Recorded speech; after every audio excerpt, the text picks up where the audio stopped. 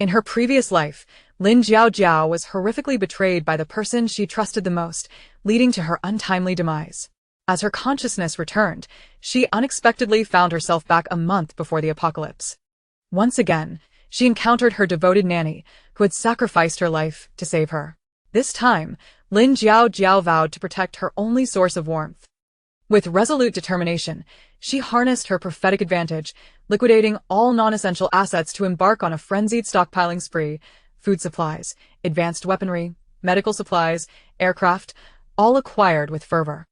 The protagonist exhibits multifaceted personalities. She can be the delicate flower, the fierce queen, the sweet and soft girl, the cunning femme fatale, or the seemingly innocent green tea. 1vn Sweet Girl vs. Special Forces King.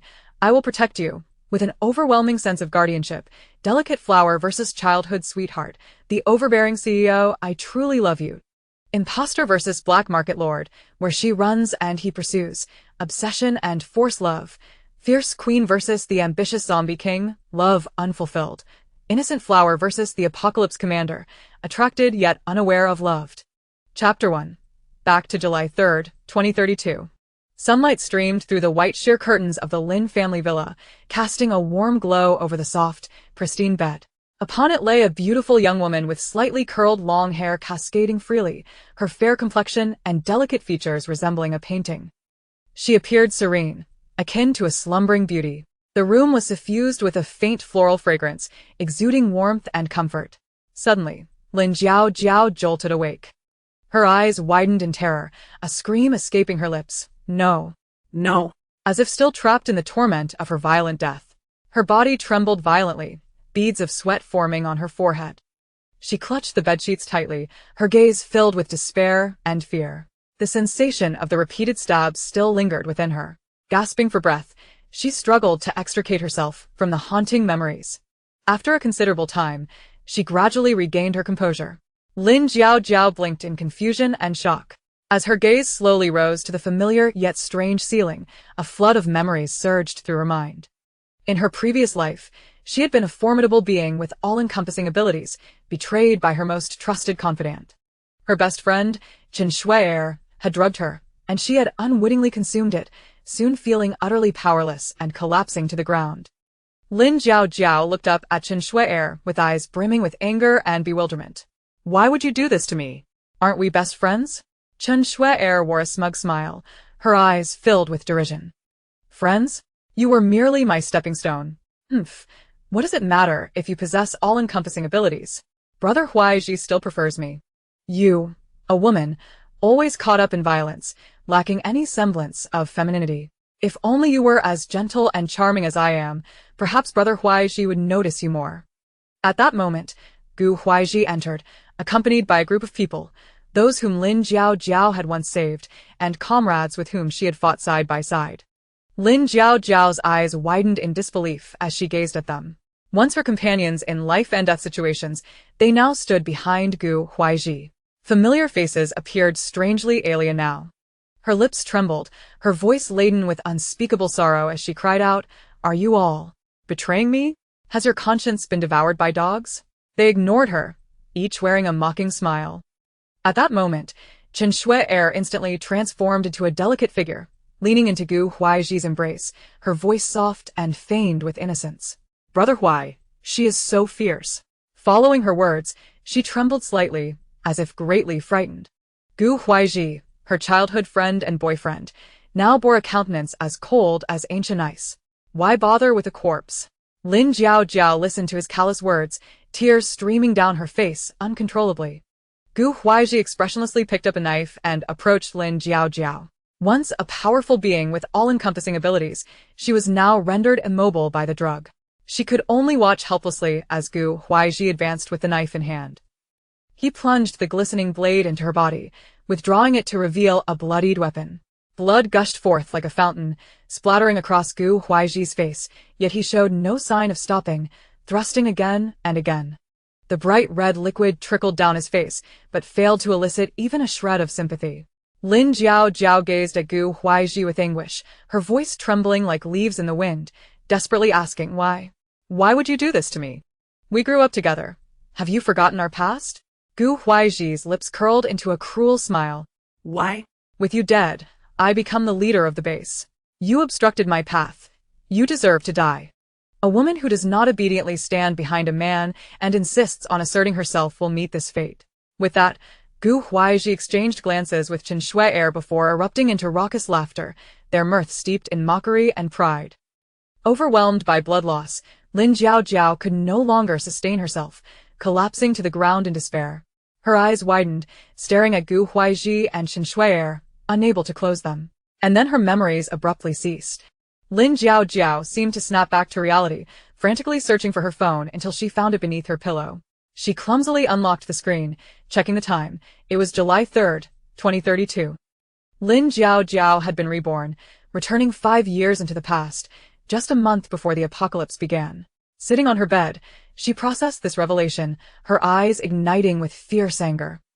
Lin Jiaojiao clenched her jaw, consumed by a singular thought.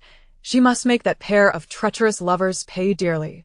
As her emotions gradually settled, she began to assess her abilities. She gently closed her eyes, concentrating on the power within her. After a moment, she was elated to discover that all her abilities remained intact. Slowly, she raised her hand, palm facing upward. First, golden light flickered, the metallic ability radiating a chilling aura like a sharp blade. Next, green light illuminated, the wood ability pulsating with vibrant vitality. Blue light surged forth, the water ability seemingly capable of encompassing all. Red light danced, the fire ability fierce and wild. Brown light emerged, the earth ability stable and substantial. Finally, purple lightning flickered at her fingertips, the lightning ability brimming with destructive power. Observing the glowing abilities in her palm, Lin Jiaojiao's lips curled into a cold smile.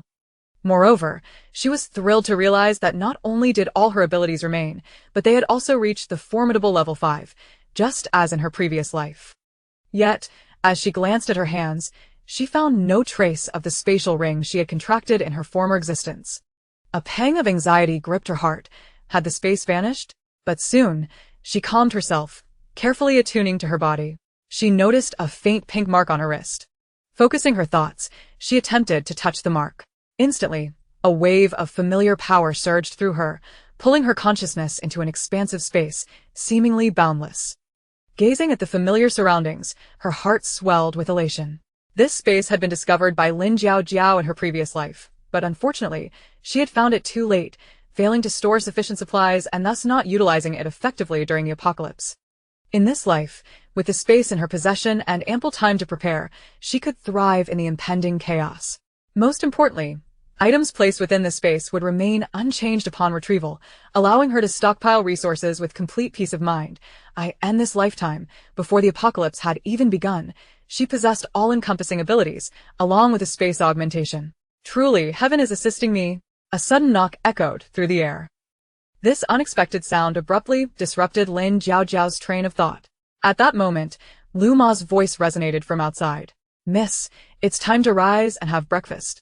You still need to go to the company." Taking a deep breath to suppress the tumult of emotions swirling within her, she responded, "I'll be right there, Lu Ma." Chapter 2. Settling Past Debts.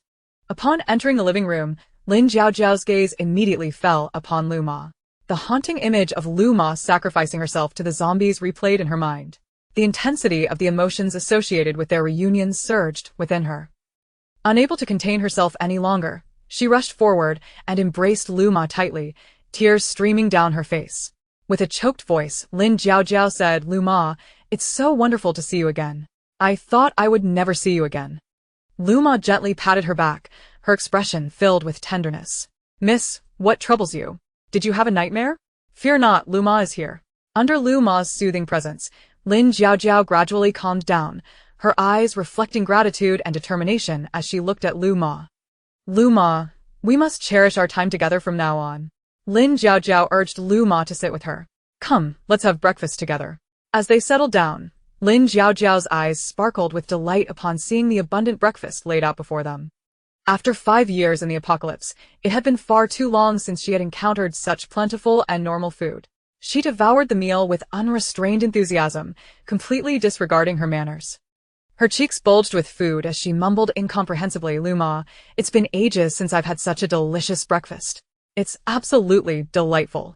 Watching Lin Jiaojiao feast with such fervor, Lu Ma felt a wave of confusion.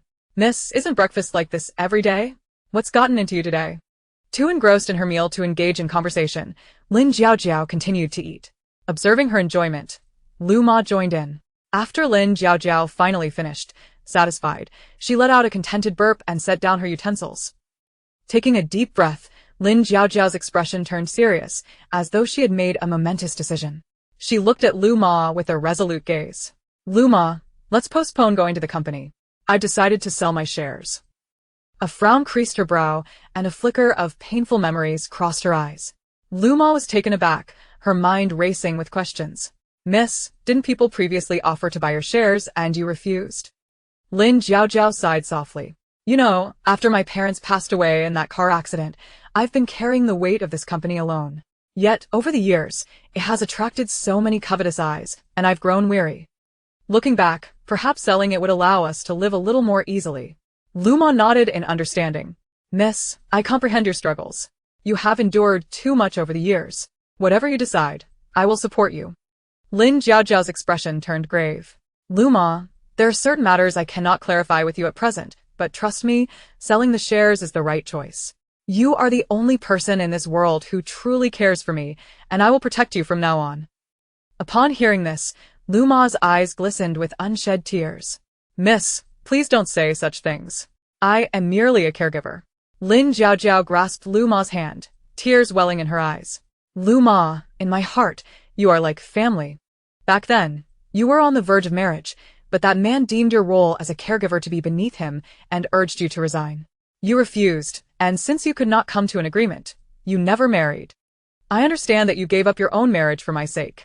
You sacrificed so much for my well-being. I will forever cherish this deep bond. With tears in her eyes, Lu Ma replied, Miss, I did all of this willingly. Lin Jiaojiao's tears fell like pearls from a broken string. My parents left early, and if it weren't for your companionship over the years, I don't know how I would have endured. Lu Ma choked back her emotions. From the moment you were born, I've raised you. You are like my own child. I would do anything for you. As they embraced, both women wept together, lost in their shared sorrow. After a while, Lin Jiaojiao wiped her tears and comforted, Lu Ma, please don't cry. I will take care of the shares. You wait at home for my good news. Lu Ma nodded, wiping her tears. All right, I will await your return. Rising to her feet, Lin Jiaojiao hurried upstairs toward the wardrobe.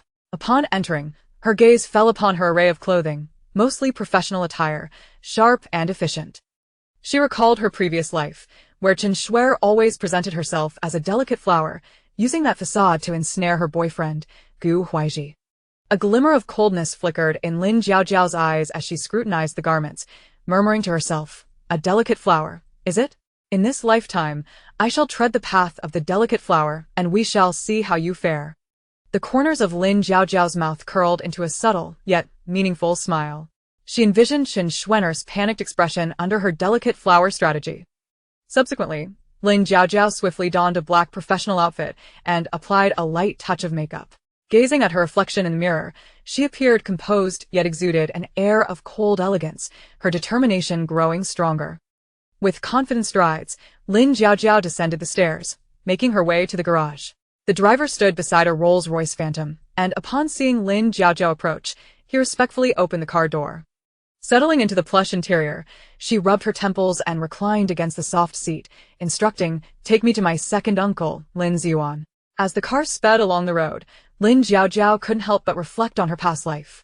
In her previous existence, Lin Ziyuan coveted her company shares, causing her injury before the apocalypse, leaving her in a perilous situation. It was Lu Ma's unwavering care, along with Gu Huaiji's timely provision of supplies, that had enabled her survival. In this lifetime, Lin Jiaojiao resolved to sell her shares to Lin Ziyuan as a means to repay the debts of her past life. This way, she would acquire sufficient funds to gather resources for better survival. Arriving at Lin Ziyuan's company building in the Rolls-Royce Phantom, she took a deep breath, steadied her emotions, and walked in with measured steps. Entering Lin Ziyuan's office, she pushed open the door to find her second uncle seated behind his desk, wearing a facade of insincere smiles. Lin Ziyuan quickly rose, greeting her warmly, Jiaojiao. What brings you here? Please have a seat. With a smile, Lin Jiaojiao sat down and cut straight to the chase. Second uncle, I've made up my mind. I will sell my shares to you for 2 billion. A flicker of surprise crossed Lin Ziyuan's eyes, but he quickly masked it with feigned hesitation. Jiaojiao, that's quite a sum. Though the price is lower than market value, 2 billion isn't easily gathered. Lin Jiaojiao scoffed lightly. Second uncle, while this amount may seem substantial to you, it is certainly within your reach. I don't wish to waste time. Just tell me whether you want it or not. Lin Ziyuan managed a sheepish smile. Jiaojiao, you speak as if it were simple. Of course, I want it, but the money. Lin Jiaojiao interrupted him. Second uncle, I'll give you 3 days to prepare the funds. If you decline, I'll seek out other buyers. Alarmed, Lin Ziyuan quickly replied, No, Jiaojiao, I want it. I'll have the money ready within 3 days. Lin Jiaojiao stood up. Good, then I shall see you in 3 days. I hope you keep your word, second uncle. With that, she turned and exited the office, leaving Lin Ziyuan deep in thought. After her departure, Lin Ziyuan sat at his desk, his brows furrowed in contemplation. He pondered within himself, why has Lin Jiaojiao, who had previously steadfastly refused to sell her shares, suddenly relented? Could there be some ulterior motive at play? However, upon reflection, he realized that the allure of the shares was indeed compelling, and the price Lin Jiaojiao offered was notably below the market rate. Despite his lingering doubts, he was unwilling to let this once-in-a-lifetime opportunity slip through his fingers. Lin Ziyuan gritted his teeth and resolved to procure the necessary funds. He promptly summoned his assistant and instructed, immediately arrange the financing. No matter the means, you must secure 2 billion within 3 days. The assistant hesitated, a look of concern crossing his face. President Lin, 2 billion is no trifling sum, and 3 days is far too tight. Lin Ziyuan shot him a glare. Tight or not, find a way. I must acquire those shares. Go now. The assistant, daunted into silence, hurried off to gather the funds. Lin Ziyuan remained seated, his heart still laden with unease, yet filled with anticipation at the prospect of soon possessing the coveted shares. Chapter 3. Liquidation of assets. After departing from Lin Ziyuan's office, Lin Jiaojiao's face briefly illuminated with a sense of determination. She was utterly convinced that her second uncle would indeed purchase the share she held. In that moment, a wave of relief washed over her as she recognized that her plan was steadily unfolding. Lin Jiaojiao resolved to visit the mall to prepare for her transformation into a delicate flower. She arrived at the city's most opulent shopping center, where an array of enticing boutiques greeted her. With great care, she began selecting garments that embodied the essence of her envisioned persona. She traversed from store to store, trying on an assortment of soft dresses, elegant tops, and flowing skirts. In the fitting room, she gazed at her reflection, envisioning herself presenting this new image before those from her past, and an inexplicable thrill surged within her. Lin Jiaojiao chose several pieces in gentle hues and sweet styles, complemented by exquisite accessories. She admired her new look, exclaiming, "Quite delightful," with a satisfied smile. After purchasing her attire, she also acquired some items for Lu Ma. Alongside clothing, Lin Jiaojiao selected skincare products and household necessities.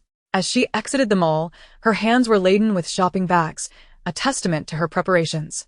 She understood that this game of revenge and survival was only just beginning, and her eyes sparkled with anticipation, excitement bubbling within her.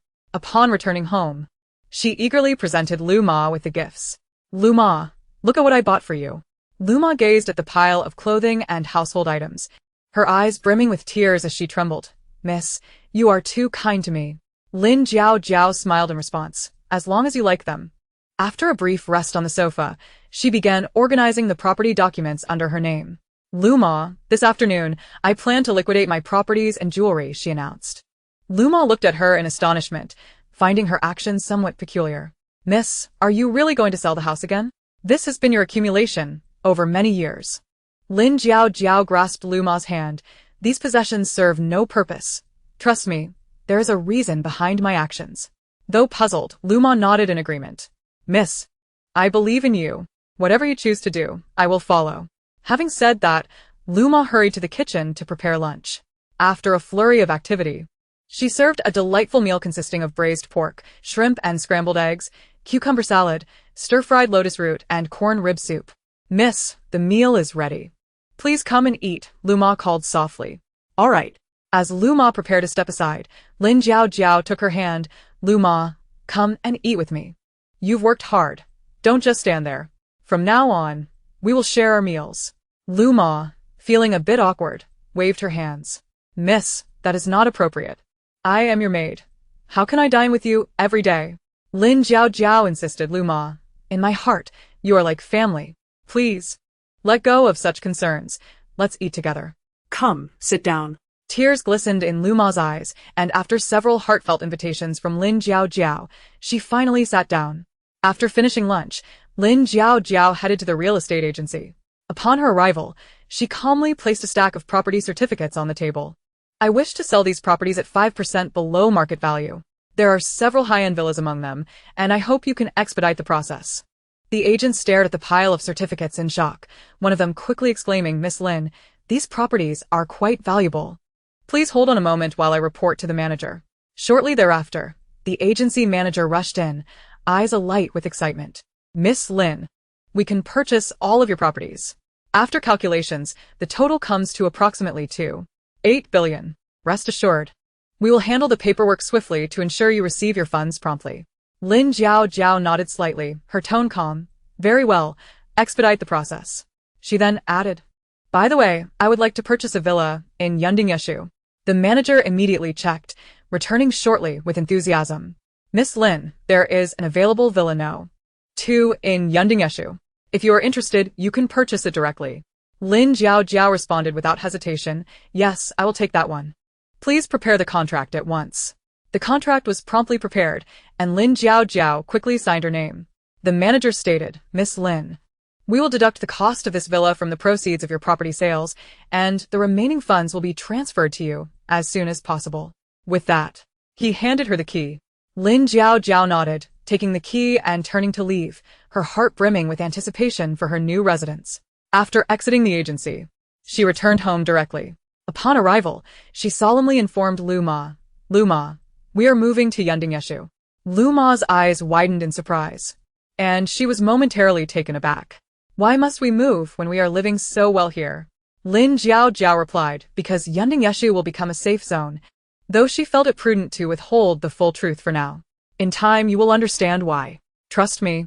Seeing the determination in Lin Jiao's eyes, Lu Ma finally acquiesced. Very well. Lu Ma then rose to prepare for the move, contacting a moving company to assist. Once the moving arrangements were made, Lin Jiao picked up her phone and sent a message in the socialite group chat. I have some jewelry for sale. Who is interested? The chat immediately buzzed with excitement as the ladies chimed in. Jiao, what kind of jewelry is it? Please share some pictures. Why are you selling it? Lin Jiao first replied, I no longer like it. Who wants it? She then sent several images of dazzling, limited edition jewelry and bags. The moment the messages were sent, the socialites erupted with excitement, responding eagerly. I want those Chanel earrings. That AV bag is beautiful. I want it. I want that pearl necklace. At that moment, Lin Jiao's close friend, Chen Shuer, chimed in. Jiao, since we are such good friends, why not just give them to me? You have so much money. Why sell anything? The group quickly countered her statement. I saw it first. If you can't afford it, don't interfere. Embarrassed by the backlash, Chen Shuer retorted defiantly. Who says I can't afford it? I will buy it. It's just a few pieces. What's so impressive about that? The group erupted in laughter, with one responding, oh really? What will you pay with? You always mooch off Jiao's things.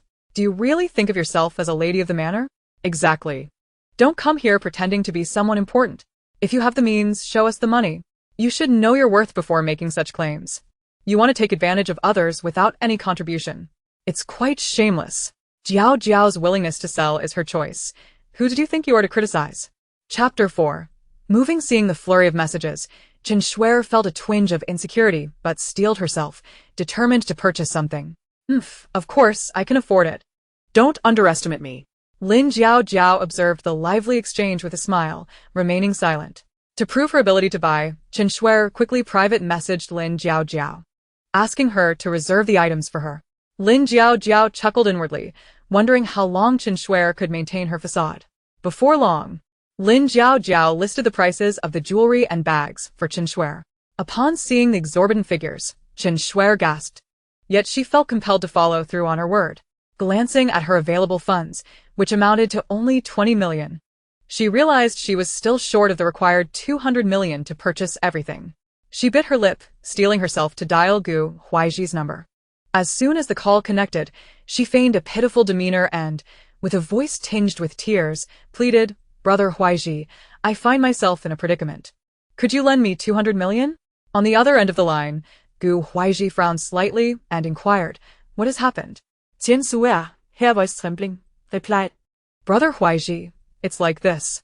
Jiao Jiao has some jewelry that she refuses to give me as a gift, insisting on selling it instead. I adore it so much and wish to purchase it, but it costs a total of 200 million, and I lack such funds. Brother Huaiji, could you lend me 200 million? After a moment of silence, Gu Huaiji responded, "Very well, I shall lend you the money." He promptly transferred 200 million to Qin Shuer. After ending the call, Gu Huaiji immediately dialed Lin Jiaojiao. In a tone that remained relatively gentle, he said, "Jiao Jiao, it's not as though you lack money. Why won't you give that jewelry to Shuer? Aren't you good friends?" At that moment, Lin Jiaojiao was seated on the sofa, seething at the sound of Gu Huaiji's voice. Yet, this was not the time to confront him. Besides, killing him would be too merciful. She wished for him to endure torment and ultimately perish in the apocalypse. Lin Jiaojiao scoffed coldly, inwardly muttering, "He is clearly my boyfriend, yet he questions me without hearing my side. How could I have been so blind in my past life?" After a brief silence, she spoke in a voice that was pitifully sweet, "Brother Huaiji, the company is facing difficulties. Otherwise, I wouldn't want to part with my jewelry." As she spoke, her voice grew increasingly choked with emotion, knowing that even if she sold all her jewelry, it would not suffice. She then pretended to sob. It is worth noting that Lin Jiaojiao usually exuded the image of a powerful woman, yet this display of tears utterly flustered Gu Huaiji. He rushed to console her, saying, "Jiao Jiao, I am sorry. I did not understand the situation. Why didn't you tell me you were in trouble?" After a while, Lin Jiaojiao managed to stammer, "Brother Huaiji, I would need about 5 billion. Such a sum. How could I possibly ask you for it?" Gu Huaiji contemplated for a moment and, without hesitation, replied, "Is it just 5 billion? I will cover it for you." Upon hearing this, Lin Jiaojiao exclaimed, "I cannot thank you enough." She then lavished him with a flurry of grateful words, leaving Gu Huaiji elated, feeling that anything he did for her was worthwhile. Lin Jiaojiao intentionally soothed him further, saying, "Brother Huaiji, you are so kind to me. I must express my gratitude properly another day." She then feigned reluctance as she hung up the phone.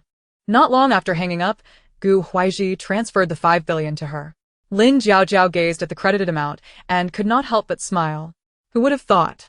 Just by playing the role of a delicate flower, I could obtain 5 billion with just a few words. If I had known this earlier, I could have taken it easy instead of working so hard. Meanwhile, Qin Shuer transferred the 200 million to her and called to say, "Jiao Jiao, I have sent the money. You must save those pieces of jewelry for me." Lin Jiaojiao smirked inwardly, but replied, "Rest assured, Shuer. Shall I have someone deliver the jewelry to you?" Qin Shuer, thrilled, responded, "That would be wonderful." Lin Jiaojiao continued, "Shuer, who would have thought that you, who usually remain low-key, could produce such a substantial sum of money in a critical moment?" Qin Shuer felt flattered, as her family background was rather modest.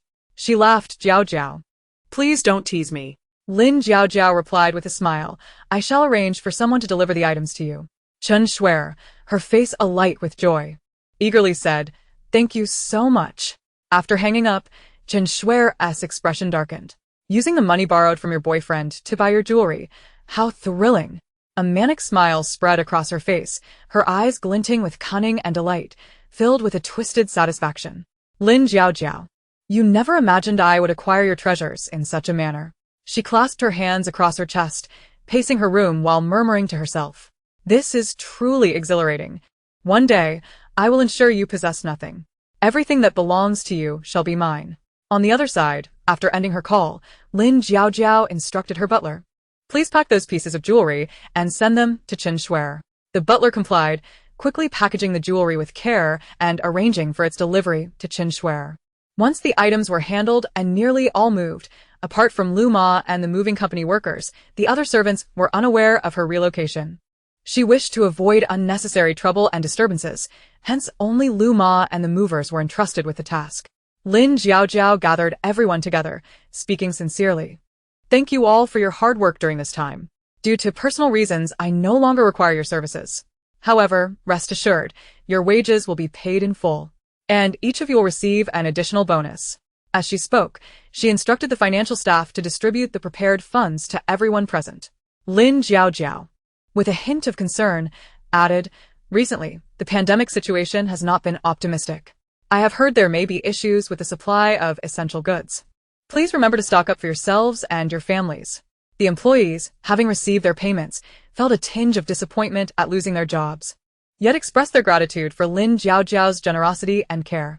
After receiving their wages, the butler and other servants gradually departed from the Lin family villa. Watching their receding figures, Lin Jiaojiao slowly closed the door with the remote control. She then cut off the power and proceeded to the garage.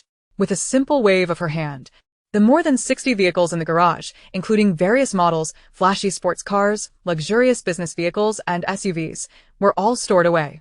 Only a van remained, which had previously been used by the household staff for transporting materials. She drove the van, made a slight alteration to her appearance, transforming herself into a plain-looking individual with a face full of blemishes. Chapter 5. Stockpiling supplies. She first drove to a warehouse rental location in the southwest, securing a short-term lease for a month.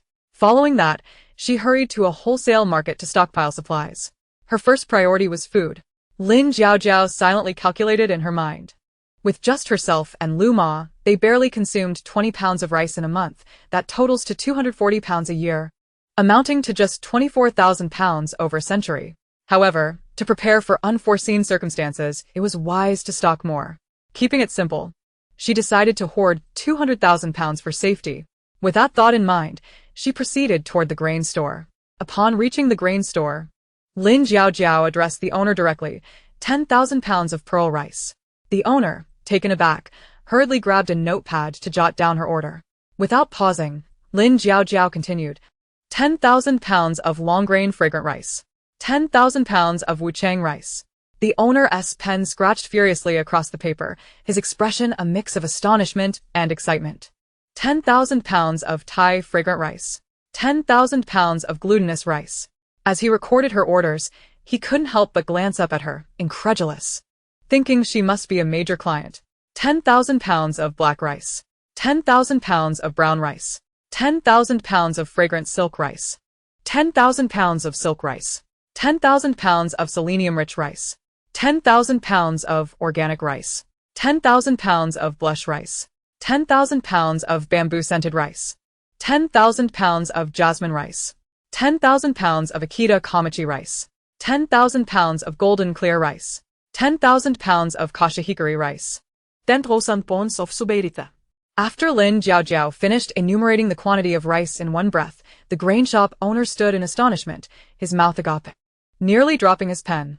With wide eyes, he stammered, "Young lady, your demand is quite substantial. You must pay a deposit of 50,000. After all, this is no trifling amount." Lin Jiaojiao calmly nodded. "Could you calculate the total?" Upon hearing this, the shop owner beamed and promptly began his calculations.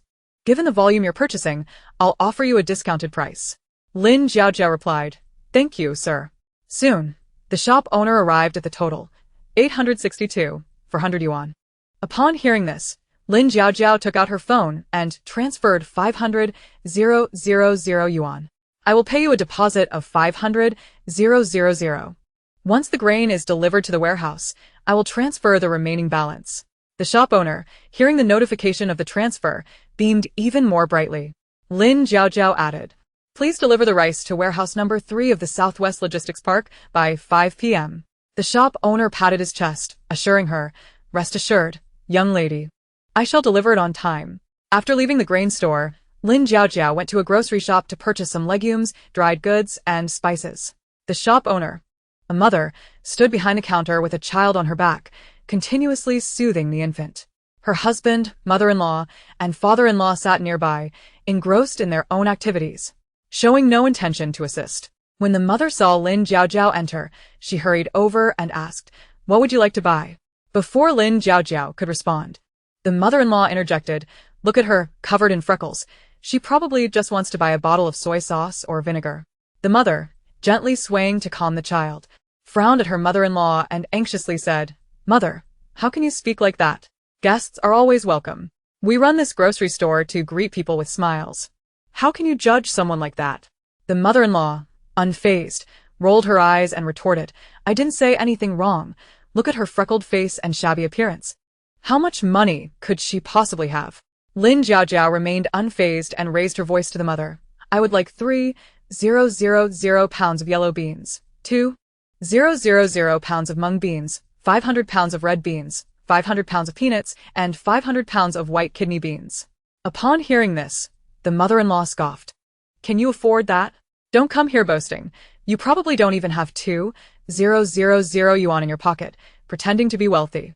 Lin Jiaojiao shot a glare at the old woman, thinking perhaps she had not checked the calendar before venturing out today, encountering such a judgmental person. She promptly took out her phone and transferred 500,000 yuan. Don't underestimate me. Whether I can afford this is not for you to decide." The mother, eager to mediate, quickly said, "Mother, please, don't cause trouble. Miss, don't be upset." The notification of the transfer chimed, confirming the 500,000 yuan. The old woman, upon hearing the sound, transformed, her face adorned with a flattering smile as she hurried over. Her eyes gleamed with eagerness as she said, "Oh, miss, I truly did not expect you to be so formidable. My old eyes failed me. I couldn't see that you are a wealthy benefactor. Allow me to assist you. Whatever you need, I will prepare it well." She reached out to grasp Lin Jiaojiao's arm. Lin Jiaojiao, disgusted, frowned and stepped back, coldly stating, "I cannot afford your services. Weren't you just saying I was shabby? Your change of attitude is astonishing. I do not wish to see your true face." The old woman stood frozen, her smile abruptly fading, her hands unsure of where to go, avoiding Lin Jiaojiao's piercing gaze. The mother quickly approached, pulling her mother-in-law aside, softly admonishing, "Mother, please don't create a scene." The mother, as husband and father-in-law, initially indifferent, now approached upon hearing the notification sound. Lin Jiaojiao frowned and coldly said, "I do not require your services. Hand the child over to them. You will assist me." The old woman's eyes brightened, and she quickly stepped forward, smiling broadly. "Give me the child. You go and serve the young lady well. Don't let anything go wrong." Under Lin Jiaojiao's watchful gaze, the mother handed over the child to her mother-in-law and then turned back to Lin Jiaojiao, apologetically stating, "Miss, let us continue." She inquired, "Besides the legumes you mentioned, do you need any other less common beans?" Lin Jiaojiao replied directly, "Just prepare 50,000 worth of those." After securing the legumes, she turned her attention to dried spices and hot peppers. The mother followed, jotting down notes as Lin Jiaojiao spoke, 50 pounds of star anise, 50 pounds of cinnamon, 30 pounds of bay leaves, 50 pounds of Sichuan pepper, 20 pounds of grass fruit, 20 pounds of nutmeg, 20 pounds of sand ginger, 20 pounds of cloves, 20 pounds of fennel, 100 pounds of dried chili, 30 pounds of white pepper, 30 pounds of black pepper, 20 pounds of angelica, 20 pounds of ginger, 20 pounds of dried tangerine peel, 20 pounds of mountain ginger, and 20 pounds of white pepper. The mother quickly noted everything down and handed the list to her husband to prepare the goods. Lin Jiaojiao then moved to the seasoning section, pausing at the sight of salt, which is a valuable commodity in the post-apocalyptic world. She ordered 20,000 bags of regular salt, 10,000 bags of deep well natural salt, 10,000 bags of low-sodium salt, 3,000 bags of chicken essence powder, 1,000 bags of 13 spices, 1,000 boxes of curry, 30 boxes of seafood soy sauce, 50 boxes of light soy sauce, 20 boxes of dark soy sauce, 20 boxes of steamed fish soy sauce, 30 boxes of premium soy sauce, 10 boxes of dumpling vinegar, 10 boxes of fragrant vinegar, 20 boxes of zero additive vinegar, 10 boxes of rice vinegar, 15 boxes of aged vinegar, 300 bottles of sesame oil, 200 barrels of rapeseed oil, 200 barrels of peanut oil, 100 barrels of corn oil, 100 barrels of olive oil, 100 bottles of bean paste, 80 bottles of beef sauce, 60 bottles of mushroom sauce, 50 bottles of garlic chili sauce, 80 bottles of ketchup, 50 bottles of salad dressing, 30 bottles of black bean sauce, 1,000 bottles of Lao Ganma flavored fermented black beans, 800 bottles of Lao Gan Ma chili oil, and 500 bottles of Lao Gan Ma chicken flavor sauce. Each type of hot pot-based material, 200 bags. Each flavor of fish seasoning, 100 bags. After finishing her order, she transferred another 500,000 yuan, stating, "If this isn't enough, I will supplement it. If there is any surplus, please prepare a few more items for me." The mother replied, "That is sufficient. The legumes are worth 50,000, and these seasonings won't cost that much. Remember to deliver by 5 p.m. to warehouse No. 3 of the Southwest Logistics Park." The mother nodded repeatedly, smiling as she affirmed, "Sure, rest assured." Chapter 6. Hoarding Frenzy. After exiting the grocery store, Lin Jiaojiao proceeded to a wholesale fruit market, her eyes scanning eagerly. She spotted a large fruit shop with notably fresh produce and entered. As she stepped inside, the lean and astute female owner greeted her with an affable smile, which seemed to conceal a hint of shrewdness. "Dear, what fruits are you looking to buy?" the owner asked warmly. Lin Jiaojiao appraised the owner, noticing her bright, cunning eyes that radiated cleverness. After a moment, she stated directly, "I would like 200 pounds of apples." The female proprietor's eyes flashed with a hint of surprise, followed by her inquiry. "There are several varieties of apples. Which one do you prefer?" "Any of similar price will suffice," came the reply. 200 pounds of pears, 100 pounds of bananas, 200 pounds of giant fung grapes, 100 durians, 200 pounds of tangerines, and 200 pounds of oranges. The proprietor's eyes brightened further as she asked, "There are different types of oranges. Do you have any specific preferences?" "A little of each variety, please. Also, 200 pounds of mangoes." The delight on the proprietor's face was unmistakable. "Mangoes come in several varieties. Would you like to try them all?" "Yes, please." "Also, 100 pounds of mangosteens, 200 pounds of dragon fruit." The proprietor continued, "The dragon fruit comes in red-fleshed and white-fleshed varieties. Which do you prefer?" "I want all red-fleshed ones. 100 pounds of pineapples and 500 pounds of watermelons." The proprietor added, "Watermelons also come in different types, such as Black Beauty and Chilean melon. Which would you like?" "A bit of Black Beauty and a bit of Chilean melon as well." 500 pounds of strawberries. The proprietor inquired, "Strawberries also have various types. Which do you prefer?" "I want cream strawberries. Please add more." 100 pounds of blueberries and 100 pounds of kiwi fruit. Kiwi fruit can be green-fleshed or yellow-fleshed. Which do you prefer? Lin Jiaojiao responded, "I would like the yellow-fleshed ones." After a moment's pause, she continued, "What would the total cost be for these items?" The proprietor's eyes gleamed with excitement as she replied, "Dear girl, with such a substantial order, I shall offer you a wholesale price. Be sure to visit my business often." Without waiting for Lin Jiaojiao's response, the proprietor swiftly grabbed a calculator, her fingers dancing over the keys with a rapidity that produced a cacophony of sounds. Simultaneously, her mouth moved as if it were a machine gun, spewing forth a rapid succession of numbers and prices that left one bewildered. Calculating durians at 5 to 6 pounds each, 100 durians would total 500 to 600 pounds. At 30 yuan per pound, that amounts to 15,000 yuan. 600 pounds equals 18,000 yuan. Her fingers flew faster, her speech unwavering. Adding the previous fruit prices, apples, 5 yuan per pound. 200 pounds, totaling 1,000 yuan. Pears, 4 yuan per pound, 200 pounds, totaling 800 yuan. Bananas, 3 yuan per pound. 100 pounds, totaling 300 yuan. Grapes, 8 yuan per pound, 200 pounds, totaling 1,600 yuan. Durians totaling 18,000. Tangerines, 2 yuan per pound. 200 pounds, totaling 400 yuan. Oranges, 4 yuan per pound, 200 pounds, totaling 800 yuan. Mangoes, 10 yuan per pound. 200 pounds, totaling 2,000 yuan. Mangosteens, 25 yuan per pound. 100 pounds, totaling 2,500 yuan. Dragon fruit, 8 yuan per pound, red-fleshed. 200 pounds, totaling 1,600 yuan. Pineapples, 3 yuan per pound. 100 pounds, totaling 300 yuan. Watermelons, 2 yuan per pound. 500 pounds, totaling 1,000. Strawberries, 15 yuan per pound. 500 pounds, totaling 7,500 yuan. Blueberries, 50 yuan per pound. 100 pounds, totaling 5,000 yuan.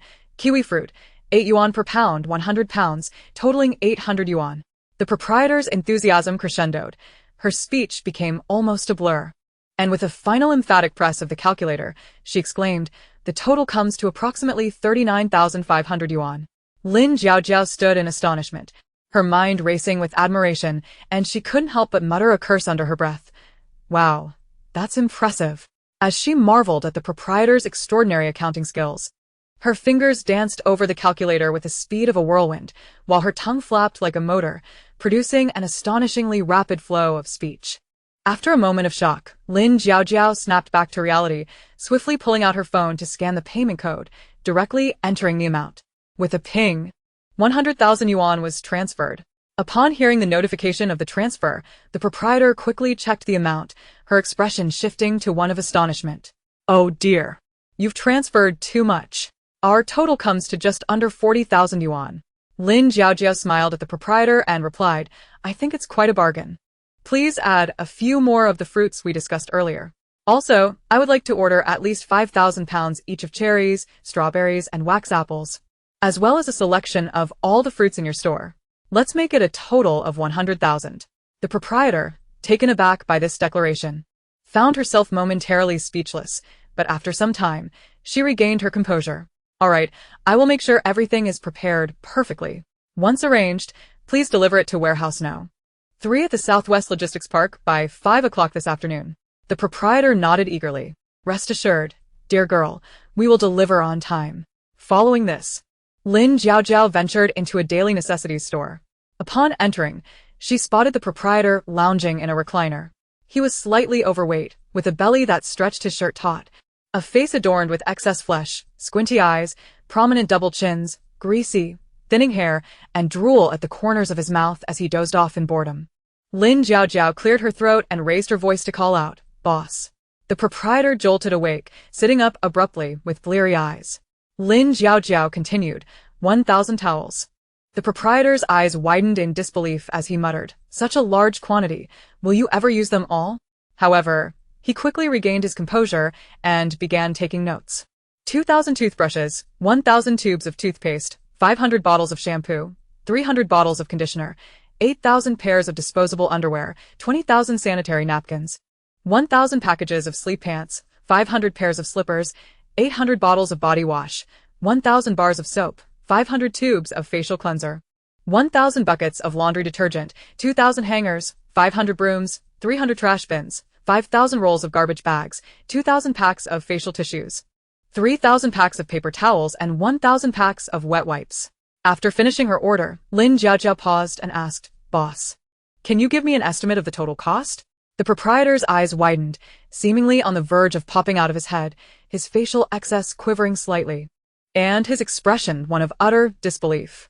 However, he soon regained his composure, furrowing his brow in concentration, his lips moving slightly as he mentally calculated.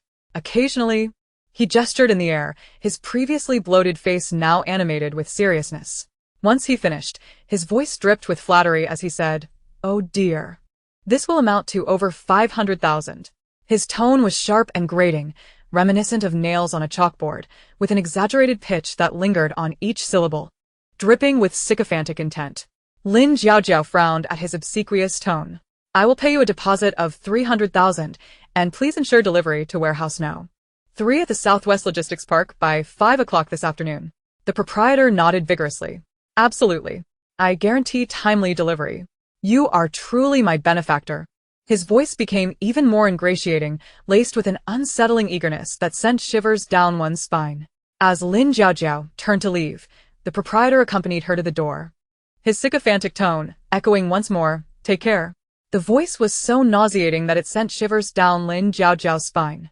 Do come by often, the boss called out, causing her to tremble involuntarily as she hastily exited. Once outside the daily necessities store, Lin Jiaojiao couldn't help but shudder several times, as if trying to shake off the greasy flattery that clung to her. As she walked, she pondered quietly. No wonder the shop struggles. Who could tolerate a boss with such sycophantic demeanor? The voice sounded as though a hand were groping along her spine, eliciting goosebumps all over. If it were me, I wouldn't wish to linger for another second. With this thought, she quickened her pace, leaving behind all that discomfort. Upon returning to her vehicle, she glanced at the clock, already past 4 o'clock. After some contemplation, she decided to order some bottled water. She promptly dialed the water delivery company. Hello. I would like to order 50,000 bottles of bottled water, 10,000 each of Nongfu Spring, Yibao, Waha, Jingtian, and Evergrande. The customer service representative on the other end was evidently taken aback by such a large order, pausing briefly before replying, "Certainly, ma'am. However, for such a sizable order, we require a 50 deposit. Would that be acceptable?" Without hesitation, Lin Jiaojiao responded, "Of course. How can I pay?" The representative replied, "Ma'am, I will add you on WeChat and send the company's payment QR code. You can scan it to make the payment, and once we receive it, we will arrange the delivery promptly."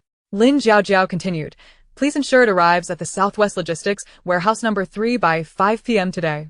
The representative confirmed, "Understood. We will do our utmost to coordinate." After hanging up, Lin Jiaojiao let out a sigh of relief, hoping everything would proceed smoothly. Soon after, she received a friend request from the customer service representative. Once accepted, the representative sent her a payment code image along with a list of items. The breakdown was as follows: Nongfu Spring bottled water at 25 yuan per bottle, totaling 250,000 yuan for 10,000 bottles. Ibao at 20 yuan per bottle, totaling 200,000 yuan. Waha at 22 yuan per bottle, totaling 220,000 yuan. Jingtian at 20 yuan per bottle, totaling 200,000 yuan. And Evergrande at 18 yuan per bottle, totaling 180,000 yuan. Altogether, the total came to 1,050,000 yuan. Lin Jiaojiao promptly scanned the QR code sent by the representative and made a payment of 525,000 yuan. After placing her order for bottled water, she drove her van to the pharmacy. Chapter 7. Could it be that the iron tree blossoms? Lin Jiaojiao entered the pharmacy and began selecting various common cold medications from the shelves, picking up items such as cold granules and acetaminophen capsules. Turning to the staff member, she said, "These medications are for our company's donation to the mountainous regions. Could you possibly help me order some additional supplies? I am doing a good deed." The attendant, a handsome young man, readily replied, "Sure, I can recommend a few effective options suitable for donation." After providing his recommendations, he looked at Lin Jiaojiao and asked which medications she required. Lin Jiaojiao directly inquired, "How many of each medication can I purchase?" The attendant, eyes darting, leaned closer and whispered, "Sister, theoretically, we shouldn't allow bulk purchases. However, this pharmacy is owned by my brother-in-law, and I can discreetly help you get a bit more. But you must promise not to tell anyone." Upon hearing this, Lin Jiaojiao's face lit up with delight, and she nodded vigorously, "Rest assured, I won't say a word. By the way, handsome, what is your name?" The attendant smiled slightly and replied, "Sister, my last name is Zhao, and I'm called Zhao Gang." Lin Jiaojiao softly expressed her gratitude. "Thank you so much, Zhao Zhao." As they spoke, she transferred 10,000 yuan to him as a token of appreciation. After receiving the money, Zhao Gang's face beamed with joy. Lin Jiaojiao contemplated for a moment and continued, "Please help me arrange a bit more." Zhao Gang checked the inventory and quietly informed her, 100 bottles of disinfectant, 100 bottles of alcohol, 400 rolls of gauze, 400 boxes of 999 cold granules, 200 boxes of wind heat cold granules, 200 bottles of antiviral oral liquid, 400 bottles of vitamin C, 400 bottles of vitamin A, 400 bottles of vitamin B, 600 bottles of calcium tablets, 200 bottles of ibuprofen suspension, 400 boxes of amoxicillin, 300 boxes of cephalosporin, 300 bottles of cough syrup, 300 boxes of montmorillonite powder, 400 cans of Yunnan Baiyao aerosol, 1,000 boxes of Huixiang Jingqi liquid, 200 rolls of bandages, 100 boxes of disposable cotton swabs, 500 packets of hemostatic powder, 300 boxes of band-aids, and 200 home first aid kits. 6,000 and 95 masks, 10,000 surgical masks, and 20,000 ordinary disposable masks. After finishing this lengthy list, Zhao Gang added, "Sister, that is all I can order, but I'll give you a 5% discount." Lin Jiaojiao nodded repeatedly. "Thank you so much. Please ensure the delivery arrives at Southwest Logistics Park number 3 by 5 p.m. Zhao Gang responded with a smile. "Don't worry, sister. With such a large order, we will definitely deliver on time." Glancing at her watch, Lin Jiaojiao realized it was nearly 5 p.m. So she asked Zhao Gang to calculate the total cost of the medications. After some calculations, the total came to 184,870 yuan. Lin Jiaojiao nodded and paid the full amount. After making the payment, Zhao Gang's joy was unmistakable. The recently acquired 10,000 yuan commission had already made him elated. And with the commission on the medications, this transaction was a significant windfall. Once outside the pharmacy, Lin Jiaojia sighed. She knew not to purchase too many medications at this time, as it might raise suspicion. The quantities she ordered should suffice for their needs. Subsequently, Lin Jiaojiao drove her van toward the Southwest Warehouse, awaiting the delivery. Upon arriving at Southwest Warehouse number 3, a musty odor permeated the air. She sat on a worn chair, her demeanor slightly anxious, frequently glancing at her watch and scanning the warehouse entrance. Finally, a series of trucks slowly approached, parking in front of the warehouse. Workers began unloading. Boxes of medications, bags of rice, crates of fruit, barrels of water, and packages of beans, along with various daily necessities, were carried into the warehouse. Lin Jiaojiao immediately stood up, approaching them to meticulously verify the inventory list. Her gaze was focused and sharp, confirming the quantity and type of each item one by one. She first examined the specifications and quantities of the medications, then assessed the quality and quantity of the rice, as well as the types and weights of the beans, leaving no detail overlooked. After confirming everything was correct, she sighed with relief, a satisfied smile gracing her face. She then pulled out her phone, transferring the final payments to the rice shop owner, the daily necessities vendor, and the bottled water supplier. Having completed all these transactions, Lin Jiaojiao wiped the beads of sweat from her forehead, gazing at the warehouse filled with goods, her heart swelling with a sense of accomplishment. Once all the delivery personnel had left, she closed the warehouse door and, with a graceful wave of her hand, all the items instantaneously vanished into her space. She then drove her van joyfully towards the Yunding Villa. The van sped along, ultimately reaching a remote area in the countryside. In a secluded, uninhabited spot, Lin Jiaojiao halted the vehicle, veering onto a small path.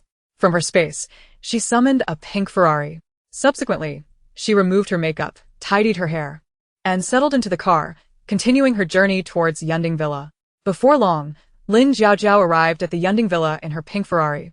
Presenting her identification to the security guards, they had already reviewed her information and were aware that she was the new homeowner. Smiling as they opened the gate to let her in, Lin Jiaojiao drove directly to Villa number 2. Aunt Lu had nearly finished organizing the interior, and upon hearing the sound of the car, she hurriedly grabbed the remote to unlock the door. After Aunt Lu opened the door, Lin Jiaojiao drove into the villa. Meanwhile, in Villa number 1, a tall man stood by the window, his gaze fixed intently on the pink Ferrari parked in front of Villa No. 2, and the figure of Lin Jiaojiao stepping out of the car. She was tall and slender, her waist delicate, her skin as smooth and white as fine jade, exuding an ethereal beauty. Her exquisite oval face featured finely chiseled features, arched brows like distant mountains, eyes resembling twinkling stars, bright and profound, with a straight nose and naturally rosy lips. Long, inky hair cascaded casually over her shoulders, fluttering gently in the breeze, enhancing her allure, reminiscent of a porcelain doll, evoking an instinctive desire to protect her. At this moment, Wang Dong, standing behind him, curiously leaned in and asked, "Boss, what are you looking at?" Following his gaze, he caught sight of the woman and exclaimed in astonishment, "Boss is actually looking at a woman? Is the iron tree finally blossoming?" Lu Chun, hearing Wang Dong's words, slowly turned his head, his sword-like brows knitting slightly, his eyes radiating an icy chill. He coldly replied, "Dongzi, accompany me for some practice tonight." Wang Dong immediately trembled in fear, hurriedly waving his hands, "Boss, who would dare to spar with you? I won't speak carelessly again." Lu Chun cast him a glance, ignoring Wang Dong, and returned his focus to Villa number 2. Wang Dong stood nearby, holding his breath, silently praying that his boss would spare him. After a while, Lu Chun withdrew his gaze and turned to walk back inside, saying, "Dongzi, prepare yourself. There's a new task in a couple of days." Wang Dong quickly responded, "Yes, boss," and hurried off to attend to the preparations. Seated on the sofa, Lu Chun fell into contemplation, his mind involuntarily drifting back to the image he had just seen. Meanwhile, Lin Jiaojiao and Aunt Lu were dining in the villa's dining room. The table was laden with an array of sumptuous dishes, steaming and aromatic. Lin Jiaojiao smiled as she served Aunt Lu a piece of tender fish, saying, "Aunt Lu, you've worked hard. Please eat more." Aunt Lu, beaming with joy, humbly declined. "Miss, you eat. I can manage on my own." Lin Jiaojiao took a bite of braised pork ribs, and moments later, The bone was effortlessly spat out, the meat tender and falling off the bone. Her eyes sparkled with delight as she praised Aunt Lu's culinary skills. "Aunt Lu, this rib is absolutely delicious. I feel so fortunate."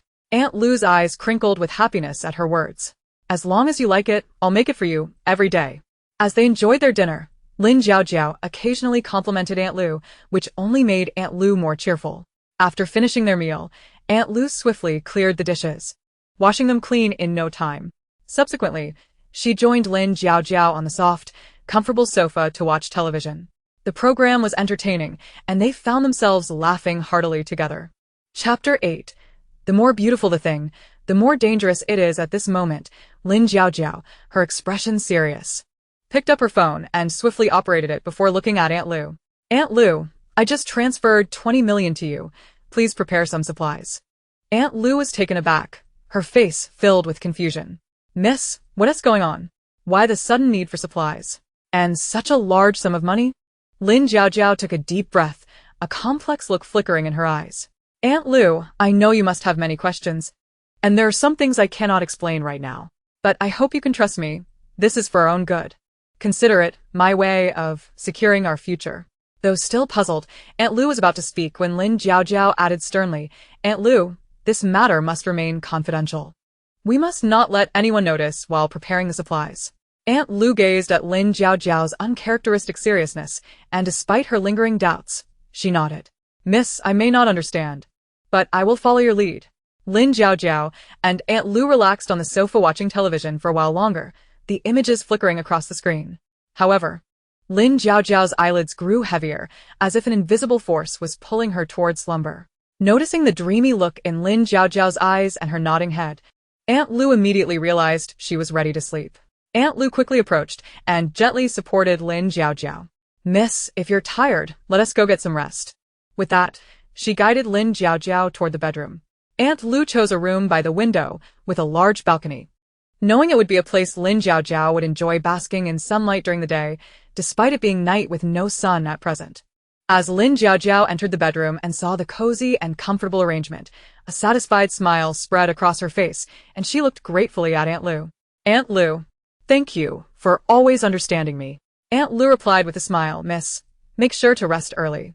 With that, she stepped out.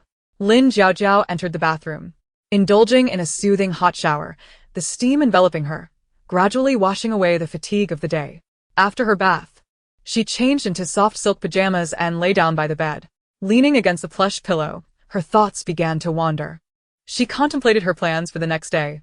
First, to find someone to reinforce the house, transforming it into a top-tier safe house. She also needed to visit the bank to exchange for 3 billion in gold. Although her gold manipulation ability had reached level 5, further upgrades required a substantial amount of gold. Currently, she had 5 billion from Gu Huai, 200 million from Chen Shuer for jewelry, and an additional 1 billion in liquid assets, totaling 2 billion. After purchasing supplies today, she had transferred 200 million to Aunt Lu. As she pondered, weariness gradually overcame her, and she slowly closed her eyes, drifting into a peaceful slumber. After a night of deep sleep, Lin Jiaojiao awoke feeling refreshed. The next day, July 4th, in the early morning, Aunt Lu's gentle voice called out, "Miss, it's time to get up for breakfast." Lin Jiaojiao quickly opened her eyes and got out of bed. She walked to the window, flung it open, and stretched her arms in a grand yawn. Unintentionally lifting her gaze, she found herself captivated by a figure. He had sharp eyebrows and bright eyes, his brows appearing as if meticulously sculpted, slanting into his hairline, exuding a unique charm.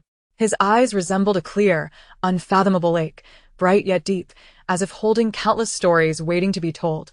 A mere glance could draw one in. His facial features were striking, with a high nose like a towering peak and a strong, flowing jawline, combining to create a visage of perfection, radiating an irresistible masculine allure. Lin Jiaojiao felt her heart race, her gaze seemingly glued to him, unable to look away. Perhaps sensing the intensity of her gaze, Lu Chen turned slightly, his deep-set eyes locking onto Lin Jiaojiao's. For a moment, the air felt as though it had frozen. Lin Jiaojiao instantly froze, completely forgetting her movements, staring blankly at him. Lu Chen, undeterred, held her gaze steadily. Time seemed to stand still in that instant. However, before long, Lin Jiaojiao appeared to recollect herself, her brow slightly furrowing. Suddenly snapping back to reality, she swiftly turned and drew the curtains shut, mumbling to herself, "Ah, men are just for looking. One must not trust them easily. The more beautiful they are, the more dangerous they become." As Lin Jiaojiao drew the curtains and turned to leave, Lu Chen, across the way, momentarily paused, a flicker of confusion crossing his face. In the depths of his gaze, a hint of contemplation emerged, his brow gently furrowing as he seemed to ponder her sudden action. A subtle smile played upon his lips, revealing a profound amusement within. He mused to himself, this woman is rather intriguing. Subsequently, he turned away from the window, his stride composed, as if the earlier incident had stirred little turbulence within his mind. Meanwhile, Lin Jiaojiao was enjoying breakfast with Lu Ma. After taking a sip of warm milk, she declared, "Lu Ma, I intend to have the entire house transformed into a top-tier safe house today." Lu Ma nodded in agreement, responding, "Miss, your foresight is commendable. This will undoubtedly provide greater peace of mind." Lin Jiaojiao set down her cup, her gaze resolute. Given the current uncertain circumstances, it was wise to prepare thoroughly. With that, she took another bite of her sandwich, thoughtfully considering every detail that lay ahead. After breakfast, Lin Jiaojiao drove to a renowned renovation company. Upon entering the lobby, a well-dressed receptionist greeted her with a warm smile. After she stated her purpose, the receptionist promptly led her to meet the manager.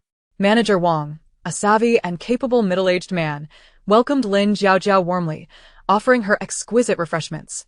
Without preamble, she stated, "Manager Wang, I require the renovation of my villa to utilize only the highest quality, most robust materials. All windows and doors must be constructed with top-tier bulletproof glass, while the walls, courtyard gates, main entrance, and all internal doors must adhere to the utmost safety standards. The internal walls of the villa must also be of the finest materials. I want the basement encased in a sturdy iron box, with the walls raised and electrified. The rooftop must be outfitted with solar panels, and the entire vicinity should be equipped with 360-degree surveillance cameras. Money is no object, but the quality must be guaranteed, and the project must be completed within a week." Manager Wang was momentarily taken aback, pondering, these affluent individuals truly have money to burn, even demanding such security for a residence. However, he maintained a respectful demeanor as he replied, "Miss Lin, your requests would render this house impenetrable, akin to a fortress. A preliminary estimate suggests the costs would be no less than 100 million. Without hesitation, Lin Jiaojiao responded, "The price is inconsequential, as long as my demands are met." Manager Wang nodded vigorously, proceeding to elaborate on various materials that fit her criteria while presenting relevant samples and documentation for her examination. This bulletproof glass boasts exceptional strength, capable of withstanding significant impacts. Furthermore, this new wall material is not only durable but also offers excellent insulation and soundproofing. However, given the tight timeline, we will need to allocate additional manpower, which will increase costs considerably. As he spoke, he observed Lin Jiaojiao's reactions closely. She scrutinized the material samples before affirming, "So long as quality and timelines are assured, I will cover any additional expenses." Manager Wang promptly agreed, stating, "Very well, Miss Lin, we shall proceed as discussed. I will arrange for the team to draft a detailed plan and construction schedule, ensuring we meet your expectations." After their conversation, Lin Jiaojiao left the renovation company after paying a deposit of 50 million. Chapter 9. The condescending ones. Lin Jiaojiao drove to the bank, where the staff greeted her with broad smiles, promptly inviting her into the VIP office. Shortly thereafter, the bank manager hurried in, wearing a warm smile. "Miss Lin, what business can I assist you with today?" Lin Jiaojiao replied calmly and decisively, "Please prepare to exchange 3 billion in gold." The manager, momentarily taken aback, quickly regained his professional composure. "Miss Lin, such a substantial gold exchange may require some time to arrange." Lin Jiaojiao furrowed her brow slightly, inquiring, "How soon can it be done?" The manager contemplated for a moment before responding, "Approximately 3 days, Miss Lin." Lin Jiaojiao replied, "Very well, I shall return in 3 days." The manager assured her, "We will have the gold ready for you on time." After leaving the bank, Lin Jiaojiao parked her car in a secluded area. With a flick of her thoughts, she concealed her conspicuous Ferrari and retrieved an inconspicuous van from her space. She quickly changed into plain clothing, donned a wig and mask, and applied makeup to alter her appearance. With everything prepared, Lin Jiaojiao drove the van to the market. She sought to purchase several generators. Recalling the chaos of the last apocalypse when zombies emerged, leading to a complete disruption of water and electricity supplies, living without power was exceedingly difficult. Upon entering a store, her gaze fell upon the expensive, high-performance generators. Internally, she mused, I won't be able to repair these, so I should buy several for backup. Shortly thereafter, Lin Jiaojiao selected Cummins diesel generators, eco-friendly models, military-grade generators, silent generators, as well as wind and solar generators, spending nearly 20 million in total. After finalizing her selections, she inquired, could you assist me in finding where to purchase fuel for these generators? The store owner smiled, responding, you've come to the right person. How much do you need? Lin Jiaojiao replied, approximately 100 tons. The owner pondered briefly before stating, for 100 tons, I'll need to make some arrangements. It may take some time. Lin Jiaojiao responded, please expedite it. The owner assured her, rest assured. She then asked, could you provide a cost estimate? The owner inquired, when do you need it? Lin Jiaojiao replied, could you deliver it to Warehouse 3 of Southwest Logistics by 5 p.m. today? If so, I'll pay you immediately. After a quick phone call and calculation, the owner confirmed, it can be delivered on time, miss. This 100 tons of diesel will cost around 8 million. Lin Jiaojiao paid the full amount and drove away in the van. Next, she visited a car dealership. Dressed plainly, she entered the store, where the sales staff initially displayed disdain upon seeing her shabby van. Their expressions soured. Lin Jiaojiao stated directly, recommend a few high-safety RVs. The surrounding veteran employees couldn't help but scoff. In your poor state, you think you can buy an RV? Dream on. At that moment, a new employee approached, patiently introducing several high-safety RV models. After a brief conversation, Lin Jiaojiao produced her bank card. Please process my payment for those 3 high-safety RVs, the Tuga Monster Off-Road Pickup RV, the American Touring F-150 4WD Off-Road RV, and the MAN TGM Off-Road RV. I want them all. The veteran employees continued their derisive comments. Don't think you can just swipe the card and get away with it. The new employee took the card to process the payment, and to everyone's astonishment, it went through. The veteran employees stood agape, rendered speechless. Quickly, they converged, plastering on eager smiles. Lin Jiaojiao asserted, bring your manager here. No sooner had she spoken than someone rushed off to summon the manager, who arrived shortly, wearing a broad smile. Madam, how may I assist you? Lin Jiaojiao pointed at the new employee. I only require his service. The delivery for the RVs counts as his commission. The new employee gaped in disbelief, his eyes widening in astonishment. Soon after, his eyes slightly reddened, and his lips trembled with excitement. Lin Jiaojiao pointed at the 3 motorhomes, instructing that all the glass be replaced with bulletproof one-way reflective glass, and that as many materials as possible be changed to those of high safety standards. The manager was momentarily taken aback, but quickly responded, certainly, madam, no problem. However, the cost of these modifications will be substantial. Without hesitation, Lin Jiaojiao replied, money is not an issue. Please expedite the process. The new employee, filled with enthusiasm, prepared the contract for Lin Jiaojiao, meticulously verifying each clause to avoid any error that might betray her trust. After signing the contract, Lin Jiaojiao also paid 1.5 million for the modifications, having spent approximately 4.1 million on the 3 newly purchased motorhomes, totaling 5.6 million.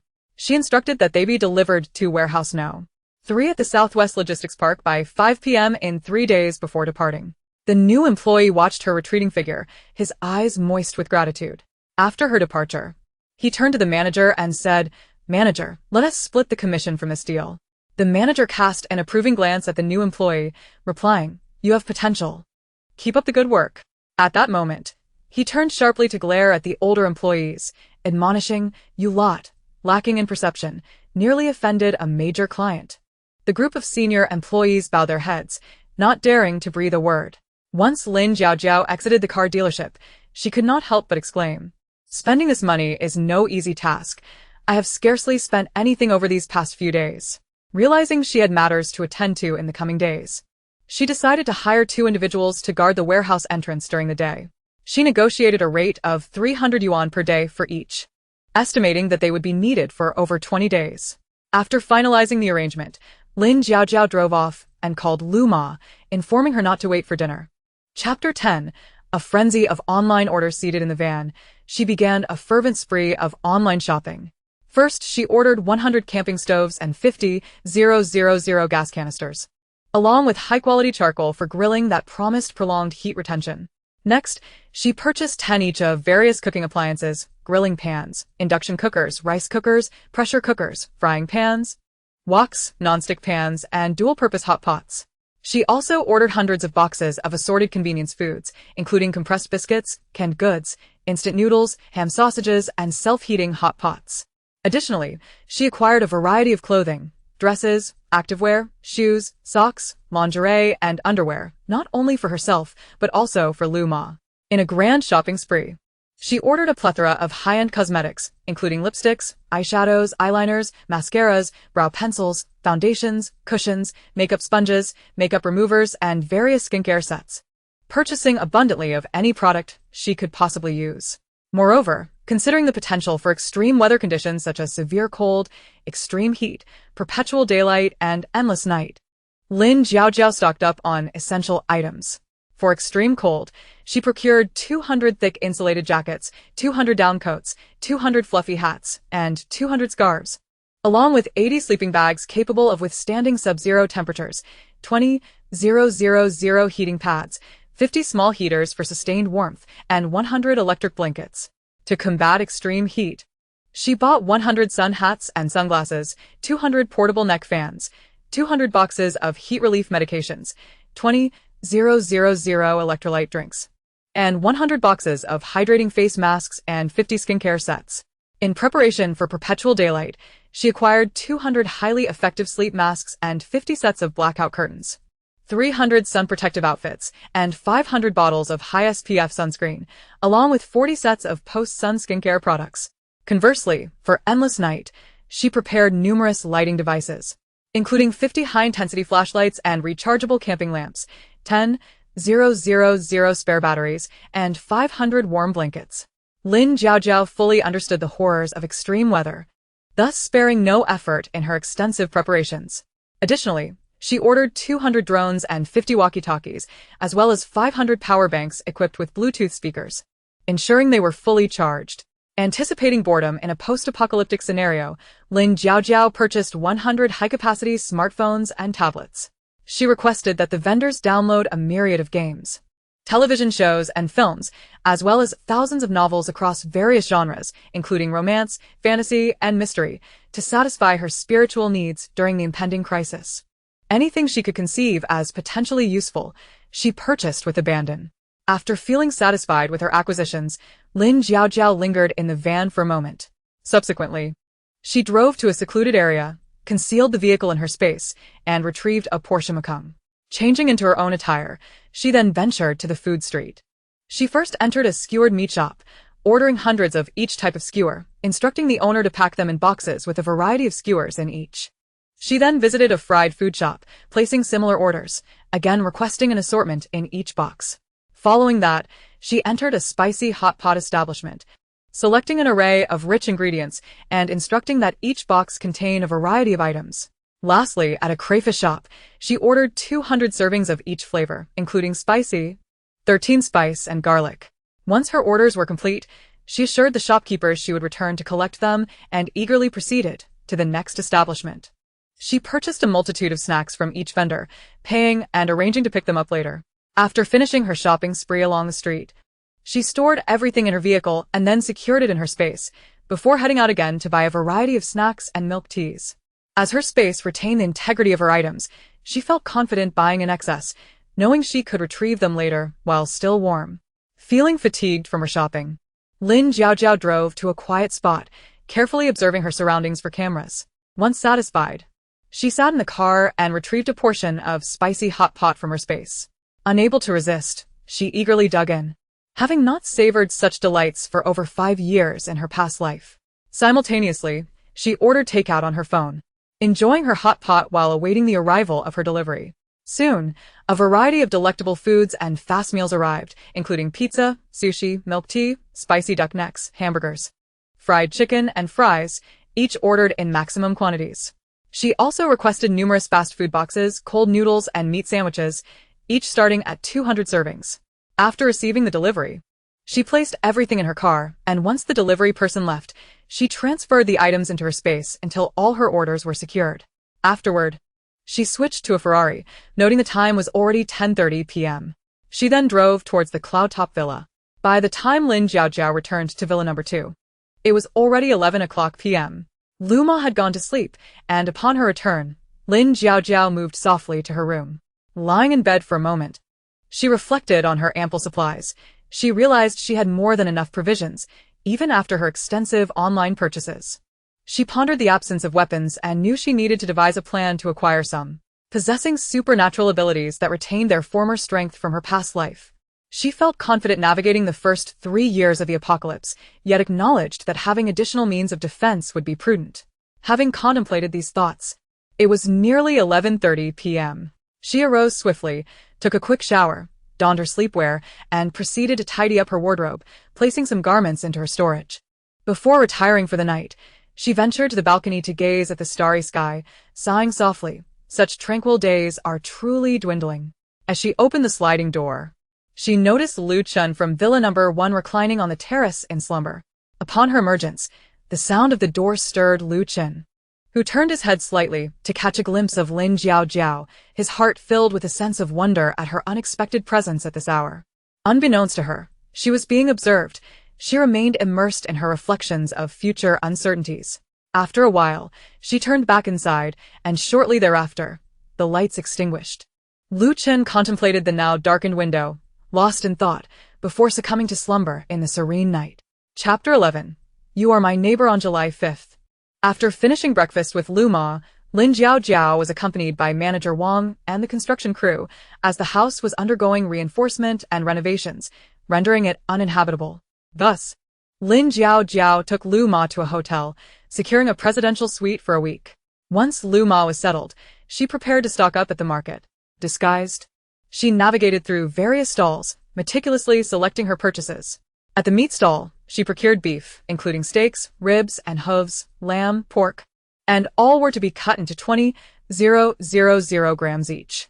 For poultry, she ordered 2,000 chickens, 2,000 ducks, 1,000 geese, 1,000 pigeons, and 2,000 rabbits, all to be prepared.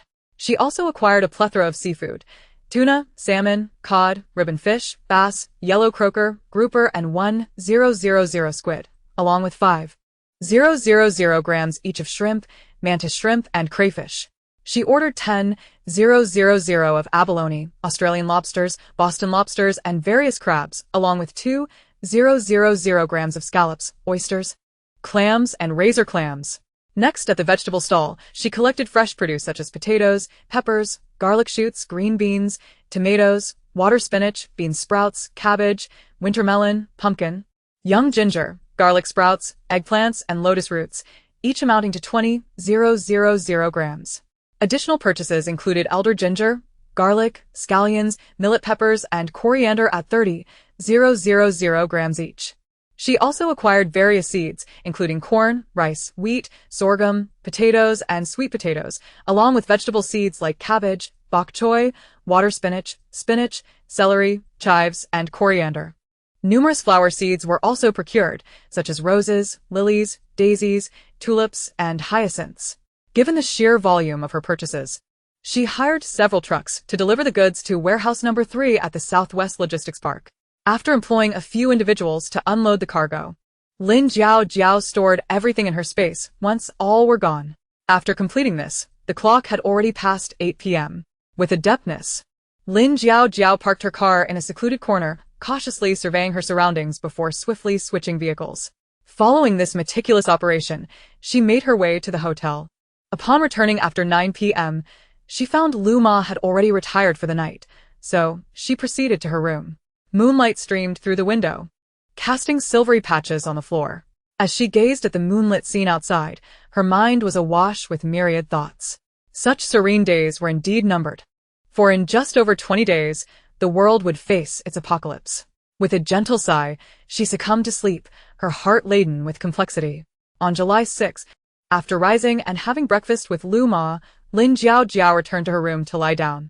She then busily placed orders on her phone. Yet surprisingly, her expenditures remained modest. At that moment, her phone buzzed with a transfer notification, 26 billion from the sale of the villa.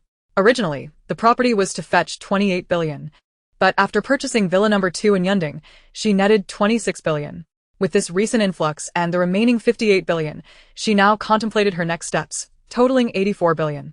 After allocating 30 billion for gold, she still had 54 billion, ample funds indeed. Lin Jiao felt it was unwise to let such wealth languish idly, so she resolved to contact someone to procure 5 aircraft and a substantial quantity of fuel. She understood that if the ground became perilous, an aircraft would facilitate a swift escape, significantly mitigating risk. She thought of Zhao Yuan, a family friend of her parents who thrived in the aviation sector, owning a plane manufacturing facility and several airports. Quickly, she seized her phone and dialed a long uncontacted number. A steady, authoritative voice answered, "Hello." Lin Jiao promptly replied, "Uncle Zhao, it's me, Lin Jiao. I wish to purchase 5 aircraft and a significant amount of fuel." He expressed mild surprise but quickly regained composure. Jiao. You previously showed no interest in planes. What prompts this sudden desire? Lin Jiao explained, "Uncle Zhao, circumstances have changed. I need to acquire aircraft and fuel. Please prepare 2 billion worth of fuel." Zhao Yuan gasped, 2 billion in fuel? That's no small sum, but since you've asked, I'll do my utmost to arrange it. Thank you, Uncle Zhao, she replied before ending the call. Lin Jiao informed Lu Ma, "Please eat without waiting for me. I have some matters to attend to." She drove her Ferrari toward Uncle Zhao's airport. Upon arrival, she stated her intentions, expressing her desire not only to purchase aircraft and fuel, but also to learn to fly. Zhao Yuan pondered momentarily before readily agreeing, "Of course. I will ensure you learn quickly. Follow me." At that moment, Lu Chen, along with his team members Wang Dong and Lu Ming, was present at the airport training grounds. Zhao Yuan led Lin Jiao to the training area and addressed Lu Chen, "Ah Chen, please teach my niece how to operate an aircraft." Lu Chen turned to face Lin Jiao, who was equally surprised, exclaiming, "You are my neighbor?" Lu Chen smiled faintly, replying, "I didn't expect to encounter you here." Lin Jiao was taken aback. She had not anticipated meeting him in such a manner. Lu Chen, however, appeared unfazed. "Shall we begin?" Nodding, Lin Jiao followed him. Lu Chen commenced explaining the fundamental operations and precautions of flying, his tone steady, devoid of excessive emotional fluctuations, yet remarkably patient and thorough. Observing from the side, Wang Dong couldn't help but murmur to Lu Ming, "What do you think is going on with our leader? Why is he so patient?" Lu Ming shrugged, equally perplexed. Chapter 12. This is incredible. Lin Jiao listened attentively, her gaze fixed on Lu Chen's demonstration, her demeanor composed and expressive of no superfluous words. Having previously practiced in the simulator, she quickly grasped the controls. While her execution was not flawless, she displayed a notable aptitude. After concluding her simulated training, she declared without hesitation, "I want to operate it for real." Lu Chen, slightly taken aback, responded, "You wish to fly so soon? It's a bit risky." Lin Jiao, resolute, stated, "I want to learn as quickly as possible." Observing her determination, Lu Chen, almost inexplicably, consented, accompanying her into the cockpit. This decision astonished both Wang Dong and Lu Ming, who exchanged whispers. One dares to fly, the other dares to sit. Wang Dong's eyes widened in astonishment as he lowered his voice to confide in Lu Ming, "Let me share a secret with you. The last time I saw our boss watching that woman, do you think he might have feelings for her?" Lu Ming furrowed his brow in contemplation. Something seemed off. Their boss rarely took the time to teach anyone anything. Ordinarily, such matters were entrusted to them. After Lin Jiao and Lu Chen entered the cockpit and started the engine, the aircraft began to taxi slowly. Initially, Lin Jiao's maneuvers appeared somewhat unsteady, causing the plane to experience minor turbulence, which made those watching from the ground break into a sweat. However, she quickly adapted, and her control over the aircraft became increasingly stable. After a few laps, she seemed to find her rhythm and grew bolder. Suddenly, she accelerated sharply, the plane soared upward, executed a daring flip, and then dove rapidly. The series of challenging maneuvers made the aircraft resemble a seabird caught in a tempest. Lu Chen's expression shifted slightly, but he quickly regained his composure, quietly advising, "Be cautious." On the ground, Lu Ming's eyes were wide with disbelief, his mouth forming an OAS. He stammered, "That was just too intense." Wang Dong, equally astonished, exclaimed to Lu Ming, Goodness. This girl has some serious guts. To fly like that on her first attempt is truly remarkable. Lu Ming shared the sentiment, incredulous that even seasoned pilots would hesitate to perform such feats. Fortunately, Lin Jiaojiao ultimately regained control and landed the plane smoothly. Stepping out of the cockpit, Lin Jiaojiao's expression remained unperturbed, as if she had merely taken a leisurely stroll. Lu Chen's gaze reflected a hint of admiration as he approached her with a smile. "You have a remarkable talent," he remarked, extending his hand. "I am Lu Chen." Lin Jiaojiao hesitated for a moment before reciprocating. "I am Lin Jiaojiao." At that moment, Wang Dong and Lu Ming gathered around, with Wang Dong expressing his astonishment. "Lin Jiaojiao, your flying skills are nothing short of extraordinary." Lin Jiaojiao raised an eyebrow, her tone nonchalant. "Oh, I just winged it." Lu Ming blinked in awe. "You managed to do that on your first try? You're not joking, are you?" Lin Jiaojiao shrugged. "It really was my first time. Perhaps this isn't too difficult for me." Lu Chen's lips curled into a slight smile. "Such a rare gift. To fly with such calmness and precision on your first attempt is no small feat." Lin Jiaojiao remained unfazed. "I simply didn't panic. I was just focused on not crashing. It was that simple." Continuing her lessons with Lu Chen, time flew by in a whirlwind of intense practice. Suddenly, Lin Jiaojiao's stomach growled audibly, the sound piercing through the tranquil atmosphere. Lu Chen paused momentarily before turning to Wang Dong, saying, "Wang Dong, could you fetch a meal for us?" Wang Dong responded promptly, and soon returned with a meal for Lin Jiaojiao. Lu Chen advised, "Have a bite to satisfy your hunger, and then we can continue learning." Lin Jiaojiao accepted the meal, devouring it quickly, yet her movements retained a certain natural grace. After the day's lessons concluded, Lin Jiaojiao approached Lu Chen, saying, "Lu Chen, I have something to attend to tomorrow, and won't be able to come." Lu Chen glanced at her and replied, "All right, understood." Lin Jiaojiao nodded, got into her car, and departed. Upon returning to the hotel, Lin Jiaojiao took Lu Ma out for dinner. After their meal, she returned to the hotel, took a shower, and lay on her bed, picking up her phone to continue placing orders online, with the address directed to the Southwest Logistics Warehouse number 3. After a while, fatigue enveloped her, and she fell into a deep slumber. On July 7th, Lin Jiaojiao rose early, tidied herself up, and set out to meet her uncle. Arriving at her uncle's company, she walked into the office where Lin Ziyuan gestured for her to take a seat. "Jiaojiao, the contract is here," he said, handing it to her. Lin Jiaojiao skimmed through the document, confirming its accuracy before signing her name. "Thank you, uncle. I appreciate your support for the company moving forward." She smiled. Lin Ziyuan observed her signature with a flicker of unnoticeable delight in his eyes. "Rest assured, once this contract is signed, 20 billion will be transferred to you immediately." Lin Jiaojiao nodded slightly and said, "Thank you, uncle. I'll take my leave now." With that, she turned and left, her steps appearing light, though her heart was undeniably complex. Before long, Lin Jiaojiao received the 20 billion transfer from Lin Ziyuan. With the funds in hand, she rushed to the bank. The bank manager personally attended to her, facilitating the exchange of 3 billion into gold. Due to the significant amount, the bank dispatched a team of trained security personnel to escort her, ensuring utmost safety. Dressed in crisp uniforms, the security team solemnly transported boxes of gold, meticulously sealed in specially crafted wooden cases, directly to Lin Jiaojiao's presidential suite in the hotel.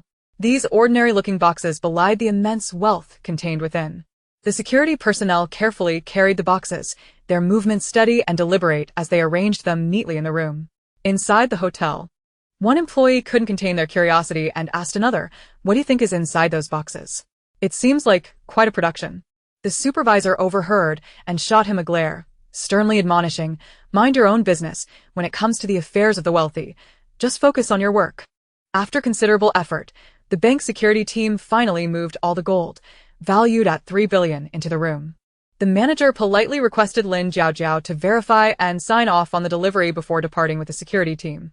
Once they left, Lin Jiaojiao waved her hand gently, storing the room filled with gold into her mysterious space. Thankfully, Lu Ma was absent. Otherwise, she would have had a difficult time explaining. Subsequently, Lin Jiaojiao exited the hotel, drove to a secluded area, retrieved a van from her space, stored her car away, and applied makeup to alter her appearance before heading towards the Southwest Logistics. Upon arriving at Southwest Logistics, she found 2 workers at the entrance. Lin Jiaojiao directly informed them, "You all have the day off today. come back tomorrow. They were thrilled at the news and expressed their gratitude before leaving. After their departure, Lin Jiaojiao closed the warehouse doors and began storing the mountain of packages she had purchased into her space. Chapter 13. The Black Market. After placing all her acquired items into her space at the warehouse, Lin Jiaojiao's stomach protested. She retrieved a fast food meal from her space and found a spot to enjoy her meal. With renewed determination, she walked towards the van parked nearby. After leaving Southwest Logistics, Lin Jiaojiao prepared to head to the black market with the intention of purchasing weapons. She pressed the accelerator, sending the vehicle speeding towards the black market. The scenery whizzed past as time slipped away with the turning wheels. The 5-hour journey felt exceptionally long, with roads alternating between rugged and smooth. The landscape transitioned from bustling towns to desolate outskirts and from sparse villages to remote mountainous areas. As darkness gradually enveloped the sky, Lin Jiaojiao pulled out her phone to call Lu Ma, saying, "Lu Ma, I might not be back tonight. Please rest well. I have some matters to attend to." After hanging up, Lin Jiaojiao stopped the car and retrieved a camper van from her space. She entered the van and began to refine her appearance. With meticulous care, she applied a sophisticated makeup look, accentuating her lips with a fiery red hue. Moreover, she deliberately donned a pair of blue contact lenses, which sparkled with a mysterious and dangerous allure under the lights, as if they could draw in one's very soul. Dressed in such an alluring manner, Lin Jiaojiao exuded a captivating charm paired with an aggressive aura, every movement seemingly designed to enchant, akin to a beguiling yet perilous vixen, rendering it impossible for anyone to avert their gaze. After completing her makeup, she smiled with satisfaction, donned a pair of oversized sunglasses and a mask, concealing her natural hair beneath a waist-length raspberry red wavy wig. Underneath, she wore a form-fitting red slip dress, topped with a black leather jacket, and completed her ensemble with striking red high heels. Once she was ready, Lin Jiaojiao took a deep breath, started her vehicle, and drove towards the black market. After half an hour, she finally arrived at the black market. An eerie atmosphere enveloped the area, with dim lights flickering through the mist, and shadowy figures darting through the narrow streets. As she stepped out of the vehicle, a hunched figure approached her, his voice gravelly as he inquired about her purpose. Without hesitation, Lin Jiaojiao replied, "I am here to purchase weapons." The man snorted coldly and turned to notify someone. Shortly after, another burly individual approached, scrutinizing her with keen eyes, and questioned, "What kind of weapons do you wish to buy?" Lin Jiaojiao raised her chin slightly, her gaze resolute, and replied calmly, "I want anything powerful." Upon hearing her words, those around her exchanged astonished glances, and the tension in the air intensified. "Follow me," commanded the man, as Lin Jiaojiao confidently trailed behind him into the depths of the black market.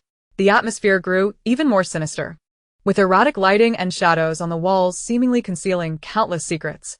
As they walked, 2 rows of guards came into view. At the center sat a masked man, his mask obscuring the upper half of his face, but failing to conceal his striking features. He squinted slightly and spoke in a deep, smoky voice. "To dare venture alone into the black market, you possess quite a bold spirit. Now tell me, what weapons do you seek?" Unfazed, Lin Jiaojiao met his gaze directly and responded calmly, "I wish to purchase firearms, along with a substantial quantity of ammunition. Furthermore, if you have other weaponry available, such as tanks or cannons, I am interested in those as well." The masked man let out a cold laugh, his voice low and smoky. "You certainly have a daring disposition, making such grand claims upon your arrival. Do you possess the funds for such a purchase?" He then appraised Lin Jiaojiao from head to toe. Many had visited his black market before, but 99% were quaking in fear. He mused to himself, a woman, alone, and yet she remains entirely composed. Intrigued, he stole a few more glances at Lin Jiaojiao. Unperturbed by his scrutiny, she asserted, "Of course, I have the means." The man queried further, "How much are you prepared to spend?" Without hesitation, she declared, 10 billion. The surrounding crowd gasped collectively, their eyes fixated on Lin Jiaojiao, displaying expressions of surprise, skepticism, and greed. The atmosphere thickened with an odd tension. A flicker of surprise crossed the man's eyes, but he quickly regained his indifference and gestured. "Follow me." Lin Jiaojiao accompanied him through a dimly lit corridor to a secure room. Inside, the lighting was subdued, and various weapon models adorned the surroundings.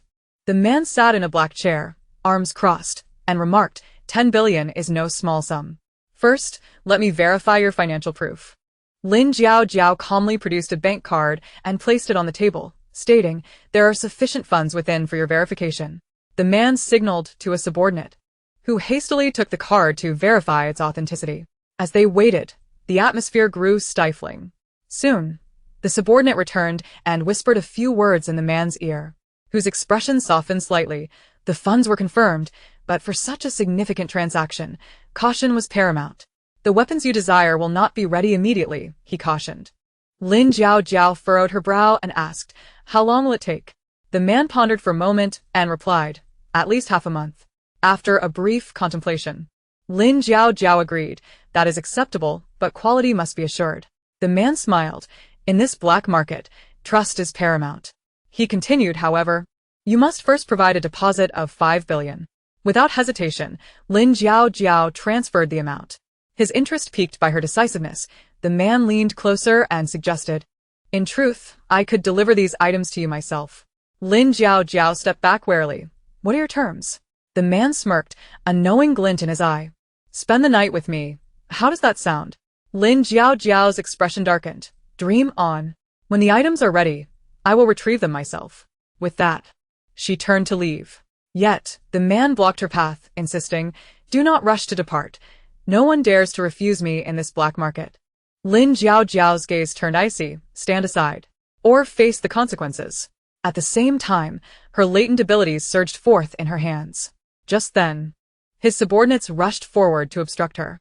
However, the man observed her unflinching demeanor with admiration, instructing, let her pass. Upon hearing his command, the subordinates halted their advance. Clearing the way, Lin Jiao scoffed and departed without looking back. The man watched her retreating figure, a subtle smile gracing his lips as he murmured, interesting. He furrowed his brow, speaking to himself, this is the first time Nanfeng has shown interest, only to be rejected. With a newfound determination gleaming in his eyes, he resolved to make this extraordinary woman submit to him. Chapter 14.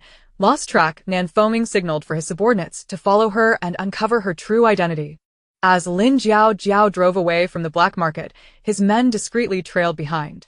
Glancing in the rearview mirror, Lin Jiao allowed a faint smirk to grace her lips. After a turn, the subordinates hastily accelerated to catch up, yet found themselves unable to locate her path and were forced to return to report to Nanfeng. Rushing back to the black market, his subordinate reported, Boss, we lost her. Nanfeng was momentarily stunned, disbelief etched across his face. What? You lost her? He furrowed his brow, astonishment flickering in his gaze. Our people have never failed to track anyone before. How could this happen? Then he chuckled. How intriguing. This woman is anything but ordinary. A peculiar glint danced in his eyes, his curiosity about Lin Jiao intensifying. Meanwhile, Lin Jiao emerged from her concealed space. Humph. You think tracking me would be easy? She patted her clothes, recalling the masked man, and muttered a few curses under her breath. That insatiable brute. Unable to control his desires. As if I would entertain such a notion. She then revved her engine and sped toward City A. Lin Jiao understood that her dealings in the black market would not proceed smoothly. He would not let this matter rest easily. Upon returning to City A, it was already past 3 in the morning. The streets still bore some illuminated stalls, with night owls gathered around tables, enjoying late-night snacks and laughter. Entering her hotel room, she collapsed onto the bed, reflecting on her experiences in the black market, her mind swirling with thoughts. After an indeterminate time, she finally rose, quickly showered, and fell into bed, seeking rest. July 8th at 8 a.m., the alarm rang, prompting Lin Jiao to spring out of bed and prepare hastily. After a simple breakfast, she informed Lu Ma, I am heading out. She then drove to Uncle Zhao's airport to continue her flight training. Today, her instructor, Lu Chen, was absent, and Lu Ming would be teaching her. Upon seeing Lin Jiao, Lu Ming greeted her with a smile. You're here? Let's make sure to practice diligently today. Lin Jiao nodded, ready to commence her lessons. In recent days, Lin Jiao has been diligently learning to pilot an aircraft, spending her idle moments placing orders on her phone. This routine continued for approximately a week, and Lin Jiao felt she had acquired sufficient knowledge. On July 15th, she informed Zhao Yu, Uncle Zhao, I believe I have mastered it and need not continue my lessons. Zhao Yu nodded approvingly and replied, The fuel has been prepared for you, and the aircraft has undergone inspection. All is in order. He then escorted Lin Jiaojiao to inspect the ready planes and fuel. Satisfied with her observations, she inquired, "Uncle Zhao, how much does it all cost?" Zhao Yu replied, "A total of 2 billion. Without hesitation, Lin Jiaojiao transferred the amount and expressed her gratitude, saying, "Thank you, Uncle Zhao." She purchased 2 small private jets, specifically the Cirrus SR-22 and the Cirrus Vision jet. The SR-22 is renowned for its exceptional maneuverability and reliability, featuring a minimalist yet functional interior, while the Vision jet boasts a distinctive design and advanced avionics. Additionally, she acquired 2 mid-sized private jets, the Bombardier Challenger 350 and the Gulfstream G280. The Challenger 350 is characterized by its spacious cabin and efficient flight performance, whereas the Gulfstream G280 excels in range and comfort. Furthermore, she procured a Lockheed Martin F-35 Lightning II fighter jet equipped with advanced stealth technology, a powerful propulsion system, and a highly sophisticated combat system. The total expenditure for these 5 aircraft amounted to approximately 1.2 billion, perfectly catering to Lin Jiaojiao's diverse flying needs. She instructed her staff to transport the fuel barrels onto the aircraft, and after filling them, she took the planes out one by one, subsequently stowing them away. This process was repeated until all the fuel had been transferred, after which she carefully maneuvered each aircraft into the designated space. Engrossed in her tasks, she found that by the time she finished with the last aircraft, darkness had already enveloped the sky. Having completed her duties, Lin Jiaojiao glanced at the time and realized it was past 9 in the evening, prompting her to drive back to the hotel. Upon entering her room, she eagerly headed to the bathroom for a refreshing shower. The warm water eased her tense muscles, washing away the fatigue of the day. After her bath, she dried herself with a soft towel and donned a comfortable nightgown, swiftly collapsing onto her bed and drifting into a sweet slumber. On July 16th, Lin Jiaojiao tidied up briefly and, after having breakfast with Lu Ma, returned to the Yunding Villa to inspect the property and settle the final payment. Upon arriving at Villa No. 2, Manager Wang was already waiting with his team. The villa now resembled an impregnable fortress, with heightened and reinforced walls, topped with a daunting electrified fence that flickered ominously. Both the primary structure's perimeter and the various internal partitions had been significantly fortified, standing as solid as rock. The surfaces of the walls, both inside and out, were insulated with materials designed to withstand extreme weather conditions.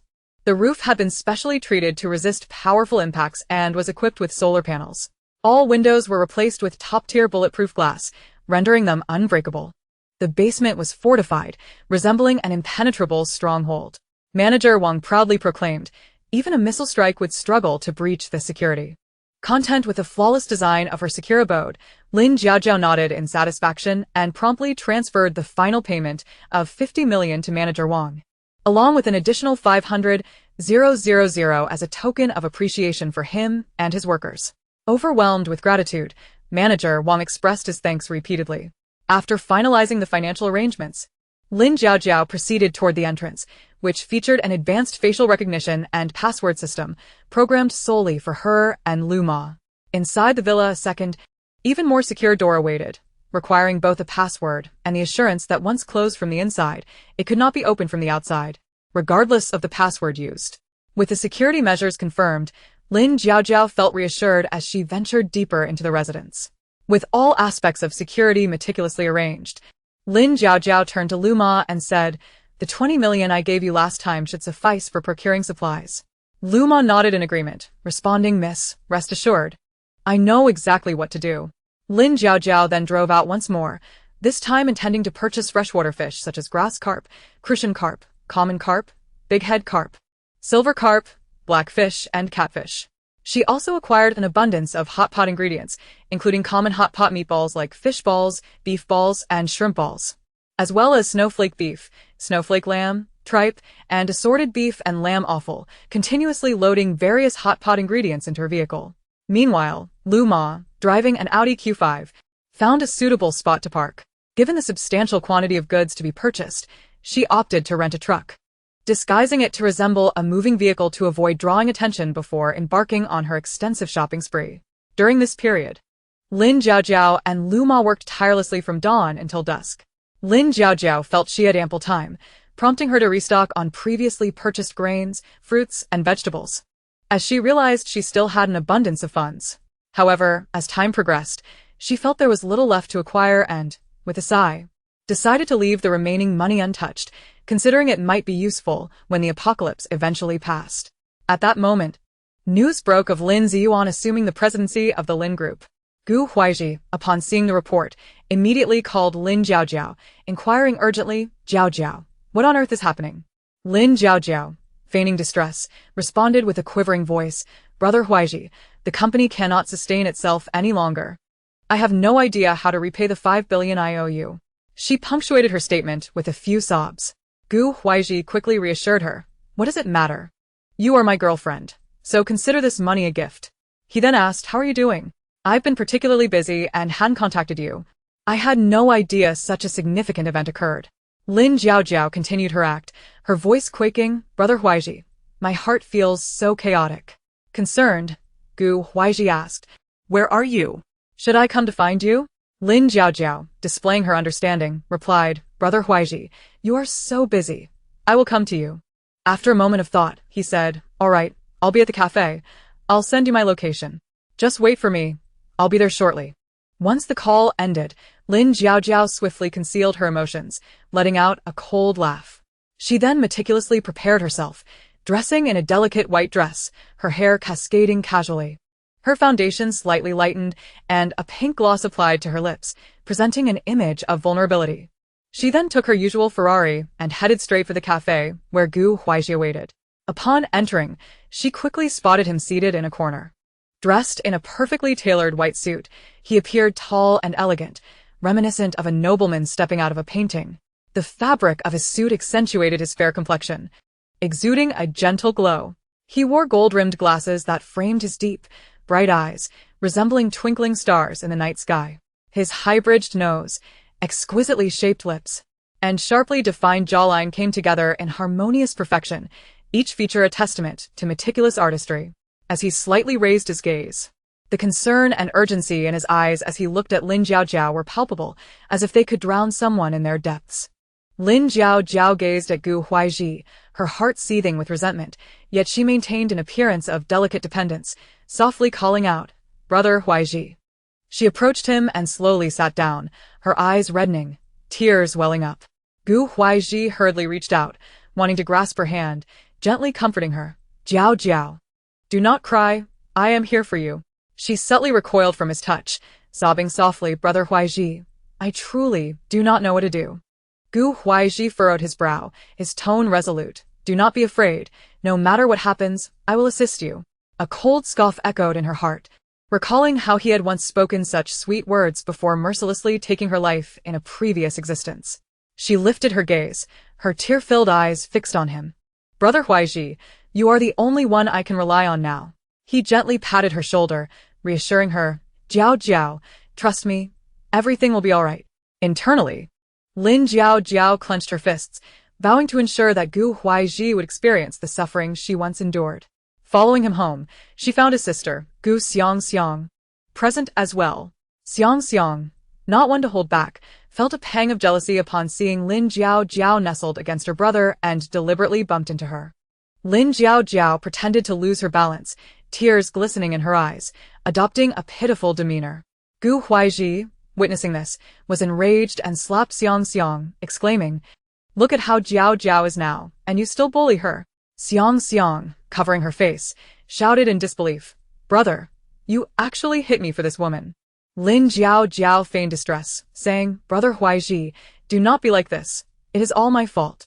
Gu Huaiji looked at her with concern. "Jiaojiao, I will not let you suffer."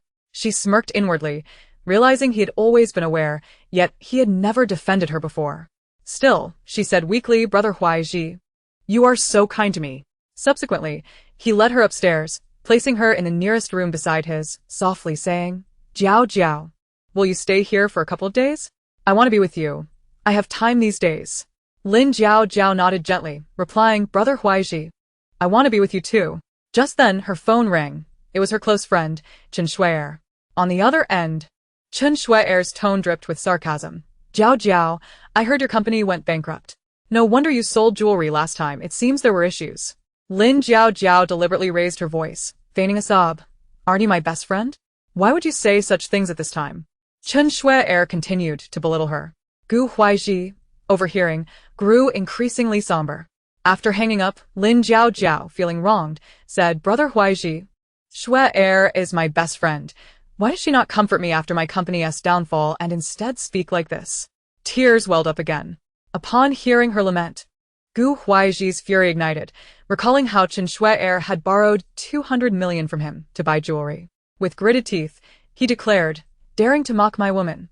She must be tired of living. He had only lent her money because he thought she was a good friend to Jiao Jiao.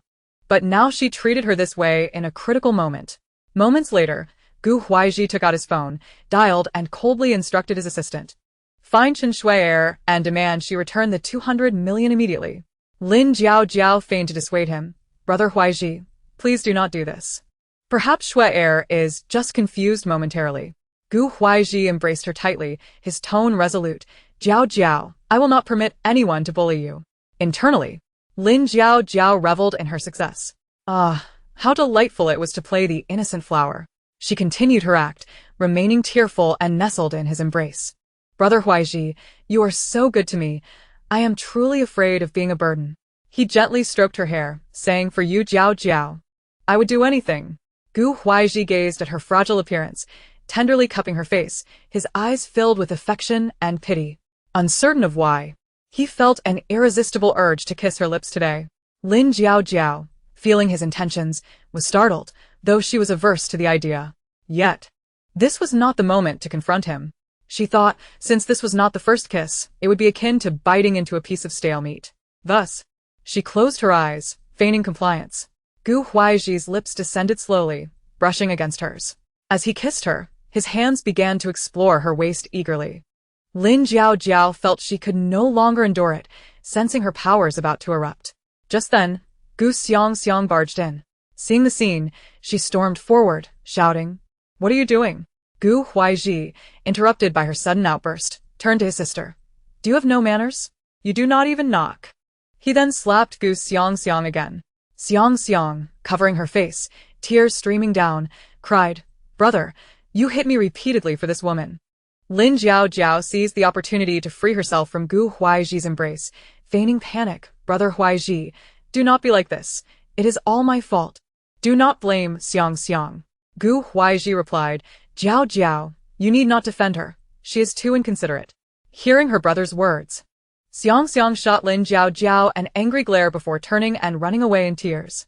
Gu Huaizhi intended to continue, but Lin Jiao Jiao, sensing the moment, sweetly pouted, Brother Huaizhi, I am hungry. Gu Huaizhi paused, then said, I will have someone prepare food for you. Lin Jiao Jiao quickly grasped his clothing. Brother Huaizhi, I want to eat what you cook. He looked at her and smiled indulgently. Very well, then wait patiently.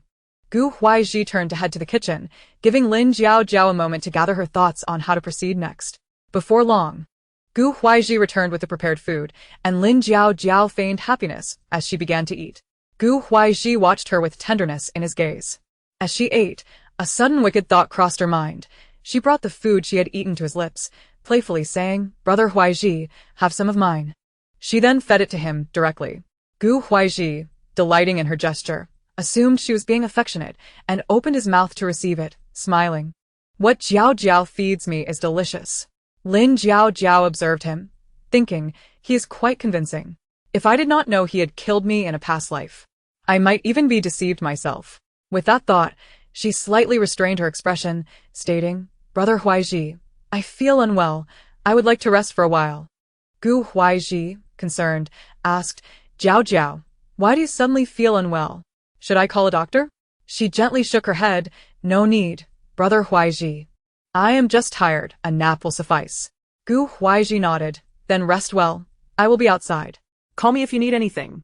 As soon as he stepped out, Lin Jiao Jiao opened her eyes, her hatred no longer concealed, and gritted her teeth. Gu Huaizhi, wait for me. She clenched her fists tightly, her nails nearly digging into her flesh, as the flames of vengeance burned more fiercely within her.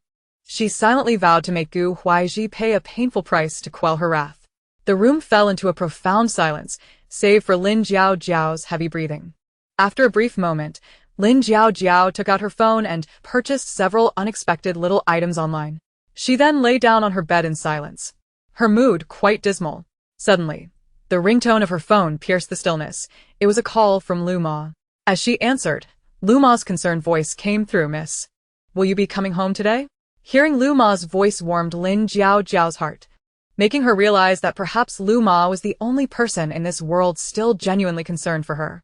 Lin Jiao gently replied, "I have some matters to attend to these next few days, Lu Ma. Please take good care of yourself at home." Lu Ma responded from the other end, "Miss, you must take care of yourself too. Don't overexert yourself." After acknowledging her, Lin Jiao hung up, tears welling in her eyes.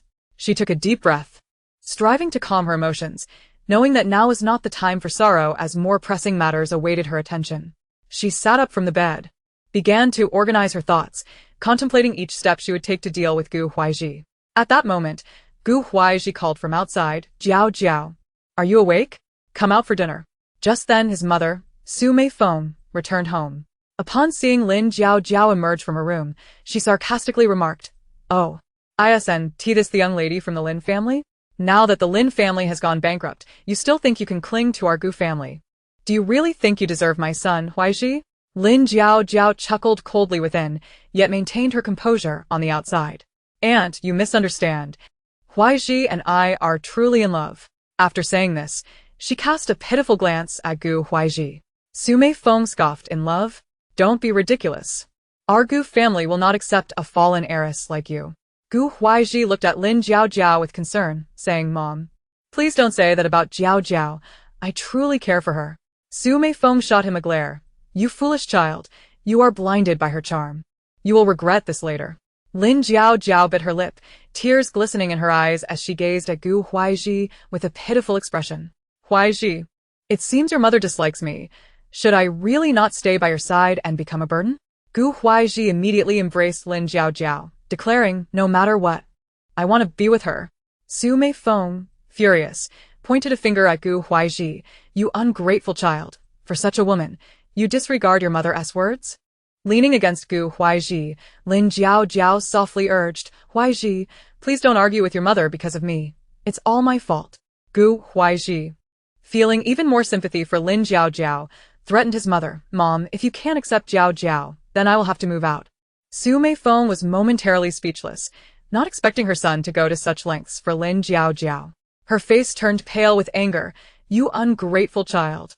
Lin Jiao was filled with disdain for Gu Huaizhi, but for the sake of her plan, she held back and stepped forward to kiss Gu Huaizhi's cheek. "Huaizhi, please don't treat your mother this way. I don't want to cause discord between you two." Gu Huaizhi was taken aback, but then moved as he grasped Lin Jiao's hand. "Jiao, you're so understanding." Lin Jiao gently withdrew her hand, smiling as she said, "Huaizhi, I must be going. We can talk when your mother calms down." With a reluctant glance back at Gu Huaizhi, she slowly turned to leave. Indeed, Lin Jiao had barely stepped out the door when Gu Huaizhi began to argue vehemently with his mother, Su Mei Feng. Gu Huaizhi angrily chastised, "Mom, how can you treat Jiao like this? She is already so pitiful." Su Mei Feng retorted defiantly, "Pitiful. "She is nothing but a burden, and she will drag our family down." Gu Xiao chimed in, "Brother, Mom is right. She has ulterior motives." Gu Huaizhi shouted, "Everyone be quiet. No one will separate me from Jiao." Lin Jiao stood at the door, listening to the commotion inside, a barely perceptible smirk curling at the corner of her lips as she thought, "Let them argue. The more fervently, the better." She then feigned sorrow and quickened her pace to walk away. Chapter 17. Let the dogs bite each other. Not long after Lin Jiao left, she waited outside the villa, and soon enough, Gu Huaizhi chased after her. Hearing his footsteps, Lin Jiao intentionally crouched down, sobbing. When Gu Huaizhi saw this, his heart ached, and he rushed over to gently embrace her. "Jiao, don't cry. I won't let anyone bully you." Lin Jiao wept. "Huaizhi, it's all my fault for causing discord between you, your mother and sister." Gu Huaizhi tenderly wiped away her tears, comforting her. "It's not your fault. They simply don't understand us." Leaning against Gu Huaizhi, Lin Jiao's mind was calculating how to plunge the Gu family into deeper chaos. Gu Huaizhi then took Lin Jiao to another property under his name, Arriving at the hillside villa, he asked, Jiao Jiao, would you like to live here with me? Lin Jiao Jiao nodded. Huaizhi, I would love to.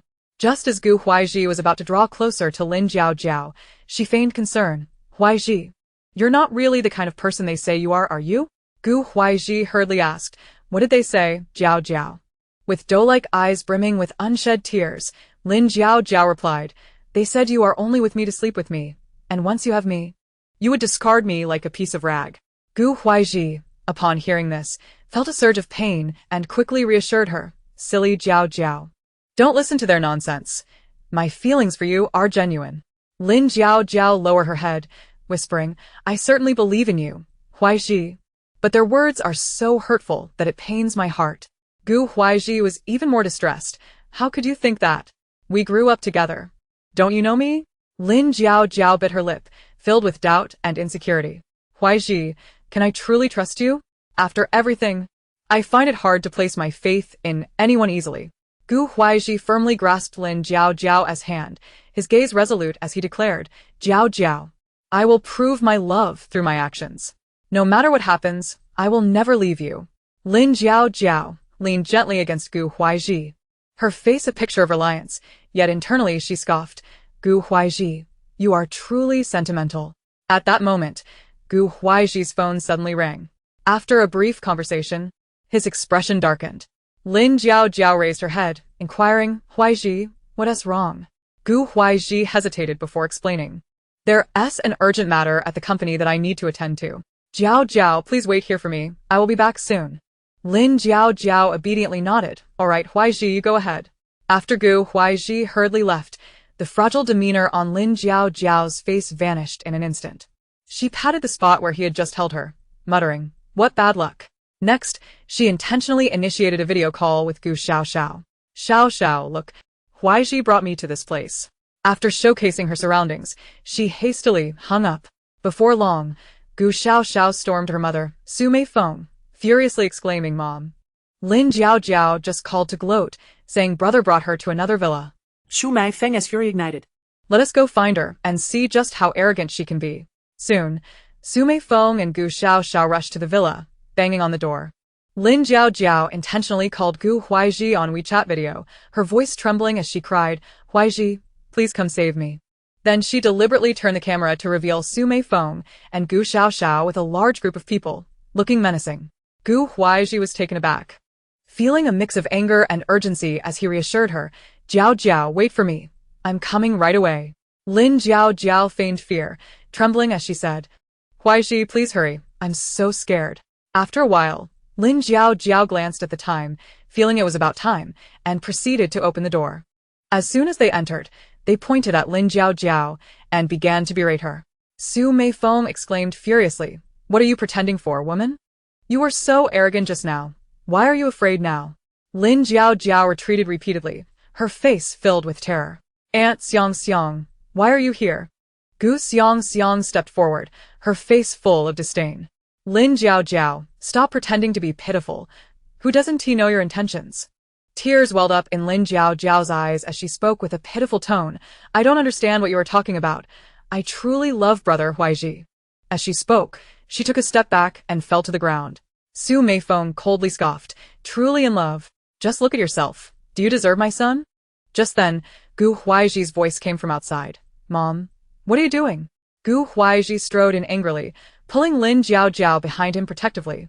Glaring at Su Meifeng and Gu Xiang Xiang, Su Meifeng widened her eyes, trembling as she pointed at Lin Jiao Jiao, raising her voice, Son, you've been bewitched by this woman. You can't tell right from wrong. Gu Huaizhi clenched his fists, speaking with determination. I won't allow you to speak about Jiao Jiao like that, whether you agree or not. I want no one but her. Gu Xiang Xiang stepped forward, shouting angrily, Brother, wake up. Lin Jiao Jiao trembled, hiding behind Gu Huaizhi, clutching his shirt tightly, sobbing, Brother Huaizhi, it's all my fault. I didn't want to cause discord in your family. Gu Huaizhi turned and gently patted Lin Jiao Jiao's shoulder, soothingly saying, Jiao Jiao, don't be afraid. I am here. Seeing her son defend Lin Jiao Jiao like this made Su Meifeng tremble with anger, stamping her foot. Fine, if you insist on being with her. Don't recognize me as your mother. With that, she turned and left angrily with Gu Xiang and the others. Only Gu Huaizhi and Lin Jiao remained in the villa. A flicker of hidden satisfaction crossed Lin Jiao's eyes, but she maintained her delicate demeanor, leaning weakly against Gu Huaizhi and softly crying. Later, Gu Huaizhi had dinner brought in, apologizing, "I'm sorry, Jiao, let us eat first, and then rest early." They quietly ate their meal, and after Gu Huaizhi left the room, Lin Jiao was alone, sitting at the table. She picked up a pen and wrote, "Brother Huaizhi, my family has gone bankrupt, and now everyone despises me. Even my best friend, Shui treats me this way. Aunt and sister Xiang don't like me. I don't want to cause discord between you and your family, nor do I want to trouble you. So I'm leaving." Deliberately sprinkling a few drops of water on the letter, she finished and placed it in a conspicuous spot. Lin Jiao covered her mouth and laughed. "How amusing. I wonder how my brother Huaizhi will react upon seeing this letter. I look forward to the chaos among you all." Subsequently, Lin Jiao walked to the window, using her wood-based abilities to land smoothly. She exited the villa and found a secluded corner, pulling out a camper van from her space, a travel vehicle, the F-150 four-wheel drive off-road camper. She quickly hopped into the camper, applied exquisite makeup in front of the mirror, styled her hair into glamorous waves, applied fiery red lipstick, and donned sunglasses. This time, she wore a silver spaghetti strap, high-slit dress that accentuated her curves, her every movement exuding allure. Satisfied with her reflection, she smirked confidently, started the camper, and sped towards the black market. Chapter 18. You two-faced woman. After a 5-hour drive, she finally arrived at the black market. Upon reaching, Lin Jiao parked in the designated spot. As soon as she stepped out of the car, someone recognized her and promptly approached with respect, saying, "Miss, this way please." They escorted Lin Jiao into the depths of the black market. Upon hearing of her arrival, Nan Fengying casually remarked, "Let us go meet her." Yet, his steps unconsciously quickened, tinged with urgency. Upon meeting the black market master, Lin Jiao directly inquired, "Is everything ready?" Nan Fengying, with his charming smoky voice, replied, "It's only halfway through the month after midnight. Come over and have a cup of tea with me first." He took her hand without waiting for a reply and led her away. Lin Jiao suppressed her inner frustration. What on earth did this man want? Confused, she followed Nan Fengying into the inner room. Once inside, he invited her to sit down. After sitting, Nan Fengying chose a spot close to her and sat down beside her. Lin Jiao was utterly speechless, rolling her eyes beneath her sunglasses as she glanced at Nan Fengying. "What exactly do you want?" At that moment, Nan Fengying gently lifted her chin with his fingers, compelling her to meet his gaze. "Don't be so angry," he said, then inquired, "Since you're here to buy something, it's not too much to ask for your name, is it? What's your name?" Lin Jiao struggled to suppress her irritation and casually fabricated a name. "I'm called Xia Zhizhi." Upon hearing this, Nan Fengying smiled and said, "A lovely name. I'm Nan Fengying. Remember it well." Lin Jiao rolled her eyes repeatedly beneath her sunglasses, internally mocking him. "Why should I care what you're called? Whether you're Nan Fengying, Zifenjing, or Bifenjing. What's it to me?" Uncertain of his intentions, she remained silent. Nan Fengying, noticing her lack of response, called out to her, "Zhizhi." His overly sweet tone sent shivers down Lin Jiao's spine. She thought, this smoky voice is usually pleasant, but why does it sound so unpleasant coming from him? Unable to restrain herself, she said, "We're not that familiar. Don't be so intimate." Nan Fengying was unfazed, his voice laced with temptation. "Then we can become more familiar. If you're with me, I can get you anything you desire." Lin Jiao inwardly groaned, continuously reminding herself, "Stay calm. Stay calm." After a moment, Lin Jiao coldly replied, "No need." Nan Fengying, puzzled, asked, "What do you find unsatisfactory about me?" As he spoke, he placed his hand on her shoulder and removed her sunglasses. His gaze was instantly captivated by her beauty. Her fox-like eyes sparkled with charm, and her expertly applied makeup accentuated her allure. Her cascading waves of hair added to her enchanting appearance, and the silver dress perfectly showcased her graceful figure. The high-slit design subtly revealed her long, fair legs, emanating an irresistible feminine allure. Nan Fengying found himself momentarily entranced, murmuring, "Zhizhi, your beauty truly exceeds my expectations." He then slowly removed his mask, and for some inexplicable reason, Lin Jiao felt compelled to look at him. With his sword-like brows and elongated phoenix eyes resembling an unfathomable abyss, a beauty mark at the corner of his left eye added to his mystique. The slightly upturned corners of his eyes exuded a hint of rebellious charm, his straight nose akin to a peak, and his thin lips curled into a smile that suggested a carefree allure. His fair skin seemed to radiate a soft glow under the lights, giving him an otherworldly beauty that was hard to look away from. Lin Jiao found herself momentarily lost in thought, forgetting to respond. Noticing her fleeting distraction, Nan Fengming's lips curled up slightly. He was certain she was pleased with his appearance. Unexpectedly, Lin Jiao abruptly remarked, "What does your appearance have to do with me?" Seeing her stubbornness, Nan Fengming leaned closer, whispering in her ear, "You two-faced woman." His warm breath brushed against her ear, causing Lin Jiao's ears to flush. Realizing her unusual reaction, she was filled with regret. "Why am I feeling this way?" In a sudden burst of anger, she stood up and said, "Don't come any closer." Lin Jiao contemplated Gu Huaiji, closing her eyes briefly. When she opened them again, her gaze had turned completely cold, as if doused with a bucket of icy water. She sat there, expressionless, devoid of any emotional fluctuation. Nan Fengming observed her, perplexed by the sudden shift in her demeanor. Just moments ago, she had been amiable. Now, she was an enigma. Silence enveloped them, and the atmosphere grew tense, each second stretching into eternity until the clock struck 12. Lin Jiao rose abruptly, decisively stating, "Let us go. Take me to inspect the goods." Nan Fengming stood, donned his mask, and murmured, "Follow me." She trailed behind him to the warehouse housing the merchandise. Inside, rows of weapons were neatly arranged. Nan Fengming introduced, "Here lie 300 submachine guns, 150 sniper rifles, 200 ferocious heavy machine guns, 800 assorted handguns, and 400 rifles. Additionally, there are 2,500 grenades, 1,500 smoke bombs, and 1,500 tear gas canisters, along with 500 explosive devices. Moreover, there are 10 new tanks and 8 formidable cannons. We also have 500 sharp military knives, 100 lightweight pistols, 10 satellite phones, 100 night vision goggles, 50 high-performance scopes, 100 bulletproof vests offering excellent protection, and 500 helmets, along with 200 tang swords and 100 large cleavers. The accompanying ammunition is abundantly sufficient." After concluding, he turned to Lin Jiao. She nodded in satisfaction and stated, "Arrange for vehicles to load them." Nan Fengming smiled slightly, responding nonchalantly, "Rest assured, we have prepared 10 specially modified military trucks for transportation. Each truck has been enhanced for substantial carrying capacity and protection, ensuring the safe delivery of the goods to the designated location." Without hesitation, Lin Jiao replied, "Then sell those 10 trucks to me."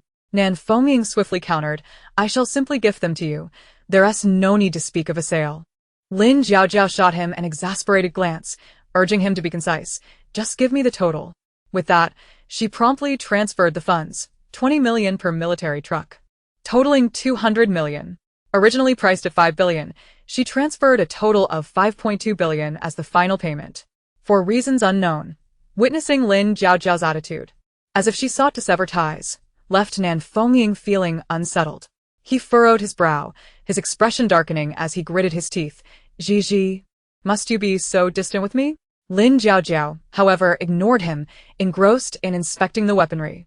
Seeing her demeanor, Nan Fengming seethed internally, fixating on her busy silhouette, his frustration intensifying. Chapter 19. Zero-cost purchase. Had it been another woman, she would have already approached him. Yet Lin Jiao's indifference irked Nan Fengming immensely. She turned to him, instructing, "Have your people load this equipment, so I can leave." As she turned to depart, Nan Fengming objected, grasping her arm, "You cannot leave just yet. Entering my black market does not grant you an easy exit." Lin Jiao glared at him, demanding, "What do you want from me?" "The deal is straightforward. You run a business, yet you prevent me from leaving? Do you no longer wish to conduct business?" Nan Fengming retorted defiantly, "I no longer wish to conduct business." Lin Jiao found his response laughable, firing back, "Have you ever courted a woman? Do you not know how to pursue one? Is this your approach?" Her words left him momentarily stunned. Regaining his composure, Nan Fengming begrudgingly ordered his men, "Load the goods for her, and let her depart." Once finished, Lin Jiao averted her gaze from him, focusing elsewhere. Driving her RV, Lin Jiao led the way, with Nan Fengming's men following in the trucks. Upon reaching a desolate area, she instructed them to stop, declaring, "You may return now." Confused, they awaited clarification, to which she explained, "My people will arrive shortly." Understanding her intent, they disembarked and left. Lin Jiaojiao had chosen a discreet location, where one could not see beyond the immediate vicinity. Once they had retreated far enough, she waved her hand, summoning everything into her space, and then drove away. Meanwhile, Nan Fengming sped along in a black SUV, a convoy trailing behind him. Soon, he spotted his men returning from delivering supplies, and he halted the vehicle, urgently inquiring, "Why are you all here?" His subordinates sheepishly replied, "She instructed us to leave first," stating her people would come to drive later. Nan Fengming's brow furrowed deeper as he pressed, "How long ago did you leave?" One of them timidly replied, "Approximately 10 minutes. Nan Fengming's eyes sharpened, and he asked, "Is she still there?" They quickly confirmed, "Yes." Nan Fengming shouted, "Go check. Everyone get in." Moment later. The convoy sped to the site where the trucks had been parked. Nan Fengming gazed at the empty space in disbelief, exclaiming, "Where is everyone? And where are all the vehicles?" His expression turned skeptical as he murmured, "This area is clear for 10 miles. One could easily see everything. How could she have left?" Furious, Nan Fengming raised his hand, delivering a sharp slap to each of them, seething, "You worthless fools. You were supposed to follow her and lost her. How will we gather information on her now?" He bellowed in rage, "She cannot have gone far. Quickly, each of you take a different direction and pursue her." At that moment, one of the subordinates cautiously pointed out, "Boss, look at the tire tracks. They seem to lead in this direction." Nan Fengming's eyes brightened with approval. "Good. You've done well. Everyone follow this path."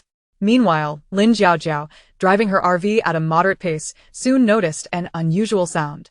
She crouched down to listen, then promptly stored the RV in her space and exited. 10 minutes later, she emerged from her space, observing that the vehicles had already passed.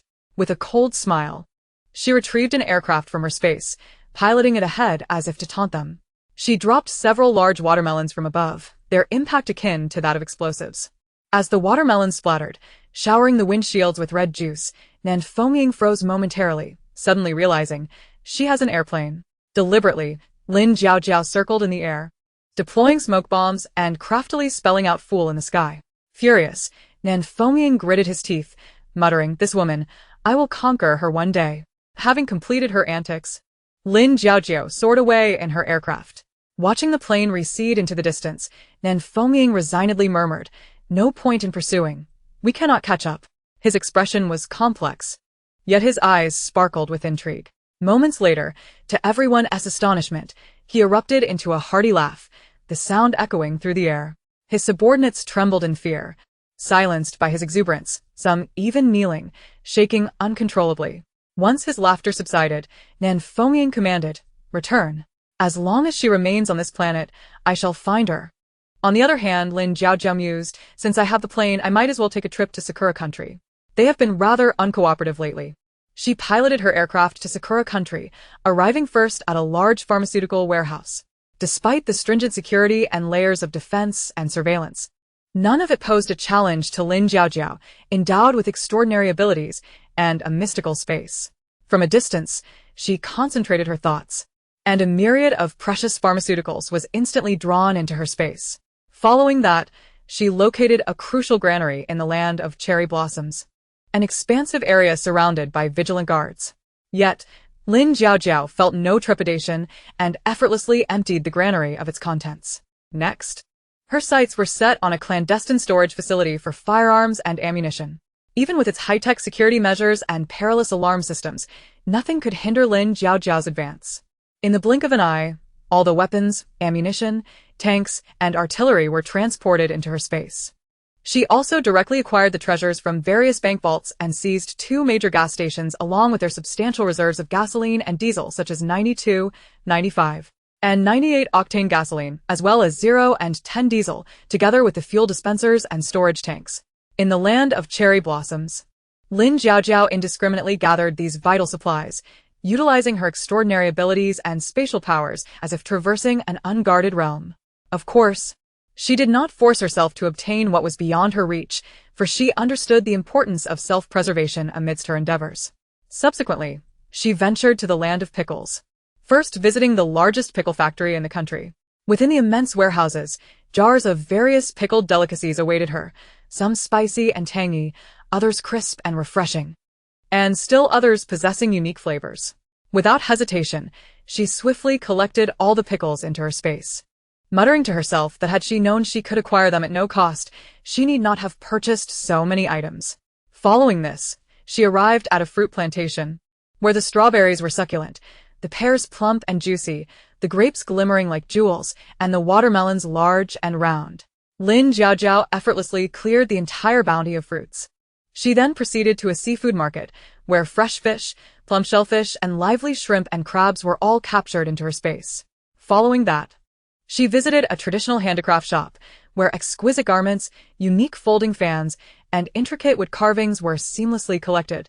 Even the delightful street snacks vanished in an instant, alongside an array of skincare products and various cosmetics, all absorbed into her space.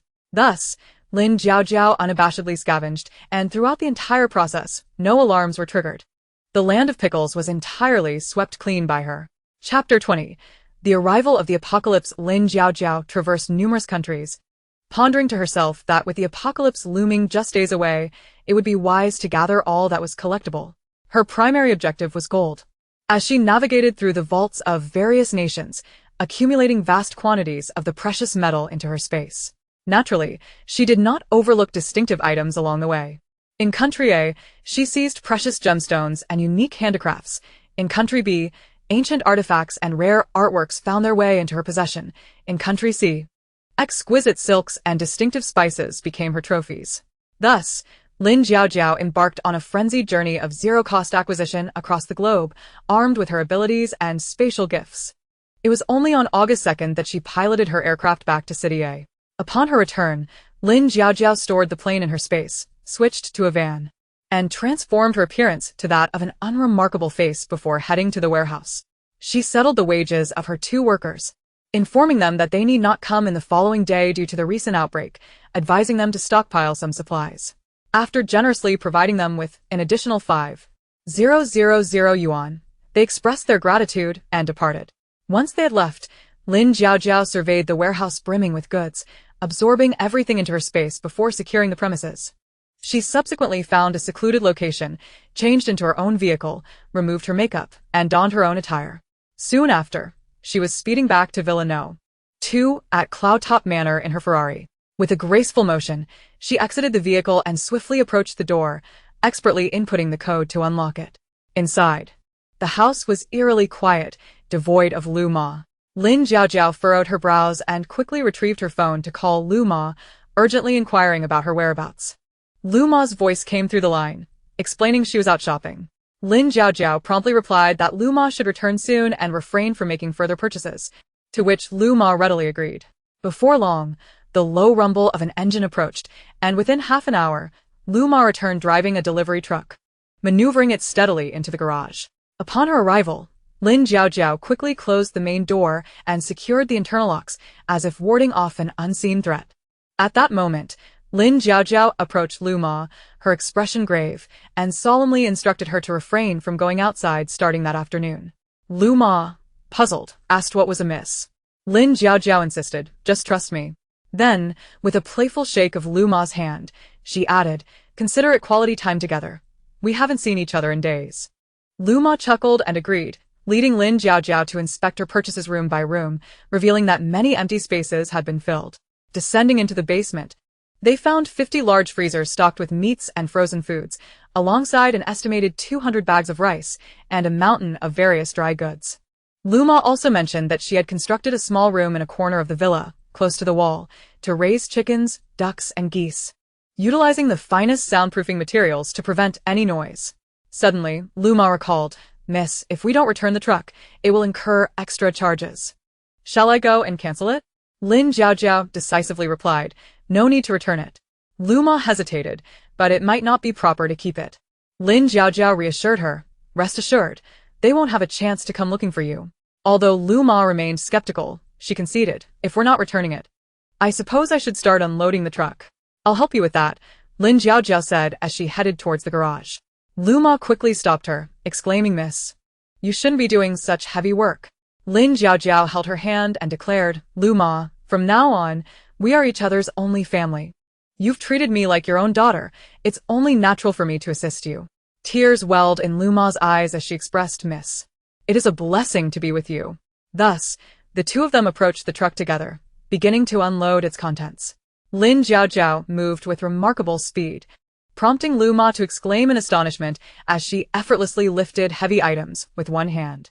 Miss, when did you become this strong? Lu Ma asked, surprised. Lin Jiaojiao felt a pang of anxiety and quickly responded, I've been exercising regularly, so I've naturally become stronger. Lu Ma, still unsure, nodded and cautioned.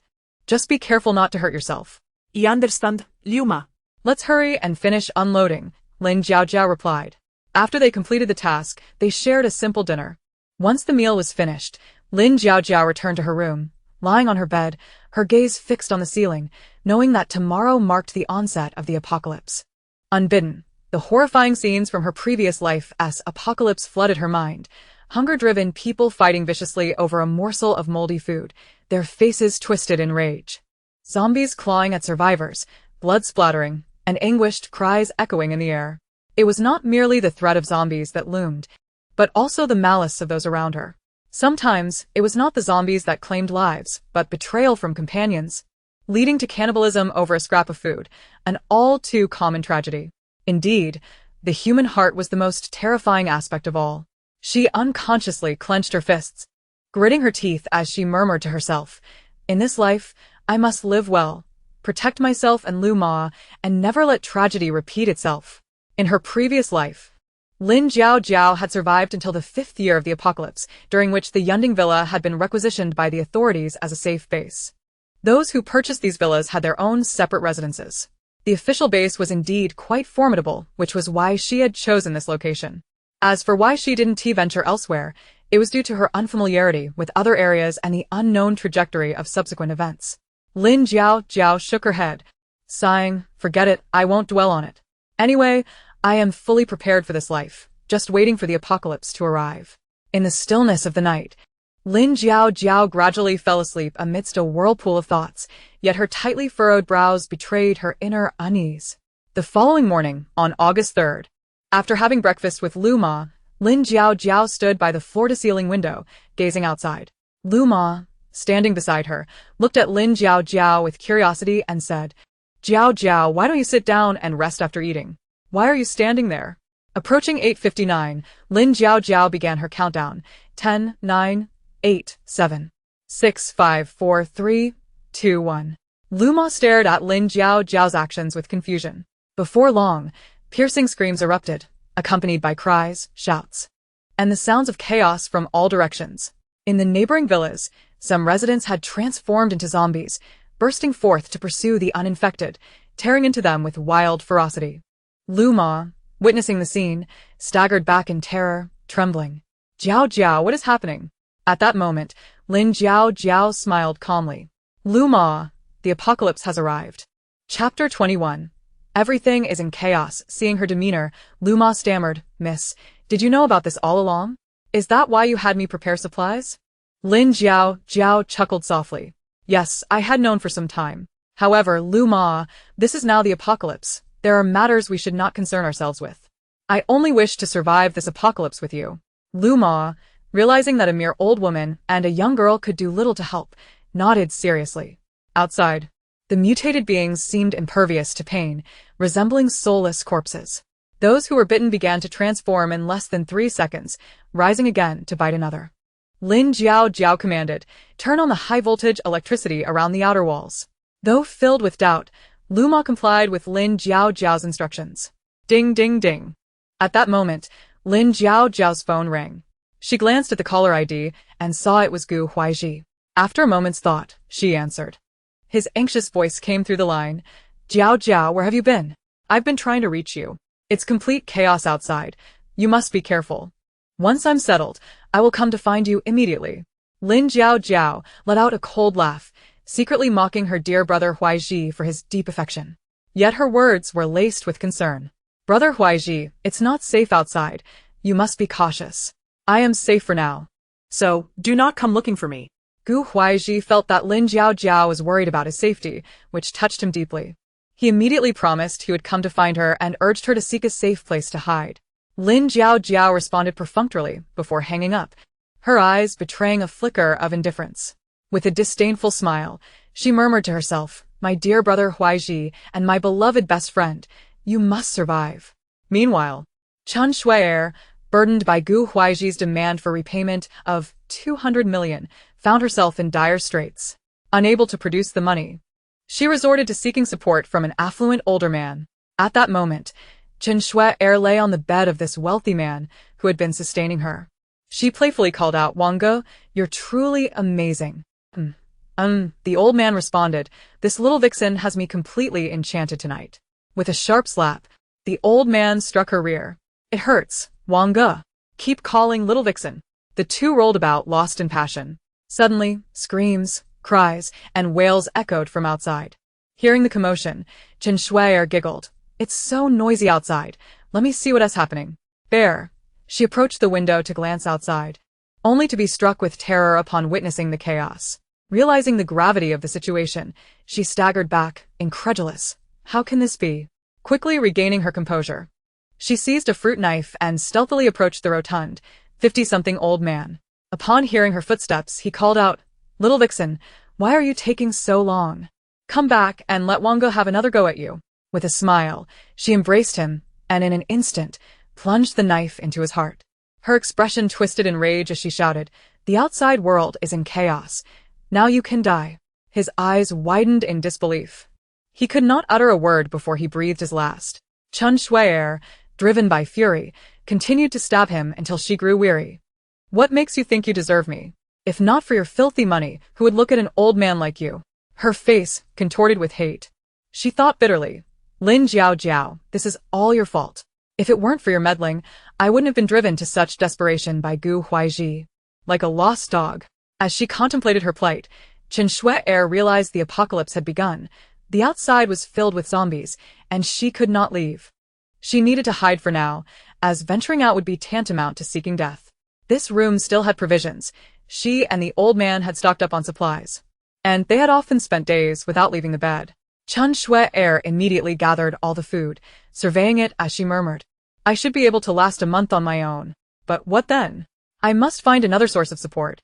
Among all the people she knew, only Gu Huaizhi had the capability to become her ally. However, given his current sentiments towards Lin Jiaojiao, he had no regard for her. What to do? She had to devise a plan. Taking out her phone, she hesitated before dialing his number. Gu Huaizhi, seeing Chen Shui'er's call, begrudgingly answered. "What do you want now?" Hearing his tone, her heart raced, but she pressed on, "Brother Huaizhi, it's dangerous outside. You must be cautious. You were the first person I thought of when I realized the danger." Gu Huaizhi snorted, remaining silent. Chen Shui'er continued, "Brother Huaizhi, are you all right? I'm so worried about you. Where are you? Do you have food? I can bring you some. It's perilous out there." Upon hearing this, Gu Huaizhi felt a flicker of gratitude, yet recalling her past actions, he steeled his heart and replied, "I don't need your feigned kindness. I'm fine." With that, he hung up. In truth, Gu Huaizhi did not require Chen Shui'er's concern. His judgment allowed him to quickly adapt to the crisis.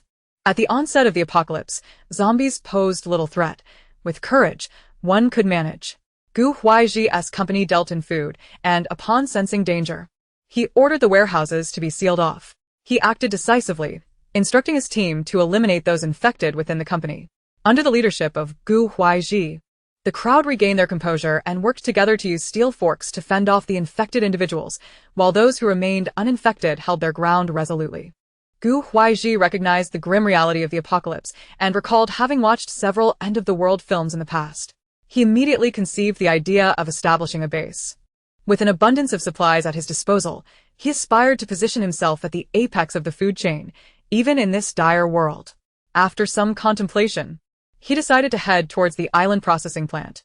With this in mind, Gu Huaizhi promptly organized an evacuation and arranged for all supplies to be transported to the island facility. He also made a phone call to instruct that the perimeter fence of the island be heightened, with electric fencing installed, and dispatched personnel for patrolling duties. Next, he contemplated the necessity of acquiring weapons, Although he possessed numerous supplies, he lacked adequate armaments. After reflecting on this, he made a call and quickly reached an agreement with another individual. They arranged to exchange supplies for weapons, each catering to the other's needs. In truth, food could still be found outside, but the dangers lurking beyond were formidable, and the area was vast. A partnership between them, with one providing food and the other supplying weapons, was indeed mutually beneficial.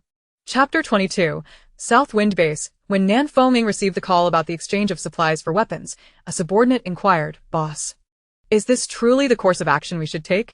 Furrowing his brow, Nan Fengming replied, "What other choice do we have?" They established a time for the exchange of goods. After Gu Huaizhi had his team load supplies onto 100 trucks, he directed them to take the highway. Meanwhile, his own crew, lacking weapons, felt a twinge of fear. Nan Fengming decisively stated, "I shall send someone to provide support."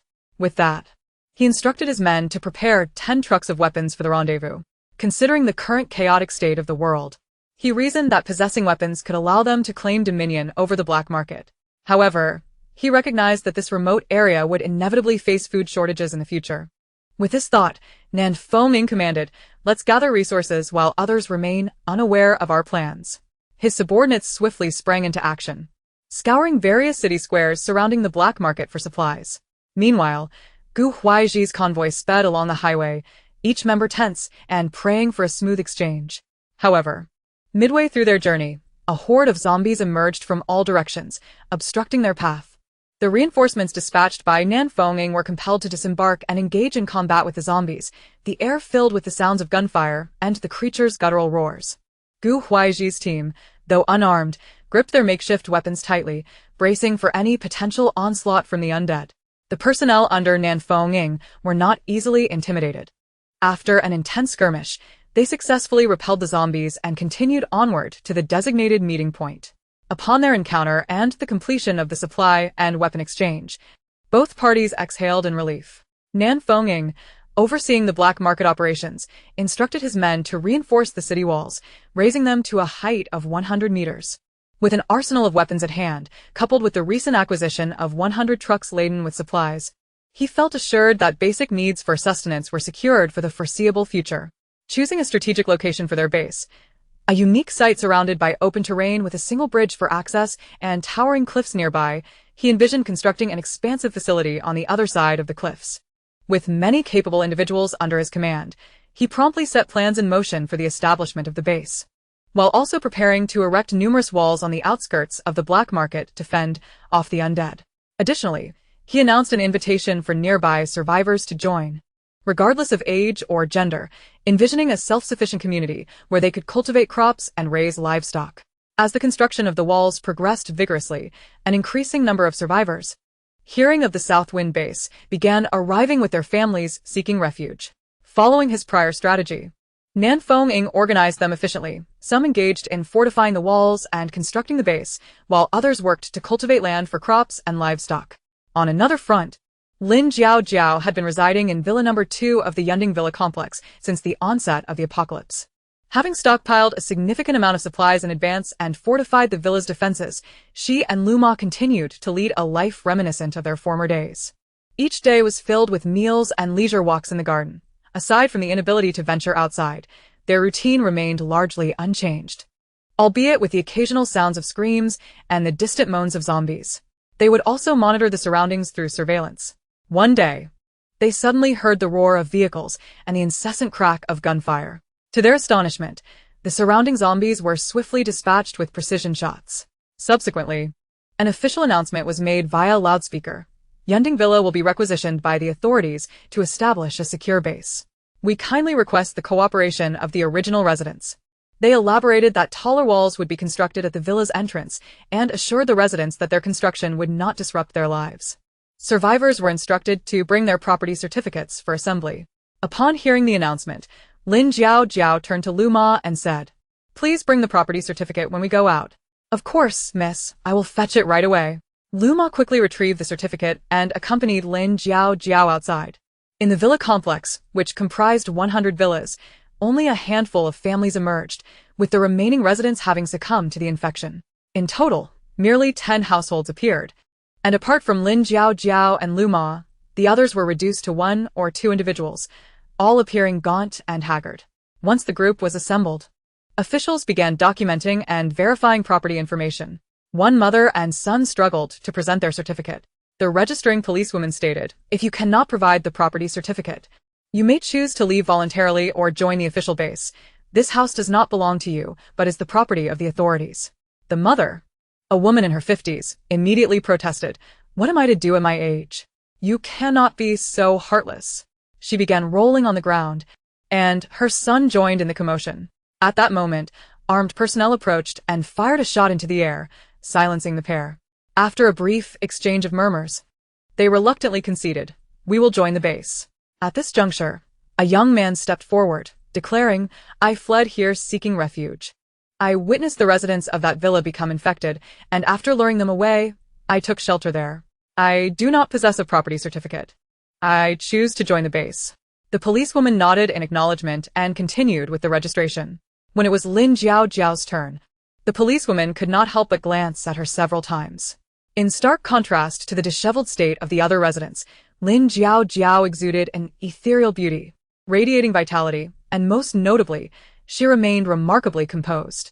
Observing the policewoman's distraction, Lu Ma interjected, "I am the maid to Miss Lin, Lu Meilon."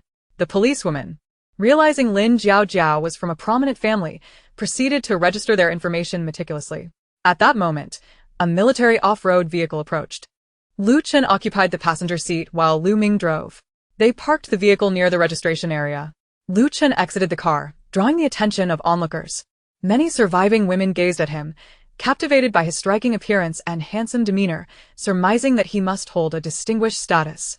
They fantasized that if they could win his favor, their future worries about sustenance would vanish. Ignoring their whispers, Lu Chen turned to Lu Ming and instructed, "Go retrieve my property certificate." He tossed him a set of keys, ensuring task completion. Following the command, Lu Ming promptly drove off towards Villa No. 1. At that moment, the female officer spotted Lu Chen and immediately saluted him. "Commander Lu." Other armed personnel followed suit, offering their respects. "Continue with your duties." Lu Chen's voice was calm, devoid of any discernible emotion. The female officer resumed her registration tasks. Before long, Lu Ming approached with the property certificate in hand. Lu Chen then made his way to the registration desk, where the officer informed him, "Commander Lu, here is the property certificate for Villa No. 1. As the female officer finished the registration process, she cleared her throat and announced, "The government will distribute a limited amount of supplies to everyone. However, if you require more food, you will need to earn it through labor. You may return home for now." The survivors expressed their gratitude and departed cheerfully. Upon hearing she could leave, Lin Jiao turned to Lu Ma, ready to head out. Unexpectedly, Lu Chen called out to her, "Wait." Lin Jiao halted, looking back at Lu Chen with confusion. He scrutinized her in return. "Lin Jiao, have you forgotten me so quickly?"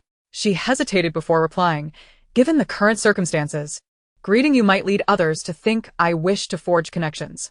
Lu Chen perceived her demeanor as a desire to disregard him. "Am I not at least half a mentor to you? Your change of heart is swifter than turning the pages of a book." Lin Jiao felt as though her thoughts had been laid bare, leaving her momentarily speechless. The atmosphere grew awkward. Lu Chen then invited her to join him in his vehicle. Although Lin Jiao was reluctant, the gazes of the other survivors were upon her, making her feel as though she would be devoured by envious eyes if she lingered. Resigned, she climbed into Lu Chen's car alongside Lu Ma. As soon as she entered, Lu Ming greeted her enthusiastically. "Hello." "Hello." Lin Jiao smiled in response. Lu Ming explained, "Boss has this serious demeanor, but he's actually looking out for you. With just you and your aunt at home, if you don't acknowledge him, others might see you as easy prey." Lu Chen glanced at Lu Ming, his tone cool, as he remarked, "You talk too much." Lin Jiao regarded Lu Chen with surprise. Could it be that he was trying to assist her? Just then, Lu Ma intervened, smiling at Lu Chen. "Thank you, Commander Lu." "It's nothing. We are neighbors," he replied, sitting in the back seat. Lin Jiao observed Lu Chen from the passenger seat. After a moment, she softly uttered a thank you. Upon hearing her gratitude, Lu Chen turned to glance at her. Remaining silent, yet a faint smile tugged at the corners of his mouth. Soon, they arrived in front of Villa No. 2. Lin Jiao and Lu Ma exited the vehicle, and Lu Ming gazed in astonishment at their residence. "You live here?" Wow, this house is incredible. How did you manage to make it so secure? The materials used are top-notch for a safe house. Lin Jiao, without a moment's hesitation, began to fabricate a story. I have a tendency towards paranoia since childhood. Therefore, no matter where I reside, I always prioritize safety. In this apocalyptic era, it certainly comes in handy. Hearing her words, Lu Chen felt an inexplicable pang of sympathy. After a moment of contemplation, he earnestly stated, "If you encounter any insurmountable issues in the future, Come to me. I will protect you." Lin Jiao felt as though she had been gently struck, a ripple of warmth stirring within her. However, memories of past betrayals surged forth, extinguishing the warmth. Still, she maintained a polite smile, her voice soft yet tinged with detachment. "Thank you, Commander Lu." Lu Chen frowned slightly, a flicker of discontent in his eyes as he replied, "Just call me by my name." Lin Jiao was taken aback, a hint of surprise crossing her face. After a moment of hesitation, Lu Ming, standing nearby, silently wondered when the boss had become so meddlesome, though he maintained a serious facade. Upon hearing Lin Jiao utter his name, Lu Chen felt an inexplicable emotion swell within him. Clearing his throat, he shifted the topic, "I'll be heading back now," and turned to leave. Lin Jiao watched him stride towards Villa Number 1 for a moment before entering her own home with Lu Ma. Locking the door securely behind them, Lu Ma cheerfully remarked, "Miss, that Commander Lu is truly a good person." Lin Jiao scoffed, "A good person? One can never truly know someone." Lu Ma, puzzled, gently urged, "Miss, there are still many good people in this world. Commander Lu genuinely seems to have good intentions." Uncertain of how to further persuade her, Lu Ma sighed and asked, "What would you like for dinner tonight? I can prepare it for you." Lin Jiao affectionately replied, "I crave your braised pork ribs." Lu Ma smiled, "All right, I'll get started right away." Before long, dinner was ready, featuring braised pork ribs, sautéed seasonal vegetables, and cold seaweed salad. After the meal, Lin Jiao and Lu Ma cozied up on the sofa to watch television. Suddenly, Lin Jiao's phone rang, but she felt too lazy to answer. Lu Ma, accompanying her for a while, soon went to the villa's garden to plant vegetables. The garden, once filled with flowers, had been transformed as Lu Ma deemed flowers useless in the apocalypse. She uprooted the flowers, scattered seeds, and planted green onions, bok choy, and various seasonal vegetables. Once finished, Lu Ma fetched some yellow and green beans, considering I can sprout yellow bean sprouts from the yellow beans and green bean sprouts from the green beans. This way, we will have a continuous supply of vegetables. She recalled that vegetables were not easy to store. Thus, she had purchased plenty of beans and dried goods for emergencies. As Lin Jiao lounged on the sofa, engrossed in her show, her phone rang again. Annoyed, she picked it up and saw that it was Gu Huaizhi calling. She frowned slightly, but pressed the answer button. On the other end, Gu Huaizhi's anxious voice came through. "Jiao, where are you? I can come pick you up." Lin Jiao replied directly, "I am safe here. There is no need for you to come." Gu Huaizhi quickly responded, "Jiao, I've established an island base. If you come, I will treat you exceptionally well." A mocking smile crossed Lin Jiao's face, but concern lingered in her voice. "Aunt and Xiao Xiang don't like me. My presence would only upset them. Jiao, please don't think that way. Brother Huaizhi, I am at the official base, and it's quite safe here. You need not worry about me," she concluded, her tone soft and pitiful before hanging up. Gu Huaizhi, hearing the call end, felt a pang of heartache. After the call, Lin Jiao's expression shifted instantly, coldly muttering, "Who would want to be with you? A scoundrel. I refuse to be deceived." Just as Lin Jiao was still troubled by Gu Huaizhi's call, the doorbell rang unexpectedly. She stood to open the door and found staff from the official base delivering entry permits. The staff patiently explained, "This is your entry permit. You can go out with this card. Additionally, we will record your fingerprints, so even if the permit is lost, you can still enter using your fingerprints." Lin Jiao and Lu Ma complied with the requirements and thanked the staff. After they departed, Lin Jiao held the entry permit, deep in thought. With ample supplies, they had no need to venture out for resources, and since the zombies were still in their early stages, their brains had yet to form cores. At this moment, it seemed more prudent to remain in the cloud-top villa with Lu Ma. When the crystal cores begin to appear in the zombies' brains, I shall venture out to gather them and enhance my abilities. Upon returning to the living room, Lin Jiaojiao retrieved a satellite phone from her room and handed it to Lu Ma. Lu Ma, if the internet goes down, you can contact me with this satellite phone. Lu Ma accepted the phone and replied, it doesn't matter if we are in contact or not. We will always be together. Lin Jiaojiao looked at Lu Ma and reassured her, I will definitely go out. Hearing this, Lu Ma's heart raced with concern. How can you, a young girl, go out alone? With the supplies we have stored, we can survive a lifetime. It's best not to venture outside. Lin Jiaojiao patiently explained, Liu Ma. If we don't go out, others will surely suspect we have resources. To avoid unnecessary trouble, I must go. Lu Ma anxiously suggested, Miss, why don't I go out to gather supplies instead? Lin Jiaojiao grasped Lu Ma's hand, saying, you just need to keep this home safe. Gathering supplies is something I can handle. Lu Ma wanted to say more, but Lin Jiaojiao interrupted her, don't worry, I will be fine. Having survived 5 years in a post-apocalyptic world in her previous life, she felt no fear. With her abilities and space, the real danger lay with others. However, she decided to keep this from Lu Ma, fearing it would shock her too much, and that if anyone learned of her powers at the beginning of this apocalypse, she might be captured for experimentation. Resolving to protect her secret, Lin Jiaojiao saw that Lu Ma was not convinced, so she sighed and turned back to her tasks. She continued to lay out the beans, shredded radishes, and other dried vegetables in the sun, pondering how these could sustain them when fresh vegetables were scarce. Lu Ma meticulously arranged the dried vegetables, hoping to prolong their preservation. Feeling bored as she watched Lu Ma busy herself, Lin Jiaojiao decided to take a walk. The scenery in this villa area was always pleasant. However, as soon as she stepped outside, she encountered Lu Chen, who had just emerged from Villa 1. He looked at her and asked, are you going out? Lin Jiaojiao replied, just taking a stroll. To her surprise, Lu Chen said, I have nothing to do. I'll accompany you. Lin Jiaojiao internally groaned, wondering how she could refuse, and reluctantly agreed, all right then. Their presence together immediately drew attention from onlookers. What is the relationship between the colonel and her? Are we out of luck? What's so special about this woman? She's just somewhat attractive. Hearing these comments, Lin Jiaojiao felt a wave of distress, as if they were accumulating hatred towards her. Yet, Lu Chen seemed oblivious to the surrounding whispers and continued to converse with her. As they walked, he suddenly stopped and turned to face her. Lin Jiaojiao, caught off guard while thinking of an excuse to leave, accidentally bumped into his chest. She quickly covered her nose and apologized, I'm so sorry, I didn't mean to. Unexpectedly, Lu Chen raised his hand, and Lin Jiaojiao instinctively shielded herself, fearing he was angry. Instead, he removed a leaf from her hair and waved it in front of her. Embarrassed, she smiled shyly, observing her instinctive protective gesture. Lu Chen thought she might feel insecure. Remembering her mention of paranoia, he felt a twinge of compassion. Looking at Lin Jiaojiao, he spoke sincerely, rest assured. I won't bully you.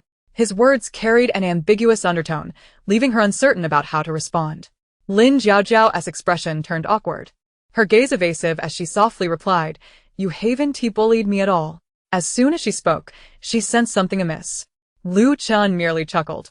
Captivated by his smile, Lin Jiaojiao silently marveled at his handsome features, momentarily lost in thought. Noticing her distraction, Lu Chen called out, Lin Jiaojiao, what's wrong? She snapped back to reality, hastily responding, nothing. They continued walking side by side. After a while, as they chatted, they unexpectedly ran into Lu Ming. Seizing the opportunity like a lifeline, Lin Jiaojiao hurriedly told Lu Chen, I'll take my leave now, and rushed away. Lu Chen watched her retreating figure.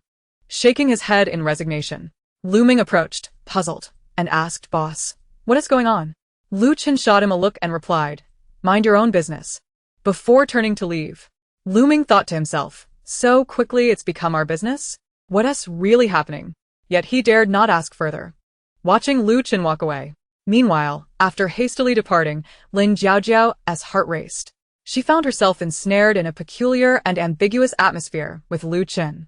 Retreating to a secluded corner, she gently patted her flushed cheeks, silently chiding herself for her earlier lapse. How could I have been so mesmerized by him? How embarrassing, she muttered. Contemplating Lu Chen's words, a ripple of confusion stirred within her. What did he mean? Were his words casual, or did they hold deeper significance? She once again patted her warm cheeks, murmuring to herself, it must be because Lu Chen is so extraordinarily handsome, I almost fell under his spell. Her thoughts swirled. And the more she pondered, the more resolute she became. Men are untrustworthy. One must not be swayed by mere words. Repeatedly reinforcing this notion in her mind, she gradually regained her composure. Biting her lip, she steeled her gaze, resolving, forget about these distractions. I must focus on how to survive in this apocalypse. With that, she straightened her posture and walked back with determination. Chapter 25. No good man. Upon returning to Villa 2, Lin Jiaojiao gently closed her bedroom door. She made her way to the living room and turned on the television, which played pre-apocalypse programs, but her mind was far from engaged. I might as well practice some yoga to relax, she told herself. Spreading out her yoga mat, she began with a few gentle cat stretches, pushing her hands to the ground and arching her back like a lazy cat. Next, she transitioned into downward dog, her hands and feet firmly planted on the ground, forming an inverted V shape, stretching her legs and back muscles. Then she performed the warrior pose, standing with legs apart and arms extended, feeling the strength and balance within her body. However, after some time, Lin Jiaojiao found it unfulfilling. Her inner turmoil remained unresolved. Deciding instead to change into a swimsuit, she approached the pool. With a light leap, she dove into the water, swimming gracefully like a nimble fish. Her arms moved rhythmically, her legs kicked powerfully, sending splashes of water around her. Lin Jiaojiao reveled in the water, but suddenly, she felt a sharp pain in her legs. How could I be cramping? Have I not swum in too long? She exclaimed, unable to contain her distress. Lu Ma, who had been watching, hurriedly asked, Miss, what's wrong? Lin Jiaojiao struggled to respond. Lu Ma, my leg is cramping. Lu Ma, looking anxious, said, Miss, I can't swim. With that, she rushed out to find help. Just then, Lu Chun from Villa 1 returned. Seeing him, Lu Ma called out, Colonel, please save my young lady. She is cramping, and I can't swim. Hearing this, Lu Chun rushed in without hesitation, diving into the water and swiftly swimming to Lin Jiaojiao's side, pulling her to safety. Lin Jiaojiao donned a refreshing swimsuit, her delicate figure pressed closely against Lu Chun. Her previously disturbed thoughts had now become a chaotic tangle. A rosy hue crept across her face, leaving her uncertain if it was due to the pain of a cramp or the current embarrassment and shyness. Lu Chun, cradling Lin Jiaojiao, made his way ashore. His gaze filled with concern, yet unable to meet hers. He softly inquired, Are you all right? Lin Jiaojiao's face turned crimson as she avoided looking at Lu Chun. Her voice barely a whisper, I'm fine, thank you.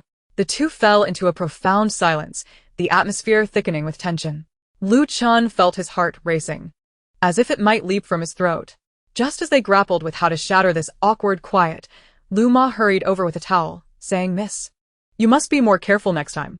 Awakening from his reverie, Lu Chun gently set Lin Jiaojiao down, stating, Since you are all right, I shall take my leave. But as he turned, he couldn't resist glancing back at Lin Jiaojiao, his eyes betraying a complex mix of emotions. Lin Jiaojiao watched him depart, her heart awash with conflicting feelings. Lu Ma quickly draped the towel around her, advising, Miss, be cautious, don't catch a chill. Wrapping herself tightly in the towel, Lin Jiaojiao cast another glance at Lu Chun's retreating figure, then suddenly closed her eyes, recalling the scene from her past life when Gu Huaizhi had taken her life. When she reopened her eyes, they were devoid of warmth. Lu Ma. I shall return to my room, she said softly. Lu Ma, worry etched on her face, replied, Miss, do take care. After entering her room, Lin Jiaojiao threw herself onto the bed, gripping the sheets tightly, biting her lip as she murmured to herself, Not a single man is trustworthy. I must never believe so easily again. After sitting in silence for a moment, she rose, changed her clothes, and exited her room. At that moment, Lu Ma was busy preparing dumplings, with fillings of pork and cabbage, chives and pork, beef and scallions, as well as shrimp and corn. As Lin Jiaojiao approached, she offered, Lu Ma, let me help you. Lu Ma smiled. It's wonderful to have your assistance. Mississippi Lin Jiaojiao skillfully picked up the dumpling wrappers, added filling, and deftly pinched the edges, sharing laughter with Lu Ma. Miss, your dumplings are looking increasingly beautiful, Lu Ma praised. Lin Jiaojiao replied with a smile. That is only because of your excellent guidance, Lu Ma. Together, they diligently crafted numerous dumplings. Lu Ma suggested, let us make a few more to freeze. When we want to eat, we can simply boil them. Lin Jiaojiao nodded. You always think ahead, Lu Ma. Once they finished, Lu Ma declared, Let us have dumplings for dinner. I will go boil them now. Soon, the delightful aroma of dumplings wafted from the kitchen. As she cooked, Lu Ma asked, should we prepare some for Officer Liu and his team, considering he saved you today? Lin Jiao hesitated before responding. All right, I shall deliver them. Lu Ma smiled and hastened her cooking. Before long, the dumplings were ready. Lin Jiao packed them into a container and headed to Villa No. 1 to find Lu Chen. Inside, Lu Chen and Lu Ming were conversing. Lu Ming asked, Boss, what is for dinner tonight? Lu Chen shrugged. Let us just have some instant noodles. Just then the doorbell rang. Upon opening the door, Lu Chen was surprised to see Lin Jiao standing at the entrance. She said directly, Thank you for saving me today. I brought you some dumplings. Lu Chen paused, asking, Would you like to come in and sit for a moment? No. Thank you, she replied, handing him the dumplings before turning to leave. Lu Ming chimed in eagerly, Hey, dumplings. That means no more instant noodles for us. If we had to eat instant noodles every day, I might just turn into one. Lu Chen shot him a disapproving glance, retorting, That won't fill your mouth. Meanwhile, Lin Jiao returned to Villa No. 2 and enjoyed dumplings with Lu Ma.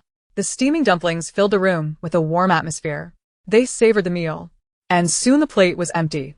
After finishing, Lin Jiao reclined on the sofa, contentedly patting her belly. Lu Ma, your cooking is superb. These dumplings are delicious. I'm completely stuffed. Lu Ma smiled as she cleared the dishes, saying, I'm glad you enjoyed them, Mississippi. I will make them for you again. Lin Jiao nodded with a smile, closing her eyes to relish the moment of comfort and satisfaction. Days passed and Lu Chen and his team were away on missions. 2 months slipped by, and the base welcomed numerous survivors. The authorities distributed a meager bun to each person daily, enough to stave off death, but hardly sufficient to satisfy hunger. Many brave individuals banded together in teams to scavenge for supplies and complete tasks, rather than merely waiting to perish. Realizing it was time to venture out, Lin Jiao and Lu Ma discussed their plans. Lin Jiao spoke first. I will go out tonight to find supplies. If we wait longer, others will surely suspect we have resources. Lu Ma gazed at her with concern. Miss, it's too dangerous outside. I fear. Lin Jiao smiled reassuringly, taking Lu Ma's hand. Do not worry, Lu Ma. I will be careful. How could anything happen to her? Those low-level zombies were no match. She could eliminate them with a single shot. Lu Ma reluctantly nodded. Just promise to stay safe. Lin Jiao cautioned. Once I leave, you must stay indoors. The base is quite chaotic at the moment. Lu Ma solemnly agreed. Rest assured, miss. I know what to do. Chapter 26. Advanced Zombies. Lin Jiao changed into a military green tracksuit, donned a bulletproof vest, put on combat boots, tied her hair into a high ponytail, and wore sunglasses. Once dressed, she climbed into a Mercedes G-Class, packing a large backpack. She approached Lu Ma and waved, saying, I'm off now. Remember to contact me via satellite phone if anything arises. With the mobile network down, Lin Jiao made sure to remind Lu Ma. Lu Ma's eyes brimmed with reluctance and worry. Miss, I understand. Please be careful. Lin Jiao nodded, pressing the accelerator as the car sped away. As she drove, the elevated location of the cloud-top villa meant she encountered few zombies. However, as she neared the city, several zombies began lunging toward her vehicle. Lin Jiao crashed into them, sending the zombies flying. As the car continued on, she contemplated where to search for supplies. Not wishing to compete with other survivors for resources, she decided to visit a nearby canned goods factory. Soon, she parked at the factory entrance, cautiously observing her surroundings with her gun in hand. Inside, numerous zombies in work uniforms wandered about. After ensuring no one was nearby, she exited the car, shouldered her backpack, which contained compressed biscuits, food, a handgun, a silenced gun, ammunition, and other essentials. Taking out a grenade from her inventory, she concealed herself in a relatively safe spot. Aiming at the lock, she fired, causing the large door to swing open. Moments later, the zombies began to howl and rush outside. Seizing the opportunity, Lin Jiao threw the grenade far away, drawing the zombies toward the explosion. Once they had moved sufficiently, she swiftly closed the door behind her. Cautiously, Lin Jiao entered the canned goods factory, where the air was thick with a stench of decay and blood. The dim lighting cast an eerie shadow over the factory, littered with debris and dried bloodstains. In the factory, there were still a few scattered zombies, which Lin Jiao dispatched with a clean shot to the head, efficiently eliminating each one. She stealthily navigated through the corridors, eventually reaching a storeroom. The storeroom was filled with cans of various sizes, their surfaces coated with a layer of dust, yet the diversity of their contents was still evident. There were cans of luncheon meat, their metallic bodies glimmering faintly in the dim light, alongside an array of fruit cans, showcasing enticing chunks of fruit through their transparent packaging. This large canned food processing factory boasted numerous storerooms. Lin Jiao meticulously searched each one, encountering employees who had transformed into zombies. Without hesitation, she executed them with a swift shot to the head, her movements precise and unyielding. After collecting cans from 20 storerooms and confirming her haul, her gaze shifted to the machinery. After a moment's contemplation, she decided to fully utilize her space and directly stored away 2 complete sets of fully automated production machines. As her space was boundless, Lin Jiao intended to explore other nooks and crannies. As she approached an office, she opened the door only to be confronted by 2 zombies lunging at her. Reacting with remarkable speed, she delivered a powerful kick that sent both zombies flying 3 meters backward, bolstered by her extraordinary abilities. With swift precision, she raised her silenced gun, firing 2 shots that found their marks, each zombie collapsing with a punctured skull. After neutralizing these 2 threats, Lin Jiao cautiously advanced into the office, her eyes darting around warily. Inside, she found cigarettes, alcohol, snacks, and a safe. Utilizing her powers, she effortlessly tore open the safe without needing a password. To her surprise, it contained a box of gold bars, which she promptly collected without a second thought. She progressed through the office, methodically searching each level, dispatching any zombies she encountered with gunfire. Upon reaching the top floor, an eerie silence enveloped the space, so profound it felt unsettling. Suddenly, she heard an odd sound, akin to chewing. Lin Jiao immediately recognized something was amiss, yet she felt no fear as she cautiously gripped her weapon and moved forward. To her astonishment, she witnessed a zombie devouring the brain matter of another. Stunned by the sight, she froze momentarily, but the zombie noticed her and grinned menacingly. In that instant, Lin Jiao realized this was no ordinary zombie. It was a high-level variant with human-like awareness. Such creatures posed a significant threat, and Lin Jiao understood she could not afford to be careless. The zombie lunged toward her with excitement, and without remorse, she fired a shot at its head. However, to her dismay, the creature remained unscathed, its decayed face twisting into a derisive smile, mocking her. Lin Jiao quickly deduced that its weakness did not lie in the head. Harnessing her abilities, she unleashed a surge of lightning, striking the zombie with a powerful bolt. The creature trembled violently, but after regaining its composure, it attempted to flee. Lin Jiao would not grant it such an opportunity. She pursued it swiftly. Unexpectedly, the zombie emitted a piercing howl, its voice shrill and jarring. Almost immediately, the sound of numerous zombies rushing toward her echoed, resembling a relentless convoy of trucks, heavy and oppressive. Lin Jiao instantly recognized that a horde was converging on her, yet she felt no trepidation. This particular zombie was likely the king of the horde. Had the zombie king appeared so soon?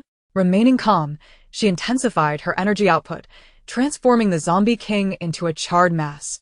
A subsequent shot reduced it to mere ashes, leaving behind a golden crystal core.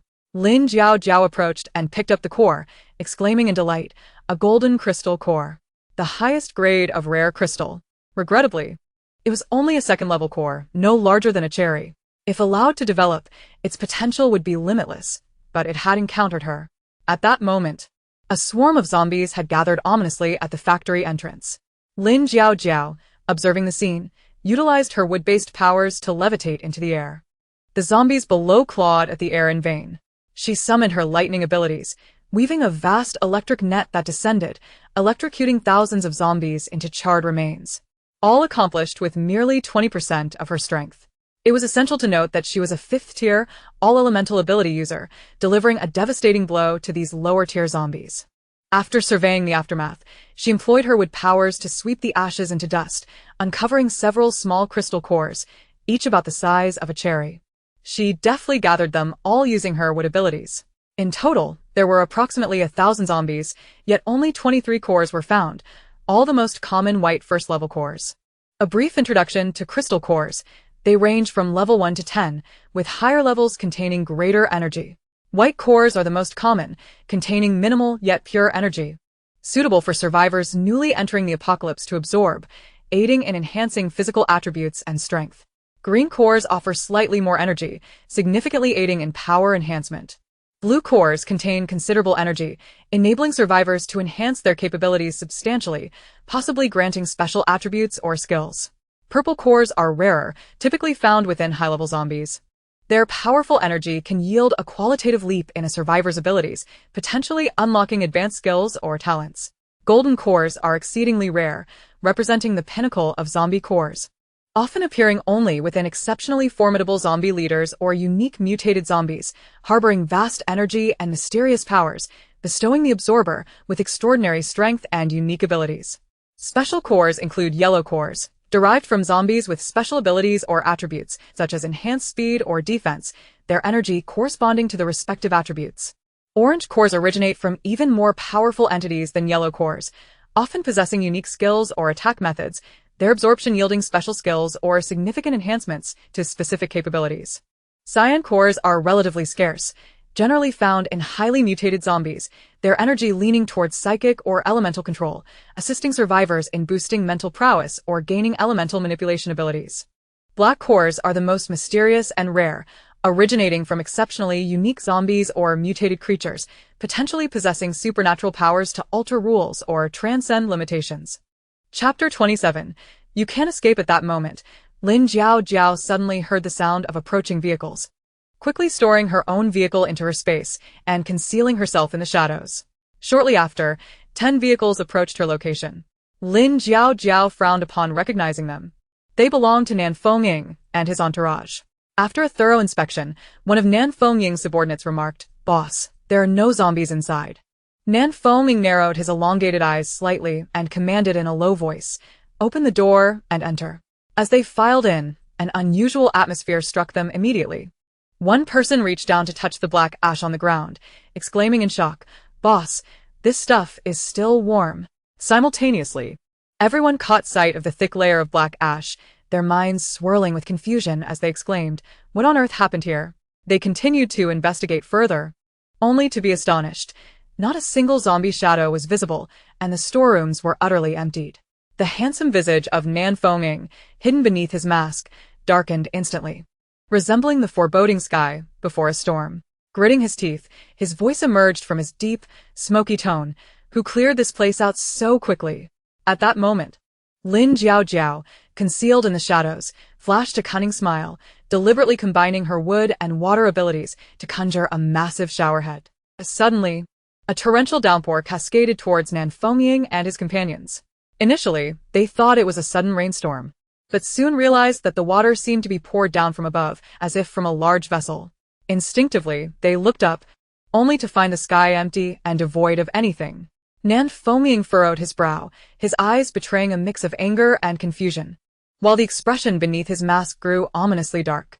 The black ash on the ground was splattered by the rain, coating them in a grimy layer, with some individuals even having their faces smeared with filth, the odor quite pungent. Reacting swiftly, Nan Fengying dodged to the side at the first hint of danger.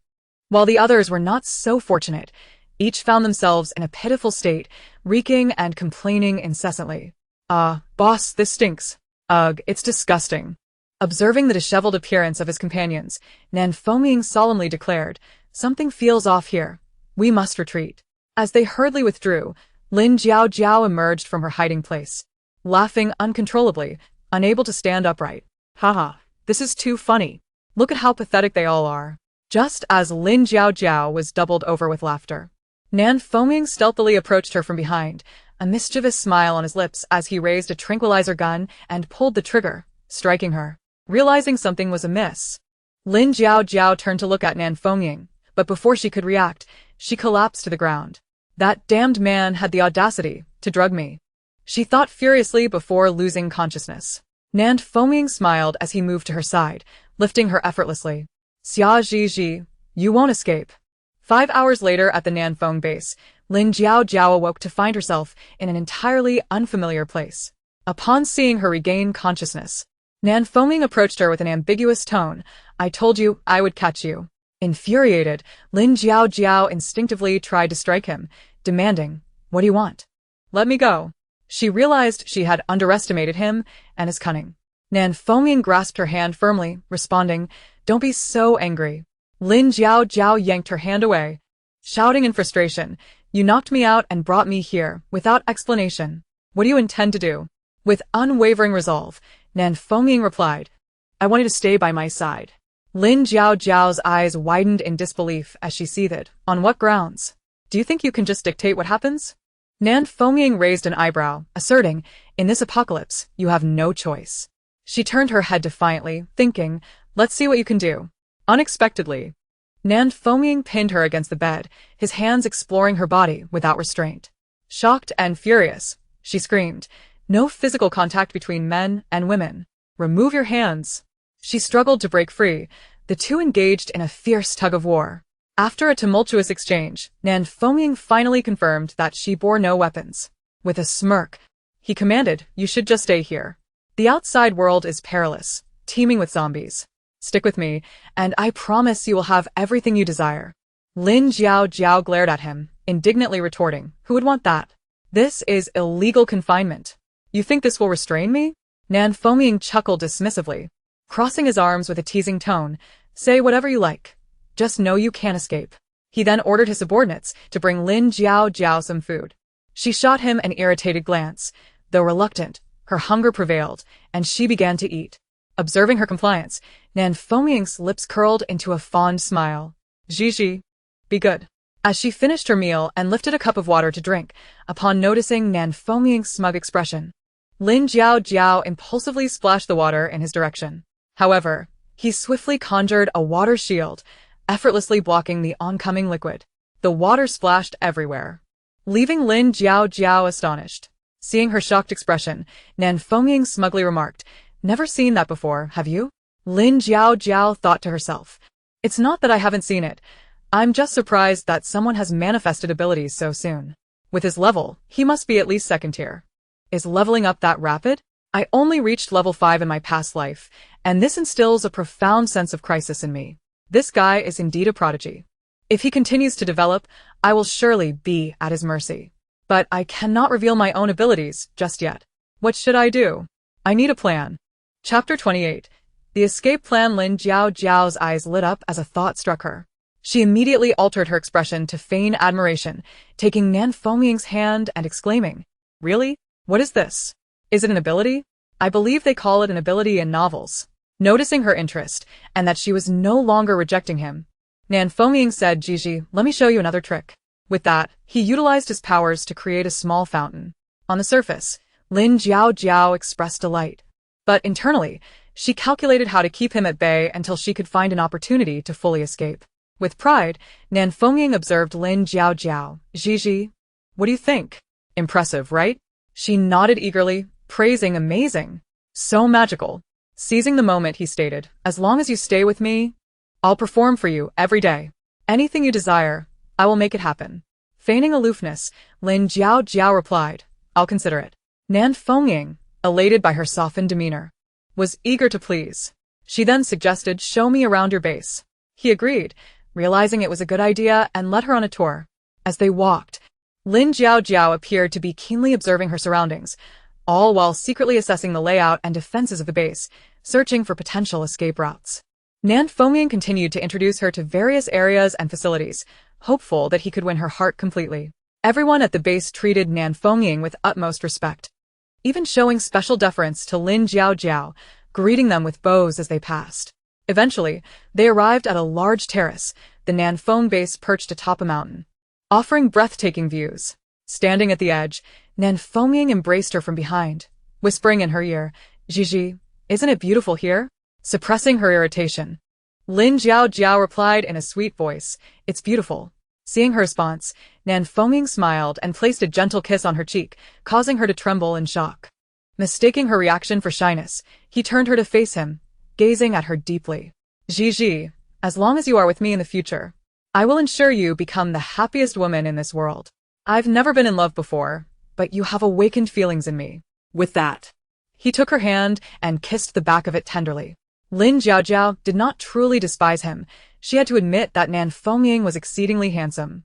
His words caused her heart to race uncontrollably.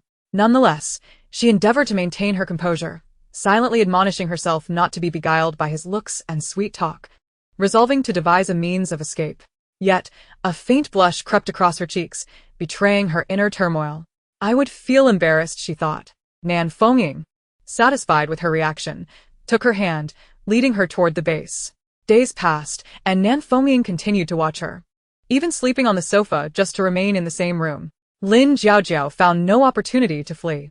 One day, when Nan Fengying planned to venture out for supplies, she sensed an opportunity. With reddened eyes, she expressed, I will miss you. Then, she implored, may I accompany you? Nan Fengying hesitated, reluctant to bring her along. Please take me with you. Lin Jiaojiao tugged at his hand, playfully pouting. Despite his reservations, she leaned in and kissed his cheek, asserting, I know you will protect me. Just allow me to go. After contemplating, he realized that with him around, no one could harm her. All right, but you must stay close to me. On that day, Lin Jiaojiao donned a petite white dress paired with flat shoes, exuding a refreshing charm. She had considered changing into something more practical, but Nan Fengying insisted. No need to change, just stick with me. With a sweet smile, she agreed. Their group ascended in a helicopter to their destination, swiftly landing on the rooftop of a large department store. Hand in hand, Nan Fengying and Lin Jiaojiao descended calmly, while the younger members cautiously scouted ahead, their eyes darting around. Inside the store, the shelves were askew, and debris littered the floor. Upon entering the third floor, they were immediately confronted by a group of survivors, shouting, This place is ours. The struggle for supplies had already claimed several lives, their bodies lying nearby. Lin Jiaojiao glanced at a female corpse resembling her own figure. Seizing the moment when no one was watching, she discreetly stored the body in her space. Without hesitation, one of Nan Fengying's subordinates brandished a gun at the survivors, barking, Get out of the way. How dare you challenge us? The survivors, instantly silenced, raised their trembling hands. The subordinates then ordered, Get inside. They herded the survivors into a room, slamming the door shut. Nan Fengying inquired, When will the convoy arrive? The subordinate replied, Soon. The group began methodically packing supplies. And shortly thereafter, the distant roar of vehicles signaled the convoy's arrival. They disembarked, swiftly dispatching nearby zombies. A piece of cloth was tossed from the rooftop, and the ground team quickly secured it, efficiently lowering boxes of goods from above. In no time, they cleared out an entire supermarket's worth of supplies. As the ground team completed their swift evacuation, Nan Fengying prepared to retreat when Lin Jiaojiao feigned a need to use the restroom. Concerned, he said, I'll accompany you. They hastily located the restroom, and once inside, Lin Jiaojiao slipped into her space. There, she removed the clothing from the deceased girl, donning a similar dress and applying a matching makeup look, altering her hairstyle. She had crafted a meticulous escape plan, believing her similar appearance would render her unrecognizable from a distance. After finishing in the restroom, Lin Jiaojiao rejoined Nan Fengying and their group, boarding the helicopter to a different location. This time, they arrived at a large granary, bustling with employees. They again chose to land on the rooftop, descending floor by floor. They meticulously surveyed the building and granary, neutralizing any threats within. Just then, Lin Jiaojiao discovered an ideal spot near a water source. Utilizing her wood-based powers, she bound a zombie in a corner, stuffing its mouth to prevent it from making noise. Once they confirmed the area was secure and had dealt with the zombies, they began transporting the grain. Lin Jiaojiao, stepping aside with Nan Fengying, remarked, You're truly impressive, finding so many supplies so quickly. She sought to distract him, saying, Now you see how capable I am. Following me will surely bring you happiness. Indeed, I believe in you, he replied. Seeing an opportune moment, Lin Jiaojiao entwined her arms around Nan Fengying's neck, compelling him to gaze into her eyes. As their gazes locked, she leaned in and kissed him. Nan Fengying, taken aback for a brief moment, deep in the kiss. Just as they became lost in the moment, Lin Jiaojiao pulled away. The zombie she had controlled broke free, charging directly at Nan Fengying. In a feigned panic, she shoved him away, reinforcing her body with her metal powers before tumbling backward with the zombie into the water. Once submerged, Lin Jiaojiao swiftly retreated into her space, discarding the female corpse. The zombie, undeterred, gnawed ravenously. Nan Fengying, realizing the chaos, rushed to the water's edge. From his vantage point, He witnessed blood splattering on the water surface as the zombie feasted on Xia Jiji's body. She had perished, bitten while attempting to save him. His eyes widened in disbelief, and he roared, "No!" Despite his overwhelming grief, the zombie continued its gruesome feast, soon devouring her head. Regaining his senses, Nan Fengming's fury ignited. He unleashed his powers, obliterating the zombie in an instant. Moments later, his subordinates arrived, inquiring urgently, "Boss, what happened?" Upon grasping the situation, they urged, "Boss, take heart. A life lost cannot be reclaimed." Through gritted teeth, Nan Fengming commanded, "Retrieve her body. I must bring her back." The earlier commotion had attracted nearby zombies, and his subordinates urged him, "Boss, we can't stay. The noise has drawn them near. We must leave now.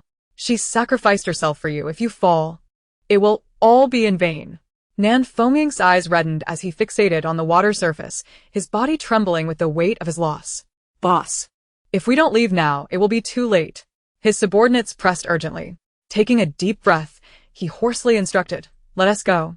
With a heart heavy with sorrow and resentment, he departed that heart-wrenching place, flanked by his loyal subordinates. Meanwhile, Lin Jiaojiao languidly reclined in her space. About 2 hours later, she emerged, utilizing her wood-based powers to ascend to a high point.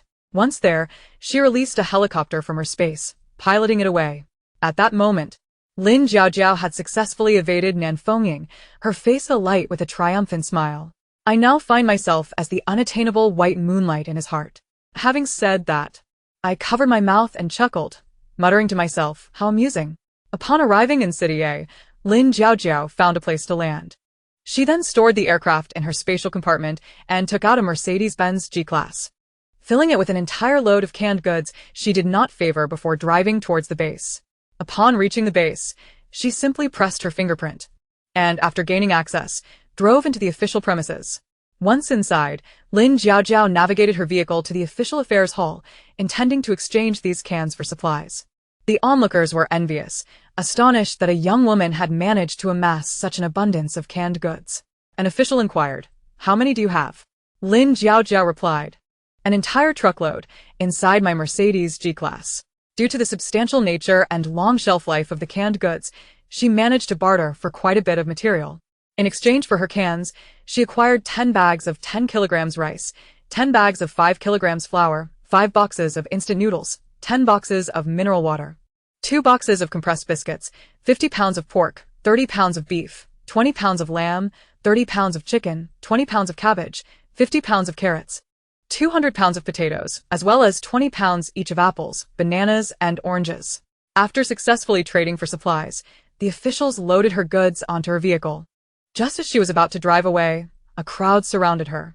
Lin Jiaojiao, undeterred, smiled and accelerated, causing those obstructing her path to hastily step aside. The onlookers could do nothing but watch as she drove away, their frustration evident as they stomped their feet in anger, cursing under their breath. "Damn woman! She has to pay for this." Through inquiries, some managed to discover her residence at Villa No. 2. They also learned that she lived with a woman in her 40s or 50s.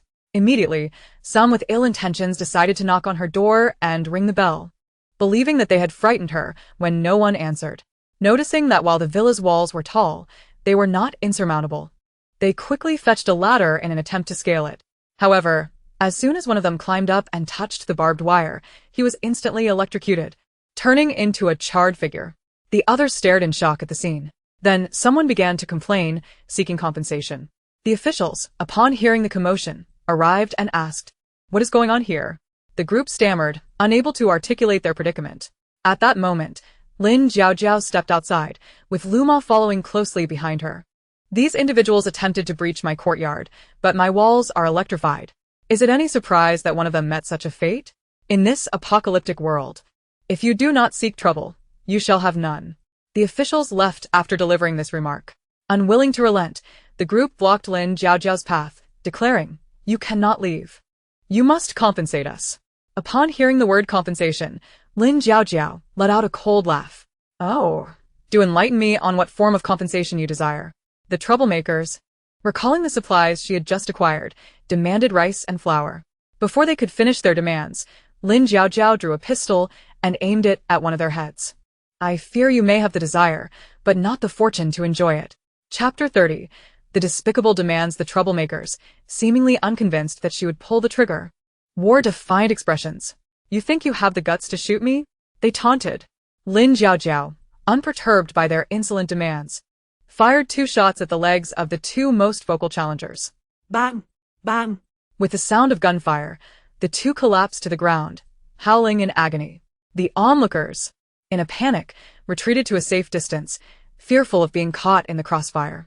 I can certainly fulfill your despicable demands, Lin Jiaojiao remarked, smiling as she blew on the gun's muzzle. Those watching felt a chill run down their spines at her eerie smile, trembling in fear. They could hardly believe that a seemingly delicate girl could instill such terror in them. Meanwhile, Lu Chen and his team returned from their mission to find a gathering at Lin Jiaojiao's doorstep. Lu Chen signaled Lu Ming to stop the vehicle and, stepping out, frowned as he inquired, "What is happening here?" Upon seeing Lu Chen's arrival, the crowd exclaimed, "Commander Lu is here." One of the injured quickly approached Lu Chen, exclaiming, "Commander, this woman shot my 2 brothers. Is there no law anymore?" Lu Chen listened calmly before turning his gaze to Lin Jiaojiao, his tone gentle as he asked, "What transpired?" Lu Ma quickly interjected, "Commander Lu, it is like this. These individuals attempted to climb into our courtyard using a ladder, and one of them was electrocuted. They sought compensation.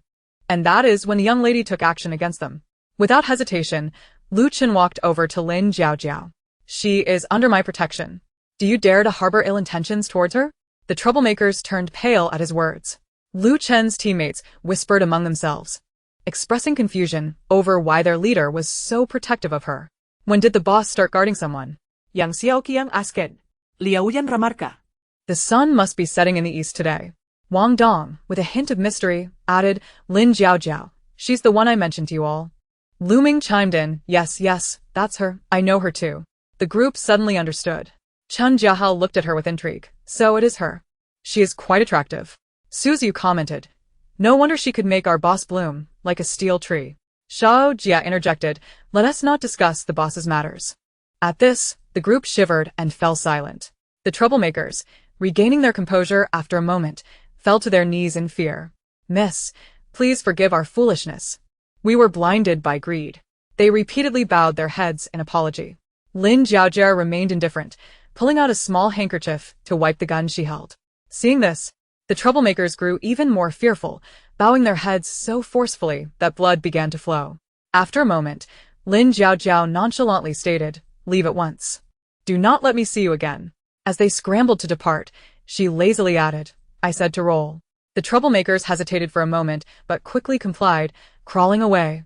The crowd, witnessing the scene, murmured among themselves, "This woman is ruthless. Indeed, we ought to keep our distance from her." Despite her seemingly delicate appearance, they had not anticipated her formidable nature. Lu Chen regarded Lin Jiaojiao with concern, saying, "You should be cautious, being a young woman. Please return home and rest. Do not be afraid." The onlookers internally scoffed, "Afraid? We see no trace of fear in her." With such an imposing presence, she hardly seemed in need of comfort. Lu Chen turned to the crowd, instructing, "You may disperse now." The spectators gradually began to leave. Lu Chen's teammates approached, and he introduced them to Lin Jiaojiao. "Would you like to meet them?" he asked. Lin Jiaojiao regarded them with a neutral expression, neither opposing nor rejecting the introduction. Lu Chen proceeded with the introductions. "This is Wang Dong, Lu Ming, Yang Xiaoqiang, Shao Jia, Li Haoyang, Chen Jiahao, and Suzu." After the introductions, Lin Jiaojiao politely greeted them. "Hello, I am Lin Jiaojiao." Wang Dong, brimming with excitement, exclaimed, "Lin Jiaojiao, I have finally seen you again." Lu Ming blinked his large eyes and sweetly said, "Hello, Sister Jiaojiao." Yang Xiaoqiang scratched his head and chuckled, "Hee Lin Jiaojiao, what a lovely name." Aoyan odat kalingli. Adding, "Greetings, Miss Lin." Liaoyan respunda seriously. Hello, Liao. Chen Jiahao cheerfully exclaimed, "Sister Jiao Jiao, hello." Suzu smiled faintly and said softly, "Lin Jiao Jiao. It is a pleasure to meet you. I am also delighted to meet all of you." After exchanging pleasantries, Lin Jiao Jiao turned her gaze towards Lu Chen. "I will take my leave now." With that, she promptly turned and entered the house, closing the door behind her. Upon seeing her enter, Lu Chen remarked, "Will you all head to the dormitory? I would rather not have you noisy bunch staying at my house." Wang Dong quickly protested, "Boss, don't be so heartless. The dormitory can't compare to the comfort of your home. Lu Ming chimed in with a playful tone. Exactly, boss. Yang Xiaoqiang pleaded, boss, please take us in. Shao Jia added, it's safer for everyone to stick together. Li Haoyang firmly stated, boss, it's more convenient to stay with you. Chen Jiahao called out, boss. It's much livelier when we are all together. Su Ziyu flashed a flattering smile. Boss, I beg you. Lu Chen glanced at them and replied sternly. Then you must behave and not cause any trouble. The team responded in unison, boss, we understand. After assuring him, they all returned to Villa No. 1. Upon arriving home, they faced the dilemma of cooking, exchanging looks of uncertainty. Lu Chen frowned and suggested, let us take turns cooking. After all, no one should complain about the other's efforts. Shao Jia, steeling himself, volunteered, I'll take a crack at it today. An hour later, Shao Jia presented the meal. Upon inspection, the dishes appeared half-cooked and unappetizing. Wang Dong widened his eyes, his lips twitching as he exclaimed, can this even be eaten? Lu Ming grimaced, rolling his eyes, Brother Jia, your culinary skills are quite extraordinary. Yang Xiaoqiang scratched his head, chuckling, alas, our cooking skills are beyond redemption. Li Haoyang shook his head in resignation and sighed, there's nothing we can do. We'll just have to endure it. Chen Jiahao chuckled heartily. Well, let us just consider it a personal challenge. Su Ziyu, glancing at the food, frowned slightly, biting his lip in silence. Chapter 31. The kitchen exploded. Lu Chen felt it was his duty to take the lead and said, let us eat. We've encountered harsher conditions while on missions, so this is nothing we cannot handle. He picked up some food and took a bite, his expression immediately changing as he rushed to the side, gulping down several bottles of water. After recovering, Lu Chen could not help but complain. Did you empty the salt container? This is unbearably salty. Are you trying to suffocate me? It's both spicy and overpowering. Did you add mustard? The others exchanged glances. Bewildered, Wang Dong swallowed hard, hesitating. Can this even be eaten? The boss is like this. Lu Ming frowned, muttering softly, I think we should skip it. We don't want to upset our stomachs. Yang Xiaoqiang scratched his head, saying naively, how about we think of another solution? Shao Jia, feeling guilty, lowered his head and said, I'm sorry, everyone. It's my first time cooking, and I didn't measure the ingredients properly. Li Haoyang sighed in resignation. Well, let us at least give it a try. Chen Jiahao laughed. What is there to fear? It's just a taste of the unexpected. Su Ziyu grimaced, shaking his head gently. Despite their apprehensions, they each took a bite in succession. Wang Dong, after chewing twice, spat it out with a puff, before chugging 2 bottles of water, gasping, no way, this is inedible. Lu Ming took a small bite, tears streaming from his eyes as he shouted while drinking water. What is this? It's both salty and spicy, and there's mustard in it. Yang Xiaoqiang took a bite, his face turning beet red as he struggled to drink several bottles of water, finally managing to say, the taste is so strange, it's a mishmash of everything. Shao Jia, filled with embarrassment and guilt, stammered, I thought adding more spices would make it taste better. Li Haoyang took a bite, his brows furrowing as he continuously drank water. This was nothing short of culinary disaster. Chen Jiahao boldly took a large bite, only to find it unbearable, and began guzzling water. Oh, dear, I can't handle this either. Su Ziyu cautiously took a small taste, covering his mouth and quickly drinking water, shaking his head. This is inedible. Seeing the situation, Lu Chen proposed, let us not eat this. Let us cook again. This time, Li Haoyang took on the task. After a while, he brought out the cooked dishes, assuring them, don't worry, this time I didn't add any random ingredients. As he invited them to try, they eagerly reached for the food, only to find it impossible to pick up. Wang Dong could not help but complain, you may have cooked it, but it's so mushy that it can't be picked up. Lu Ming grimaced, Brother Haoyang, this has turned into a mushy mess. Yang Xiaoqiang scratched his head. How are we supposed to eat this? Shao Jia sighed in resignation. Well, it seems this won't work either. Chen Jiahao shrugged. Let us just forget it. Su Ziyu grimaced. This is truly a challenging endeavor.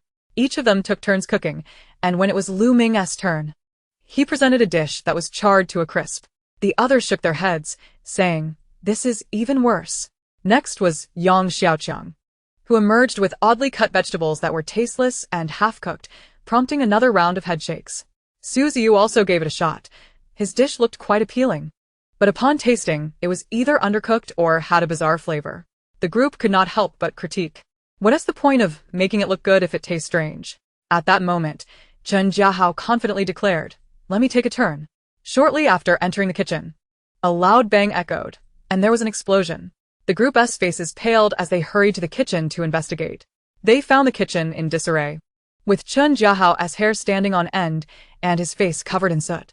He coughed a few times, smoke wafting from his mouth. The sight of him prompted hearty laughter from the others. They exclaimed, "What in the world? Did you blow up the kitchen?" Lu Chun inhaled deeply, suppressing his frustration, and said helplessly, "Let us just boil some water. We'll settle for instant noodles tonight. Once the cafeteria is up and running, we'll eat there. Clearly, we're not cut out for cooking." With that, he shot a glare at Chen Jiahao. "You'll help me clean this kitchen afterward." Chen Jiahao, looking pitiful, mumbled, "I'm in this state, and you still want me to clean?" The others nodded in agreement with Lu Chun's suggestion. This afternoon's cooking experience had truly exhausted them. They had initially planned to boil water for instant noodles when Lu Ma knocked on the door and rang the doorbell. Wang Dong opened the door to find Lu Ma asking what happened. It was quite a commotion. At that moment, Chen Jiahao, sporting his explosive hairdo, sheepishly replied, "We accidentally blew up the kitchen while cooking." Lu Ma couldn't help but laugh at their appearance and suggested, "How about you all come to our house for dinner? Wait for me a moment, I'll check with my daughter." Upon hearing Lu Ma's remark about their kitchen mishap, Lin Jiao found it amusing. "Since Lu Ma has offered, let us invite them over for dinner," she thought. "Make sure to lock the room where we store supplies so no one discovers we have them." Lu Ma replied, "All right, I understand." She then went to Villano. One to invite them for dinner, and they didn't come empty-handed. They brought meat and vegetables. Lin Jiao observed their thoughtful gesture and said, "Please take a seat. Dinner will be ready shortly." She had been lounging on the sofa watching television, but straightened up upon their arrival. For a moment, no one knew what to say, especially Chen Jiahao, who had hastily tidied up, yet his hair remained disheveled. Lin Jiao, unable to resist teasing, remarked, "I never knew someone could blow up a kitchen while cooking." Chen Jiahao awkwardly scratched his head and chuckled, "Hee, it was an accident." Lu Chen quickly attempted to ease the tension, saying, "Let us not poke fun at us. Today just wasn't our best performance." Lin Jiao covered her mouth with a light laugh. "All right, let us wait for dinner."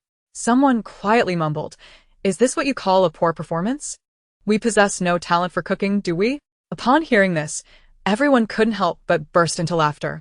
Lin Jiao joined in the merriment, exclaiming, "Ha! It seems you all should refrain from entering the kitchen in the future."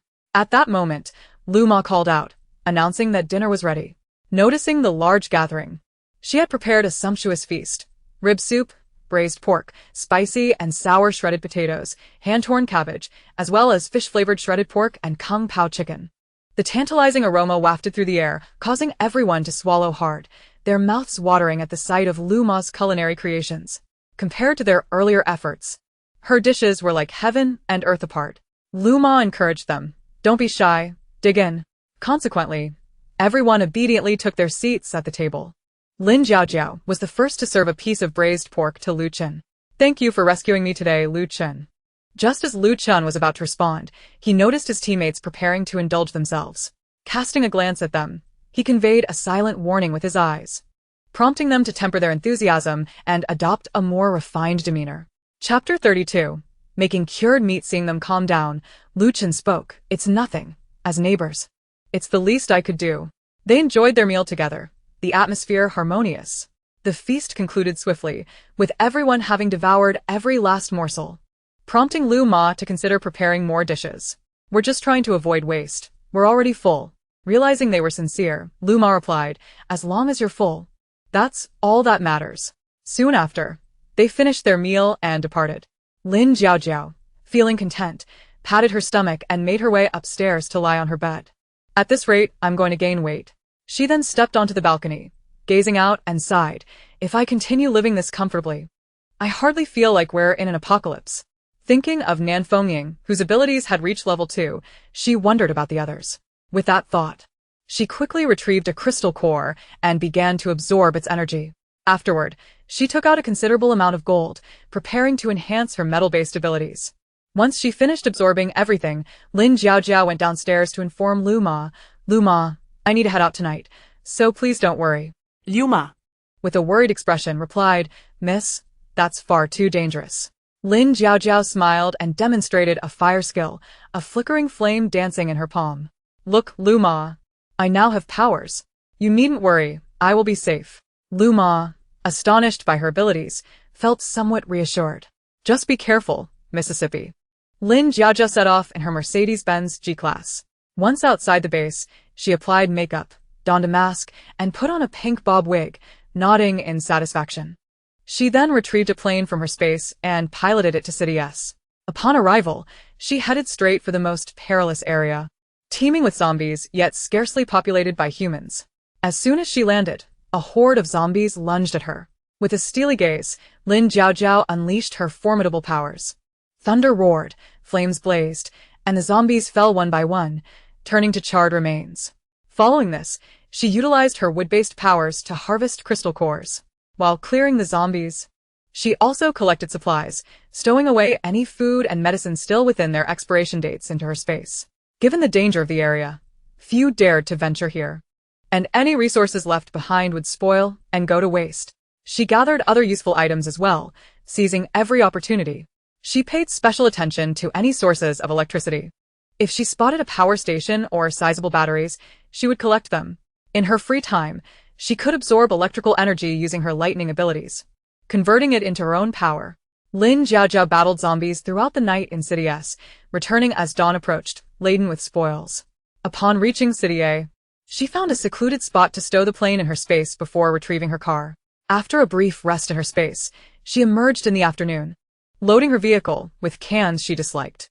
She then drove back to the base, heading to the affairs hall to exchange supplies. The affairs hall buzzed with activity and noise. As Lin Jiaojiao drove in with her truck full of cans, she immediately attracted numerous gazes. Look, it's her again. Last time she brought a truckload of cans to trade, and now she has another. Someone exclaimed. People whispered among themselves, astonished and puzzled by how she managed to acquire so many cans. Two individuals, their legs bandaged, stood in a corner, their expressions betraying envy and frustration. One muttered, who knows what stroke of luck she had. The other replied, there's no use being bitter. After all, she has Lu Qin backing her. Lin Jiaojiao ignored the chatter around her and approached the staff, calmly stating, I'd like to trade supplies. The staff, not daring to delay, quickly counted the cans and loaded the corresponding supplies onto her vehicle. Lin Jiaojiao paid no mind to anyone else, starting her vehicle and driving off, leaving behind a crowd that continued to speculate about her departure. She soon returned to Villa Number 2, assisting Lu Ma in moving the supplies to the basement, where they sorted and organized everything. Lu Ma, there is still some meat here. Lu Ma responded, Miss, we can store the rice and water, but this meat must go in the refrigerator, which is already packed.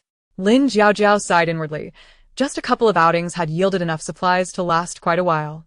Next time, I should refrain from bringing anything back until we've consumed some of this.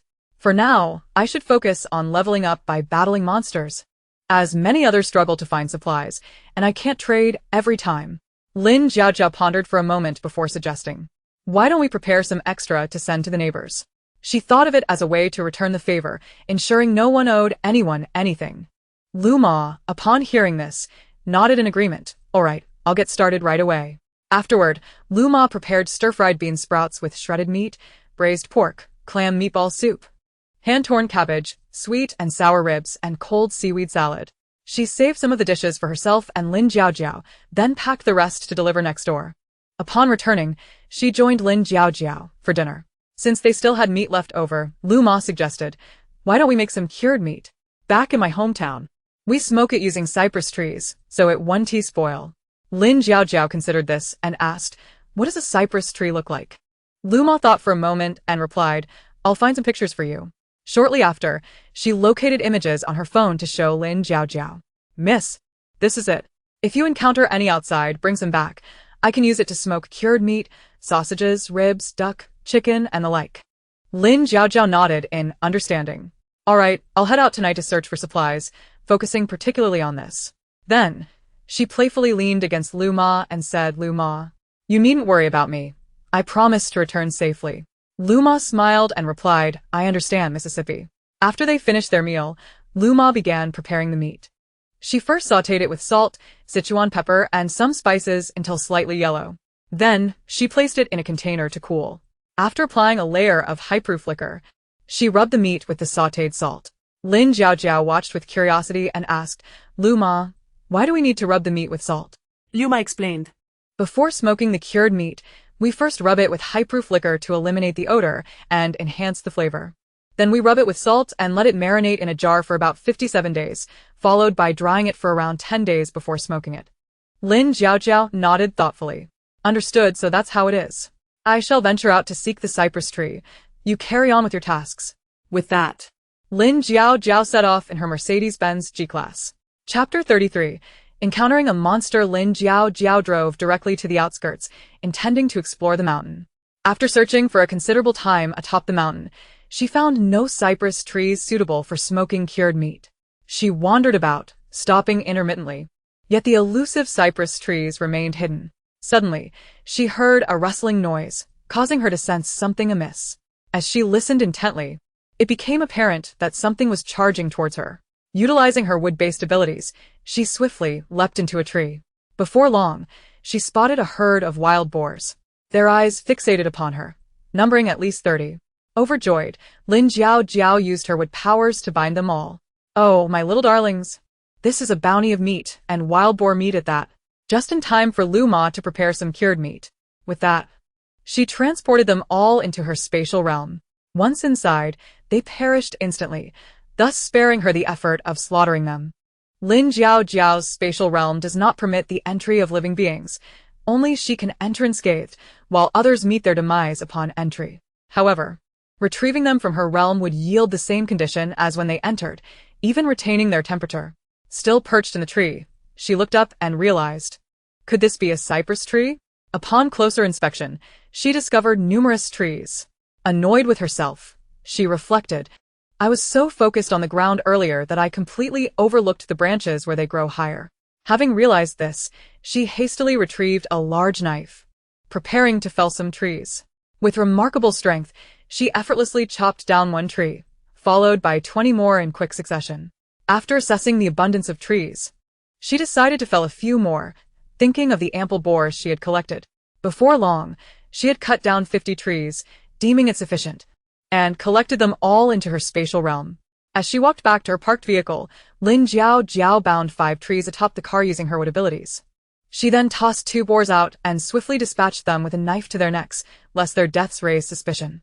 As the blood flowed, she waited for it to subside before binding the 2 boars atop the vehicle. She felt the sight was somewhat peculiar.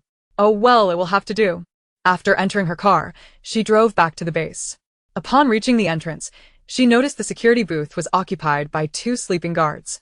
Realizing this, she honked her horn, startling the guards awake. Rubbing their eyes, they beheld a large, furry object surrounded by blood, and with the car's headlights illuminating the scene. Obscured by branches, it appeared as though glowing eyes were peering out, striking terror into their hearts. Startled, they widened their eyes and immediately pressed the emergency button. In haste, they rushed from the booth into the base, shouting, "There's a monster! Help! A monster has arrived!" In an instant, the entire base was on high alert. Lin Jiaojiao, taken aback by their reaction, impatiently exited her vehicle. She scrutinized the car and glanced from a distance. Indeed, it appeared somewhat frightening, with blood and fur scattered about. Before long, a crowd gathered, all armed, with Lu Chun at the forefront accompanied by his team, all on high alert. Lin Jiaojiao raised her voice, "Do not shoot. It's me." With that, she stepped out from behind a pillar, hands raised. Seeing this, Lu Chun gestured for everyone to lower their weapons and approached her. What transpired? Why the alarm about a monster? Lin Jiaojiao smiled sheepishly and pointed at her car. Lu Chun, bemused, found himself at a loss for words. The team gathered around, exclaiming, "What happened to your car? It's quite alarming. If I saw this in the dead of night, I too would be frightened. What on earth has happened here?" Upon closer inspection, they noticed the 2 wild boars. "Did you do this?" Lin Jiaojiao bashfully admitted. "Yes, it was a bit cumbersome to carry them, so I tied them to the car." Isn't this a bit excessive? A girl venturing out in the dead of night to gather supplies and managing to hunt 2 wild boars? How did you manage that? Lin Jiaojiao, feeling a bit pitiful, replied, "Alas, I had no choice. I didn't dare venture into more dangerous areas, so I sought supplies in the forest." Facing wild boars is preferable to confronting hordes of zombies. Lu Chen observed Lin Jiao's fragile demeanor and felt a pang of sympathy, turning to the others. All right, disperse. This is merely a misunderstanding. The two guards approached, saying, "We apologize, Miss Lin. We misjudged the situation. However, your vehicle's appearance is indeed quite daunting." "That's fine. May I enter now?" she inquired. The guards promptly opened the iron gate, allowing Lin Jiao to drive inside. Lu Chen and his team also entered the vehicle, heading towards Villa Number 1. Upon reaching Villa Number 2, just as she was about to enter, Lu Chen called out to her. "Lin Jiao." She turned to face him. "Shall we assist you in unloading your goods?" Lin Jiao glanced at the time. It was just past 5 in the morning. Given the commotion, many people were now awake. As a girl, it seemed inconvenient for her to unload such heavy items alone. "Thank you, I would appreciate that," she replied. Allowing them entry, they quickly helped her unload the trees and boars. Lu Chen then suggested, "Would you like us to assist in slaughtering the boars? We have experience from our time in the military. It should be similar." Lin Jiao, reluctant to impose, replied, "Would that be too much trouble?" Wang Dong interjected, "We've eaten so much of your food. Helping to slaughter a pig is a small matter." The team echoed his sentiments. "Indeed, let us assist you." Seeing their enthusiasm, Lin Jiao relented. "Very well, I appreciate your help." At that moment, Lu Ma arrived and, upon seeing the situation, said, "I'll go boil some water." Before long, water was boiling, and with swift movements, they efficiently processed everything. By around 6:30, Lin Jiao observed them. Bloodstains on their clothing, remnants from the butchering. Yet they appeared unfazed, continuing their task with precision. After a moment of silence, she, quite unexpectedly, invited them. "Why don't you stay for a meal?" Lu Ma chimed in with a smile. "Yes, in our hometown, this is called a slaughter feast. You all should stay for a meal. I'll start preparing it right away." Seeing Lin Jiao's warm invitation, Lu Chen replied, "All right then, we appreciate it." Lu Ma interjected, "It's no trouble. You have been a tremendous help to us." With that, she set about preparing the meal. Chapter 34. Eradicating all zombies in Y City. Not only did they assist in processing the boars, but they also helped cut down the branches of the cypress trees. The trunks were chopped into segments and even split into smaller pieces. Lu Chen and his team, possessing great strength and efficiency, completed the task in no time. Then Lu Chen glanced at his attire and remarked, "Let us head back for a shower. We wouldn't want to dirty your home." He urged everyone to hurry back for a wash, and they all returned to Villa Number 1 to clean up. Lin Jiao observed the neatly processed pork and cypress branches with a complex expression. After a while, Lu Chen and the others finished their baths and returned to Lin Jiao's home, feeling refreshed. "Thank you for your hard work, Commander Lu," Lu Ma said with a smile. "We are neighbors. There is no need for such formality," Lu Chen replied. Lu Ma warmly invited them. "Come and try the fried sauce noodles I made." Lin Jiao looked at Lu Chen with a complex expression, as if she saw a reflection of her past self. In her previous life, she devoted herself to the base and everyone, only to be betrayed by all, including her two closest companions. This thought chilled Lin Jiao's demeanor, and she fell silent. After dinner, Lu Chen and his companions departed. In the following days, Lin Jiao wished to limit her interactions with them, venturing out each night to hunt zombies and seek crystal cores. She also gathered perishable supplies, always choosing the most perilous locations. By day, she returned to the base to cultivate in her bedroom and absorb her powers. Meanwhile, various individuals with abilities began to emerge within the base. Half a month later, on a particular night, just as Lin Jiao was about to head out, a woman intercepted her at the entrance as she drove her Mercedes-Benz G-Class. "Are you Lin Jiao?" Without responding, Lin Jiao exited the vehicle and asked, "What do you want?" The woman circled her a few times and remarked, "You're not that impressive. How could Brother Chen possibly like you?" Lin Jiao retorted, "Oh, what does it matter to you whether he likes me?" At this moment, someone beside Bai Lin chimed in, "Our Commander Lu is not someone you can match. Only our Miss Bai has that qualification." With that, they cast a flattering glance at Bai Lin. Even the most patient Lin Jiao found it hard to suppress her anger. Just as tensions were about to escalate, Lu Chen arrived. Lin Jiao shot a glance at him and coldly remarked, "This trouble is all because of you." Upon seeing Lu Chen, Bai Lin rushed forward to grab his arm, but he deftly sidestepped her and said, "What do you all want?" Bai Lin, incensed by Lu Chen's demeanor towards her, turned and shouted at Lin Jiao, "Don't get too pleased with yourself." Lin Jiao, equally agitated, wondered why such trivial matters were plaguing her. In a bid to provoke Bai Lin, she strode up to Lu Chen and linked her arm with his, saying, "Brother Chen, look at her. She says she wants to cause me trouble." Lu Chen was momentarily taken aback by her sulky expression and helplessly replied, "Just act normal." Seeing that Lu Chen did not shake her off, Bai Lin stomped her foot in frustration, exclaiming, "Brother Chen, you actually protect her." Lin Jiao provocatively addressed Bai Lin. "Of course, Brother Chen protects me." Bai Lin gritted her teeth, turned on her heel, and stormed off with her 2 lackeys, threatening, "Lin Jiao, you better watch out." Once they were gone, Lin Jiao immediately released Lu Chen's arm with a huff. Lu Chen observed her demeanor and couldn't help but comment, "How can you change your mood so quickly?" Lin Jiao shot him a disdainful glance. "Isn't it all because of you? I merely used you to irritate her." With that, she got into her car and drove out of the base. Lu Chen watched her departing figure, his brow furrowing in contemplation.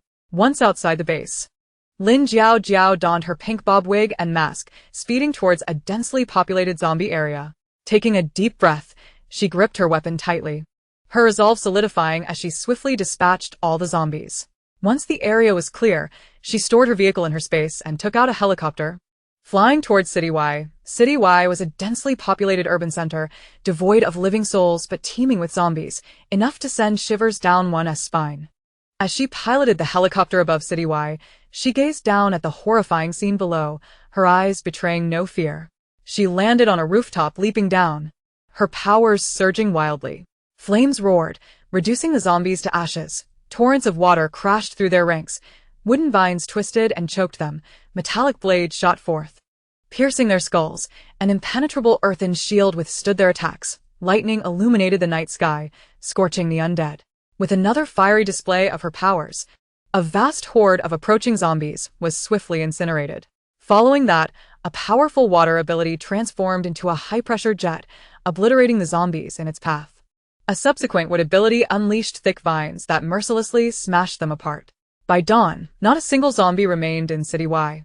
Lin Jiao quickly gathered the crystal cores from their decimated remains, some easily collected as the zombies had turned to ash. This city, once home to millions, now yielded hundreds of thousands of evolved cores. After eliminating the zombies and securing the supplies, she headed to a high-end apartment.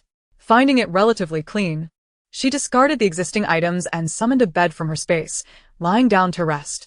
Next, she retrieved fried chicken, cola, fries, popcorn chicken, and spicy chicken wings from her space, indulging in a feast.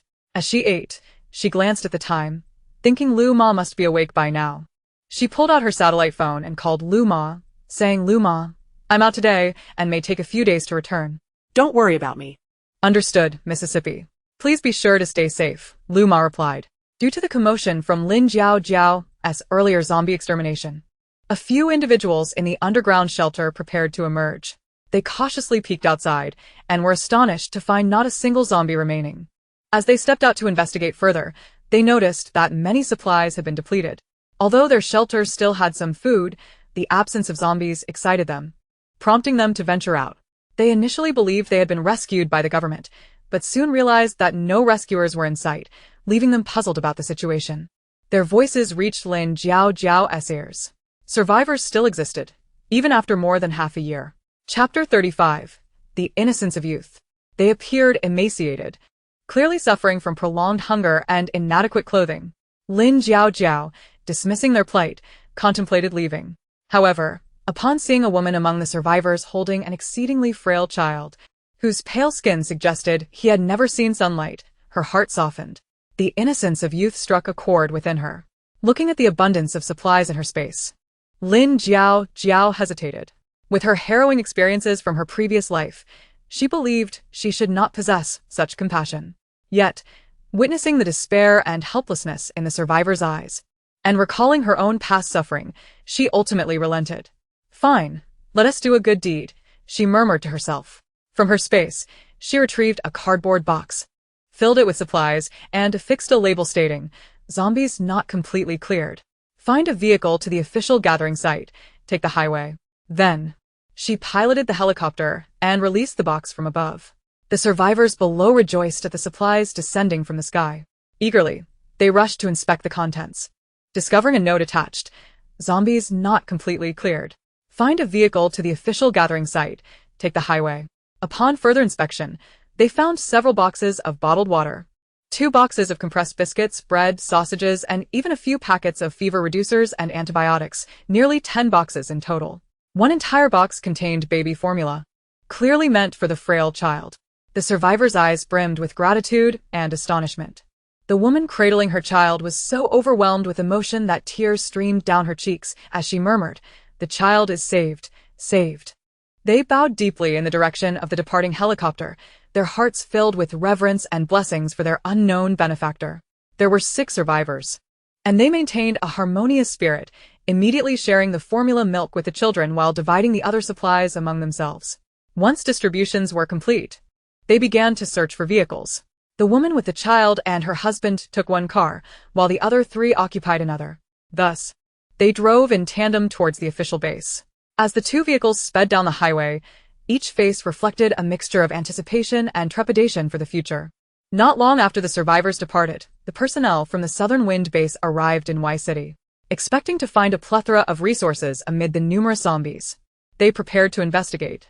To their astonishment, Y City had transformed into a ghost town, revealing a thick layer of dark gray material on the ground reminiscent of what they had encountered at the canned goods processing factory.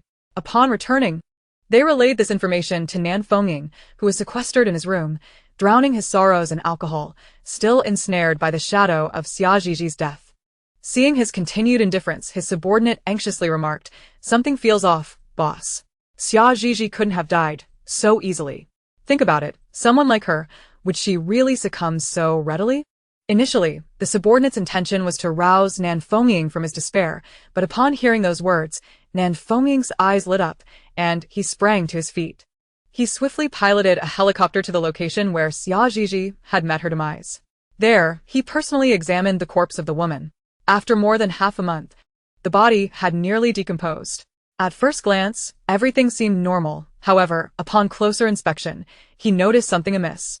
Despite the decay, he observed that the corpse wore an ankle bracelet, something Xia Ziji had never possessed.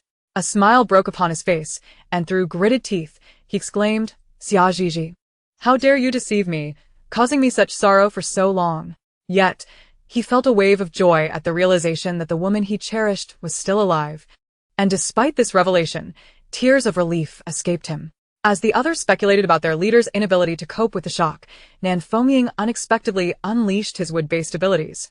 Ascending into the air, the group gazed at him in bewilderment, questioning, "Boss, what are you doing?"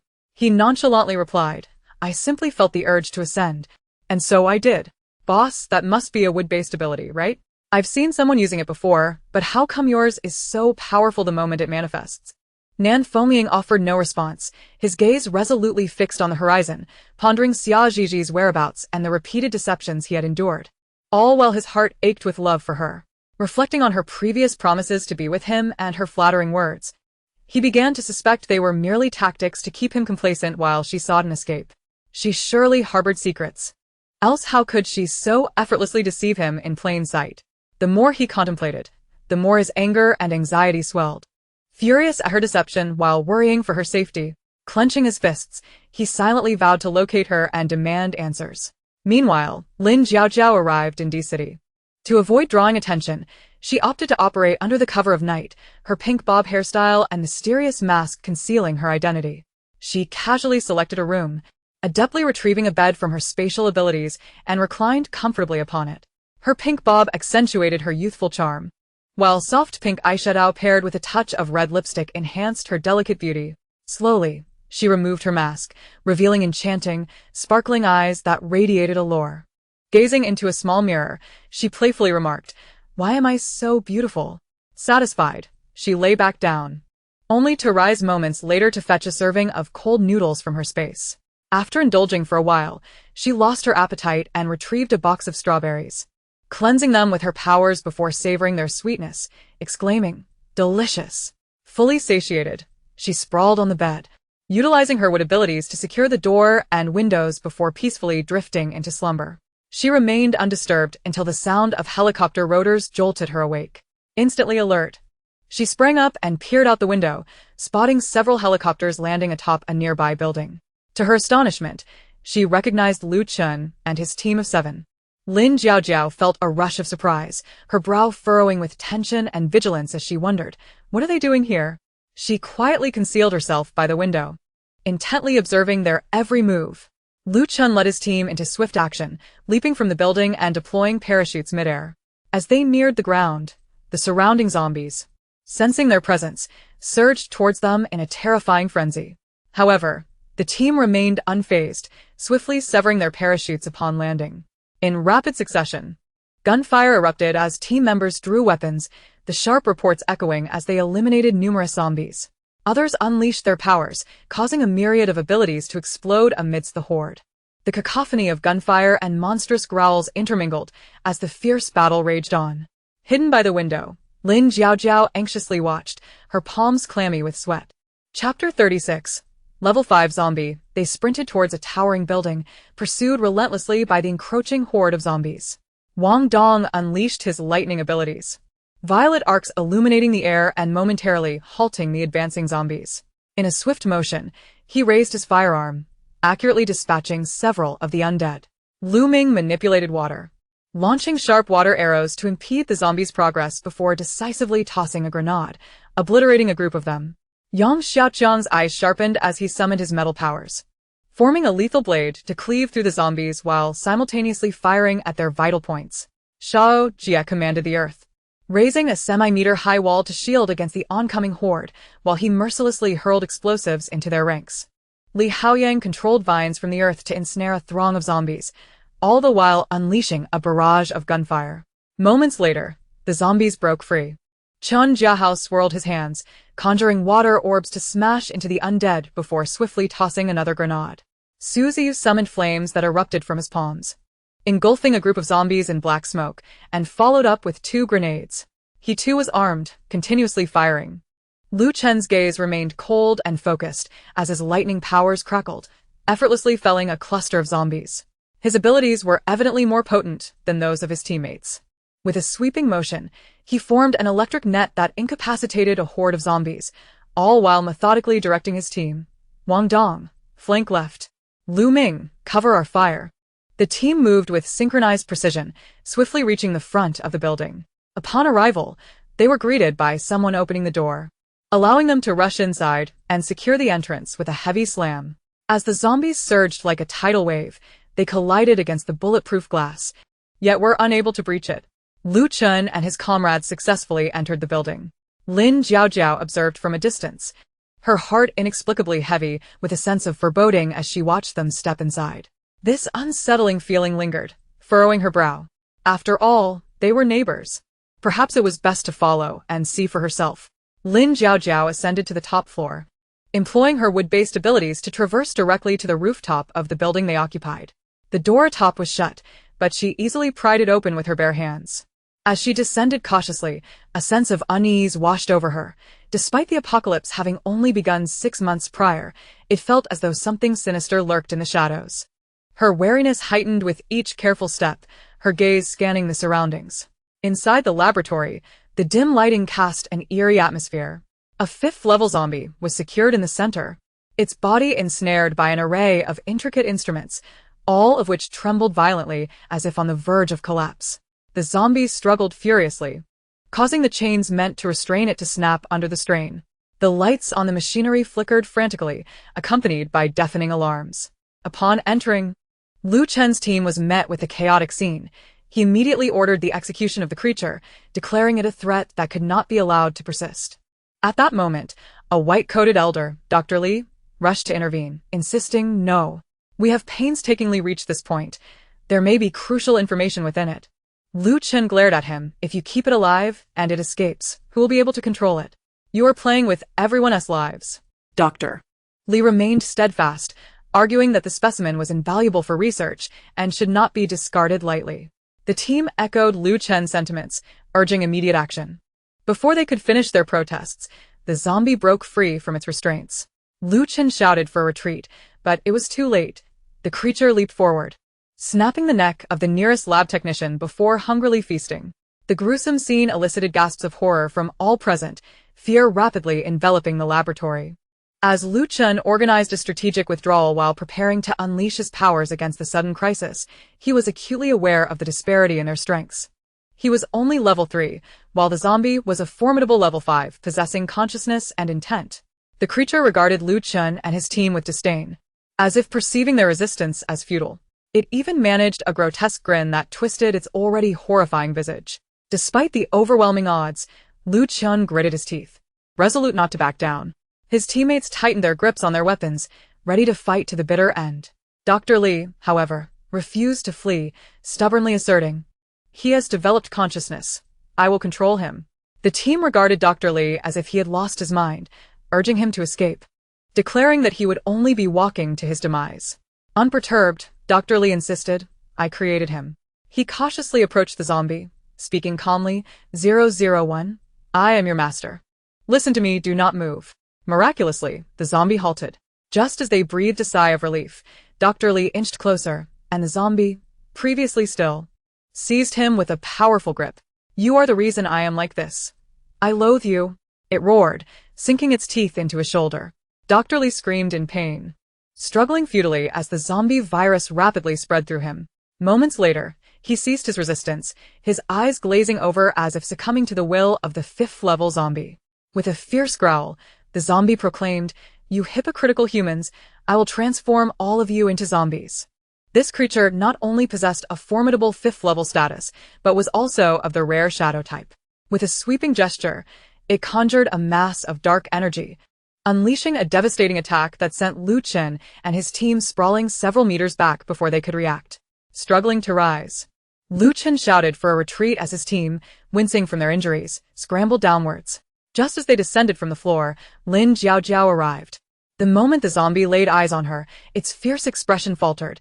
It had not anticipated the sudden appearance of a woman who displayed no hint of fear. Their gazes locked, and Lin Jiaojiao, exuding calm, inquired, "Have you developed human consciousness so quickly?" She playfully waved her hand in front of it. The zombie, momentarily taken aback by her demeanor, hesitated. Lin Jiaojiao then remarked, "You look rather hideous like this." Surprisingly, the zombie stifled the urge to attack her. A strange energy surged within it, and it transformed back to its original appearance, with striking red hair and a now handsome face that, in the dim light, appeared eerily enchanting. Its eyes glinted with a hint of allure, radiating a beguiling aura. Chapter 37. Little brother, you. The zombie gazed at Lin Jiaojiao, noting her pink hair and distinctive mask, which added to her mysterious charm. Once it had reverted to its handsome form, Lin Jiaojiao, with an appreciative smile, remarked, "This is much more pleasant to behold. By the way, was that commotion caused by you?" The zombie huffed in response, and if it was? Lin Jiaojiao crossed her arms, raising an eyebrow. "You certainly know how to create chaos. Look at the mess you've made." A flicker of anger flashed in the zombie's eyes. "This is all your kind's doing, turning me into this." Lin Jiaojiao scoffed lightly. "Whom can you blame for your current state? It is merely a reflection of your own weakness." The zombie glared at her, fury evident in its gaze. "What did you say? Do you dare to challenge me?" Unfazed, Lin Jiaojiao met its glare defiantly. "Come on, give it a try." The zombie lunged toward her, intent on demonstrating its power. But Lin Jiaojiao swiftly ensnared it with her wood-based abilities. As it struggled in vain, it exclaimed in disbelief, "You tricked me?" Lin Jiaojiao stepped closer, gripping the restrained zombie, and stated, "Given that you still possess human consciousness, you will henceforth be my loyal little brother." The zombie's eyes burned red with indignation as it protested, "You wish. I will never be your subordinate." Lin Jiaojiao smirked confidently, "You have no choice in the matter." She then asked, "What is your name?" It sealed its lips, refusing to respond. Lin Jiaojiao teased, "If you want to speak, I'll just call you little dog from now on." This provocation ignited its fury, and it finally relented. "I am called 001. Lin Jiaojiao rolled her eyes. 001? Don't you remember your previous name? It appeared bewildered. What was my previous name? I cannot recall. Lin Jiaojiao pondered for a moment before declaring, "In that case, I shall name you Ayu, since I encountered you here." It expressed its discontent. "Is it really that casual?" She retorted, "Do you have a better suggestion? If not, be quiet." With that, she turned and began to walk away, but the zombie, restless, contemplated making a move as she turned her back. Who knew that Lin Jiaojiao seemed to possess an uncanny awareness, striking a fierce blow that caused him, a level 5 zombie, to lose a tooth. The sheer force of her punch instilled an overwhelming fear within him. Clutching his mouth, he gazed at Lin Jiaojiao in terror, abandoning any thoughts of resistance. With a playful smile, she inquired, "Do you wish to be you, or would you prefer me to extract your crystal core to enhance my abilities?" The mere suggestion left the zombie trembling uncontrollably. Stammering, he replied, "I want to be you. Please, don't take my crystal core." Satisfied with his response, Lin Jiaojiao smiled. "At least you are sensible. Come along with me." Ayu, with his head hung low, reluctantly followed her. Lin Jiaojiao continued, "Hey, as a level 5 zombie, do you know how we can form a contract? Otherwise, I can't keep you by my side without worry." Ayu remained silent, his head bowed. "Are you going to speak or not? You seem to know something. Hurry up." Under her imposing presence, he finally relented. "You just have to drop a drop of your blood onto my crystal core." Lin Jiaojiao, puzzled, asked, "Is it really that simple? How do you know this?" Ayu muttered softly, "Zombies usually awaken memories upon reaching level 4 or 5, so I naturally know." Lin Jiaojiao secretly pondered, "Awaken memories? I have never heard of that in my past life." She furrowed her brow, scrutinizing Yu, as if trying to discern the truth. "Where is your crystal core?" she directly asked. After a moment's hesitation, he replied, "It's located where my heart is." Lin Jiaojiao queried, "Shall I do it, or will you?" He quickly responded, "I'll do it myself." He tore open a wound on his chest, while Lin Jiaojiao pricked her finger with a needle.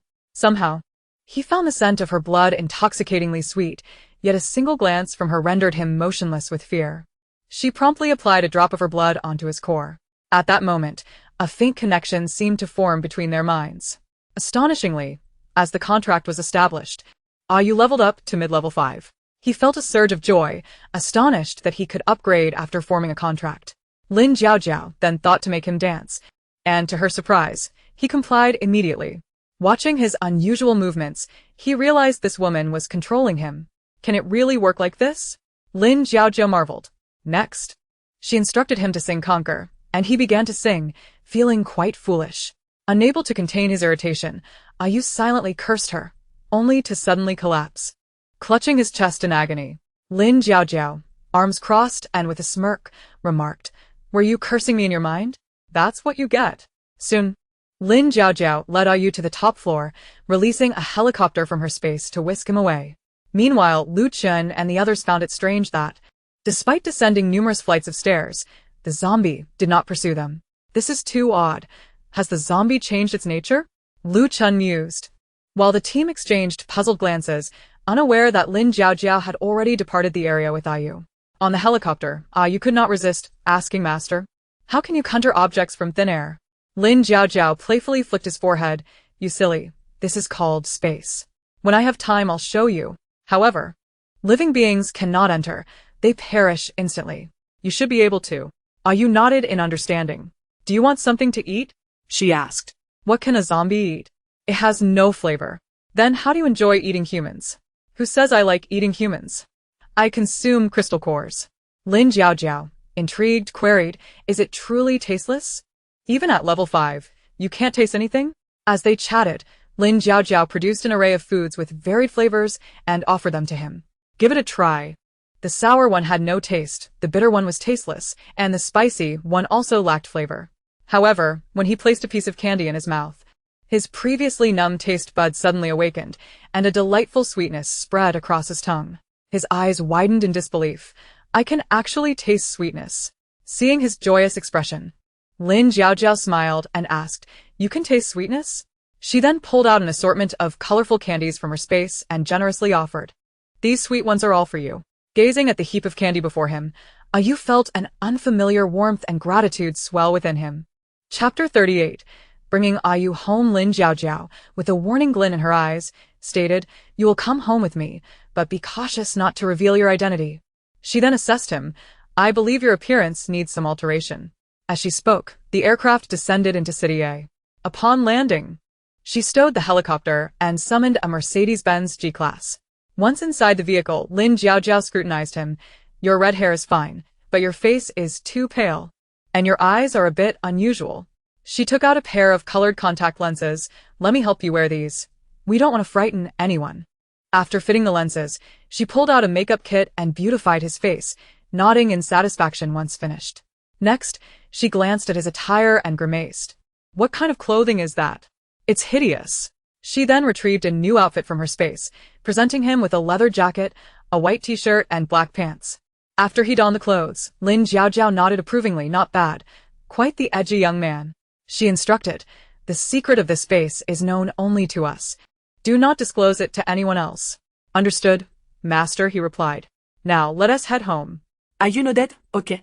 Lin Jiaojiao waved her hand, placing various fruits such as apples, strawberries, pears, and watermelon, along with some vegetables and seafood into the vehicle. Once she deemed it sufficient, she drove back to the base. As Ayu was a new face, Lin Jiaojiao took him to register a new identity. The registration clerk inquired, name? Lin Yu. Where are you from? A city. He replied casually. After the registration was completed, the clerk issued him an ID card and access permit, taking his fingerprints.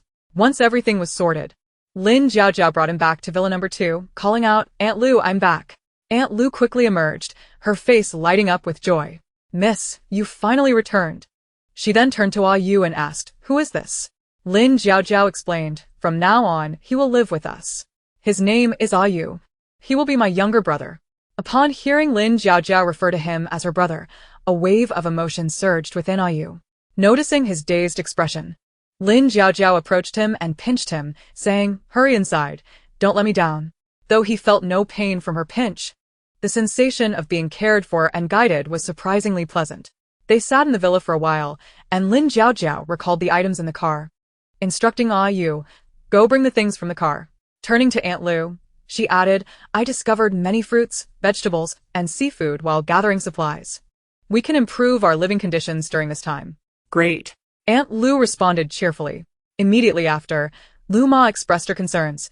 Miss, the weather has become increasingly warm lately. It is indeed quite strange. Despite the season, it remains sweltering, growing hotter by the day. Lin Jiaojiao merely furrowed her brows slightly, for she had experienced this in her previous life and was well aware that extreme heat was imminent. Nevertheless, she reassured Lu Ma, saying, do not worry too much. We have ample supplies, and we need not fear any weather. Lu Ma nodded anxiously. I understand, Mississippi. At that moment, Ayu had just finished moving things in and, upon hearing Lin Jiaojiao mention the heat, though he could not feel the temperature, he remained quietly attentive. Lu Ma looked at them and remarked, are you both hungry? I shall prepare a meal for you. Lin Jiaojiao turned to Lu Ma and requested, please make an extra dish of sweet and sour ribs and candied sweet potatoes. Certainly, Lu Ma replied, and went off to cook. Seeing Lu Ma busy in the kitchen, Lin Jiaojiao took Ayu upstairs. Choose a room, she prompted. After a moment's thought, Ayu selected a room close to Lin Jiaojiao's. She glanced around, retrieved some toiletries from her space, and brought out a collection of clothes for him. These are for you. Is there anything else you need? Ayu appeared bewildered, prompting Lin Jiaojiao to shut the door firmly. Let me take you inside to have a look. She grasped his hand and led Ayu into her space. Ayu was astonished by the sight within, exclaiming inwardly, wow, there are actually 5 mountains of gold here. He couldn't help but wonder what kind of person he had aligned himself with. Noticing his dazed expression, Lin Jiaojiao urged him impatiently, hurry and choose what you need. Coming to his senses, Ayu selected what he required, and shortly thereafter, Lin Jiaojiao guided him back out. With a scrutinizing gaze, Lin Jiaojiao instructed, make your bed. You can do that, right? Ayu quickly responded, of course. Even if he were not skilled, he could learn. He dared not let her make the bed. Lin Jiaojiao reminded him, be quick, finish up and come down for dinner. With that, she descended the stairs. Lin Jiaojiao watched some television for a short while until Ayu joined her downstairs, just as Lu Ma announced that dinner was ready. Come in and eat, she called. Initially reluctant, Ayu felt it was futile for him to eat. However, Lin Jiaojiao's glance, laden with unspoken threats, compelled him to obediently take a seat at the table, picking up a bowl in preparation for the meal. Concerned that his zombie virus might affect Lin Jiaojiao, he took an extra pair of chopsticks to use as communal utensils. If Lin Jiaojiao were to contract the virus and perish, it would spell doom for him as well. Lu Ma observed his actions and remarked, This child is quite particular. Seeing this, Lin Jiao thought to herself. He even considered this issue. He is quite perceptive. They all found this habit commendable and began using the communal chopsticks to serve dishes. Lin Jiao used the communal chopsticks to serve Ayu's sweet and sour ribs and candied sweet potatoes, as if presenting him a reward. Try this, she encouraged. After tasting it, Ayu's eyes lit up with delight. This is truly delicious. Especially the candied sweet potatoes. In no time, he had devoured the entire plate. Luma expressed her surprise. It is rare for boys to enjoy sweet food. They chatted amiably, and soon the meal came to an end. After eating, Lin Jiao returned to her room to absorb her abilities, while Ayu voluntarily washed the dishes before also retreating to his room to absorb his crystal core. Meanwhile, Luma was outside by the flower bed, contemplating relocating all the vegetables she had planted inside to the villa, for the heat was unbearable. Chapter 39. Luma gains powers. While transplanting, Luma felt the heat intensifying. If only it would rain, she mused, recalling the limited water supply at the base and the difficulties of watering the plants. Outside, much of the water had become polluted, rendering it unusable. The base's water was restricted. Each person had a fixed daily allowance. If only there were more water, she sighed. Little did she know, as she contemplated this, water began to emanate from her hands, startling her into exclamation. Lin Jiao, who had been absorbing her crystal core, heard the commotion and quickly rushed downstairs to check on Luma. She was astonished to see water continuously flowing from Luma's hands. Given that Luma had no powers in her previous life, Lin Jiao found it quite peculiar. Everything was different this time. Luma, do not panic. Focus your mind and will it to stop, she instructed. Luma heeded her words and quickly concentrated, soon halting the flow of water. She gazed at her hands in amazement. Luma, this is a water-based ability. Many people at the base now possess abilities, and you have one too. At that moment, Ayu also came down, drawn by the noise. Luma's face radiated joy, her heart brimming with excitement. I actually have powers now. Does this mean I can use my abilities to water the plants? Lin Jiao smiled encouragingly. Of course, Luma. Concentrate and try to control this power. Ayu, standing nearby, looked on curiously. Is this ability truly so exhilarating? He asked. Then, he unleashed his water-based powers, causing a sudden torrent to erupt. Unfortunately, the force of the water splashed Lin Jiao and Luma, soaking them thoroughly. Lin Jiao's eyes widened in fury, and she shouted, Ayu, what are you doing? Her face flushed with anger as she stormed towards him, grabbing his ear and demanding, were you doing this on purpose? Though Ayu's ear was not in pain, the intensity of Lin Jiao's angry gesture inexplicably flustered him. He quickly apologized, I'm sorry, it was not intentional. At that moment, Luma rushed over, her eyes sparkling with delight. Your water ability is impressive. Come on, give me more water, she urged, pulling Ayu along to assist her. Despite her anger, Lin Jiao could not chastise Ayu further upon witnessing Luma's joy. She merely sighed in exasperation. Looking at her drenched clothes and considering the sweltering heat, she opted to change into a swimsuit for a swim. Just as Ayu finished pouring out the water, he spotted Lin Jiao swimming. A strange, indescribable feeling surged within him, prompting him to leap in without a second thought. Lin Jiao was startled by the commotion behind her and turned to see him, exclaiming irritably, what are you doing now? Ayu softly replied, I saw you swimming, and I wanted to join. Lin Jiao sighed, if you want to swim, why not change into a swimsuit? Can you even swim? After pondering his earlier actions, Ayu began to swim instinctively. Lin Jiao sighed again, all right, let me get you a swimsuit. Drawing from her stock of supplies, she produced several swimming essentials for him. Here you go. And be cautious. Do not let anyone discover your identity. Keep a low profile. Ayu nodded solemnly, assuring her, rest assured, master. Soon, the two of them, one human and one zombie, began to swim together. Meanwhile, Lu Chun and his teammates returned, and as Lu Chun ascended the stairs and stepped onto the balcony, he was taken aback to see Lin Jiao swimming with a man. An unsettling feeling stirred within him. Who was this man? With his striking red hair and handsome features, Lu Chun couldn't help but question himself. Why do they look so appealing together? This realization left him feeling quite uncomfortable. Lu Chun observed Lin Jiao and Ayu frolicking in the swimming pool. Pondering to himself, This Lin Jiao Jiao seems indifferent to me, yet now she is with a red-haired fellow who resembles a dandy. Could it be that she is attracted to such a type? He quickly chastised himself. Why should I care about her preferences? At that moment, Wang Dong emerged and inquired. Boss, what's troubling you? Wang Dong glanced at the pair in the pool and instantly realized that his boss might be upset. He recalled the last time he had teased the boss, resulting in a rather one-sided bout of punishment. Noticing his boss's expression, he hurriedly retreated inside, feeling a sense of trepidation. Meanwhile, Ayu's beautiful contact lens unexpectedly fell out, catching Lin Jiao Jiao's attention. She swiftly helped him up, exclaiming, "Your lens has fallen." She then advised, "Close your eyes and come with me. It would be troublesome if anyone recognized you." Upon hearing this, Ayu immediately complied and shut his eyes. Lin Jiao Jiao playfully warned, "If someone discovers you, even if I don't want your crystal core, others will extract it." This frightened Ayu, prompting him to insist. "Please take me away." Seeing his fearful demeanor, Lin Jiao Jiao mischievously led him inside. From a distance, Lu Chun watched Lin Jiao Jiao grasp Ayu's hand. An inexplicable discomfort washed over him. His grip on the railing tightened, causing his fingers to turn pale, and with a loud crack, the railing broke. Lu Chun glanced at the fractured railing and calmly entered, instructing Wang Dong, "Dongzi, repair the railing." Wang Dong, sensing his boss's vexation, readily complied, thinking, "The boss is certainly upset again. He has feelings for someone yet remains silent about it. Alas, we are the ones suffering." Much like a little cabbage left alone in the field. Despite his complaints, Wang Dong hastily sought materials to mend the railing, fearing his boss would seek to vent his frustrations on him. Meanwhile, Lin Jiao Jiao led Ayu to her room and retrieved several pairs of black contact lenses from her space. She said to Ayu, "If you ever lose one, you can try wearing it yourself."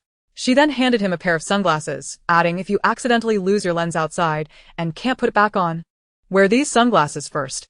Picking out a black contact lens, she instructed, "Look up, let me help you put it on."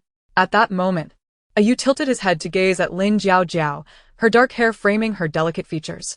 They were uncomfortably close, and Ayu's icy skin sent a shiver down Lin Jiao Jiao's spine. Curiously, he scrutinized Lin Jiao Jiao, captivated by her flowing black hair and exquisite face. Unbeknownst to him, a peculiar sensation began to blossom within his heart, indescribable yet profound. After assisting Ayu with the lens, Lin Jiao Jiao lost interest in swimming. "No more swimming. You should return now." Ayu, brought back to reality, promptly stood and exited. Once he left, Lin Jiao Jiao closed the door to her room, took a quick shower, and changed her attire. Meanwhile, Ayu returned to his own room, reflecting on the feeling he had just experienced. His hand instinctively rested over his heart, yet he felt no heartbeat, no warmth. His body was cold. A wave of despondency washed over him, an ineffable emotion enveloping his spirit. He collapsed onto his bed, closing his eyes with a complex expression. Lin Jiao Jiao, on the other hand, began absorbing crystal cores, continuing until she had consumed 1,000. Slowly, she opened her eyes and noted the time. It was past 5. She exited her room and descended the stairs, finding Lu Ma nearly finished preparing dinner. Not seeing Ayu around, she called for him but received no response. Given his keen hearing, it was peculiar that he did not appear.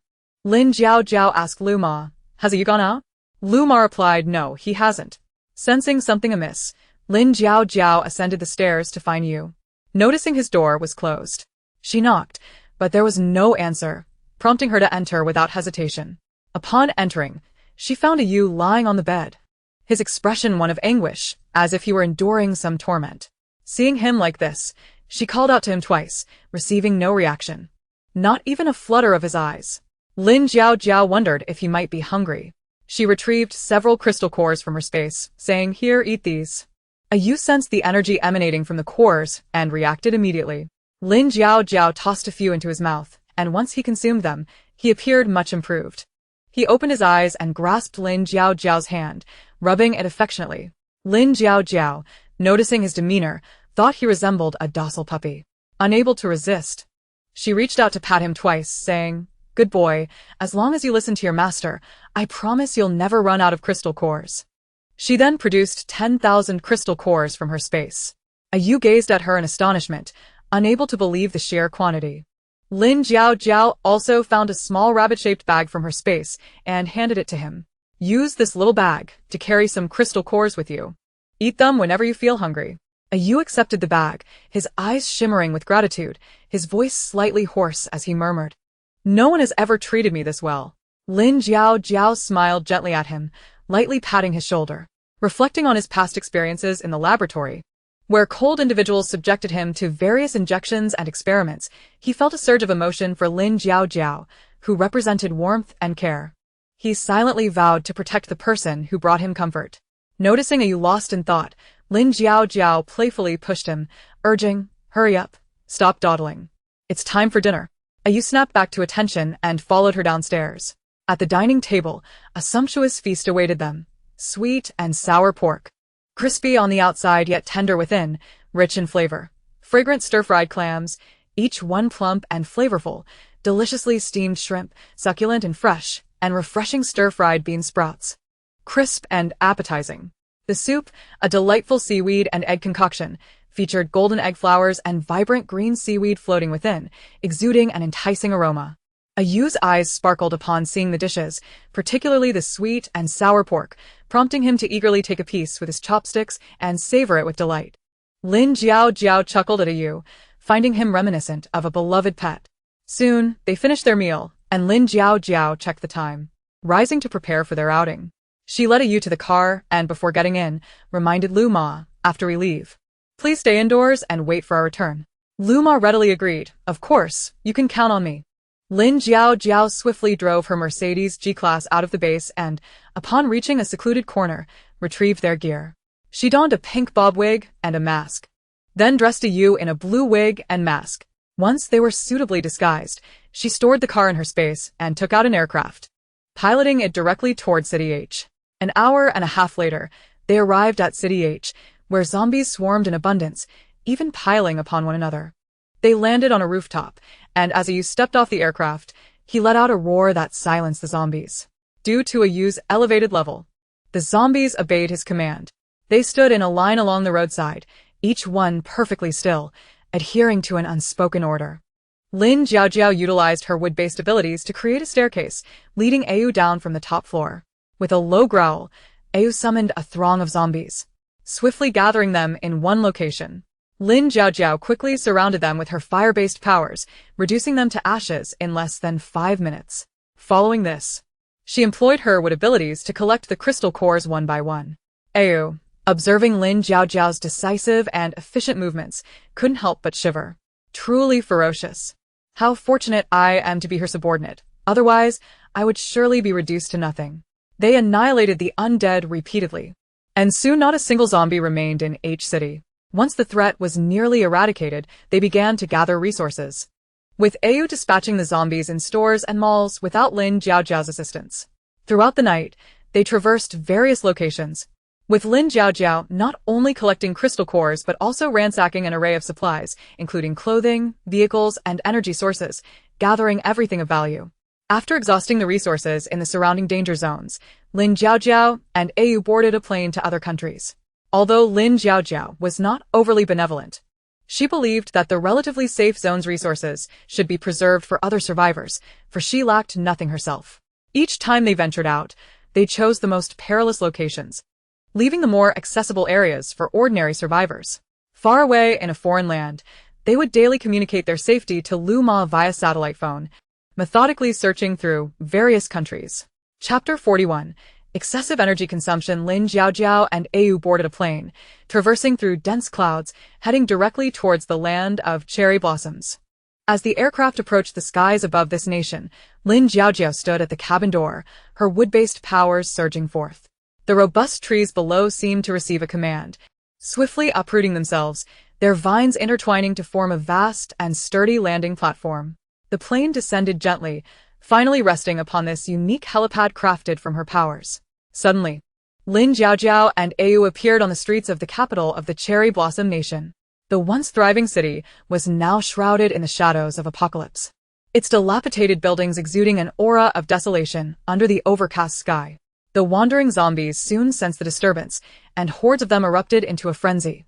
Some clad in modern attire, while others wore kimonos and wooden clogs, surging towards them with a cacophony of footsteps. With eyes glowing, Ayu emitted a piercing howl. The sound waves reverberated, momentarily halting the advancing zombies, causing chaos as they stumbled over one another. Lin Jiaojiao unleashed her fire powers, summoning countless fireballs that materialized, resembling meteors ablaze with destructive energy, crashing into the horde. Boom. Boom. The resounding blast sent limbs flying, a putrid stench enveloping the air. Following this, her water-based abilities manifested, powerful jets of water erupting from her fingertips like high-pressure hoses, easily piercing through the zombies' bodies, splattering green blood. Subsequently, she activated her Hoard abilities, transforming sturdy vines into numerous resilient whips, striking the zombies under her control, causing them to topple and writhe in agony. With unwavering resolve, Lin Jiaojiao utilized her earth powers, causing the ground to tremble as earthen walls rose, enclosing the zombie horde. Her metal abilities manifested as countless sharp blades, slicing through the throng, leaving a trail of green blood and severed limbs in their wake. Lightning crackled from her palms, weaving a net in the sky that descended upon the zombies. Any that made contact were charred and fell, lifeless. Under Lin Jiaojiao's overwhelming assault, the capital of the Cherry Blossom Nation fell silent, the once deadly landscape gradually returning to tranquility, with only the ruins silently narrating the ferocity of the battle. After collecting the crystal cores, Lin Jiaojiao and Ayu boarded their plane to YD country, quickly landing on its soil. Stepping out of the cabin, they were greeted by an oppressive darkness, the air thick with a nauseating stench far worse than in other nations, swarming with flies. Soon, a horde of black zombies, tall and robust, charged towards them with alarming speed. Ayu, sensing the imminent threat, emitted a formidable low growl. This roar reverberated like crashing waves, causing the approaching zombies to falter, their movements sluggish, some even freezing in place, fear evident in their pale eyes. At this moment, Lin Jiaojiao and Ayu fought side by side. Ayu unleashed his rare shadow abilities, shadows swirling around him like ink, enveloping the nearby zombies. Within this darkness, the zombies became disoriented, their actions descending into chaos as they collided with one another. Transitioning to his water abilities, he shot forth a freezing stream that crystallized upon contact, impaling the zombies and pinning them in place. When he activated his fire powers, flames danced like serpents, igniting the decayed bodies of the zombies, filling the air with a foul odor. Lin Jiaojiao raised her hand, gathering a tempest of lightning energy. The electricity crackled like a silver serpent, striking down upon the zombie horde, scorching their towering forms and sending plumes of black smoke into the air as they writhed in agony. Following this, she summoned her water abilities again, a frigid mist enveloping the charred zombies. Under the cold, the scorched areas solidified into razor-sharp blades, clinging to their bodies. With a swift motion, Lin Jiaojiao unleashed these black blades, sending them hurtling towards the surrounding zombies. The sharp instruments sliced through them before they could react, reducing their forms to clouds of black dust that dispersed into the wind. In no time, every last zombie was eradicated by Lin Jiaojiao and Ayu. As Lin Jiaojiao swiftly collected the crystal cores using her Hoard abilities, they departed hastily, overwhelmed by the sheer number of flies, her disgust preventing her from even wanting the supplies. After navigating through multiple countries, they arrived in M country, where they encountered a formidable group of Caucasian zombies. These undead were tall, with grotesque features and pallid skin, exuding a repulsive stench. Their movements were more agile than those they had faced before, with many being level 2 or 3, and even a few level 4 zombies. Utilizing his shadow abilities, Ayu concealed himself and let out a mysterious roar. The sound carried an intangible power, piercing the air around them. Upon hearing this call, the Caucasian zombies trembled uncontrollably, drawn toward Ayu as if by an invisible tether. Without hesitation, Lin Jiaojiao unleashed her fire abilities, flames erupting from her hands and engulfing the zombies. The scorching fire consumed them, eliciting anguished cries as a considerable number fell to the inferno. Continuing, she summoned her earth-based abilities to raise a sturdy earthen wall, effectively obstructing the zombies and confining their movement. Subsequently, she wielded her water powers to create a vast curtain of water, submerging the undead. Immediately after, she transitioned to her lightning abilities, unleashing powerful currents that coursed through the water, causing the zombies to writhe in agony until they became rigid and charred. Following this, Lin Jiaojiao harnessed her metal powers, manifesting sharp blades that severed the zombies, limbs flying in all directions. Lastly, she employed her Hoard abilities, causing vines to rapidly grow from the ground, thrashing the remaining zombies until they were torn asunder. Finally, she used her wood powers to collect all the crystal cores. After this fierce battle concluded, Lin Jiaojiao suddenly felt a wave of dizziness, her body swaying involuntarily. Observing this, Ayu quickly rushed to steady her. Lin Jiaojiao's complexion was pale, clearly a sign of excessive energy expenditure. Ayu hastily retrieved some crystal cores from his backpack. You should rest for a moment and absorb these cores. However, as she absorbed the cores, Lin Jiaojiao suddenly fell into darkness, fainting. Ayu, perplexed by her unconsciousness, thought to himself that he was fine, so she should be as well, for they had formed a bond. If she were in danger, he too would not survive. Once calm, he noticed the uncollected aircraft nearby. He lifted Lin Jiaojiao and boarded the plane, starting it up and flying directly towards City A. Chapter 42. Trapped consciousness. Throughout the journey, Lin Jiaojiao remained unconscious. After a 12-hour flight, Ayu finally arrived at City A and found a secluded spot to land. Just as he was troubled by the inability to stow the aircraft, Lin Jiaojiao seemed to sense something, and the plane automatically retracted. Ayu felt that Lin Jiaojiao could hear him, even if she could not awaken. He attempted to communicate, "Master, release the vehicle. I will take you back to the base." Indeed, the vehicle was summoned forth. Ayu quickly placed Lin Jiaojiao in the passenger seat, removed their disguises, and tidied up before driving towards the base. With the unconscious Lin Jiaojiao in tow, he swiftly reached the base entrance. The official personnel, upon seeing them, arranged for an examination of Lin Jiaojiao. Once they confirmed she was not in distress, they permitted entry. Upon arriving at Villa No. 2, Ayu carried Lin Jiaojiao inside. When Luma saw them, she hurriedly inquired about the situation. To alleviate her concern, Ayu replied, "Sister has exhausted her energy. I've brought some crystal cores for her to absorb. She just needs some rest and will recover soon." This was merely a benevolent fabrication, for although he knew she was safe, he had no idea when she would awaken. After placing Lin Jiaojiao in the room, Ayu remained at her bedside, anxiously asking, "Master, is there any way to expedite your awakening?" Lin Jiaojiao tossed out a note from her space, which read, "Have Luma find Lu Chen." She then sent another note directed at Lu Chen. Though puzzled, Ayu thought that since his master had said so, perhaps Lu Chen would have a solution. He hurried downstairs to present the note to Luma. At that moment, Lin Jiaojiao was trapped within her space, her consciousness unable to escape, her heart filled with anxiety. In truth, she did not wish to trouble Lu Chen, but he was the highest-ranking individual in the base. If he could not assist her, then she might truly be without hope.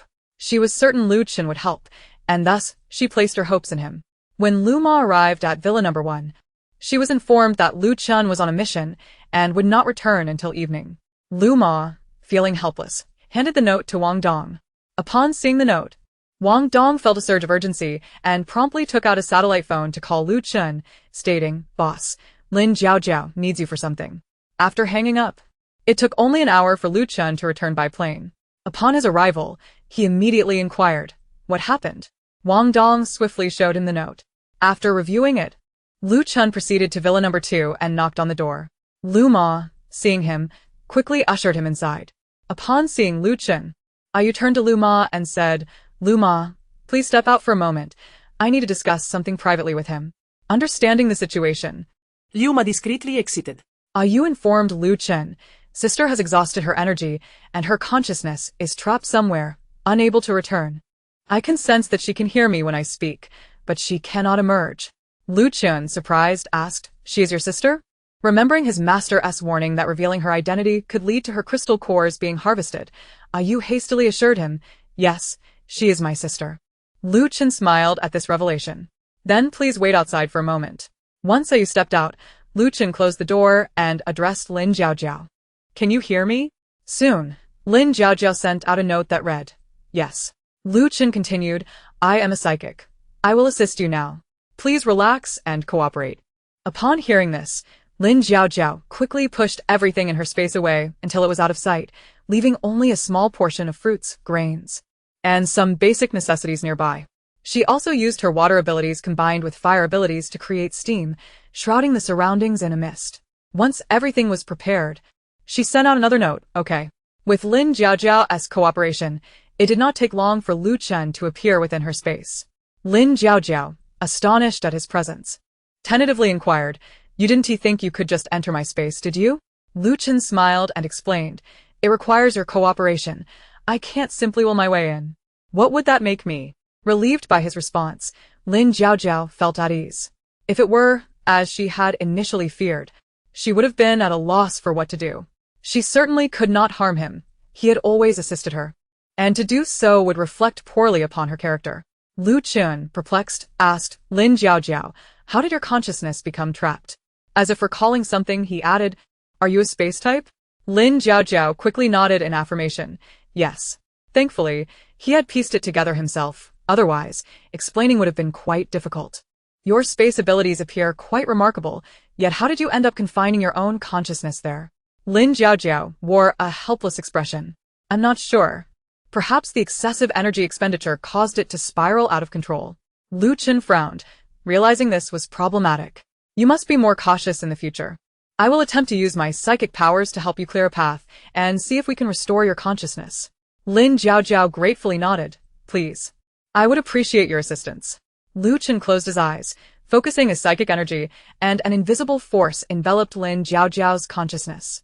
After a while, Lin Jiaojiao slowly opened her eyes, the first sight being Lu Chen.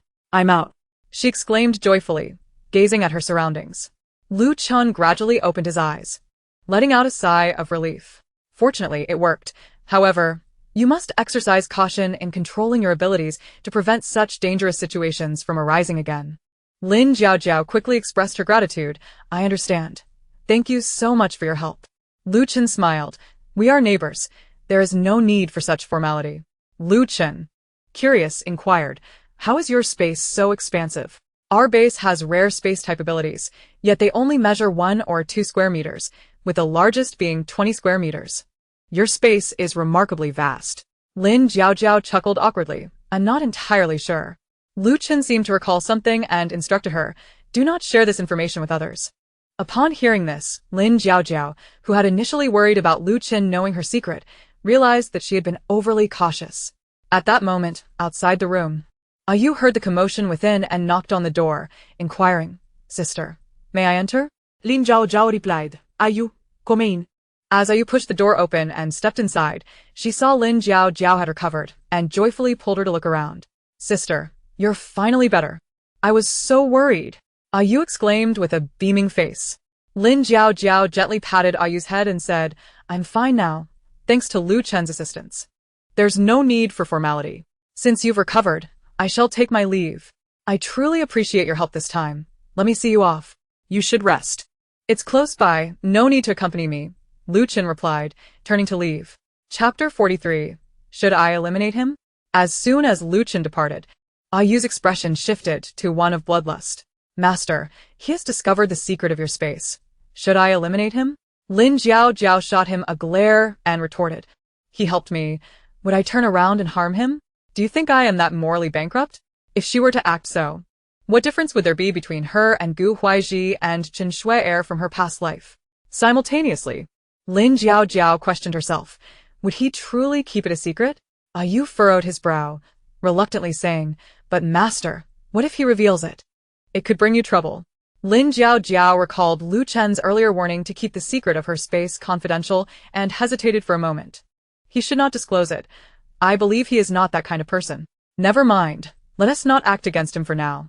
Ayu sighed in resignation. All right. I hope your judgment proves correct. Moments later, Lin Jiaojiao smiled at Ayu and affectionately patted his head. Ayu, you performed exceptionally well this time. Saying this, she retrieved a level 4 blue crystal core from her space and handed it to him. Absorb this well, strive to break through to level 6 soon. Upon feeling Lin Jiaojiao's affectionate touch on his head, Ayu was immensely pleased, his eyes narrowing into crescent shapes with delight. Master, understood. He joyfully took the crystal core and returned to his room, ready to absorb it. Lin Jiaojiao also took out a large number of crystal cores to begin her absorption. However, the consumption was rather intense, and she felt somewhat overwhelmed. Remembering Lu Chen's assistance, she resolved never to let such a dangerous and uncontrollable situation arise again. She continued absorbing until she had finished with 1,000 level 1 crystal cores, 500 level 2 crystal cores, and 100 level 3 crystal cores before finally stopping. After completing her absorption, Lin Jiao stretched languidly and glanced at the clock on the wall. It was already past 6. She couldn't help but exclaim, "I'm so hungry." With a light step, she descended the stairs, immediately spotting Lu Ma, who wore a worried expression. She hurried over to Lu Ma and sweetly said, "Lu Ma, I'm hungry." Lu Ma rushed to her side, concern etched on her face as she asked, "Miss, are you feeling better?" Lin Jiao smiled and response. Iemme fine, Lu Ma. "I'm just a bit tired. A good rest will suffice." At this moment, Lu Ma gently asked, "What would you like to eat, miss?" "I'll prepare it right away." After pondering for a moment, she replied, "Let us eat dumplings." "All right, I'll go boil some," Lu Ma said before heading to the kitchen. Lin Jiao then went upstairs, intending to ask Ayu if he wanted dumplings. Upon reaching his door, she noticed it slightly ajar. Gently, she pushed the door open just a crack to peek inside. To her delight, she found Ayu deeply engrossed in absorbing crystal cores. His aura fluctuating significantly, it seemed he was nearing level 6 and about to upgrade. Lin Jiao decided not to disturb him during this crucial moment, quietly closing the door behind her and heading back downstairs. Once downstairs, Lin Jiao informed Lu Ma, "Lu Ma, cook fewer dumplings for now. Ayu is in the midst of a breakthrough and won't be eating for the time being." Lu Ma acknowledged and began preparing the dumplings. Lin Jiao settled in the living room, reflecting on the various events that had transpired recently while waiting for the dumplings. Soon, Lu Ma finished cooking the dumplings, and they began eating together. Just as they finished, the doorbell rang. Lu Ma stood up to check and then said, "Miss, it's Lu Chen." Let him in. After entering, Lu Chen called Lin Jiao aside. "This time, we are heading to a large grain depot, but as the weather grows hotter, the official vehicles can't transport everything. The remaining grain is bound to spoil. You need to accompany me to collect the rest." Lin Jiao felt a stir of excitement, but was also wary of her secret being discovered. "I assure you I won't disclose the secret of your space. Only you and I will know of this matter," Lu Chen promised. He added, "With me around, I will ensure your safety." Lin Jiao pondered for a moment before nodding. "Very well, I will go with you." Lu Chen reminded her, "Get ready, we'll be leaving shortly." "All right," Lin Jiao replied. She hurried to her room, quickly changing into attire suitable for combat and tying her hair into a high ponytail, completing the process with swift efficiency. Once prepared, she descended the stairs and instructed Lu Ma, "If Ayu wakes up and inquires about me, please inform him that I've gone out on a mission." Lu Ma readily agreed. Additionally, Lin Jiao handed Lu Ma 1000 crystal cores, saying, "Lu Ma, if you have the time, absorb these crystal cores for yourself." Lu Ma asked curiously, "What use do these have?" Lin Jiao patiently explained, "Absorbing them can enhance your abilities, allowing you to summon vast amounts of water." Upon hearing this, Lu Ma became intrigued and listened intently to Lin Jiao's explanation before quickly taking the cores to absorb them. Seeing Lu Ma so enthusiastic, Lin Jiao smiled and then proceeded to Villa Number 1 to find Lu Chen. At that moment, Lu Chen and his teammates were already seated in the vehicle, ready to depart as they awaited her arrival.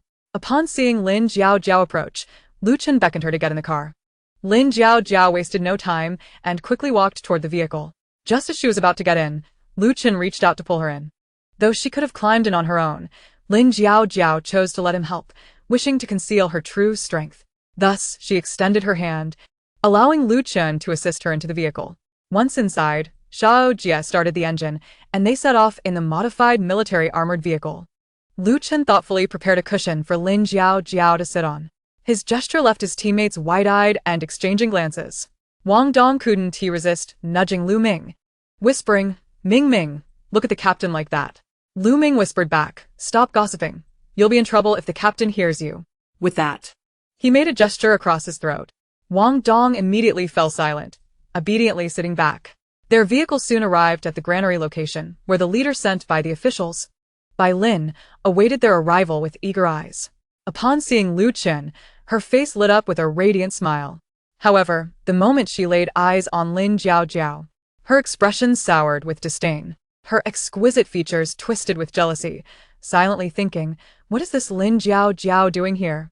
As Lin Jiao stepped out of the vehicle, she keenly sensed by Lin's unfriendly gaze. Though she had her reservations about Lu Chen, Witnessing Bai Lin's reaction ignited a playful spirit within her. Thus, she deliberately moved closer to Lu Chen, linking her arm through his. Lu Chen was momentarily taken aback by her action, fully aware that Lin Jiao intended to provoke Bai Lin. Nevertheless, he found the closeness pleasant and did not resist. Chapter 44. A bounty of gains. Seeing this, Bai Lin's face turned pale with rage as she stormed towards Lin Jiao, shouting, "Let go of Brother Chen." Lin Jiao feigned a delicate demeanor, speaking with a sweet tone. "That won't do. Brother Chen promised to protect me." "I did indeed promise to protect her," Lu Chen interjected, turning to Lin Jiao. Stay close to me. "Of course, Brother Chen." After their conversation, the two walked slowly past Bai Lin, who, upon witnessing this, stomped her feet in frustration, yet had no choice but to follow. Under Lu Chen's guidance, they approached the granary, their first task being to clear out the zombies. Bai Lin, a powerful second-tier water elementalist, unleashed her abilities and dispatched 2 zombies before turning back to look at Lin Jiao with disdain. Some individuals lacking any skills merely added to the chaos. To her surprise, Lin Jiao, without a moment's hesitation, picked up a sniper rifle and swiftly pulled the trigger, executing a series of headshots that felled 10 zombies before she paused. Members of Lu Chen's team, including Wang Dong, Lu Ming, Su Ziyu, Yang Xiaoqiang, Li Haoyang, Chen Jiahao, and Xiao Jie, could not contain their admiration, exclaiming, "What remarkable marksmanship! Impressive!" Li Haoyang's eyes sparkled with appreciation, noting that her shooting skills rivaled those of their well-trained team. "Our squad has gained a significant asset," Wang Dong exclaimed excitedly, with Lu Ming echoing his sentiment. Su Ziyu's eyes gleamed with admiration as he remarked on her prowess. While the group praised Lin Jiao, she merely smiled faintly. Bai Lin, feeling increasingly irked by their commendations, was unable to muster a retort when Lin Jiao slowly remarked, "What does it matter to possess abilities? I could just as easily take a few shots." Bai Lin, her face flushed with anger, glared at Lin Jiao but found herself at a loss for words. Lu Chen, frowning, interjected, "Enough of this, let's eliminate the zombies first." The group ceased their chatter and resumed their mission. Lu Chen focused intently, raising his hands to conjure shimmering water screens around the zombies. Bolts of lightning shot forth from his fingertips, striking a throng of ravenous zombies with precision. The zombies, hit by the lightning, emitted wisps of smoke as they crumpled to the ground. With a wave of his hands, Lu Chen commanded the water screens to envelop the zombies. And with another surge of lightning, the current coursed through their bodies. The zombie skin darkened and stiffened, releasing plumes of black smoke as they convulsed and collapsed. Lin Jiao watched in astonishment as Lu Chen wielded his powers. The last time she had seen him, he seemed to be only at Tier 3. Yet now he had reached Tier 4. It was astonishing to consider that this was merely the 7th month since the apocalypse began. His rate of advancement was indeed remarkable. Though her thoughts swirled, Lin Jiao remained focused, her keen gaze aimed at the approaching zombies as she expertly squeezed the trigger. After an intense battle, they finally cleared the zombies from the granary. Vehicles began arriving in an orderly fashion to transport the grain. The granary was immense, with mountains of grain seemingly stretching endlessly. As they gazed upon the vast storehouse, the group felt both relief and urgency. Wiping the sweat from his brow, Lu Chen declared, "We have no more than half a month. With the heat, this grain will spoil. We must hasten our efforts." The team nodded in agreement and resumed their frantic work. Bai Lin watched the busy crowd, her jealousy slightly alleviated as she began assisting in directing the vehicles. Amidst the bustling activity, Lu Chen led Lin Jiao to a tall building on the other side. He informed her, "Within, there are many supplies we may find invaluable, heat-resistant and frost-resistant seeds, along with other essential resources. I will guard the entrance while you gather them." With swift steps, Lin Jiao ascended the stairs, and upon entering the room, she was awestruck by the array of items before her eyes sparkling with delight. The exhibition hall featured tall display cases against the walls, neatly arranged with boxes of heat and frost-resistant seeds. There were plump wheat seeds, bountiful corn seeds, and a variety of vegetable seeds, all meticulously categorized as if they were treasures. Adjacent shelves were laden with specially designed clothing. The thermal garments, crafted from advanced insulating materials, were said to withstand extreme cold, allowing movement even in freezing conditions. There were also lightweight, breathable sun-protective outfits designed for scorching weather, ensuring comfort even under the blazing sun. Further inside, she discovered rows of specially modified vehicles. Constructed from durable new alloys, equipped with tires made from heat-resistant materials, these vehicles would not melt or deform in high temperatures.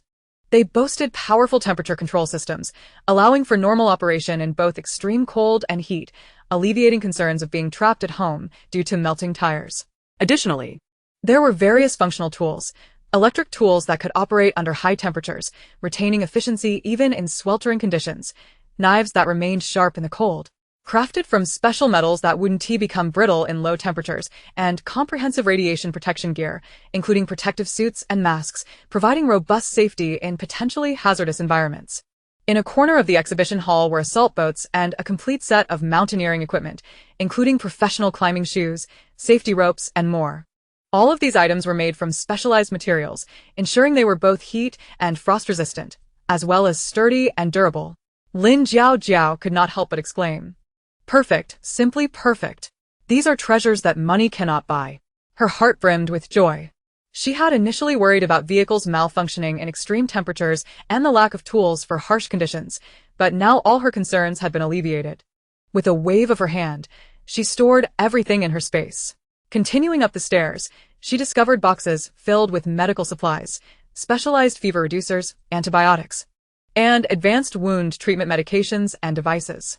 Her heart soared, knowing that in the apocalypse, medicine was an exceedingly rare and precious resource. Ascending yet another level, she found a plethora of high-tech communication equipment, satellite phones, portable walkie-talkies, and even specialized devices that maintained signal stability in extreme environments. Moving further up, she encountered shelves brimming with USB drives containing the nation's advanced technological data across various fields, including energy development, agricultural improvements, and weapon manufacturing. At the very top of the exhibition hall lay a treasure trove of ancient texts and documents spanning technology, culture, and history. Elated, Lin Jiao realized that her haul far exceeded her expectations. Chapter 45. The Mutant Zombie Snake. After gathering everything, Lin Jiao descended the stairs to Lu Chen, who inquired, "Have you finished collecting?" "Yes, all done," she replied. Lu Chen then said, "Let me show you the other side of the granary. They surely won't be able to finish that area. Let us gather what we can from there." Following Lu Chen, Lin Jiao marveled at the endless supply of grain, exclaiming, "So much! Am I really allowed to take all of this?" "Rest assured. They likely won't reach the side," he replied, taking his position at the entrance of the granary. Without hesitation, Lin Jiao entered and began collecting the grain. Just as she was engrossed in her task, she suddenly heard a hissing sound. Instantly alert, she scanned her surroundings and was met with the sight of a massive mutant snake. Its thick body shimmered ominously under the dim light, and as it opened its mouth, drool began to drip. Lin Jiao had an intense fear of snakes. The moment a snake opened its mouth, she froze, her mind going blank, completely forgetting her own abilities. Trembling, she retreated, overwhelmed by terror, and screamed as she dashed outside. Hearing her scream, Lu Chen rushed in, his heart racing with anxiety. Upon seeing him, Lin Jiao leaped onto him like a lifeline, her legs wrapping tightly around his waist, her arms clinging desperately to his neck. Shaking uncontrollably, she struggled to speak, rendered mute by fear. Lu Chen was momentarily taken aback by her reaction but quickly composed himself and asked what had happened. At that moment, the shadow of the snake loomed over them. Lu Chen looked up to see a serpent as thick as a colossal pillar, measuring over 50 meters in length, with grayish-white eyes. His eyes widened in shock, involuntarily gasping as he recognized it as a mutated zombie snake. Regaining his composure, he noted Lin Jiao's frightful grip around him. He understood that they needed to deal with the mutated snake swiftly. Taking a deep breath to steady himself, he tightened his hold on her hands, ensuring she wouldn't fall. His gaze transformed into one of determination and sharpness as he unleashed his abilities. With his left hand, he commanded his water abilities, conjuring a swirling stream of water that transformed into a water dragon, charging toward the mutated snake. Meanwhile, his right hand crackled with electric energy, and with a swift motion, he directed a powerful bolt of lightning toward the snake's head. The mutated snake hissed angrily, its massive jaws agape as it expelled a stream of black venom.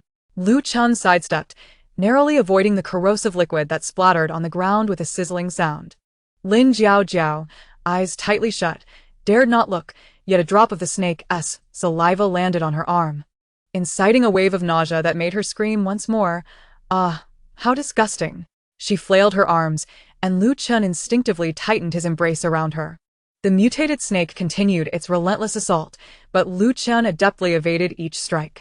Frustrated by its failed attacks, the thick tail of the snake lashed out towards Lin Jiao.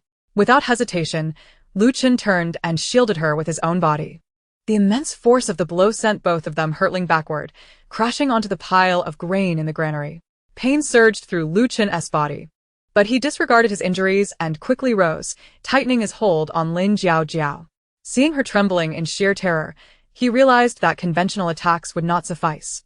He resolved to utilize his psychic abilities. Focusing intently, a fierce glimmer flashed in his eyes as he unleashed a powerful mental assault on the mutated snake.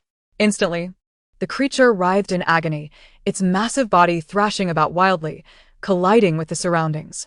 The crashing sounds echoed through the granary, causing the ceiling to tremble. Lin Jiao, hearing the commotion, cautiously opened her eyes. The sight before her filled her with dread. A snake over 50 meters long was a terrifying spectacle.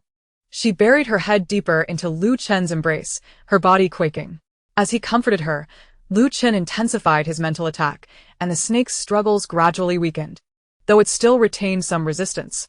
Finally, after a violent convulsion, the snake's head exploded with a resounding crack, green blood splattering everywhere. Yet, Lin Jiao remained with her eyes tightly shut, too fearful to look. Lu Chen inquired, "Have we finished collecting the grain?" Lin Jiao stammered, "And not yet." He attempted to set her down, but she shook her head vigorously, too frightened to let go. Seeing her distress, Lu Chen sighed in resignation. "I'll carry you then." He continued to gather the grain with Lin Jiao clinging to him like a koala, her head nestled deeply in his neck. After they finished, she still refused to descend. With a shake of his head, he secured her legs with his hands, encouraging her to hold on tighter, before leading her outside. Upon their return, Bai Lin witnessed the scene and was furious, almost rushing to pull Lin Jiao away. Lin Jiao, still in a state of shock, cried out, I am scared. "Don't be afraid," Lu Chen gently reassured her. Bai Lin, observing the situation, scoffed, "With her cowardice, what is she doing out here?"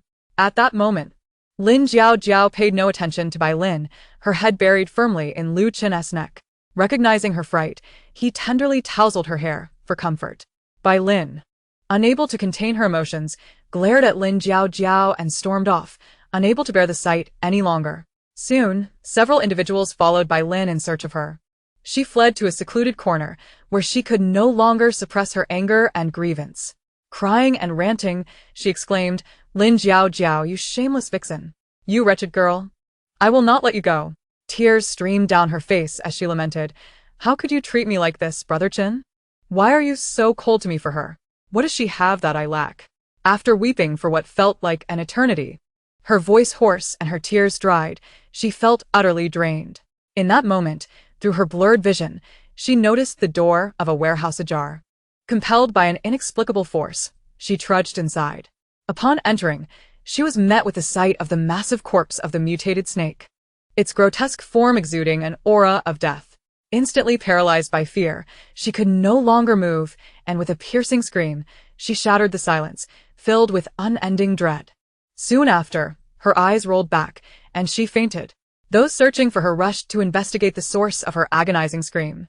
Upon discovering Bai Lin unconscious on the ground beside the grotesque snake carcass, they turned pale in terror, hastily dragging her away. Someone, trembling, slammed the warehouse door shut, murmuring, "That snake was enormous. It could scare anyone's soul away." Chapter 46. How did she get carried back? Before long, Bai Lin was brought back, and the others, witnessing the scene, began to chatter in confusion. What happened? Why was she carried back? Is she unconscious? What occurred? The ones carrying Bai Lin panted heavily, explaining, "We found her passed out in a warehouse with a huge snake's corpse. She must have been frightened into unconsciousness." Meanwhile, Lin Jiao remained clinging to Lu Chen. Upon hearing the discussion, she glanced back and rolled her eyes, thinking, "They call me cowardly, yet look at them." Lu Chen, exasperated, remarked, "You've been clinging to me for so long. When will you come down? You seem to have the energy to worry about others now. So you shouldn't be so scared, right?" Lin Jiao turned her head defiantly, tightening her grip. No, I'm not coming down. I am afraid. Lu Chen, with a resigned smile, patted her head and addressed the others. We've cleared the zombies here. You may continue working. I'm heading back now. With that, he walked toward the vehicle, still carrying Lin Jiao. Just before getting into the car, Lu Chen glanced at the unconscious Bai Lin, instructing, "Put her in the car. We'll take her back together." Hearing the command, the others hurriedly lifted Bai Lin and placed her in the vehicle. At that moment, Lu Chen was preparing to drive. Yet Lin Jiao stubbornly refused to dismount from him. Lu Chen, with genuine kindness, urged her, "I need to drive. How can I do so with you like this?" Lin Jiao, her voice tinged with tears, replied, "You can still hold me while driving. I'm terrified today. You can't just abandon me." Remembering Lin Jiao's claim of suffering from paranoia, Lu Chen could only sigh and relent. Lin Jiao clung tightly to him, while Lu Chen glanced at Bai Lin, who had been brought over, muttering to himself, "Why are all the girls so frightened by such things? One has fainted, and another is looking down at Jiao." Ultimately, Lu Chen found himself seated in the driver's position with Lin Jiao still perched on him. This posture, undeniably intimate, left him feeling somewhat embarrassed. Even before the car had moved, a wave of heat surged through him, his ears reddening visibly. Lin Jiao nestled into the crook of his neck, her warm breath brushing against his skin, eliciting a ticklish sensation that was indescribably enchanting. Lu Chen involuntarily swallowed, his voice hoarse as he stammered, "If you hold me like this." Words failed him, unable to articulate the peculiar feelings stirring within him, his heart racing as if it might leap from his throat. Lin Jiao, seemingly oblivious, maintained her firm grip, showing no intention of loosening her embrace. Lu Chen sighed again, his eyes betraying a mix of helplessness and burgeoning affection. He resolved to start the car. After all, in this post-apocalyptic world, rules had become inconsequential. Thus, in this peculiar position, he drove the vehicle onward. As the car progressed, a few scattered zombies lunged at them, and without hesitation, Lu Chen plowed through them. Finally arriving at the entrance of the base, he honked the horn. The security guard initially glanced over casually, then widened his eyes in astonishment, stuttering, "Lu Commander. What is this?" With an air of nonchalance, Lu Chen replied, "It's nothing. Just open the gate." He thought to himself that he felt no embarrassment. The awkwardness lay with them. Once the gate opened, Lu Chen drove inside, halting in front of the security office, instructing, "You two, carry the ones in the back down." The guards complied immediately, and upon seeing Bai Lin, they exclaimed in surprise, "Isn't this Bai Lin, the base leader's daughter? Why is she fainted?" Despite their curiosity, they hastily lifted Bai Lin down, whispering among themselves, "What is going on?" One has fainted in the back, and the commander is holding one in the front. It all seems rather. Indeed, rumors have circulated that Lin Jiao is under Lu Commander as protection, but it's evident she holds a more significant place in his heart. The two guards exchanged knowing glances, chuckling to themselves. Seeing Bai Lin safely placed down, Lu Chen commanded, "Take her to the base building." The guards promptly carried Bai Lin to a patrol vehicle, with one driving her away. Lu Chen, witnessing their departure, also drove off.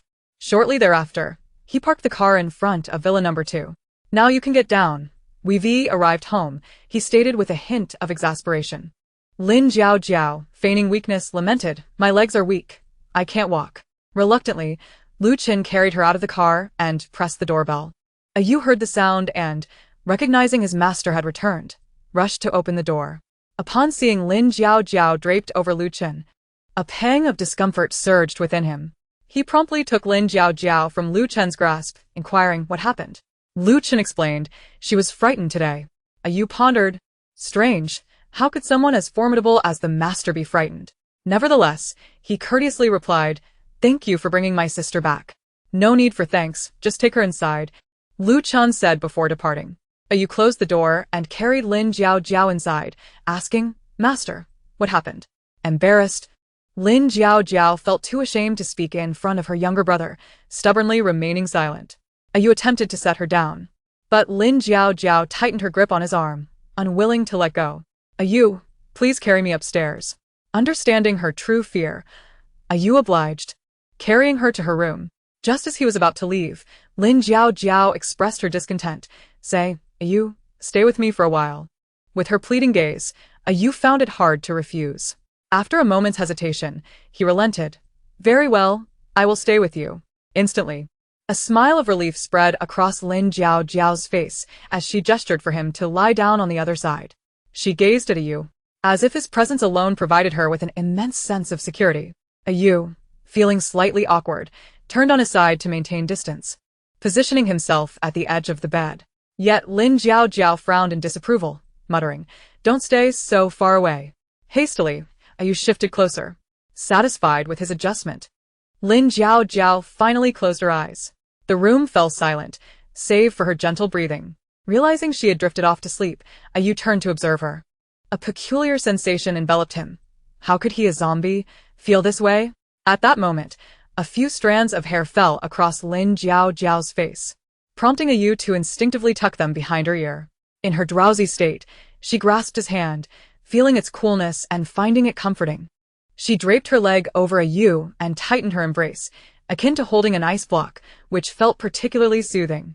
Yu, taken aback by her sudden action, stiffened momentarily, fearing that pushing her away might awaken her, so he remained still. Lin Jiao unconsciously nestled closer, emitting soft sounds of contentment. Yu sighed softly, his gaze revealing a hint of gentleness. Since he did not require sleep, he maintained his position, motionless, wary of disturbing Lin Jiao's peaceful slumber. As time ticked by, Yu gradually relaxed, captivated by Lin Jiao's tranquil countenance, the unusual feelings within him intensifying. Eventually, the sky outside began to lighten, signaling the dawn of a new day. Lin Jiao gradually awoke to find herself tightly embracing Yu, who was gazing at her with his innocent, large eyes unblinking. Upon realizing this, Lin Jiao's cheeks flushed, a rosy hue spreading across her face. "I didn't mean to fall asleep last night," she stammered, slightly flustered. Yu smiled gently. "It's all right, mistress, no need to worry." Embarrassed, Lin Jiao sat up, offering a couple of awkward chuckles. Yu softly inquired, "Are you feeling better today?" "Much improved," she replied. Suddenly, as if sensing something, Lin Jiao scrutinized Yu closely. "Yu, you've leveled up. You're now at stage 6. Yu nodded with a smile. Lin Jiao, brimming with excitement, asked, "Has your sense of taste returned somewhat? You could taste sweetness at stage 5. What about now?" As she spoke, she presented an array of foods with various flavors, sour, sweet, bitter, spicy, and salty for Yu to sample. After tasting each, his face lit up with surprise.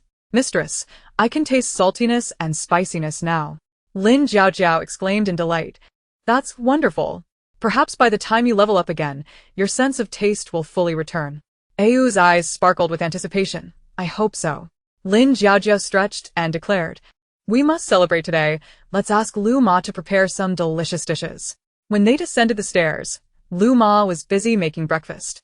Lin Jiao approached her, saying, "Lu Ma, please make extra delicious food today." Lu Ma asked, "What's the occasion?" Lin Jiao replied with a smile, "Yu has leveled up. He can help share some of the workload now." Lu Ma beamed with joy upon hearing this. Lin Jiao added, "I'll take some to Lu Chun as well. He helped me last night, and I need to thank him." Lu Ma readily agreed and fetched additional ingredients, while Lin Jiao and Yu assisted in washing and chopping vegetables. Soon, Lu Ma had prepared the meal. Lin Jiao took the packed food to Lu Chun. Arriving at Villa Number 1, she pressed the doorbell, but no one answered. Lu Chun should be home. His car is still in the yard, she thought, sensing something was amiss. Quickly, she used her gold elemental powers to unlock the door and entered, proceeding to push open the interior door. Where is Lu Chun? She wondered, surveying the house, which was decorated in a typical minimalist modern style. She rushed inside, speculating that he might be in the bedroom. Climbing the stairs, she assumed he was in the master bedroom and headed straight there. Upon opening the door, she found Lu Chun shirtless, lying on the bed, with blood seeping from a wound on his back, and he was burning with fever. Lin Jiao immediately recalled that the mutated snake had attacked her with its tail the previous day, and Lu Chun had sustained this injury while protecting her. It's so serious. And he didn't say a word. I didn't notice at all, she thought, feeling guilty. Since he had helped her, she couldn't ignore him. Lin Jiao quickly retrieved some fever-reducing medicine from her space and hurried to pour a glass of water. Approaching the bed, she gently propped up the dazed Lu Chun. "Here, take your medicine." After he reluctantly swallowed the medicine, he lay back down, still groggy. Observing the wound on his back, she fetched cotton swabs, saline solution, and iodine from her space, meticulously applying the medicine. As she treated the wound, Lu Chen merely frowned, not uttering a single word of discomfort. She pondered whether he had any internal injuries, considering the snake was quite large, and the impact must have been severe. It was remarkable that he had endured for so long. Lin Jiaojiao couldn't help but sigh, her touch growing ever gentler. Her gaze inadvertently swept across his broad back. The defined muscles momentarily halted her ministrations. After dressing the wound, she took a bandage and slowly wrapped it around his waist. Occasionally, her fingers brushed against his skin, sending electric shivers coursing through her body. Her breath quickened, and it seemed Lu Chen sensed the subtle tension in the air, his body tensing slightly. After bandaging Lu Chen's injury, she resolved to take him to the base hospital for a checkup to ensure there were no internal injuries. She approached his wardrobe, opened the door, and rummaged through it until she found a loose shirt, which she carefully put on him. Once he was dressed, Lin Jiaojiao took a deep breath to steady her emotions and summoned Ayu over. Ayu, sensing her call, arrived promptly and asked Sister, "What's wrong?" Lin Jiaojiao replied directly, "You need to carry him. We're going to the base hospital. He got injured helping me yesterday, and I cannot leave him." Ayu responded, "Understood, Sister. Let us hurry." Together, they brought Lu Chen downstairs, where Lin Jiaojiao fetched her Mercedes-Benz G-Class. Ayu supported Lu Chen from behind while Lin Jiaojiao drove, and soon they arrived at the base hospital. Upon seeing that Officer Lu was injured, the doctor immediately grew anxious and arranged for him to be placed in the best ward. Chapter 48. The couple bumped Lin Jiaojiao and Ayu attended to Lu Chen. Just then, loud shouts erupted from the neighboring ward. Ah! There's a snake. There's a snake. Nearby doctors and nurses hurriedly reassured, "Miss Bai, please calm down. There's no snake anymore." Yet, Bai Lin remained in a state of extreme terror. Hearing her voice, Lin Jiaojiao recognized it was Bai Lin. She frowned, thinking how Bai Lin was far more cowardly than herself, wondering how she could find the audacity to mock her. However, Lu Chen's condition was of greater concern, so she dismissed thoughts of Bai Lin. After a while, Lu Chen slowly opened his eyes and, upon seeing Lin Jiaojiao anxiously watching over him, felt a warmth in his heart. "I'm fine, don't worry," he said weakly. Lin Jiaojiao rolled her eyes and retorted, "You're injured this badly. And you still say you're fine?" At that moment, the doctor entered to examine Lu Chen. His condition was stable and there were no internal injuries, but he needed to rest and recuperate. After hearing the doctor's words, Lin Jiaojiao and Ayu finally breathed a sigh of relief. In the adjacent ward, Bai Lin, having been calmed by the medical staff, began to regain her composure. Meanwhile, several staff members nearby discussed, "I wonder what is going on lately? Officer Lu is injured. And now Miss Bai." Upon hearing Lu Chen's name, Bai Lin immediately grew agitated, asking, "What did you say? Brother Chen is injured? Where is he?" She grasped the arm of the medical staff tightly. The staff member hesitated for a moment before replying, "Miss Bai, Officer Lu is in the ward next to yours." Upon hearing this, Bai Lin hurriedly ran to the adjacent ward. Upon entering, she immediately spotted Lin Jiaojiao and felt her anger surge. She rushed forward, intending to reprimand Lin Jiaojiao. However, Ayu, standing protectively beside Lin Jiaojiao, stepped in front of her, his gaze icy as he fixed his stare on Bai Lin, as if he would snap her neck at the slightest provocation. His chilling glare and imposing aura forced Bai Lin to retreat involuntarily. Soon, Bai Lin regained her composure, reminding herself that he was merely an ordinary person and that she had no reason to fear him. After all, she was the daughter of the base leader. She turned her attention back to Lu Chen, angrily demanding, "Brother Chen, how did you get hurt? Was it because of her?" Pointing accusingly at Lin Jiaojiao. Lu Chen regarded her with displeasure, frowning. "This is my affair. It has nothing to do with you."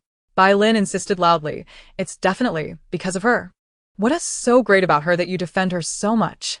Lin Jiaojiao, unperturbed, interjected, "He got hurt protecting me, so what? This is our matter." With that, she deliberately picked up a bowl of congee and spoon-fed Lu Chen, saying, "Open your mouth." Lu Chen complied, opening his mouth to eat as Lin Jiaojiao fed him. Bai Lin's eyes widened in disbelief. How could this be? Brother Chen had never behaved in such a manner. He would typically dismiss any woman who approached him. In the past, She had often found herself in close proximity to Lu Qin due to work, believing herself to be the woman closest to him. However, now, as Bai Lin's thoughts spiraled, her frustration mounted, and she found the scene before her painfully glaring. Eventually, she could no longer bear it and turned away, leaving in despair. Lin Jiao noticed Bai Lin's retreating figure, but paid it no mind, continuing to feed Lu Qin. He regarded her with a glimmer of complex emotions. After a moment, Lu Qin said, "Thank you for this." Lin Jiao rolled her eyes, replying, "What thanks? If it weren't for you, I would have been the one hurt." Meanwhile, Ayu, observing Lin Jiao feeding Lu Qin, felt a twinge of discomfort and interjected, "Sister, let me do it." "It's fine," she began, but Ayu had already taken the bowl from Lin Jiao's hands and started to feed Lu Qin. Lu Qin was taken aback by Ayu's actions, but he still opened his mouth to eat. Lin Jiao glanced between Ayu and Lu Qin, sensing an oddly peculiar atmosphere. Suddenly, a realization struck her. It seemed she had stumbled upon an unexpected pairing. The image of a tragic zombie king alongside a wounded special forces commander was quite an intriguing combination. As her thoughts wandered, she began to scrutinize them. Ayu, with his crimson hair and enchanting crimson eyes, exuded an alluring charm reminiscent of a beguiling demon in the shadows, embodying a wild and untamed spirit. In contrast, Lu Qin was exceptionally handsome, standing tall at nearly 6 feet 3 inches, with a demeanor that was both austere and imbued with righteous vigor, akin to a sword drawn from its sheath. She pondered who might take on the role of the submissive one, and who would be the dominant figure in this pairing. Lost in her musings, Lin Jiao chuckled softly, causing both Lu Qin and Ayu to look at her in confusion. Flustered, she waved her hands dismissively. "It's nothing, continue." Yet, they remained skeptical, feeling uneasy under her gaze. Lu Qin, taking matters into his own hands, seized the bowl and drank from it decisively before setting it aside. Ayu too sensed that the way Lu Qin looked at them was strange, yet he couldn't pinpoint why. As they both scrutinized Lin Jiao, she felt a bit uncomfortable under their intense scrutiny and laughed awkwardly to change the subject. "Well, if you're both fine, let us take you back. Just remember to change your dressings on time." Lin Jiao quickly gestured for Ayu to assist Lu Qin, but he firmly stated, "I can walk by myself." His tone was resolute and commanding. At that moment his fever had subsided, and he appeared considerably more alert as he swiftly threw off the covers and stood up. Seeing Lu Qin in this state, Lin Jiao felt a twinge of regret. What a pity, she thought. The delightful pairing I just glimpsed seems to be over far too soon. I wanted to observe more of their interactions. A hint of longing and reluctance flickered in her eyes, and her expression grew somewhat disheartened. Lu Qin seemed to sense her thoughts and glanced at her. His gaze tinged with curiosity and confusion, but he chose not to speak further, striding ahead. Together, they exited the hospital. And as Lin Jiao prepared to get into the driver's seat, Ayu quickly took the initiative and seated himself behind the wheel. "Sister, I'll drive." Lin Jiao shot him a puzzled look, noticing that he seemed evasive. Ayu felt uneasy sitting next to Lu Qin, sensing that Lin Jiao's gaze made him uncomfortable. Unfazed, Lu Qin opened the back door of the car and took a seat. Lin Jiao joined him, and the vehicle sped away, heading straight to Villa No. 1. Upon arriving, Lu Qin stepped out, maintaining his tall posture, though his steps appeared somewhat unsteady. Observing Lu Qin's uncertain condition, Lin Jiao said, "Rest for now. I'll bring you lunch later." Lu Qin regarded her silently for a moment before replying, "All right." Just as he was about to open the door, he suddenly realized something was amiss. How had Lin Jiao entered earlier when the front gate had been locked? He called out to her, "The gate code is..." Upon hearing this, Lin Jiao understood that Lu Qin suspected something. By sharing the code, he was subtly reminding her that he wouldn't disclose her secret, offering a word of caution. "I understand," she replied. Chapter 49. She must not be harmed. Lu Qin would not speak recklessly. If questioned, he could simply say she possessed a golden ability. With that thought, Lin Jiao hurriedly opened the door to Villa No. 2, allowing Ayu to drive in.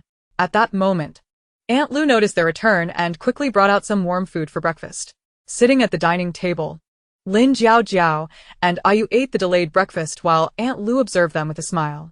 "Make sure to eat well. Don't starve yourselves." Lin Jiao took a few bites but found her appetite lacking, her mind still lingering on recent events. Ayu, noticing her distraction, comforted her, "Sister, Don't worry too much about Lu Chen. He will recover. Lin Jiao Jiao nodded, silently continuing her meal. After breakfast, she instructed Aunt Lu, please prepare extra meals for one person over the next few days. Lu Chen is injured, and I'll take him some food. Aunt Lu responded cheerfully, of course, miss. I understand. Once everything was arranged, Lin Jiao Jiao returned to her room to continue her training. Meanwhile, Bai Lin had returned home and quickly summoned her father. The base leader, Bai Yanshu, received a phone call in his office. Help me find someone named Lin Jiao Jiao, the voice on the other end instructed. Of course.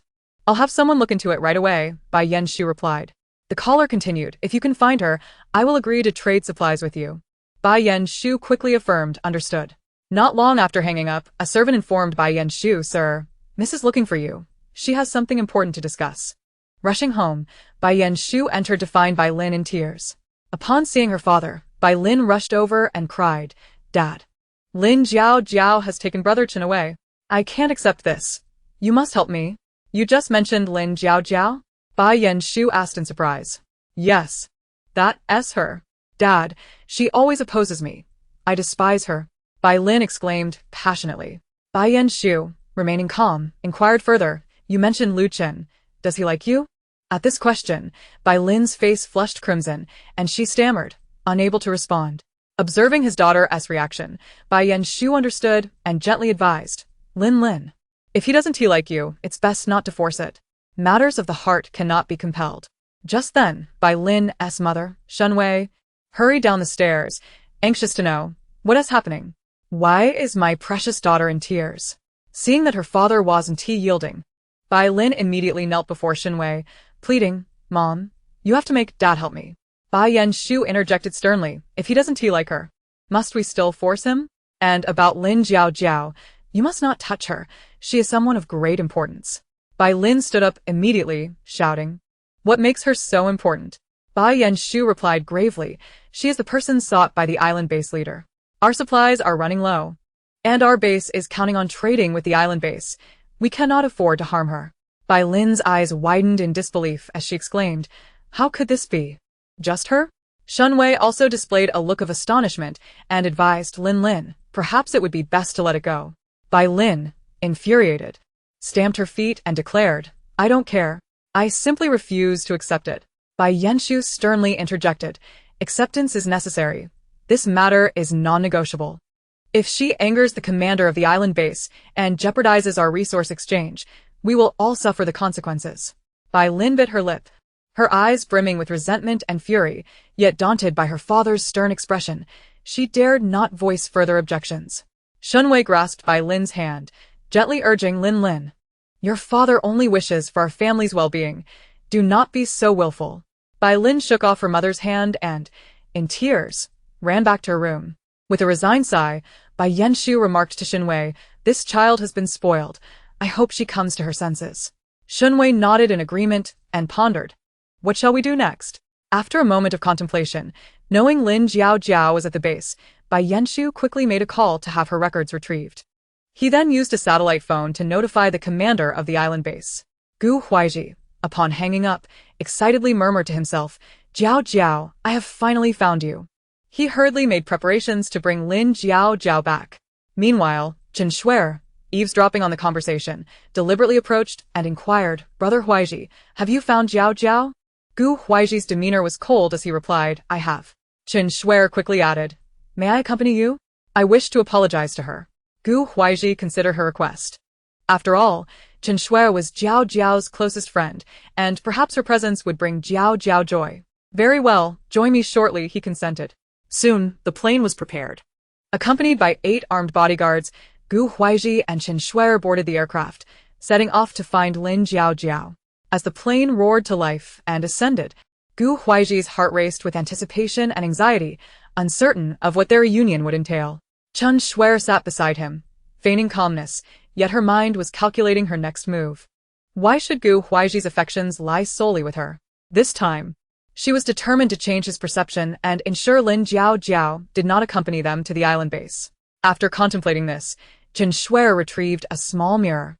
Checking her reflection, though she felt her appearance had diminished, she still exuded a certain allure. She recalled the individuals struggling in the apocalypse, gaunt and disheveled, resembling those suffering from malnutrition.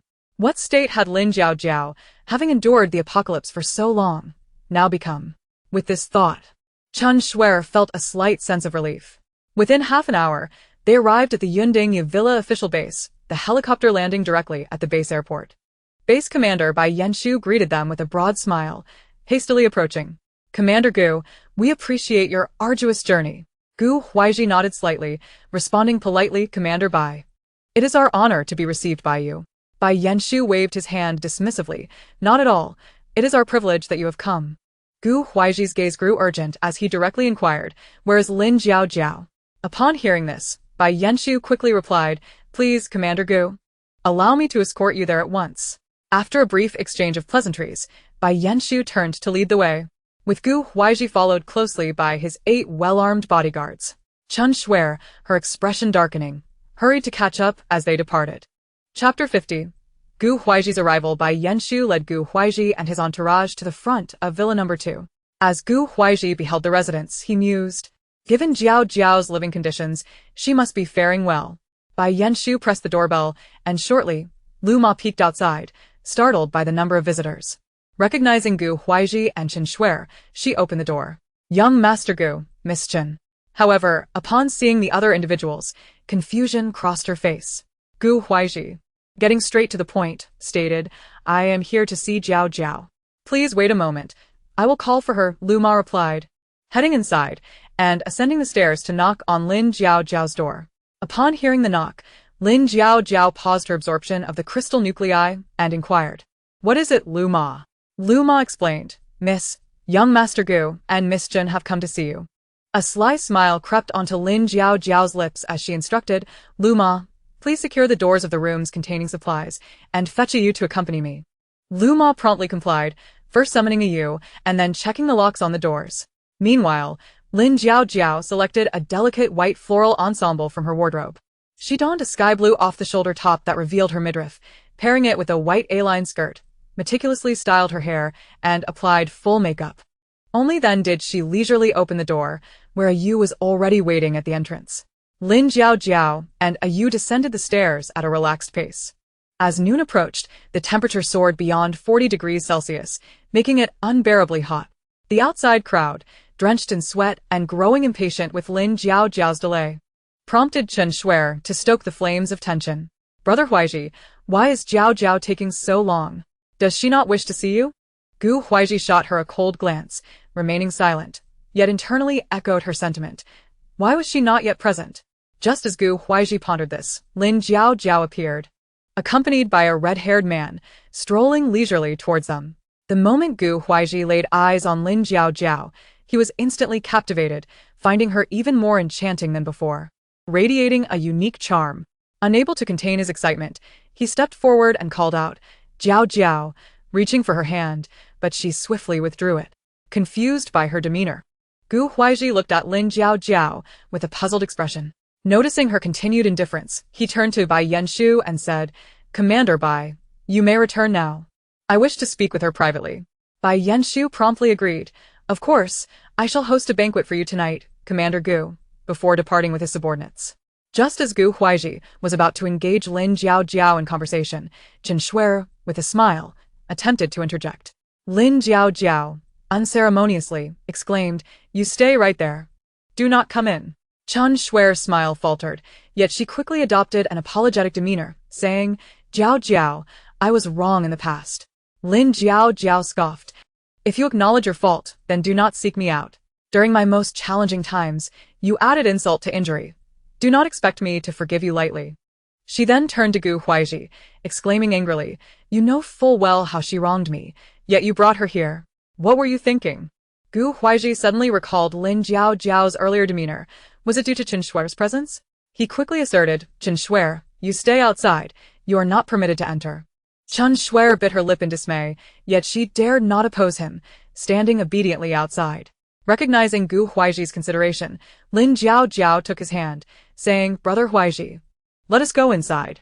She then addressed his 8 bodyguards, instructing, You may come in as well. This left Chen Shuer alone outside, her expression filled with resentment as she glared at Lin Jiao's retreating figure. Once they had entered, Chen Shui muttered under her breath. That wretched Lin Jiao Jiao. Leaving me out in this sweltering heat, trying to make me suffer. At that moment, a Yu approached the door, and Chen Shui, recalling he had been behind Lin Jiao Jiao, felt a surge of jealousy. Gazing at the handsome red-haired man, she called out sweetly, "Hello, handsome." However, a Yu paid her no mind, treating her as mere background noise, and with a resounding slam, shut the door, leaving Chen Shui with a face full of dust. Ah! Chen Shui cast a venomous glance at the door, cursing inwardly. Wretched, wretched. I will eventually claim them all for myself. Lin Jiaojiao entered with Gu Huaizhi and their companions. As they stepped inside, the refreshing breeze from the air conditioning enveloped them, providing immense comfort. The 8 bodyguards, understanding the situation, settled down quietly and ceased their movements. Gu Huaizhi gazed at Lin Jiaojiao, his eyes filled with longing and guilt. "Jiaojiao, you have suffered these days. I have been searching for you." Lin Jiaojiao's eyes glistened with unshed tears, her voice trembling slightly as she replied, "Brother Huaizhi, I am fine. I have been doing quite well here." Gu Huaizhi earnestly inquired, "Would you like to accompany me to the island base? If you come with me, I promise to cherish you and protect you from any harm, providing you with the best of everything." Lin Jiaojiao scoffed inwardly, but her visage bore a melancholic expression, fraught with unshakable concern. "Brother Huaizhi, I cannot go with you. Ant and Xiang have never liked me. If I were to join you at the island base, it would surely lead to conflict between you all. I do not wish to put you in a difficult position." Gu Huaizhi felt a pang of sorrow at her understanding nature and swiftly reassured her, "Jiaojiao, I won't allow them to mistreat you. Do you truly not wish to come with me to the island base?" Lin Jiaojiao shook her head. "If you miss me, you can come to see me. As you can see, I am doing quite well here." Observing her thoughtfulness and concern for him, Gu Huaizhi felt an overwhelming sense of indebtedness. At that moment, a Yu entered. Though a twinge of discomfort surged within him upon seeing Lin Jiaojiao and Gu Huaizhi engaged in lively conversation, he kept his feelings in check and quietly approached Lin Jiaojiao. Upon noticing a Yu's arrival, Lin Jiaojiao turned and offered him a faint smile. Gu Huaizhi, however, felt a wave of displeasure wash over him at the sight of a Yu. The latter was strikingly handsome and resided with Jiaojiao, which inexplicably ignited a sense of rivalry within Gu Huaizhi.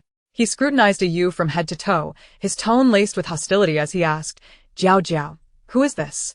Lin Jiaojiao, sensing the tension, introduced, "Brother Huaizhi, this is a Yu. Currently, a Yu, Lu Ma, and I live together." A Yu nodded slightly, greeting Gu Huaizhi with a simple "hello." Gu Huaizhi responded courteously, "Hello, I am Jiaojiao's boyfriend." In that fleeting moment when their eyes met, it seemed as though sparks were colliding. After a brief pause, they averted their gazes. Gu Huaizhi moved closer to Lin Jiaojiao, taking her hand and wrapping his other arm firmly around her waist. The gesture momentarily startled Lin Jiaojiao, yet she stifled her reaction for the sake of her plan. Seeing her reaction, Gu Huaizhi assumed she was merely shy. He leaned closer, whispering in her ear, "Jiaojiao, we haven't seen each other in so long. Do you miss me?" A Yu's expression darkened instantly. Stepping forward, he shouted, "Stay away from her." Gu Huaizhi shot a Yu a challenging glance, retorting, "What right do you have to meddle in my relationship with Jiaojiao?" Lin Jiaojiao quickly intervened, urging, "A Yu, step back." A Yu clenched his fists, his body trembling with restrained anger. Gu Huaizhi tightened his embrace, whispering in Lin Jiaojiao's ear, "Jiaojiao, you still haven't answered my question." His warm breath brushed against her ear, causing her to stiffen. Internally, Lin Jiaojiao simmered with irritation, yet she maintained a semblance of a smile. "Brother Huaizhi, please don't act this way." A Yu could no longer contain himself and lunged forward, attempting to pull Gu Huaizhi away, shouting, "Let her go." Gu Huaizhi stood his ground, holding Lin Jiaojiao tightly, asserting, "Jiaojiao and I have grown up together. We share a bond of childhood affection. She is my girlfriend. What position do you hold to dictate our matters?" Confused, Lin Jiaojiao pondered why Yu was reacting so vehemently. As the atmosphere threatened to spiral out of control, she seized the opportunity to extricate herself from Gu Huaizhi's hold and raised her voice, "Enough. Let us all just calm down." The room fell silent, both Gu Huaizhi and a Yu fixating their gazes on her. At that moment, Lin Jiaojiao felt lost under their scrutiny. She sought to stabilize Gu Huaizhi while grappling with a Yu's unexpected fury. Just then, Lu Ma approached, attempting to diffuse the tension. "How about we have a meal first?" Lin Jiaojiao, seizing Lu Ma's suggestion, chimed in, yes, let us eat. She then took Gu Huaiji by the hand, saying, Brother Huaiji, let us go eat. Following that, she pulled Yu along, casting him a warning glance. Yu interpreted her actions as siding with Gu Huaiji, fueling his frustration, yet he could not defy her command. He begrudgingly took a seat, his expression dark. Lu Ma soon brought the packed meal. Lin Jiaojiao recalled her intention to deliver food to Lu Chen and quickly said, You all eat first, I need to take this meal to someone. She picked up the packaged food and hurriedly exited, unable to endure the tense atmosphere any longer. As she opened the front door, Chen Shuer, mistaking Lin Jiaojiao's kindness for weakness, rushed forward, cheerfully calling, Jiaojiao. At that moment, Chen Shuer's makeup had smudged, her entire being drenched in sweat and exuding an unpleasant odor. Upon seeing her, Lin Jiaojiao instinctively took a step back, declaring, Don't come any closer. Chen Shuer, sensing Lin Jiaojiao's disdain and indifference, felt her smile falter, a flicker of resentment flashing in her eyes before she quickly adopted a pitiful demeanor. Jiaojiao, how can you treat me this way? Chen Shuer's voice trembled, as if she were struggling to contain her emotions. I merely wish to have a word with you. Lin Jiaojiao, disinterested, continued towards the adjacent villa. Chen Shuer bit down on her lip, her hands unconsciously clutching her clothing tightly, seething with rage yet forcing a strained smile. Jiaojiao, you go ahead. We can talk later. Standing there, Chen Shuer's smile vanished, replaced by a grim countenance. Lin Jiaojiao entered Villa No. 1, inputting the password to gain access. Upon witnessing this, Chen Shuer's eyes lit up, pondering, what could she be doing in Villa No. 1? An idea struck her. A scheme to drive a wedge between Gu Huaiji and Lin Jiaojiao. Meanwhile, Lin Jiaojiao ascended to the second floor, placing the meal in the living room before knocking on Lu Chen's door, calling Lu Chen it's time to eat. Lu Chen emerged promptly upon hearing her voice. You eat first, Lin Jiaojiao instructed, adding, I'll head back now. Take care of yourself. A fleeting look of disappointment crossed Lu Chen's face. But he quickly regained his composure, responding all right. As Lin Jiaojiao stepped out of Villa No. 1, Chen Shuer hurriedly approached, inquiring with feigned concern, Jiaojiao. What were you doing in Villa No. 1? Lin Jiaojiao, easily discerning her ulterior motives, replied nonchalantly, I was delivering food to Villa No. 1. feigning surprise. Chen Shuer asked with feigned curiosity, is it a man or a woman? You're delivering food to him? Lin Jiaojiao suppressed a smirk, maintaining her composure as she answered. It's a man. Upon hearing this, Chen Shuer's spirits soared, a glimmer of excitement flashing in her eyes. Lin Jiaojiao, choosing not to engage further, strode into her own villa, emphatically shutting the door behind her. Chen Shuer, undeterred, began to plot, having devised a plan already. Unbeknownst to her, as Lin Jiaojiao entered, she let out a cold laugh and thought, My dear friend, you must devise a clever strategy. With that, she hastened inside. Within Villa No. 2, Gu Huaiji and Yu sat at opposite ends, neither touching their food, locked in a silent standoff. Lu Ma, seated nearby, sensed the oppressive atmosphere, which felt almost suffocating. Just then, Lin Jiaojiao returned, and upon witnessing the scene, she could not help but mutter to herself, What have I done to deserve this?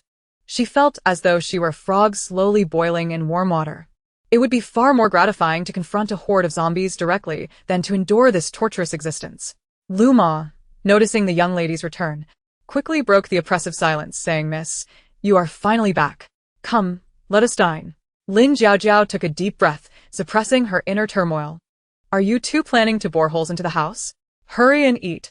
Upon witnessing Lin Jiaojiao's outburst, both Gu Huai and Yu were momentarily taken aback, yet remained silent, making no move. At that moment, Lin Jiaojiao, stifling her irritation, assumed the role of the diligent hostess, serving a piece of chicken wing to Gu Huai with the communal chopsticks, followed by another piece for Yu.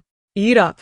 Only then did the two reluctantly pick up their chopsticks, exchanging glances filled with animosity from time to time.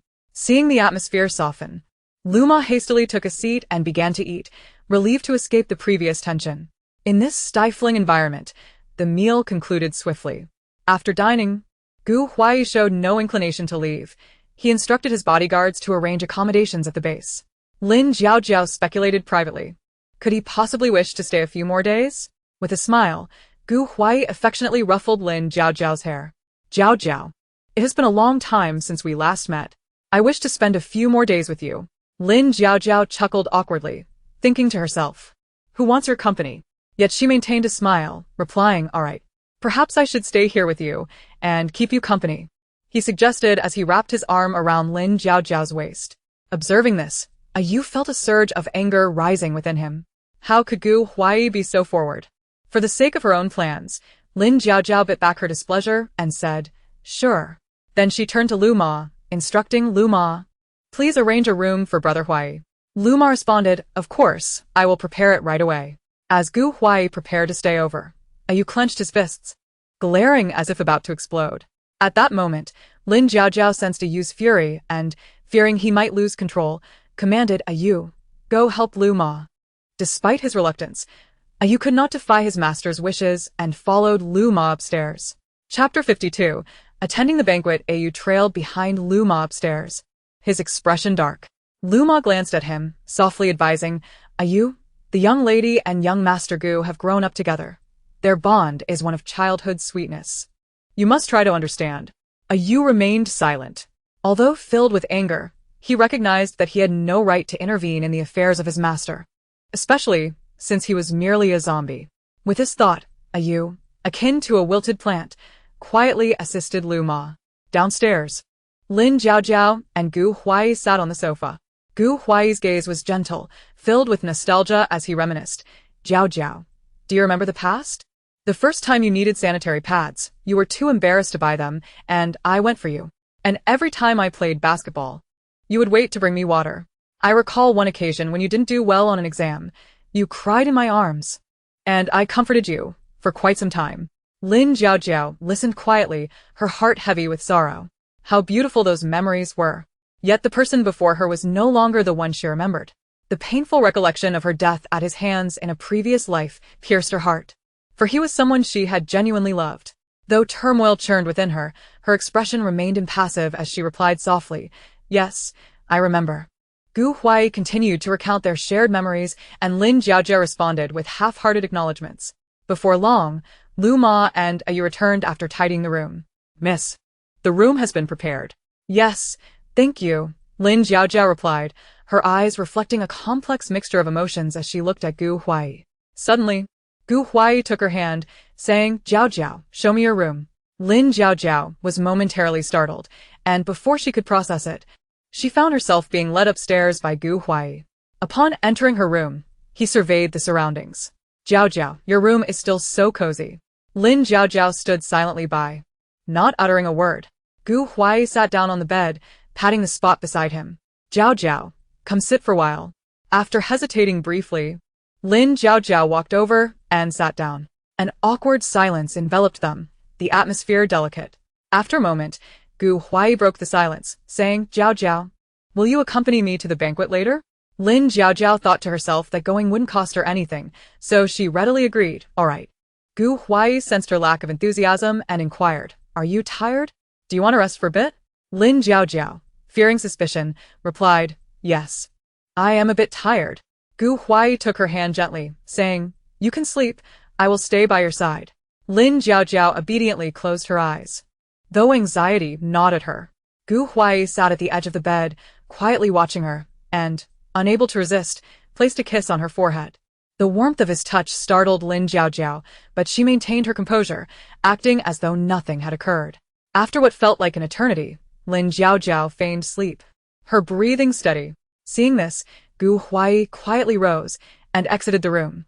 Once she heard the door close, Lin Jiaojiao slowly opened her eyes, filled with resentment. She knew she had to tread carefully around Gu Huai. Meanwhile, Bai Yanshu contemplated seizing this opportunity to familiarize himself with individuals from nearby bases, facilitating future communication and development.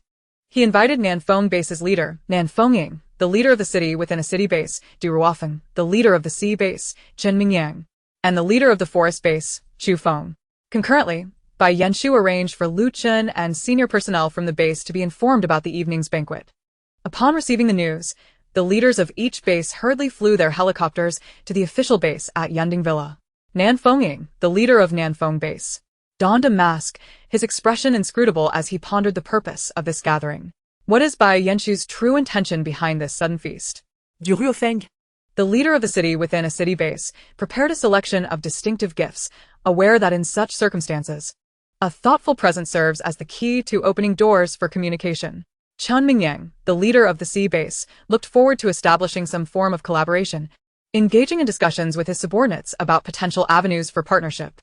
Xu Feng, the leader of the forest base, arrived with a sense of curiosity, eager to observe the situations at other bases and expand his network. As they successively arrived at Yending Villa, Bai Yenshu warmly welcomed everyone. The banquet was lively, with each guest harboring their own thoughts, engaging in cheerful conversation. Meanwhile, after a brief rest, Lin Jiaojiao rose to meticulously prepare for the banquet. She donned a black Hepburn-style strapless gown, complemented by black gloves, a pearl necklace, and pearl earrings, her hair elegantly styled. After applying a delicate makeup that accentuated her natural beauty, she stepped out of her room with grace. The moment Gu Huai laid eyes on her, a spark of astonishment flickered in his gaze. "Jiao Jiao, you look truly beautiful tonight." Lin Jiaojiao offered a slight smile, replying, "Thank you." Then she turned to Yu, saying, Come with me. Gu Huai, puzzled, asked, "Why do you want him to accompany you?" Lin Jiaojiao playfully pouted, "Brother Huai, I see him as a little brother. I want him by my side wherever I go." Since bringing Yu along would help her navigate any troublesome situations without revealing her capabilities, she preferred this arrangement. Although Gu Huai felt displeased, he relented upon hearing Lin Jiaojiao's reasoning. She instructed Yu to change, and he swiftly returned dressed in a pristine white suit. Gu Huaiji was clad in a sky-blue suit. Once they were all ready, Yu proceeded to the garage to drive. Gu Huaiji and Lin Jiaojiao walked side by side, preparing to open the door. As Gu Huaiji swung the door open, he was taken aback to find Chen Shui Er still lingering outside. At that moment, Chen Shui Er emanated a repugnant odor of sweat that was quite nauseating. Upon seeing their attire, she rushed over, exclaiming, "Brother Huaiji, could you take me along?" Gu Huaiji's face contorted in disgust at the sight of her. His brows knitted in discontent as he replied, "You reek so badly. Bringing you along would be a disgrace to me. Go stay with those bodyguards." Chen Shui-er glanced at herself, filled with resentment. Having not eaten lunch and enduring the sweltering heat of over 40 degrees for an extended period, how could she not smell? She was both stinky and famished. Yu emerged from the car, and seeing Chen Shui-er's plight, Lin Jiaojiao found it amusing but chose to ignore her and walked straight towards the vehicle. Gu Huaiji, noticing this, hurriedly opened the car door for Lin Jiaojiao, even shielding her from the car roof with his hand before letting her in. And then he circled around to the other side to get in himself. Once they were seated, Yu pressed down on the accelerator, and the car sped away. The exhaust fumes made Chen Shui-er cough several times as she glared resentfully at the retreating vehicle. Fuming in place, Chen Shui-er stamped her feet, filled with bitterness. Chapter 53. The banquet. After they left, Chen Shui-er took out her small mirror and, upon seeing her disheveled appearance, clenched her teeth in determination. She had to go too. She hurried to the base building and sought out the bodyguards. Subsequently, Chen Shui-er quickly tidied herself up at their accommodation, preparing to attend the banquet. If Gu Huaiji would not take her, she would go on her own. Chen Shui-er silently vowed that she would make her mark. At the banquet venue, the atmosphere was resplendent with dazzling lights and melodious music. Key personnel from various bases mingled, exchanging toasts and laughter. Exquisite delicacies adorned the long tables, releasing tantalizing aromas, creating an ambience that felt entirely removed from the apocalypse. Base leader Bai Yenshu engaged in lively conversation with the heads of various bases. Nan Foming sat on a chair, and Du Ruofeng approached him, sharing their perspectives on the current situation, while Chun Mingyang listened with keen interest. At this moment, Shunwei arrived at the banquet with her daughter Bai Lin and son Bai Muyang. Lu Chen, feeling unwell, sat off to the side, lacking the energy to engage in conversation. However, Bai Lin's eyes brightened upon seeing Lu Chen, and she approached him, saying, "Brother Chen, why are you all alone here?" As she drew closer, almost leaning against him, Lu Chen glanced at her with indifference. When she was less than 30 centimeters away, he coldly requested, "Miss Bai, please keep your distance." Bai Lin sensed his anger from his tone. She knew that if she got any closer, he would not hesitate to act. Her smile faltered, and she plaintively asked, "Brother Chen, why are you treating me like this?" Lu Chen turned his head away, refusing to acknowledge her. Just then, Lin Jiaojiao, Gu Huaiji, and Yu arrived, instantly capturing everyone's attention. Upon seeing Lin Jiao, Nan Fengying's expression shifted dramatically beneath his mask. He rushed forward, grasping her hand. Xia Zhizhi. Lin Jiao felt a surge of anxiety upon seeing him. Oh no! This womanizer is also here. What should I do? As she grappled with her dilemma, Gu Huaizhi politely interjected, You have mistaken her for someone else. She is my girlfriend, Lin Jiao. Nan Fengying stared incredulously at Gu Huaizhi before turning to Lin Jiao. Impossible. She is clearly Xia Zhizhi. Zhizhi, do you not recognize me? Lin Jiao, with her composure faltering, insisted, Sir, you are mistaken. Upon hearing her familiar voice, Nan Fengying seemed to have an epiphany, sneering coldly. Lin Jiao found his laughter unnerving. Ayu, sensing his master's unease, quickly glanced at him. Nan Fengying, with a veneer of amusement, remarked, Lin Jiao. You're quite clever. His tone dripped with veiled menace.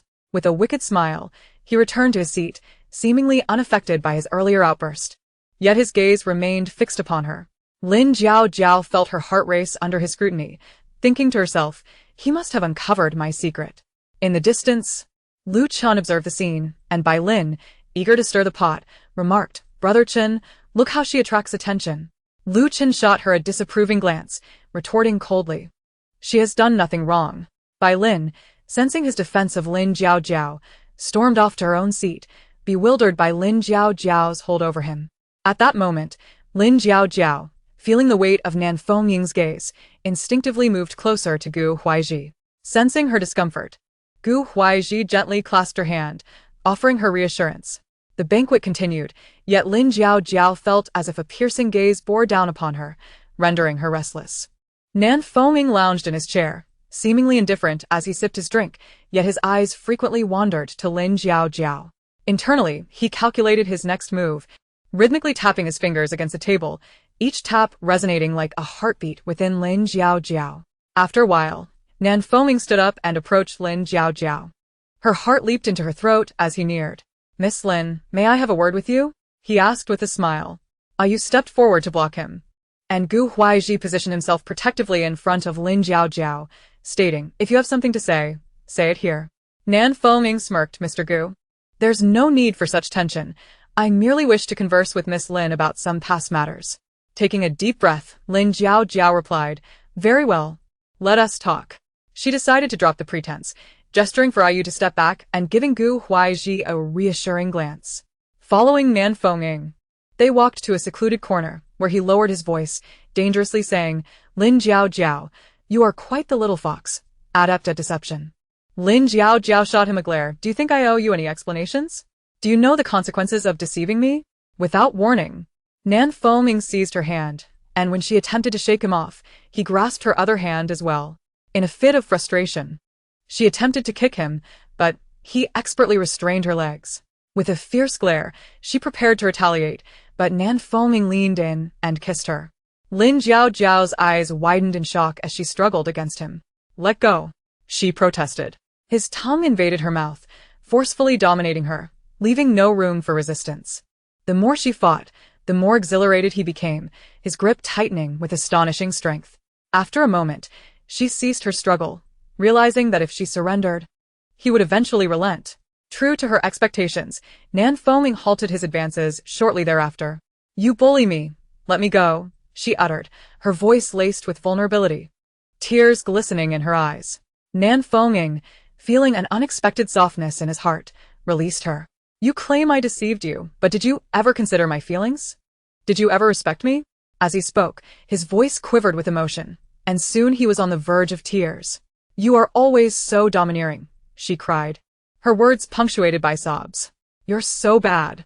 Nan Fengying, gazing at her tear-streaked face, felt a pang of regret, overwhelmed by a sense of helplessness. Stop crying. It is my fault. I should not have acted so impulsively. Lin Jiao, still sobbing, insisted, You always bully me. I dislike you. Flustered, Nan Fengying quickly promised. I swear I won't do it again. Please stop crying. Lin Jiao continued to weep, while Nan Fengying sighed helplessly, stating, I did not intend to trouble you. A flicker of joy surged within Lin Jiao, though externally, she maintained a pitiful demeanor as she gazed at him. Really? She inquired. Nan Fengying replied, It was because you faked your death that I was saddened for quite some time, which led to my anger. Lin Jiao paused, her expression shifting as she retorted. That was unavoidable. You forced my hand. Nan Fenging solemnly declared. Regardless, I am genuinely pleased to see you again. Lin Jiao bit her lip and casually asked. So, everything in the past is behind us? Yes. All of it is behind us, Nan Fenging reassured her. Upon hearing his words, Lin Jiao felt a weight lift from her heart, and she dropped the pretense, suggesting, then let us return. With that, she turned to walk back, transforming from a sorrowful figure into someone seemingly unperturbed. Chapter 54. Seeking favor, Nan Fenging stared at her in astonishment, exclaiming, You just deceived me again. How could Lin Jiao change her demeanor so swiftly? Her mood shifted as quickly as turning a page. With conviction, Lin Jiao defended. What deceit? Was I not crying? She then flashed him an innocent gaze. Under her pleading eyes, Nan Fenging found it difficult to maintain his reproach. He was utterly defeated by her charm. Lin Jiao disregarded him, turning to retrace her steps. Nan Fenging followed suit, resigned. Upon her return, Lin Jiao sat beside Gu Huaizhi, appearing unfazed. Gu Huaizhi, noticing her prolonged absence, inquired, Jiao, why were you gone so long? As he placed a hand on her waist. Seeing Gu Huaizhi's gesture, Nan Fenging felt a surge of discontent, despite not yet courting her.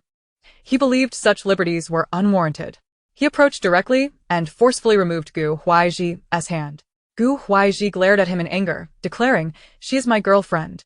The tension escalated, and it seemed a confrontation was imminent.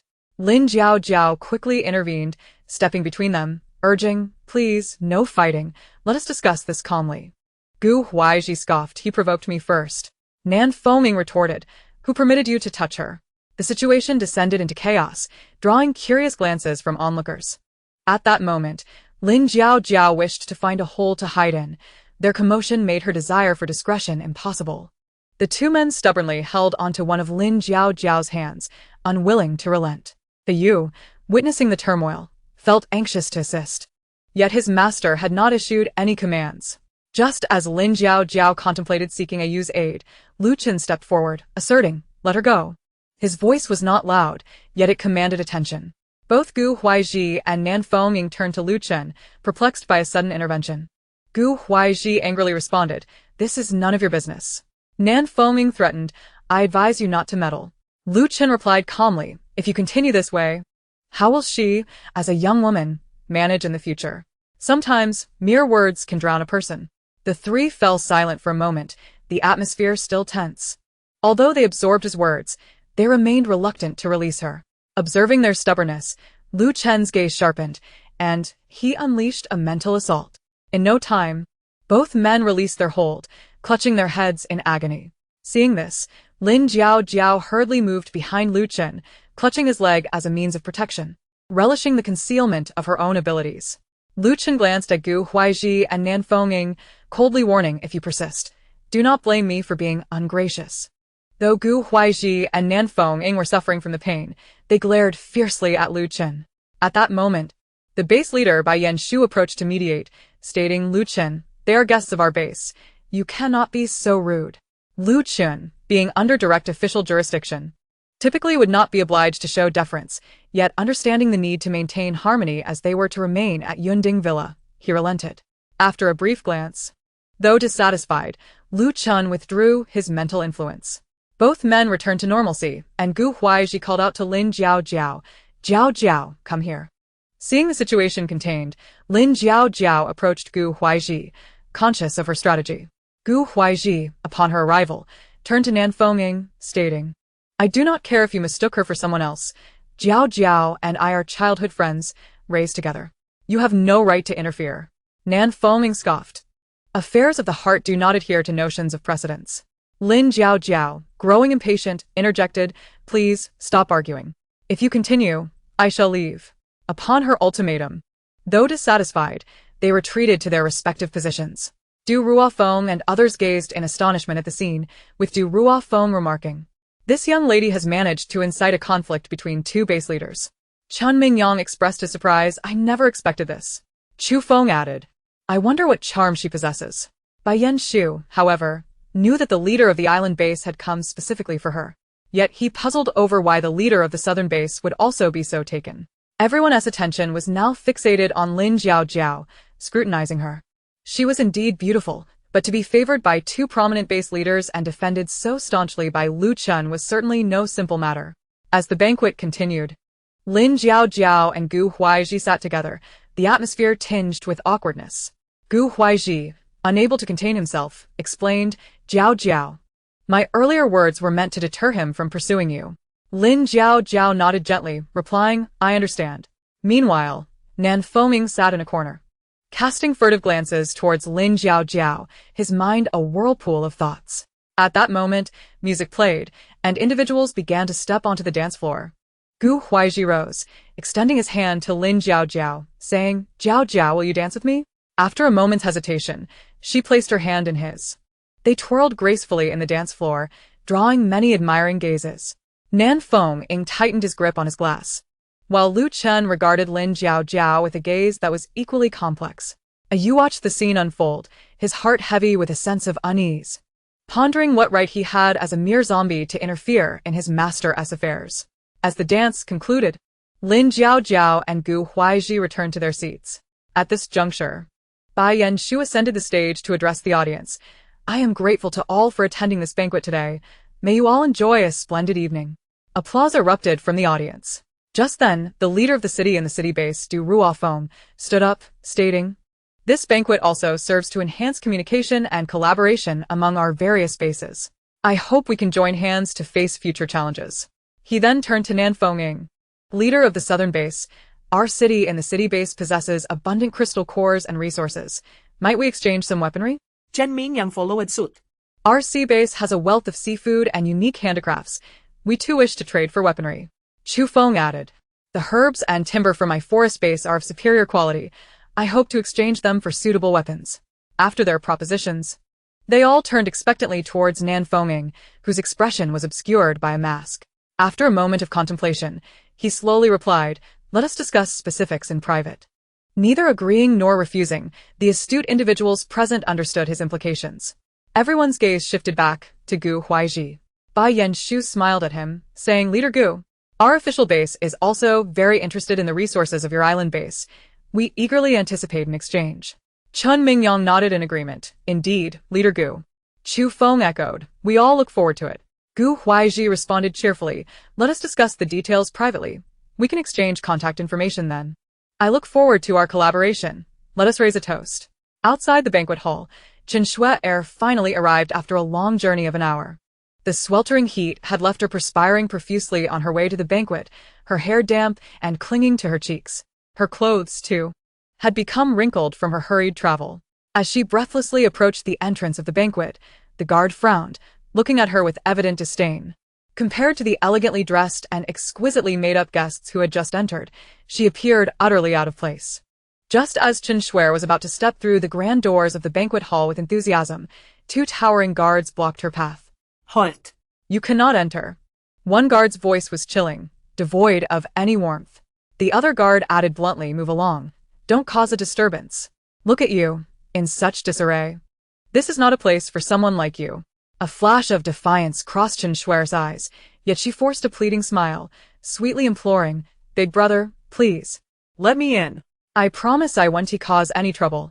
The guards remained unmoved, sternly ordering, Enough of this. Just leave. Chen Shui was taken aback. Her plans had come to an abrupt halt before they even began. While her dreams were delightful, reality proved to be harsh. She lingered outside, unwilling to concede, thinking that she would surely have a chance when they emerged. Chapter 55. Jiao is upset as the banquet drew to a close.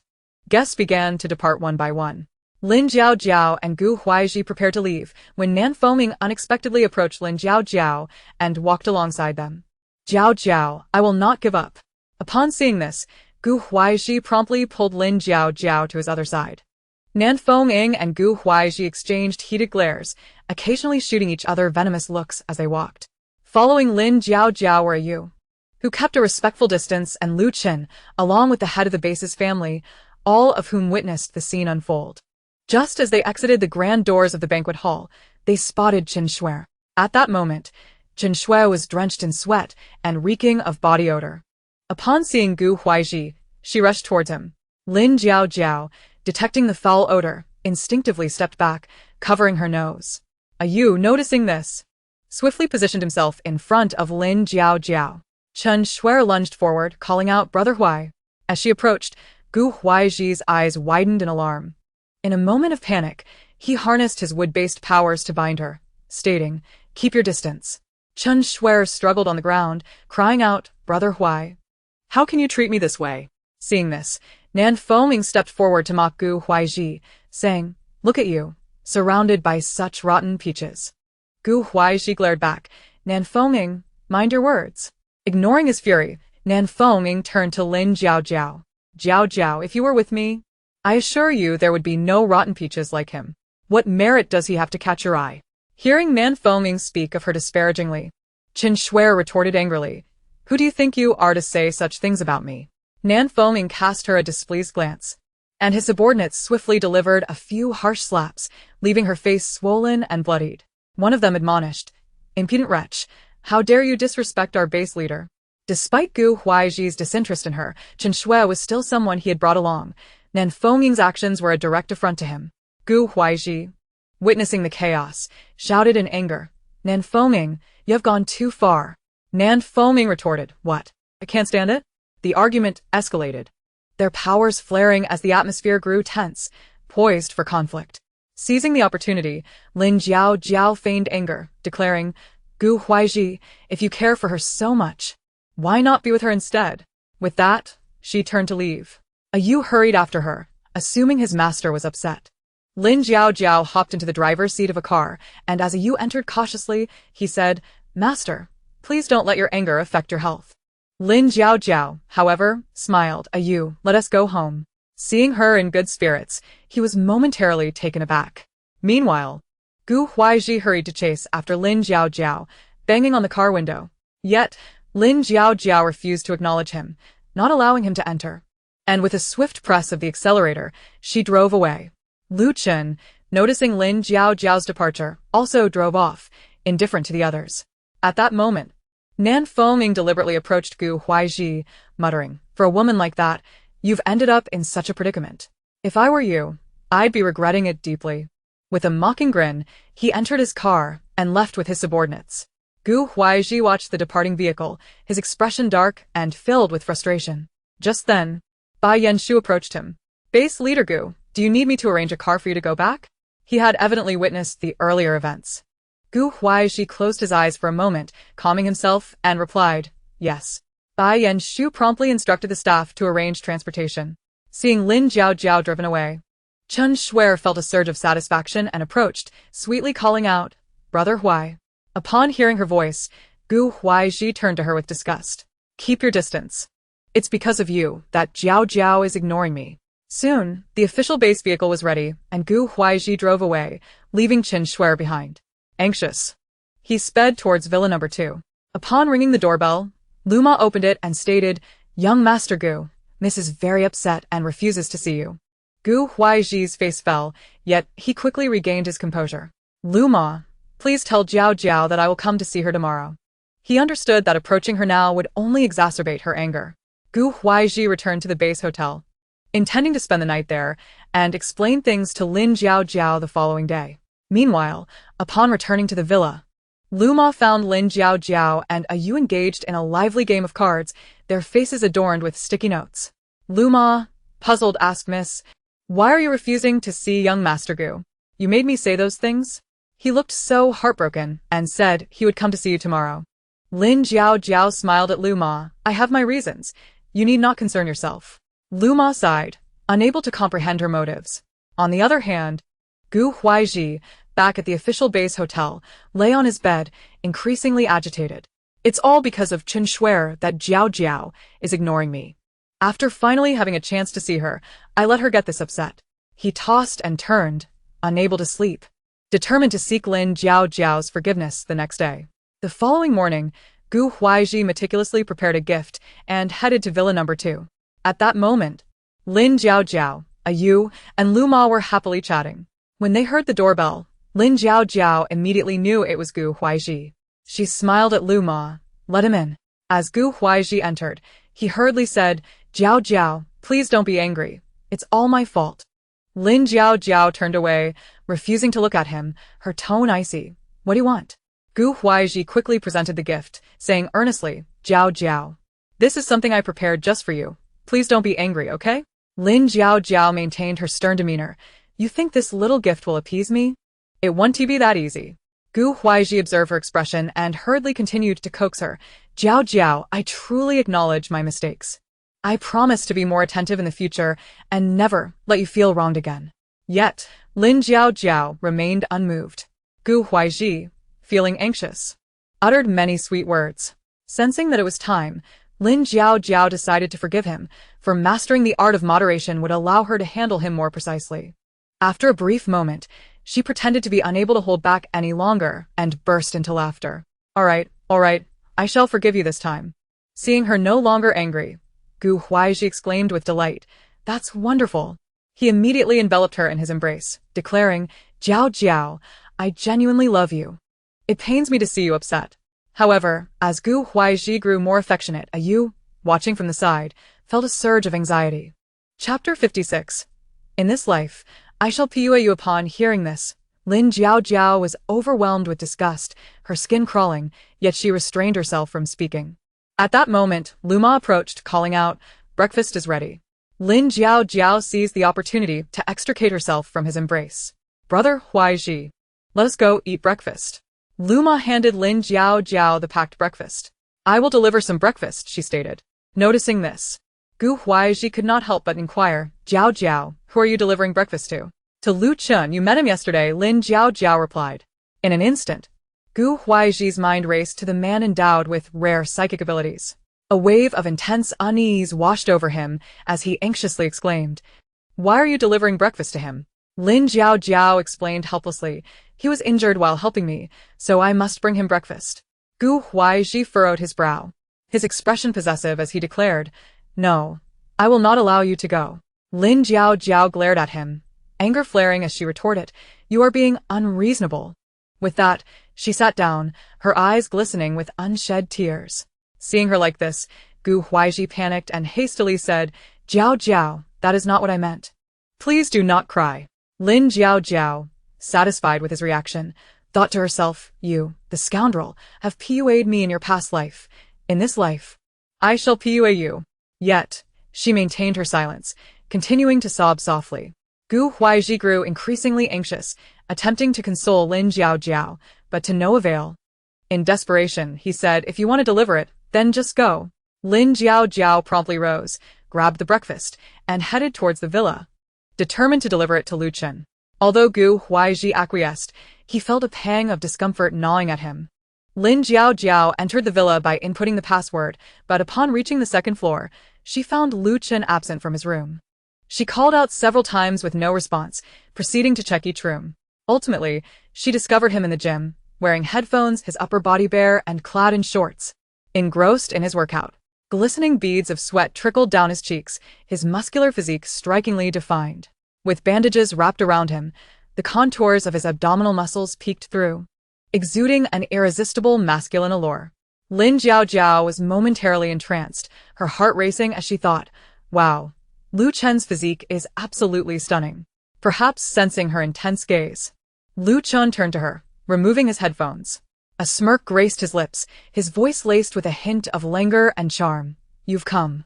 Startled back to reality, Lin Jiao Jiao's cheeks flushed crimson as she hurriedly averted her gaze from Lu Chen's intense stare, stammering, Why, your injury hasn't been redressed, has it? Would you like me to help with that? Lu Chen paused, a flicker of gratitude crossing his eyes as he softly replied, Sure. Upon receiving his agreement, Lin Jiao Jiao's eyes sparkled with delight, though she quickly masked it. The atmosphere in the room shifted to one of palpable intimacy, as if time itself had come to a standstill, leaving only their breaths and heartbeats intertwined. Lin Jiao Jiao gestured for him to sit down, yet for some reason, Lu Chen suddenly felt a rush of nervousness. Noticing his unease, Lin Jiao Jiao smiled, teasing, What are you nervous about? I one tea bite. Lu Chen cleared his throat, attempting to hide his embarrassment. Lin Jiao Jiao, filled with excitement, hurriedly settled beside him, carefully beginning to unwrap his old bandages.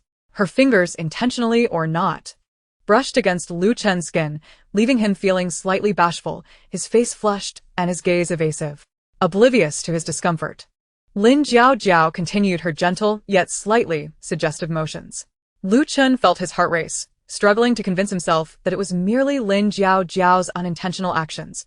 Yet the tumult within him was undeniable. Once the dressing was complete, Lin Jiao, seemingly reluctant to end their interaction, suggested, "Let me wipe you down. You haven't tea-bathed since your injury." Lu Chen was slightly taken aback, but before he could respond, Lin Jiao had already fetched water and a towel, beginning to gently wipe him down. Lu Chen's face turned a deeper shade of red, and though he wished to decline, he was at a loss for words. As Lin Jiao continued, she marveled inwardly. Wow, his physique is far superior to that of many male celebrities. This is all hard-earned muscle. Despite the turmoil within her, Lin Jiao's exterior remained composed as she meticulously wiped Lu Chen, inch by inch, absorbed in her task. Lu Chen's face grew increasingly flushed, his breathing becoming more rapid. Jiao, perhaps I should handle this myself, he finally said, unable to contain himself, grasping Lin Jiao's hand. Why? Don't you want me to take care of you? Lin Jiao playfully replied. Lu Chen sighed in resignation, releasing her hand and closing his eyes. Fine. You may continue. Soon, once the task was completed, Lin Jiao reluctantly withdrew her gaze and nudged Lu Chen. All right, I shall take my leave now. Lu Chen opened his eyes, looking at Lin Jiao, feeling somewhat sheepish. Thank you. Lin Jiao offered a gentle smile before turning to exit the room. Meanwhile, Gu Huaizhi, waiting anxiously in Villa No. 2, grew increasingly irritated. Why does it take so long to deliver a meal? Finally, when Lin Jiao returned, Gu Huaizhi rushed to greet her, asking anxiously, Jiao, why were you gone for so long? Lin Jiao hesitated, unable to confess to Gu Huaizhi that she had been so captivated by Lu Chen's physique that she couldn't help but indulge in a moment of weakness. Feeling somewhat awkward, she changed the subject. Let us eat. I'm starving. As they gathered around the dining table to eat, Lin Jiao appeared calm. Yet her mind was still replaying the moments spent dressing Lu Chen's wounds. Gu Huaizhi, while eating, stole glances at Lin Jiao, troubled by the thought of her having just delivered breakfast to Lu Chen and now sitting next to Yu. Unable to contain his displeasure, he shot Yu a glare. Yu, already a bit of a loner, had hoped to let go of his complicated feelings for his master. But being glared at by Gu Huaizhi only fueled his frustration. Thus, he feigned a pitiful demeanor, saying, Sister, I want the bun in front of you. Lin Jiao, hearing this, kindly offered him one, saying, Sure, have some more. Seeing this, Gu Huaizhi felt increasingly irked and, in a fit of pique, declared, Jiao, I want some too. At this point, Lin Jiao could no longer ignore the fact that the two were using her as a pawn in their rivalry. And a wave of annoyance washed over her. Lu Ma, who had been quietly eating nearby, hastily finished her porridge and took a bun to retreat to a safe distance, not wishing to be entangled in their spat. Thus, only the three of them remained at the table. At first, Lin Jiao's attitude was still relatively good, serving each of them a bun. However, their demands grew increasingly outrageous, with one insisting on wanting this and the other that. Their voices clashed in a cacophony, neither willing to concede, and the atmosphere grew overwhelming. Finally, Lin Jiao could no longer tolerate it and slammed her chopsticks down. Are you two done? Do you think I'm merely a tool for your quarrels? Gu Huaizhi and Yu were both taken aback, the tension at the table instantly thickening with awkwardness. Gu Huaizhi was the first to react, a pleasing smile spreading across his face. Jiao, please don't be angry. It's my fault. Yu hastily joined in with an apology. Sister, I was wrong. I shouldn't have acted that way. Lin Jiao huffed in response. Both of you, eat your meal quietly and stop causing a ruckus. The two immediately nodded, obediently resuming their meal in silence. Observing their behavior, Lin Jiao felt her irritation gradually subside. After finishing her meal, Lin Jiao rose from the dining table. Gu Huaizhi wished to follow her but hesitated. Meanwhile, Yu silently began to clear the dishes. Stepping outside to the flower bed of the villa, Lin Jiao took a deep breath, contemplating how to resolve the chaotic situation before her. Chapter 57. The mutation of power lost to her thoughts. The doorbell rang. Instinctively, Lin Jiao went to open the door, curious about who could be visiting so early. Upon opening the door, she found Nan Fengming leaning against the doorframe, striking a rather flamboyant pose. His gaze fixated on Lin Jiao, and he playfully blinked at her. "Good morning." Upon seeing his ostentatious demeanor, Lin Jiao was inclined to shut the door. But Nan Fengming swiftly prevented her by wedging his foot against it. "Come with me, I want to show you something." Without waiting for her consent, he grasped her hand and pulled her along. "Let go of me, Nan Fengming. I've told you to respect my wishes, and yet you disregard them entirely." She protested while struggling against his grip. Internally, she lamented, "This infuriating man is incredibly strong. He always manages to drag me away. Could it be that his strength has mutated? Otherwise, how could he be so powerful?" Nan Fengming, impervious to Lin Jiao's resistance, forcibly ushered her into the car. The vehicle sped away, encountering a few scattered zombies along the way. With a swift press of the accelerator, he sent them flying. Lin Jiao, seated in the passenger seat, glared at him indignantly. "Where on earth are you taking me?" With a mischievous smile, Nan Fengming replied enigmatically, "You'll find out when we arrive." Lin Jiao turned her head away, choosing to ignore him. Before long, the car came to a halt. Nan Fengming exited first, and then pulled Lin Jiao to a mountaintop overlooking the sea. Although it was still morning, and the heat was palpable, the sun hung magnificently over the horizon, casting its radiant light upon the ocean, creating a shimmering spectacle that was breathtakingly beautiful. Lin Jiao was momentarily awestruck by the scenery, her anger forgotten. Observing her reaction, Nan Fengming softly spoke, Jiao, I know I can be quite domineering. But when I see something beautiful, you are the first person I wish to share it with." Her heart softened, yet she retorted, "Well, you can't always be so overbearing." Nan Fengming smiled, retrieving a bouquet of flowers from behind his back and offering it to her. "Please don't be upset. This is my apology." As she accepted the flowers, a smile crept onto Lin Jiao's face. At that moment, Nan Fengming gently grasped her hand, causing her to freeze momentarily. Though she initially desired to reject him, his charming smile rendered her unable to do so, despite vowing to never like anyone again. In this fleeting moment, she chose to indulge him, allowing herself to be swayed by his good looks.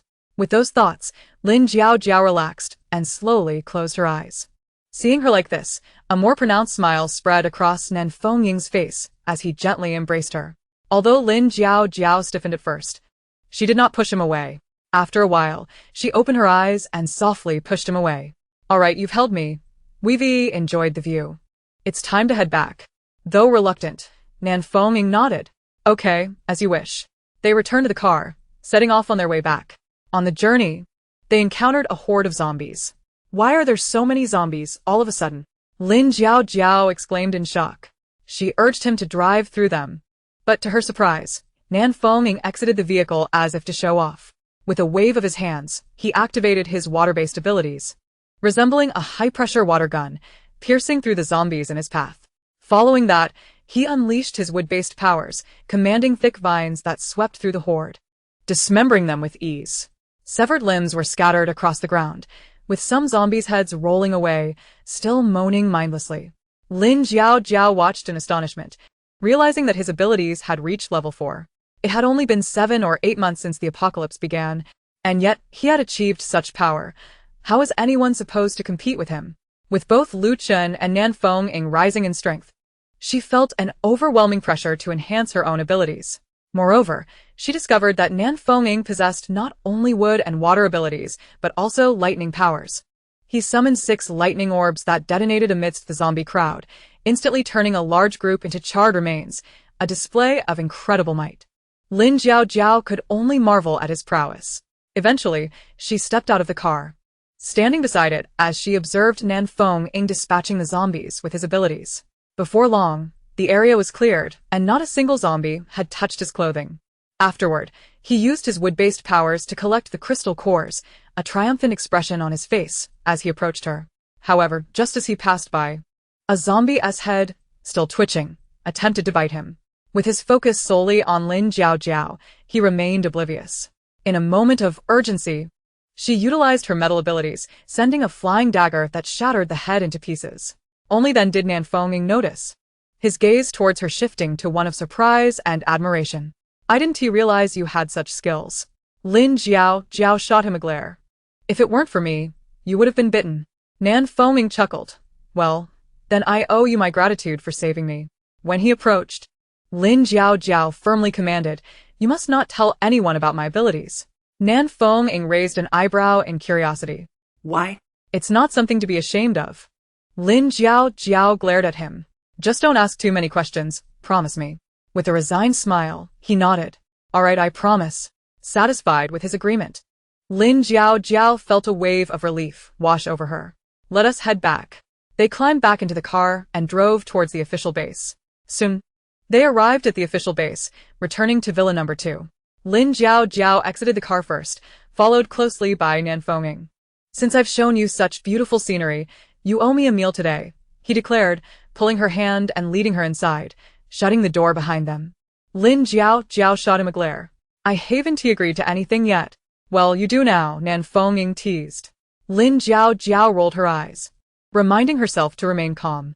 After a moment of contemplation, she sighed. All right, let us go. Meanwhile, Gu Huaizhi, who had not seen Lin Jiao that morning, was growing increasingly anxious about her whereabouts. At that moment, he spotted Nan Fengming holding Lin Jiao's hand as they entered, his eyes widening in fury. What do you think you're doing? With an air of dominance, Nan Fengming provocatively replied, Can't you see? Jiao is inviting me to dinner. Lin Jiao, feeling helpless, tried to break free from Nan Fengming's grip. Nan Fengming, let go of me. As Nan Fengming refused to release her, Gu Huaizhi could no longer contain himself and rushed forward, shouting, Nan Fengming, let her go. When Nan Fengming still did not comply, Gu Huaizhi invoked his wood-based abilities, thick vines surging forward to attack. The southern wind let out a cold snort as he unleashed his wood-based abilities, causing thick vines, as stout as a thigh, to appear in an instant. A fierce confrontation ensued, with the southern wind skillfully manipulating his powers to rend Gu Huai's vines into shreds, sending him flying with just a few moves. Chapter 58. Then we part ways. Seeing this, Lin Jiao's heart tightened. For the sake of her plan, she hurriedly called out, Stop! Southern wind, do not go too far. Only when faced with Lin Jiao's anger did the southern wind cease his actions, turning his head away in evident frustration. Gu Huai, rising from the ground, fixed a furious glare upon him. Lin Jiao rushed to support him, asking, Brother Huai, are you all right? I merely invited him to dinner. Please do not take offense. Gu Huai managed to straighten himself, defiantly looking at the southern wind. So, what if I can't defeat you? Jiao still stands by my side. With that, he boldly wrapped an arm around Lin Jiao's waist, proclaiming, Jiao and I have been childhood sweethearts. Our bond is not something anyone can intrude upon. The southern wind glared at him, yet, upon noticing Lin Jiao's warning gaze, he refrained from further outbursts, merely snorting in discontent.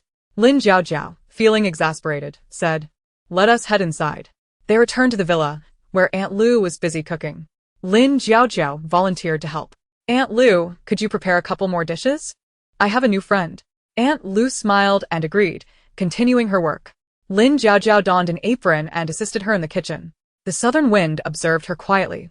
Even in such a simple act as cooking, she radiated a brilliance that captivated him. He had truly fallen for her, hopelessly. Gu Huai glared at the southern wind, uncomfortable with the way he looked at Jiao. Unable to match the southern wind's strength, he endured the frustration of feeling powerless against an adversary he could not confront. Meanwhile, Yu was upstairs, having heard the commotion earlier. Since his master had not summoned him, he refrained from intervening. Now seeing his master return, he came downstairs, eager to help with the vegetables. The southern wind, wanting to join in, approached to assist as well. Gu Huai, unwilling to be outdone, joined them as well. Before long, as the three of them gathered vegetables, the atmosphere grew tense, as if they were on the brink of conflict. Leaves began to scatter wildly. Lin Jiao, hearing the ruckus, turned around and exclaimed in frustration, Can you all keep it down and just pick the vegetables properly?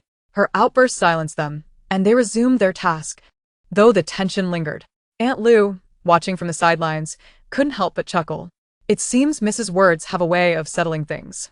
After a while, they finally finished washing the vegetables, and Aunt Lu began cooking. Lin Jiao assisted by passing the seasonings, while the others sat silently in the living room, no one speaking. Once the meal was prepared, Aunt Lu packaged a portion for Lu Chen, and Lin Jiaojiao headed to deliver it. As she opened the door, she found Chen Shuer standing at the entrance. Chen Shuer looked at her with a cold smile and began to shout, Brother Huai, come out quickly. Lin Jiaojiao appraised Chen Shuer, who had evidently dressed up today, resembling a delicate flower. Recognizing her intentions, Lin Jiaojiao decided to play along. Gu Huai, hearing the noise, stepped out to see. Upon seeing him, Chen Shuer commenced her performance. Brother Huai, look at Jiaojiao. She is delivering food again, clearly not taking you seriously. Who knows if that person next door is her lover? Lin Jiaojiao retorted angrily. Chen Shuer, stop spreading nonsense. Chen Shuer feigned a look of grievance, replying, Brother Huai. She is only being fierce because she feels guilty. Earlier, Lin Jiaojiao had already explained to Gu Huai that she was delivering food because Lu Chen had been injured while saving her. Now, hearing Chen Shuer's words, Gu Huai frowned, casting a skeptical glance at Lin Jiaojiao. Jiaojiao, don't go delivering anymore. Lin Jiaojiao shot him a glare, replying furiously. If you're going to be suspicious like this, we cannot continue. The southern wind, sensing the escalating tension, stoked the flames from the sidelines. Indeed. You clearly do not trust Jiaojiao. Chen Shuer smirked, adding fuel to the fire. Brother Huai, she even knows the password to the next door. Their relationship must be unusual. Gu Huai crossed his arms, adopting a domineering stance as he addressed Lin Jiaojiao. If I say don't go, then you must not go. Lin Jiaojiao's body trembled at his words, but she quickly turned with a smile, striding towards Villa No. 1. Gu Huai, noticing her unwavering determination, warned her sternly. If you go there today, it's over between us. At his words, Lin Jiaojiao smiled wryly, tears welling in her eyes as she shouted, then we shall part ways. Resolutely, she turned and entered Villa No. 1, quickly inputting the password with practiced ease. In that moment, Lin Jiaojiao couldn't help but internally celebrate. With her flawless acting, she felt deserving of an Oscar. Jiaojiao, would she truly break up with me for him? Gu Huai stood frozen, gazing at Villa No. 1. His expression a mix of regret and shock. Brother Huai, look at her. She is clearly having an affair with him. Chen Shuer continued to fan the flames. Gu Huai shot her a fierce glare, barking, silence. Upon entering Villa No. 1, Lin Jiaojiao found Lu Chen had already heard the commotion outside. As Lin Jiaojiao entered, Lu Chen spoke first. You don't need to bring me food. Why not? I already promised I would deliver, she replied, retrieving 2 cups of milk tea from her space and handing one to Lu Chen. Lu Chen placed the cup on the coffee table, his expression puzzled. Isn't he your boyfriend? Aren't you upset? Lin Jiaojiao shrugged nonchalantly as she settled onto the sofa. Why should I be upset? Just eat. I'll stay for a bit longer. Lu Chen frowned, perplexed. You plan to stay here longer? One tea that only make him angrier? Lin Jiaojiao shrugged again, unconcerned. Let him be angry. Who cares? Lu Chen found himself utterly baffled by her. The saying about a woman's heart being as elusive as a needle in the ocean rang true. At this moment, Lin Jiaojiao picked up her milk tea, savoring it with delight. Noticing Lu Chen's gaze fixed on her, she handed him the cup she had just given him, inserting a straw and offering it. Try it. It's quite sweet. Lu Chen, though reluctant, took a sip. You're still in the mood for milk tea? I truly cannot comprehend you. Hearing his words, Lin Jiaojiao couldn't help but chuckle. There are many things you find hard to understand. Lu Chen shook his head, falling silent as he resumed his meal. Lin Jiaojiao continued to sip her milk tea leisurely, her eyes revealing an enigmatic sparkle. After a while, once Lu Chen had finished eating, he looked at Lin Jiaojiao and asked, when do you plan to leave? Lin Jiaojiao raised an eyebrow, her tone playful. What's wrong? Am I not welcome? Do you want me to leave? Lu Chen sighed, expressing concern. The one outside is probably still waiting. Lin Jiaojiao lightly huffed. Let him wait. Chapter 59. Is it you who wishes to undertake a task?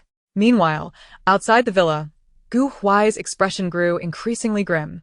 His gaze was fixed intently on Villa No. 1.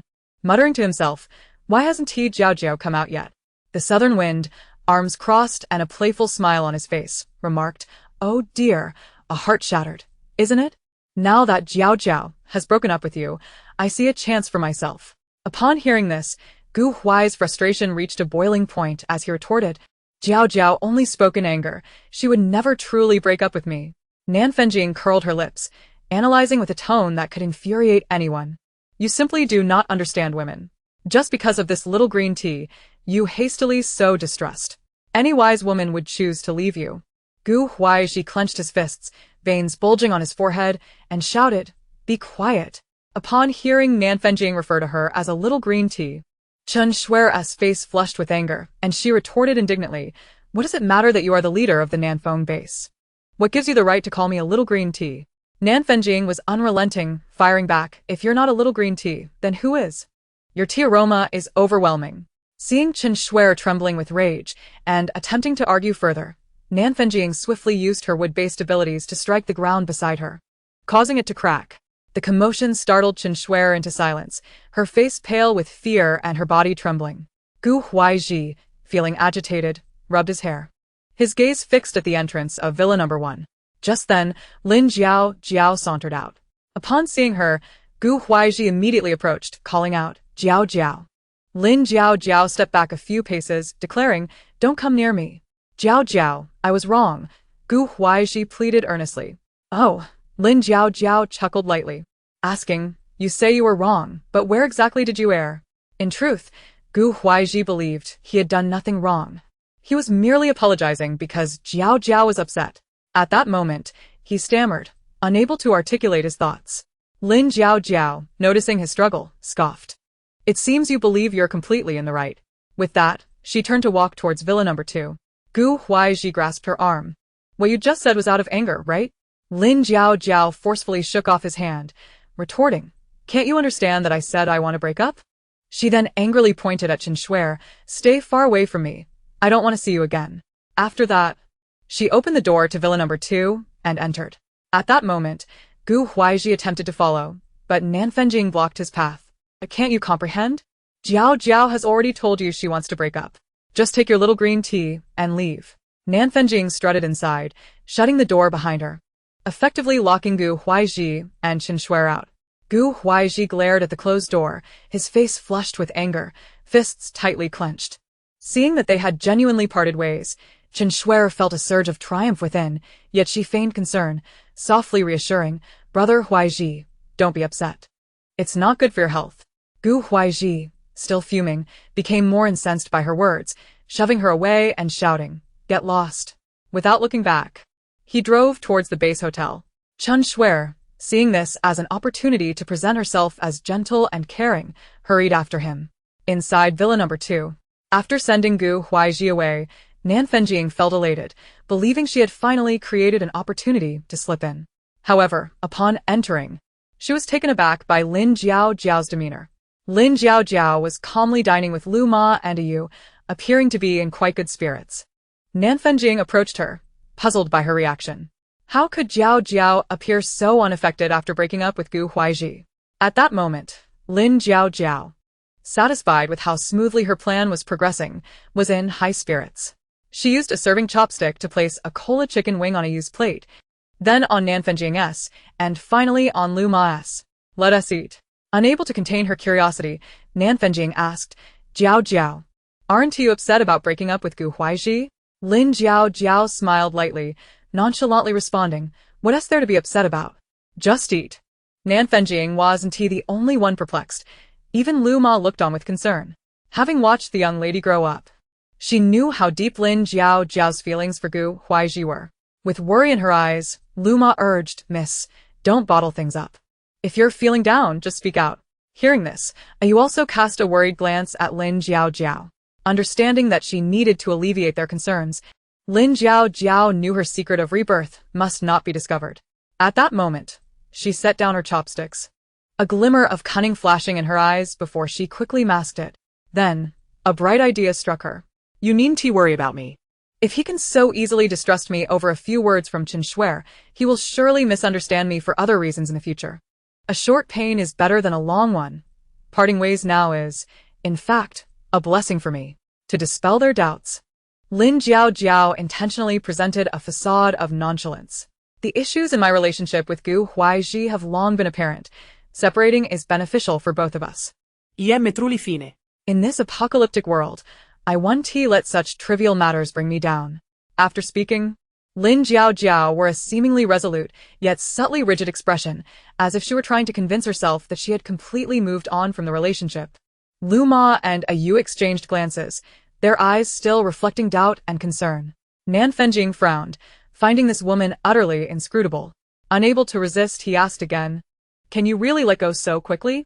Lin Jiao's heart tightened, but she feigned anger. "What? You don't believe me? Am I the type of person who can't let go?" Her gaze intentionally flickered away before quickly returning to normal. Clearing her throat, Lin Jiao changed the subject. "Let us eat." The meal proceeded in a rather somber atmosphere, with the others occasionally glancing at Lin Jiao. She paid no mind, having already provided her explanation.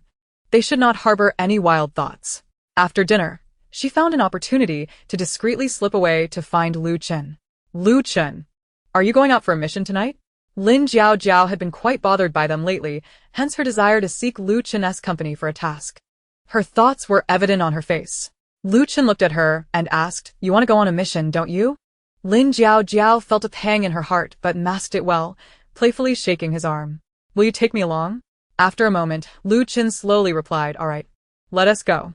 Hearing his agreement, Lin Jiao's heart soared, and she quickly added, "I'll bring you dinner after I finish eating. And then we can leave directly. You've already planned everything, so why ask me?" After saying that, Lu Chen looked at her with an expression as if he could see right through her. Lin Jiao felt uncomfortable under his gaze, forcing a couple of awkward laughs to ease the tension. "What about your teammates? Why haven't they returned?" Lin Jiao asked, diverting the topic. "They're all out gathering supplies. I was injured and couldn't move about easily. But since you want to go on a mission, I'll take you with me." "Okay," Lin Jiao responded, taking out a satellite phone. "Write down my number, I'll call you later." "Sure," Lu Chen agreed, pulling out his satellite phone to quickly jot down the number. "I'll save yours too." All right, done. After exchanging numbers, Lin Jiao said, "I'll take my leave now and we'll be in touch tonight." At that moment, Lin Jiao felt an overwhelming sense of joy. Lu Chen was genuinely a good person. She had been thoroughly annoyed by them lately, and now she could finally escape their clutches for a while. Lu Chen watched her retreating figure, letting out a sigh. That Lin Jiao, she must have 1,000 tricks up her sleeve. Just as Lin Jiao returned to Villa Number 2, Nan Fenjing and Ayu approached her. Ayu looked at her with concern. "Sister, where did you just go?" Nan Fenjing followed up with, "Yes, where did you go?" Lin Jiao maintained a calm demeanor, casually replying, "I just went out for a stroll, to get some fresh air." The southern wind, shadowed with suspicion, raised an eyebrow at Lin Jiao, questioning if it was merely for some fresh air. Lin Jiao shot him a glare and retorted, "What else could it be?" Ayu tugged at Lin Jiao's sleeve, saying, "Sister, please don't be angry. Ayu is just worried about you." "I'm not angry, Ayu," she replied, gently ruffling his hair, akin to petting a large dog. South Wind, observing from the side, scoffed, "I thought you were going to find Gu Huaiji." Lin Jiao snorted coldly, "What do I need him for? Don't ever mention him in front of me again." Afterward, she frowned in disdain at South Wind, asking, "You finished your meal. Why are you still lingering here?" At that moment, a mischievous grin crept onto South Wind's lips as he said, "Then why don't you see me off?" Lin Jiao thought to herself, if it means he will leave, then why not? She replied with feigned annoyance, "Fine. Let us go." However, just as they stepped outside, South Wind suddenly leaned in as if to kiss her. Lin Jiao reacted instantly, dodging backward and pointed at him, exclaiming, "What are you doing?" South Wind feigned regret, saying, "Miss my chance." Lin Jiao cursed him 1,000 times in her heart, calling him a shameless rogue. Yet she stubbornly declared, "If you keep this up, I want to talk to you." Seeing her anger, South Wind realized lingering was futile. He had all the time in the world. "All right, I won't tease you anymore. I'll come find you tomorrow," he said, and drove away, heading back to the base hotel. Once South Wind left, Lin Jiao took Ayu upstairs, her expression serious. "Ayu, I need to go out tonight, and may not return for several days. You must guard the house well." "Don't worry, master," Ayu replied promptly. Seeing Ayu so obedient, Lin Jiao couldn't help but pat his head, the icy touch bringing her immense comfort. Ayu, momentarily surprised by the gesture, seemed to display a flicker of confusion in his previously vacant eyes, soon replaced by a profound sense of satisfaction and enjoyment. Though a zombie, he did not grasp the meaning of this feeling but found it immensely pleasant. To allow his master to pet him better, Ayu squatted down, tilting his head back and gazing up at Lin Jiao with anticipation. Observing this, Lin Jiaojiao thought Yu resembled a large dog even more. She couldn't resist pinching Yu's cheek. His skin felt cold and had a stiff texture. Lin Jiaojiao sighed inwardly, lamenting. What a pity Yu is a zombie. Yet his appearance and demeanor are entirely that of an innocent little puppy. After contemplating this, Lin Jiaojiao retrieved 20,000 crystal cores from her space, saying, Here, these are for you. Yu gazed at the mountain of crystal cores before him, his eyes sparkling with surprise and gratitude. Lin Jiaojiao continued, Yu, if you run out of crystal cores, just tell me.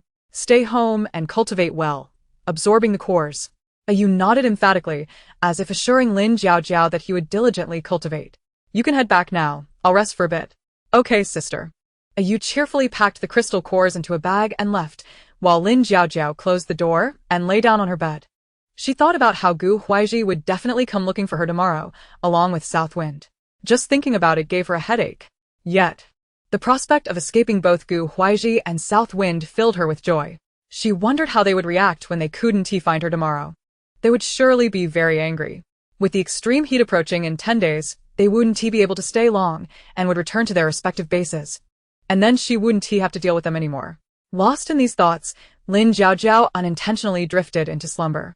Unbeknownst to her, she slept until the afternoon. At that time, Aunt Lu was preparing a meal, the delightful aroma wafting up. Lin Jiaojiao inhaled deeply in her dreams and slowly opened her eyes. Checking the time, she saw it was already 5:30. Lin Jiaojiao rose and went downstairs to the kitchen, where Aunt Lu was almost done cooking. Aunt Lu, please pack the food, after dinner. I'll deliver it. Aunt Lu nodded in agreement. Noticing Yu had yet to come down, Lin Jiaojiao thought Yu. As if sensing her call, Yu soon appeared from upstairs. Upon seeing Yu, Lin Jiaojiao announced, Dinner's ready. Got it, sister, he replied, promptly heading to the kitchen to help serve the dishes. Yu quickly brought out the food, a simple spread of 3 dishes and soup. The 3 of them sat down to eat, and before long, the meal was finished. After dinner, Lin Jiaojiao went upstairs, changed into combat-appropriate attire, and took out her satellite phone to call Lu Chen. Once connected, she asked, Lu Chen, are you ready? Come out. I'll drive to pick you up. Okay, I'm on my way. After hanging up, Lin Jiaojiao swiftly went downstairs, grabbed the packed food, and headed out. At that moment, Lu Chen was already waiting by the gate in his car. Lin Jiaojiao approached and said, Lu Chen, you get in, I'll drive. Lu Chen, not one for pretenses, got out and took the passenger seat. Lin Jiaojiao settled into the driver's seat and handed the packed food to Lu Chen.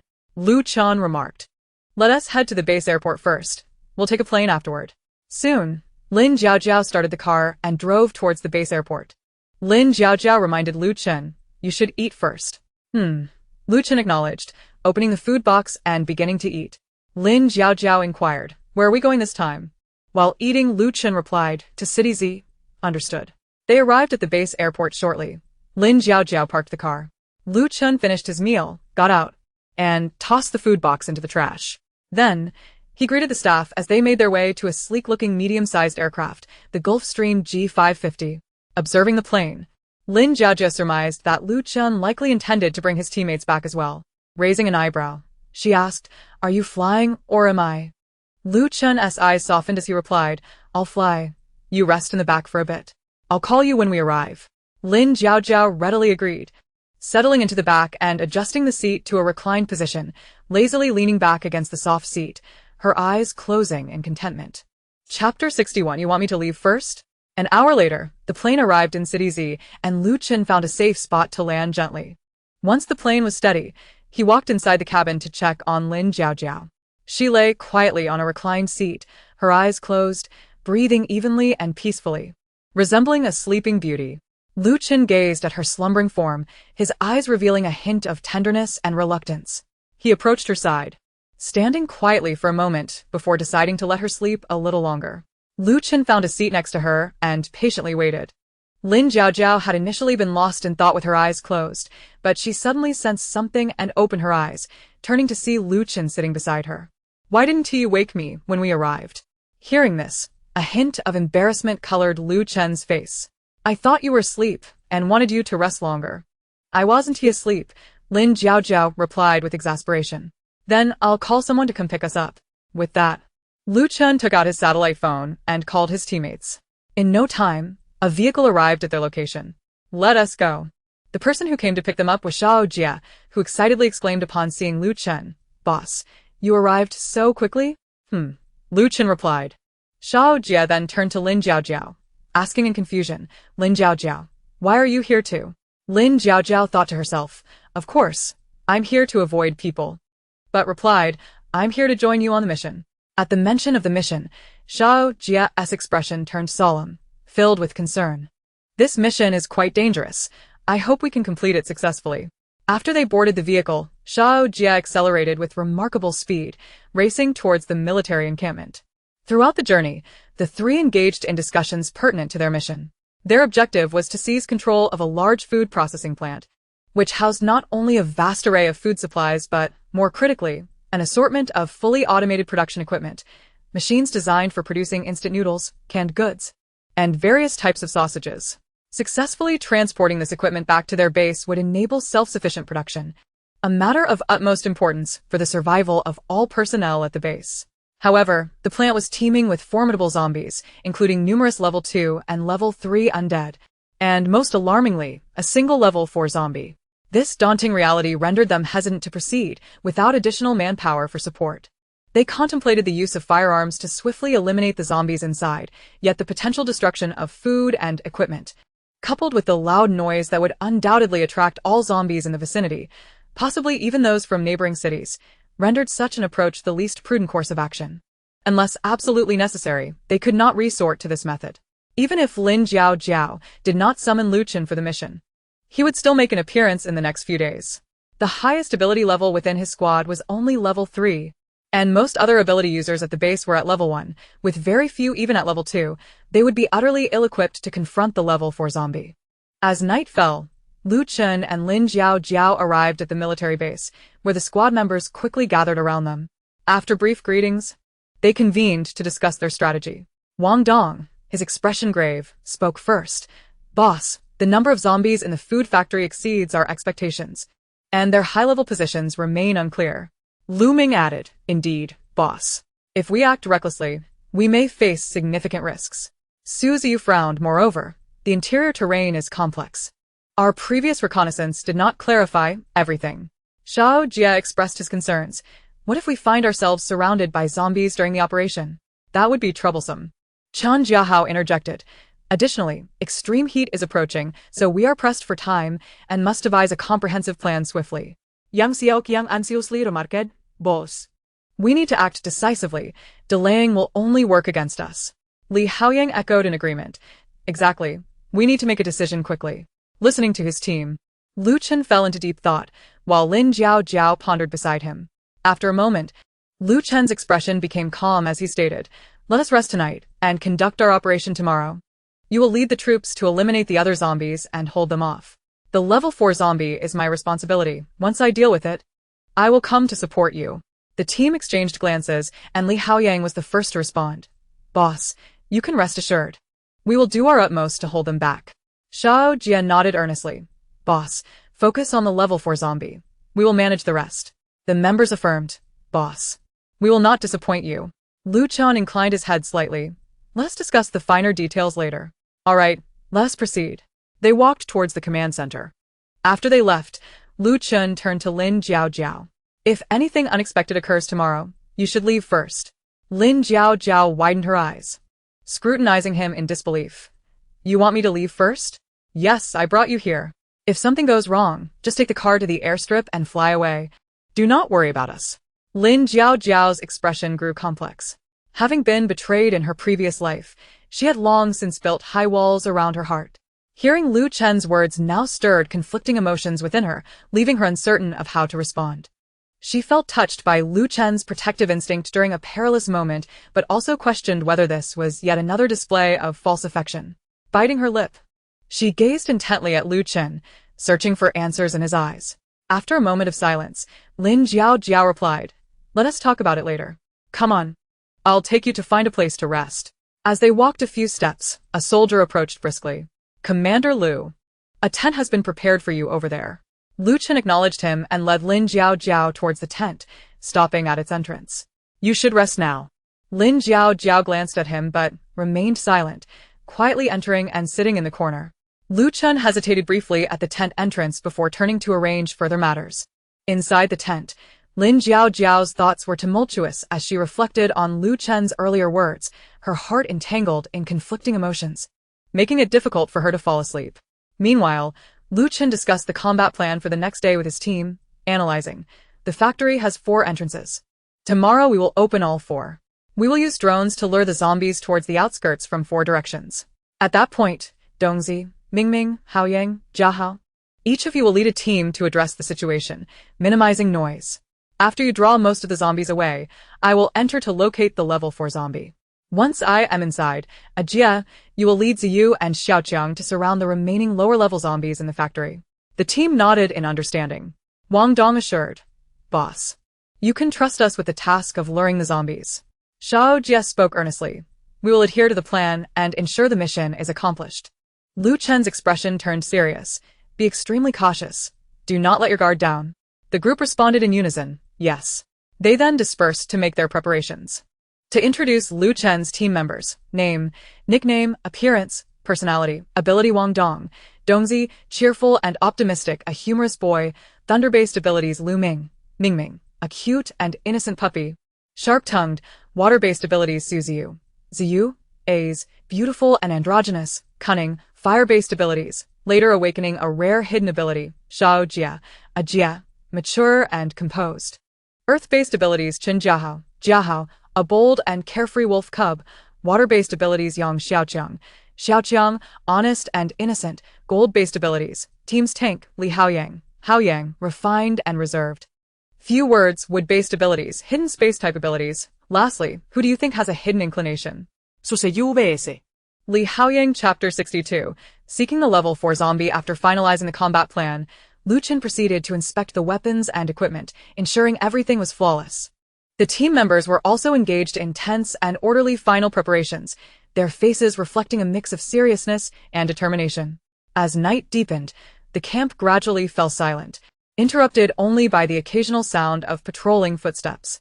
Lu Chen lay on his makeshift bed, unable to sleep, continuously replaying various scenarios that might unfold the next day in his mind.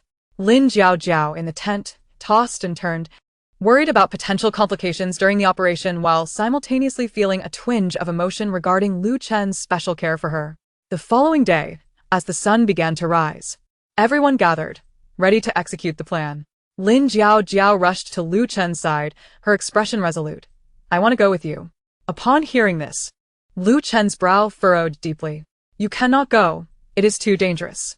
Lin Jiao, indignant, retorted. Did they not say there is only one level 4 zombie? You are also level 4, so what is there to fear? Lu Chen's expression darkened as he firmly refused. No, this is not a battle you can participate in. It is too perilous.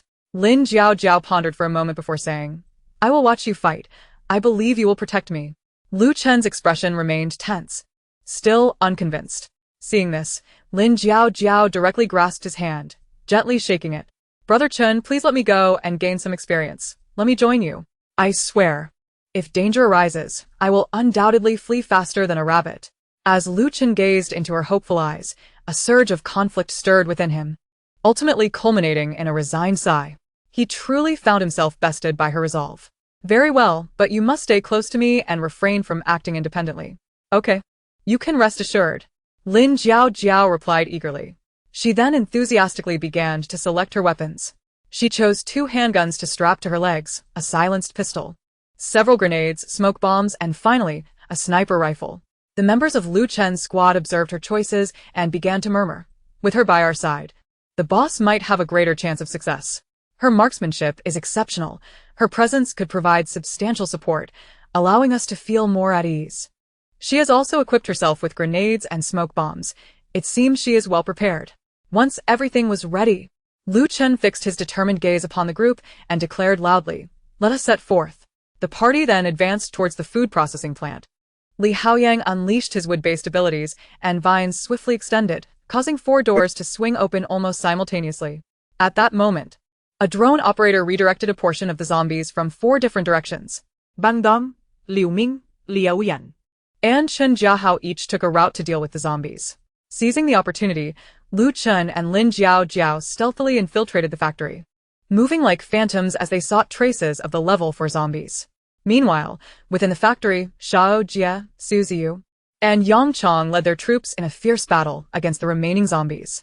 Unexpectedly, a portion of the zombies that had been lured away suddenly returned, surging forth like a tide, trapping Shao Jie, Su Ziyu, and Yang Chong in a perilous predicament. As Shao Jie valiantly resisted the onslaught of zombies, he shouted, "Hold on. The boss will soon deal with the level 4 zombies and come to our aid." At that moment, Lin Jiao and Lu Chun meticulously scoured the vast factory, searching each workshop and floor for the level 4 zombies. In the dim light, their figures appeared diminutive in the expansive corridors, armed with silenced weapons. They proceeded cautiously into each room, ever vigilant for lower-tier zombies that might spring forth unexpectedly. Lin Jiao reacted swiftly, raising her silenced gun to aim at a zombie's head. And with a few muffled shots, the creature collapsed. Lu Chun remained steadfastly behind her, his gaze scanning the surroundings with vigilance, his own silenced gun poised for action. With each careful step, they navigated through the debris and dried blood that littered the ground. Lu Chun sidestepped a precariously dangling steel beam, reaching out to pull Lin Jiao closer to him. Upon entering a new workshop, several lower-tier zombies lunged at them with ferocious growls. In an instant, Lin Jiao raised her silenced gun, her fingers steady on the trigger as she dispatched the attacking zombies with a few precise shots. Lu Chun remained alert, ensuring that no other zombies would take advantage of the situation. They pressed onward, leaving faint traces on the dust-laden floor as they searched diligently for the elusive level 4 zombies. Despite the absence of their quarry, they maintained their focus, meticulously inspecting every corner. As their search within the food processing plant deepened, their footsteps echoed in the emptiness, seemingly consumed by the encroaching darkness. At last, they arrived at a dimly lit underground storeroom.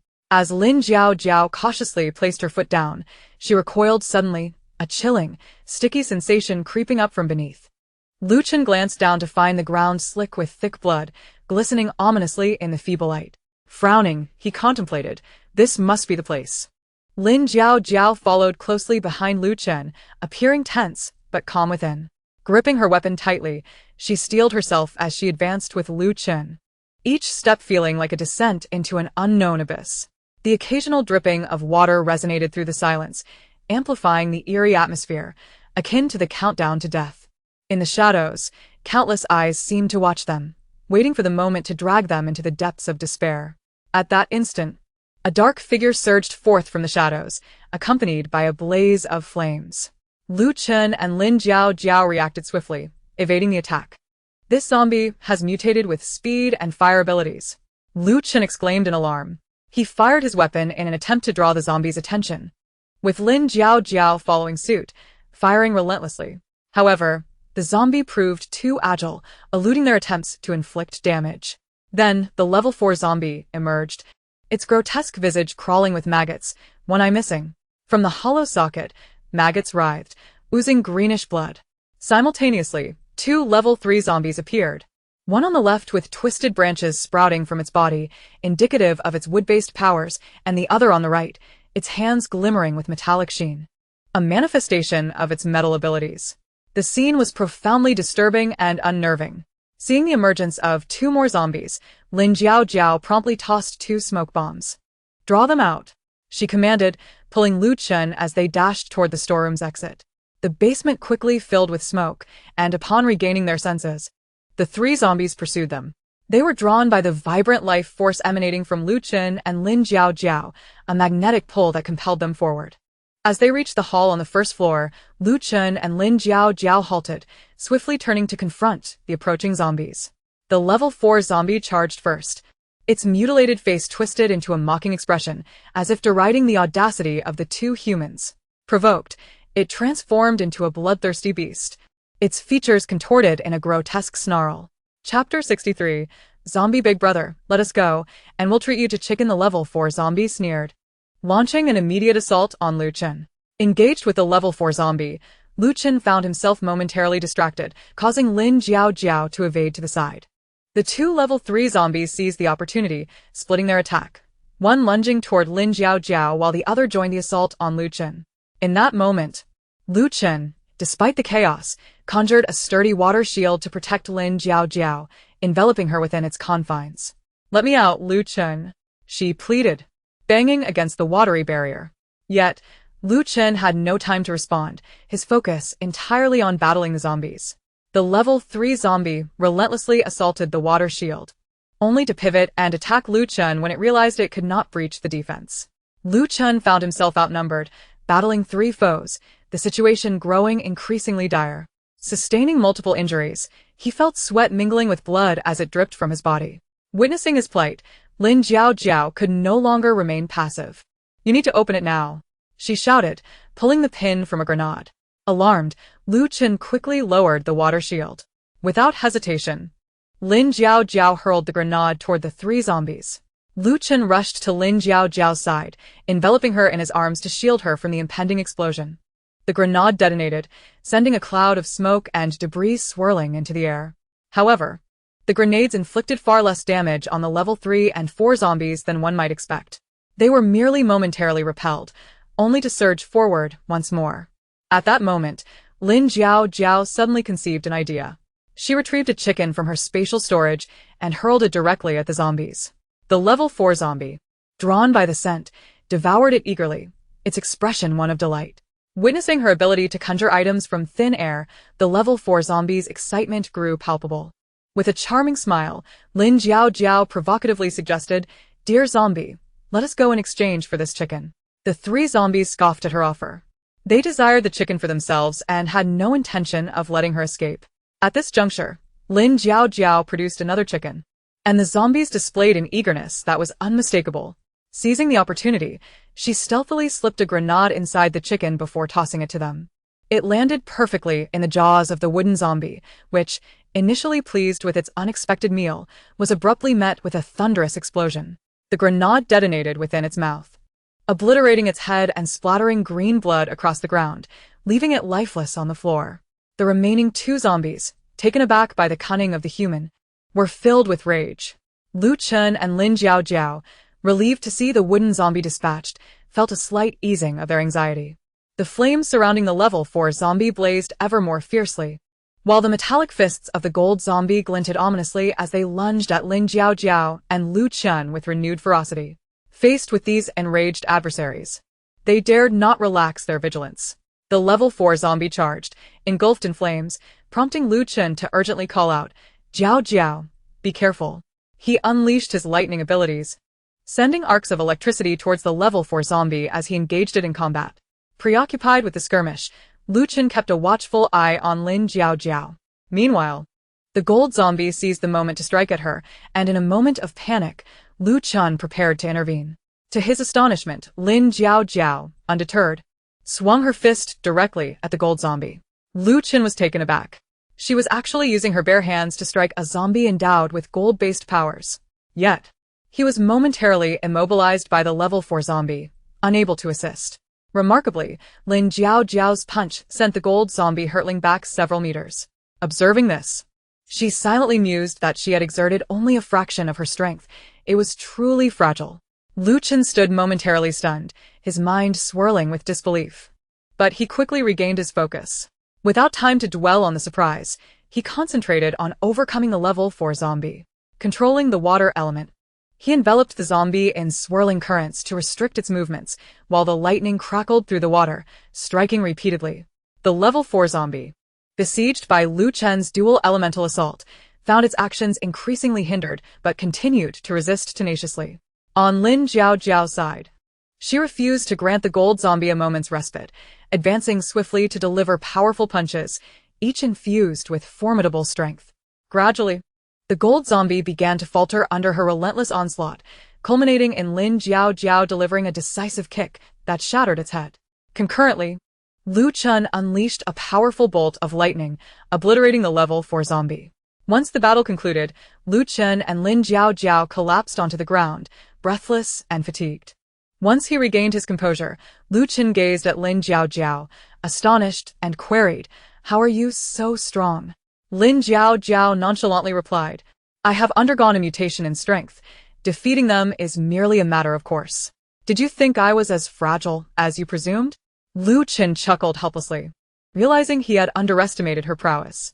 Lin Jiao shot him a playful glare, saying, "Don't ever confine me again." "All right," Lu Chen readily agreed, his gaze softening with affection. After a brief moment, they rose, preparing to assist others. Lin Jiao and Lu Chen quickened their pace, heading outward. There remained numerous level 2 and 3 zombies to contend with in the factory area. At that moment, Xiao Jia, Su Ziyu, and Yang Xiaoqiang, along with their team, were struggling against the relentless tide of zombies. The undead surged in waves, densely packed and chillingly intimidating, with numerous level 2 and 3 zombies among them. Xiao Jia desperately summoned his powers, raising sturdy earthen walls in an attempt to thwart the zombie assault. However, the level 3 zombies swiftly demolished these barriers, and the lower-level zombies poured through like an unstoppable swarm. Sweat beaded on Xiao Jia's forehead as his stamina waned rapidly. Suseyu continuously unleashed roaring flames, striving to push back the horde, but the sustained output of his abilities diminished the fire's potency, only slightly slowing the lower-tier zombies while having minimal effect on the higher-level ones. Yang Xiaoqiang transformed metal into sharp blades for attacks, yet the sheer number of zombies overwhelmed him, and he suffered injuries in the fray. Liao Yan, Shen Jiao, Liu Ming, and Wang Dong completed their extermination tasks and hurried back with their respective teams. Without hesitation, they joined the battle, alleviating some of the pressure in an instant. The soldiers wielded firearms, firing incessantly at the zombies, creating a cacophony of gunfire. Various powers interwove, illuminating the battlefield. Earthen walls erupted, flames roared, vines danced, water surged, and thunder rumbled. The ground was littered with countless zombie corpses, yet the undead continued to pour forth, draining the energy and abilities of the fighters rapidly. Just as despair began to set in, Lu Chen and Lin Jiao arrived just in time.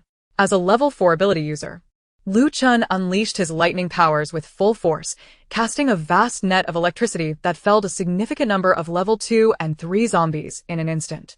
Lin Jiao also displayed remarkable valor, using her immense strength to weave through the horde of zombies. Hope rekindled in the hearts of the fighters as they rallied their spirits and joined Lu Chen and Lin Jiao in a fierce struggle against the undead. With the arrival of Lu Chen and Lin Jiao, the tide of battle began to shift. United in purpose, they launched an even more ferocious offensive against the zombies. Lu Chen's lightning abilities erupted, sending powerful bolts through the throng of zombies, accompanied by anguished cries as they fell. Lin Jiao used her formidable strength to repel approaching foes. When fatigue set in, she retrieved a sniper rifle, efficiently dispatching zombies with precise headshots. Everyone summoned their strength, unleashing their abilities without restraint. Xiao Jia reinforced the earthen walls, keeping the zombies at bay. Su Ziyu's flames blazed brighter, creating a sea of fire. Yang Xiaoqiang's metallic blades sharpened with each strike, delivering devastating blows to the zombies. Li Haoyang's vines grew more resilient, ensnaring numerous lower-tier zombies.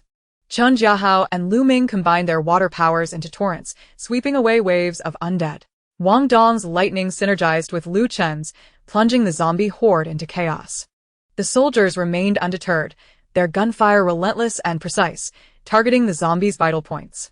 After a fierce battle, the number of zombies gradually dwindled. At last, the final zombie collapsed to the ground, prompting a collective sigh of relief as everyone slumped to the ground in exhaustion. That was perilously close, Xiao Jia gasped. Thank goodness the boss and Sister Jiao arrived in time, otherwise, we truly wouldn't have held on. Su Ziyu wiped the sweat from his brow. Lu Chen surveyed the weary yet victorious faces of his comrades, a proud smile gracing his lips. You all did exceptionally well. Let us take a moment to rest and regroup. At that moment, all eyes turned to Lin Jiao, and someone couldn't help but exclaim, Sister Jiao, you were incredible. That punch sent level 2 and level 3 zombies flying. Indeed, Sister Jiao, I am in awe of you. Not only is your marksmanship exceptional, but your strength is astounding. Lin Jiao waved her hand dismissively, stating, I am a mutant of strength. This is nothing. The onlookers gazed at her with admiration. Xiao Jia smiled at Lu Chen and remarked, Look, Lin Jiao has now become everyone's idol.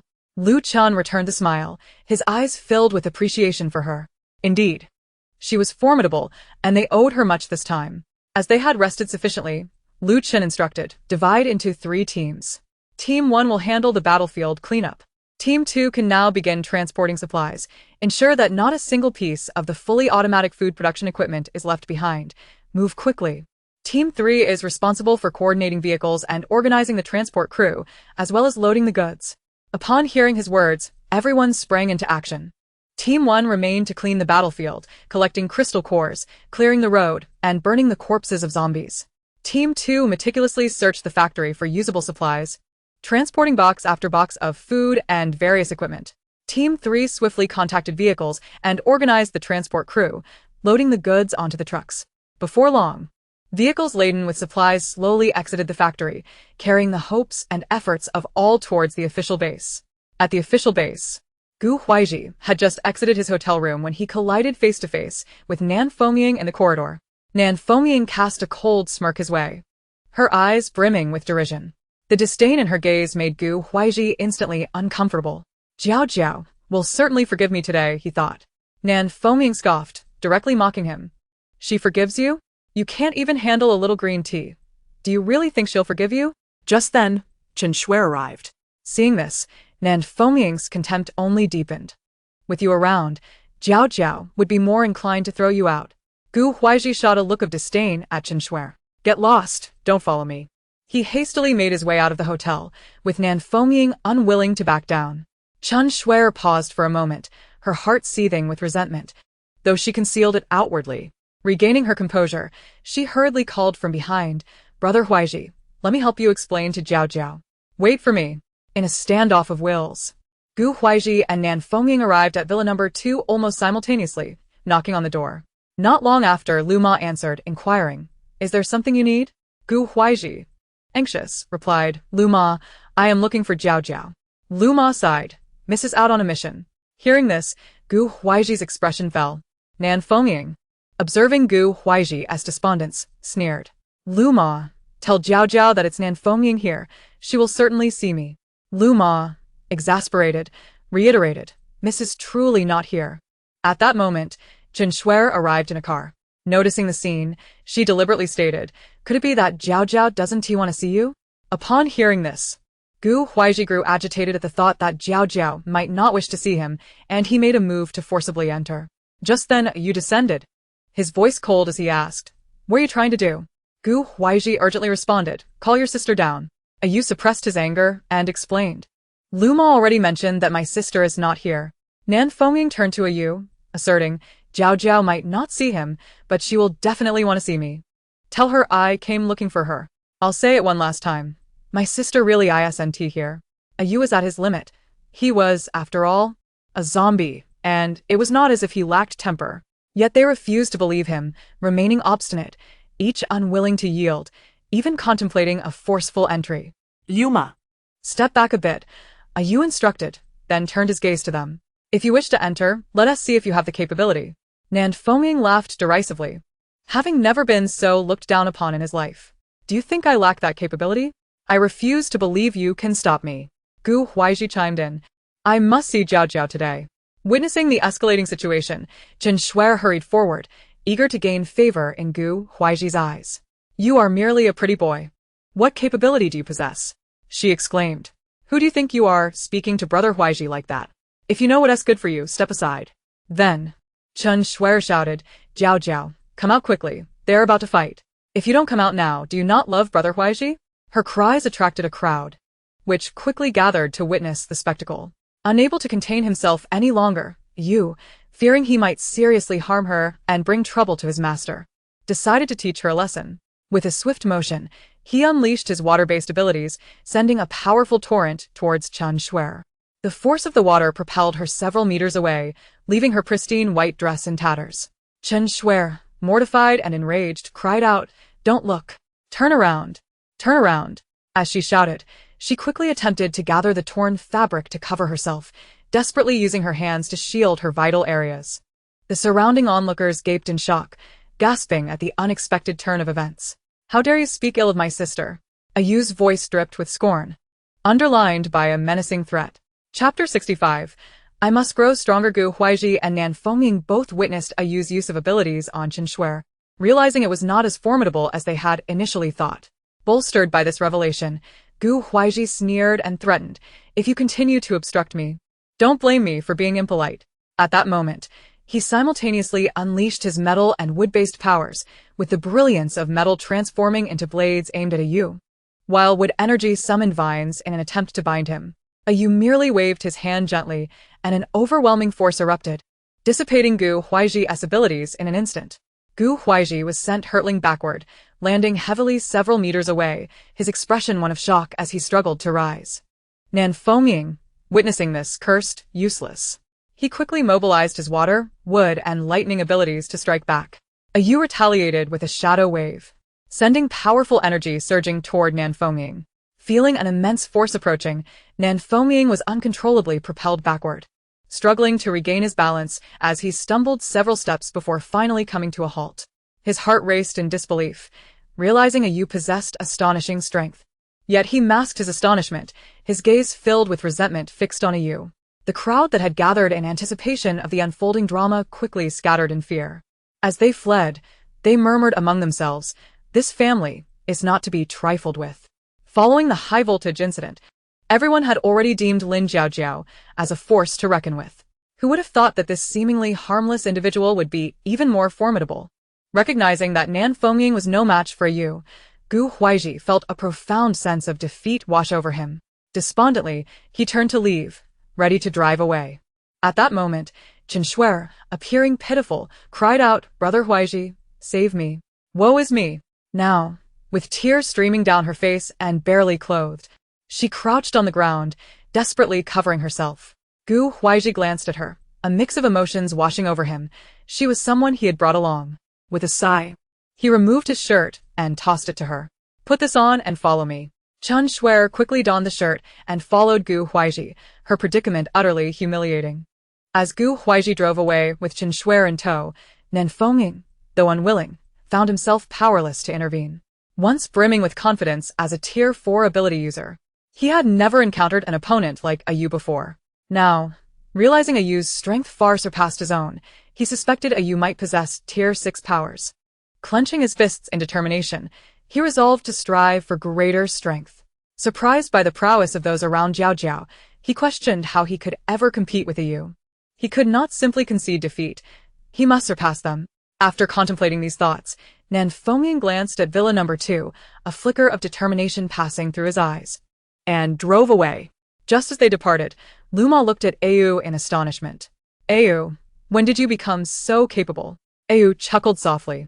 "Regardless of my abilities, I am still my sister's brother. If she entrusts me with your safety, I shall ensure it." He then promptly closed the door. Come, Luma. "If you need to release water, I shall assist you." Luma responded joyfully. All right, all right." At the official base hotel, upon returning, Gu Huaiji headed to the bodyguard's quarters. Let us return to the island base. Throughout the journey, Gu Huaiji's countenance was grim, burdened by an overwhelming weight. He had never anticipated that, despite being the leader of a base, he could be so easily thwarted by someone close to Jiaojiao. This instilled a sense of self-doubt and resentment within him. In another hotel room, Nan Fengying wore a troubled expression, engulfed by a profound sense of defeat as he approached his subordinates. "Let us return." One of the younger members queried, "Boss, aren't you pursuing Sister Jiaojiao?" Nan Fengying self-deprecatingly laughed. "Pursue her? With my current strength, how could I?" The younger member, anxious, replied, "Boss, what is wrong with your strength? You are our hero." Gazing at the ceiling, Nan Fengying scoffed, merely a frog at the bottom of a well, unaware that there are greater heights beyond. Yet, after a brief moment, he seemed to resolve himself, exclaiming, "I must grow stronger. Only by becoming more powerful will I earn the right to stand by her side." His subordinates trembled at his fervent state, aware that whenever their boss questioned himself, it often led to relentless training. Just as in the past, when he was unable to surpass someone, he would train obsessively until he had bested them. After a moment, Nan Fengying calmed himself. "Let us go." He led his subordinates onto a plane, heading towards the Nanfeng base. Lin Jiaojiao and Lu Chen had just concluded an intense battle against zombies and returned to their military encampment. Lin Jiaojiao glanced at herself and said to Lu Chen, "I see a small house over there. Come with me. I need a shower. I feel filthy." Upon reaching the house, they discovered 2 zombies inside. Without hesitation, Lu Chen swiftly dealt with them. Once inside the bathroom, Lin Jiao instructed, "Help me fill the tub. I want to bathe." She then retrieved various toiletries from her space, including shower gel, facial cleanser, shampoo, towels, and bath towels. Lu Chen complied, starting to fill the tub while Lin Jiao, through her clothing, applied shower gel repeatedly. She washed her face with facial cleanser, followed by shampooing her hair, during which Lu Chen appeared somewhat uneasy. Feeling sufficiently clean, Lin Jiao produced a bathing tub. "Fill this with water. I want to soak for a bit longer." Lu Chen continued to fill the tub, while Lin Jiao's wet hair clung to her face, and her soaked clothes accentuated her alluring curves. Lu Chen's heart raced, his gaze faltering, unable to look directly at her. Once the tub was filled, Lu Chen excused himself. Shortly after, Lin Jiao called out, "Lu Chen, could you hand me a towel?" Lu Chen entered with his eyes closed, groping his way forward. Lin Jiao retorted, "Can you see like this?" Just then, a commotion ensued as some items toppled over. With a sigh, Lin Jiao remarked, "If you just took a glance, I wouldn't lose any flesh." Lu Chen's face instantly flushed, stammering, "Where's the towel?" Lin Jiao replied, "To your left on the sink." He hurriedly searched and retrieved the towel, handing it to her. After she dried her hair, she added, "Now, could you get me the bath towel?" Lu Chen inquired, "Where did you put it?" While searching, "To the northwest hanging above," she directed. In his haste to grab the towel, Lu Chen inadvertently stepped on the spilled shower gel, losing his balance and falling onto the tub. Unintentionally, he opened his eyes, locking gazes with Lin Jiao, who looked back at him with exasperation. "Be careful." At that moment, Lu Chen's face visibly reddened, and he awkwardly cleared his throat. "Here's the towel. I'll take my leave now." After stammering out the words, he hurriedly exited. Lin Jiao smiled at his retreating figure, amused to witness Lu Chen in such a flustered state. Suddenly, an amusing idea struck Lin Jiao. Wrapping herself in a bath towel, she slipped on a pair of slippers and checked her reflection in the mirror, her eyes shimmering with excitement. Then, she grabbed a towel and stepped outside. "Lu Chen, help me dry my hair." Hearing her voice, Lu Chen looked up, his face turning crimson upon seeing her in just a bath towel. "Aren't you wearing any clothes?" he stammered. "Oh, dear. I'm all sticky and I can't put on clothes right now. Please help me dry my hair." The atmosphere grew palpably intimate. Noticing Lu Chen's hesitation, Lin Jiao tossed the towel into his hands and confidently settled before him. After a moment, Lu Chen cautiously began to dry her hair, his touch gentle and imbued with care. Water droplets cascaded down Lin Jiao's back, drawing Lu Chen's gaze, as if enchanted by their descent. The air around them felt charged, and Lu Chen's breathing grew heavier as he struggled to suppress his burgeoning feelings, his hands moving ever more tenderly. Lin Jiao, with her eyes slightly closed, savored the tranquility and warmth, a subtle smile gracing her lips. As Lu Chen continued, he found himself pausing, his breath quickening, as if at the brink of a breaking point. Just then, Lin Jiao turned to him with a smile. "Brother Chen, why did you stop?" Snapped back to reality. Lu Chen's gaze darted away as he resumed drying her hair. Once he felt it was sufficiently dry, he suggested, "You should put on some clothes now." Lin Jiao stood to dress, but as she took a few steps, she pretended to stumble. Lu Chen, noticing, rushed forward to catch her. Their bodies pressed closely together, the atmosphere thick with unspoken tension. Lu Chen's face burned bright red, while Lin Jiao lowered her gaze, slightly embarrassed. "I think I twisted my ankle." Lin Jiao murmured softly. Lu Chen sighed. "What do we do now? You need to help me." Lin Jiao retrieved clothes from her space, her eyes pleading with him. "Help me put them on." Lu Chen, momentarily stunned, thought to himself, how could Lin Jiao be so indiscreet? It's just a twisted ankle. Why must she require my help to dress? Resolving his thoughts, he straightened up and firmly guided her to sit down, asserting, "You can do it yourself." Lin Jiao widened her eyes, staring intently at him, exclaiming in frustration, "How can you be so heartless?" A smile crept upon Lu Chen's lips, a knowing glint in his eyes. "You claim I lack compassion, yet weren't you being deliberate just now?" Caught off guard, Lin Jiao's expression shifted to one of flustered defiance as she retorted, "How was I being deliberate? I find myself in a rather inconvenient position. What harm is there in requesting your assistance to don my attire?" Lu Chen's gaze was piercing, as profound as the ocean, seemingly capable of unraveling all mysteries. He observed her in silence, his thoughts veiled. Lin Jiao, are you fond of games? I shall indulge you. Lu Chen mused internally, maintaining a stoic expression. He took the garment, his demeanor inscrutable, yet adorned with a hint of amusement, as he inched closer. Lin Jiao had merely intended to tease him, confident he would not overstep boundaries. Yet his current expression was perplexing. As he drew nearer, their proximity shrank to less than a centimeter. Did you not just request my assistance in dressing? His breath caressed Lin Jiao's face, heightening her anxiety. She had intended to assert her independence. But before she could voice her intent, Lu Chen seized her bath towel. What now? If you refuse my help, your earlier actions could be construed as an admission of intent, he challenged. Lin Jiao, emboldened, stood up defiantly, as if certain Lu Chen would not dare to assist her, a smirk gracing her face. Internally conflicted, Lu Chen closed his eyes momentarily and, upon reopening them, a resolute glimmer shone within. Suddenly, he drew Lin Jiao towards him, catching her off guard as he swiftly removed the towel. A chill enveloped her, and she abandoned all pretense of defiance, shrieking in shock as she dashed into the bathroom, slamming the door behind her. Lu Chen observed the closed door, a triumphant smile creeping onto his lips. How delightful! Meanwhile, Lin Jiao, feeling a mix of embarrassment and frustration in the bathroom, reflected on her intention to merely provoke him. The situation had escalated unexpectedly, leaving her feeling aggrieved. After a brief moment, she retrieved her clothing and resolved not to yield. With a mischievous smile, she began her performance. Before long, tears streamed down her face, transforming her into a vision of sorrow. Hearing her cries, Lu Chen was taken aback by her strong reaction and quickly approached the door, knocking gently. Jiao, come out. Through her sobs, Lin Jiao stammered. I want to come out. I just wanted to tease you, her voice growing more distressed. Witnessing her pitiful state, Lu Chen felt a surge of panic. I did not intend for this to happen. Please just open the door so we can talk. From within, Lin Jiao whimpered. What is there to discuss?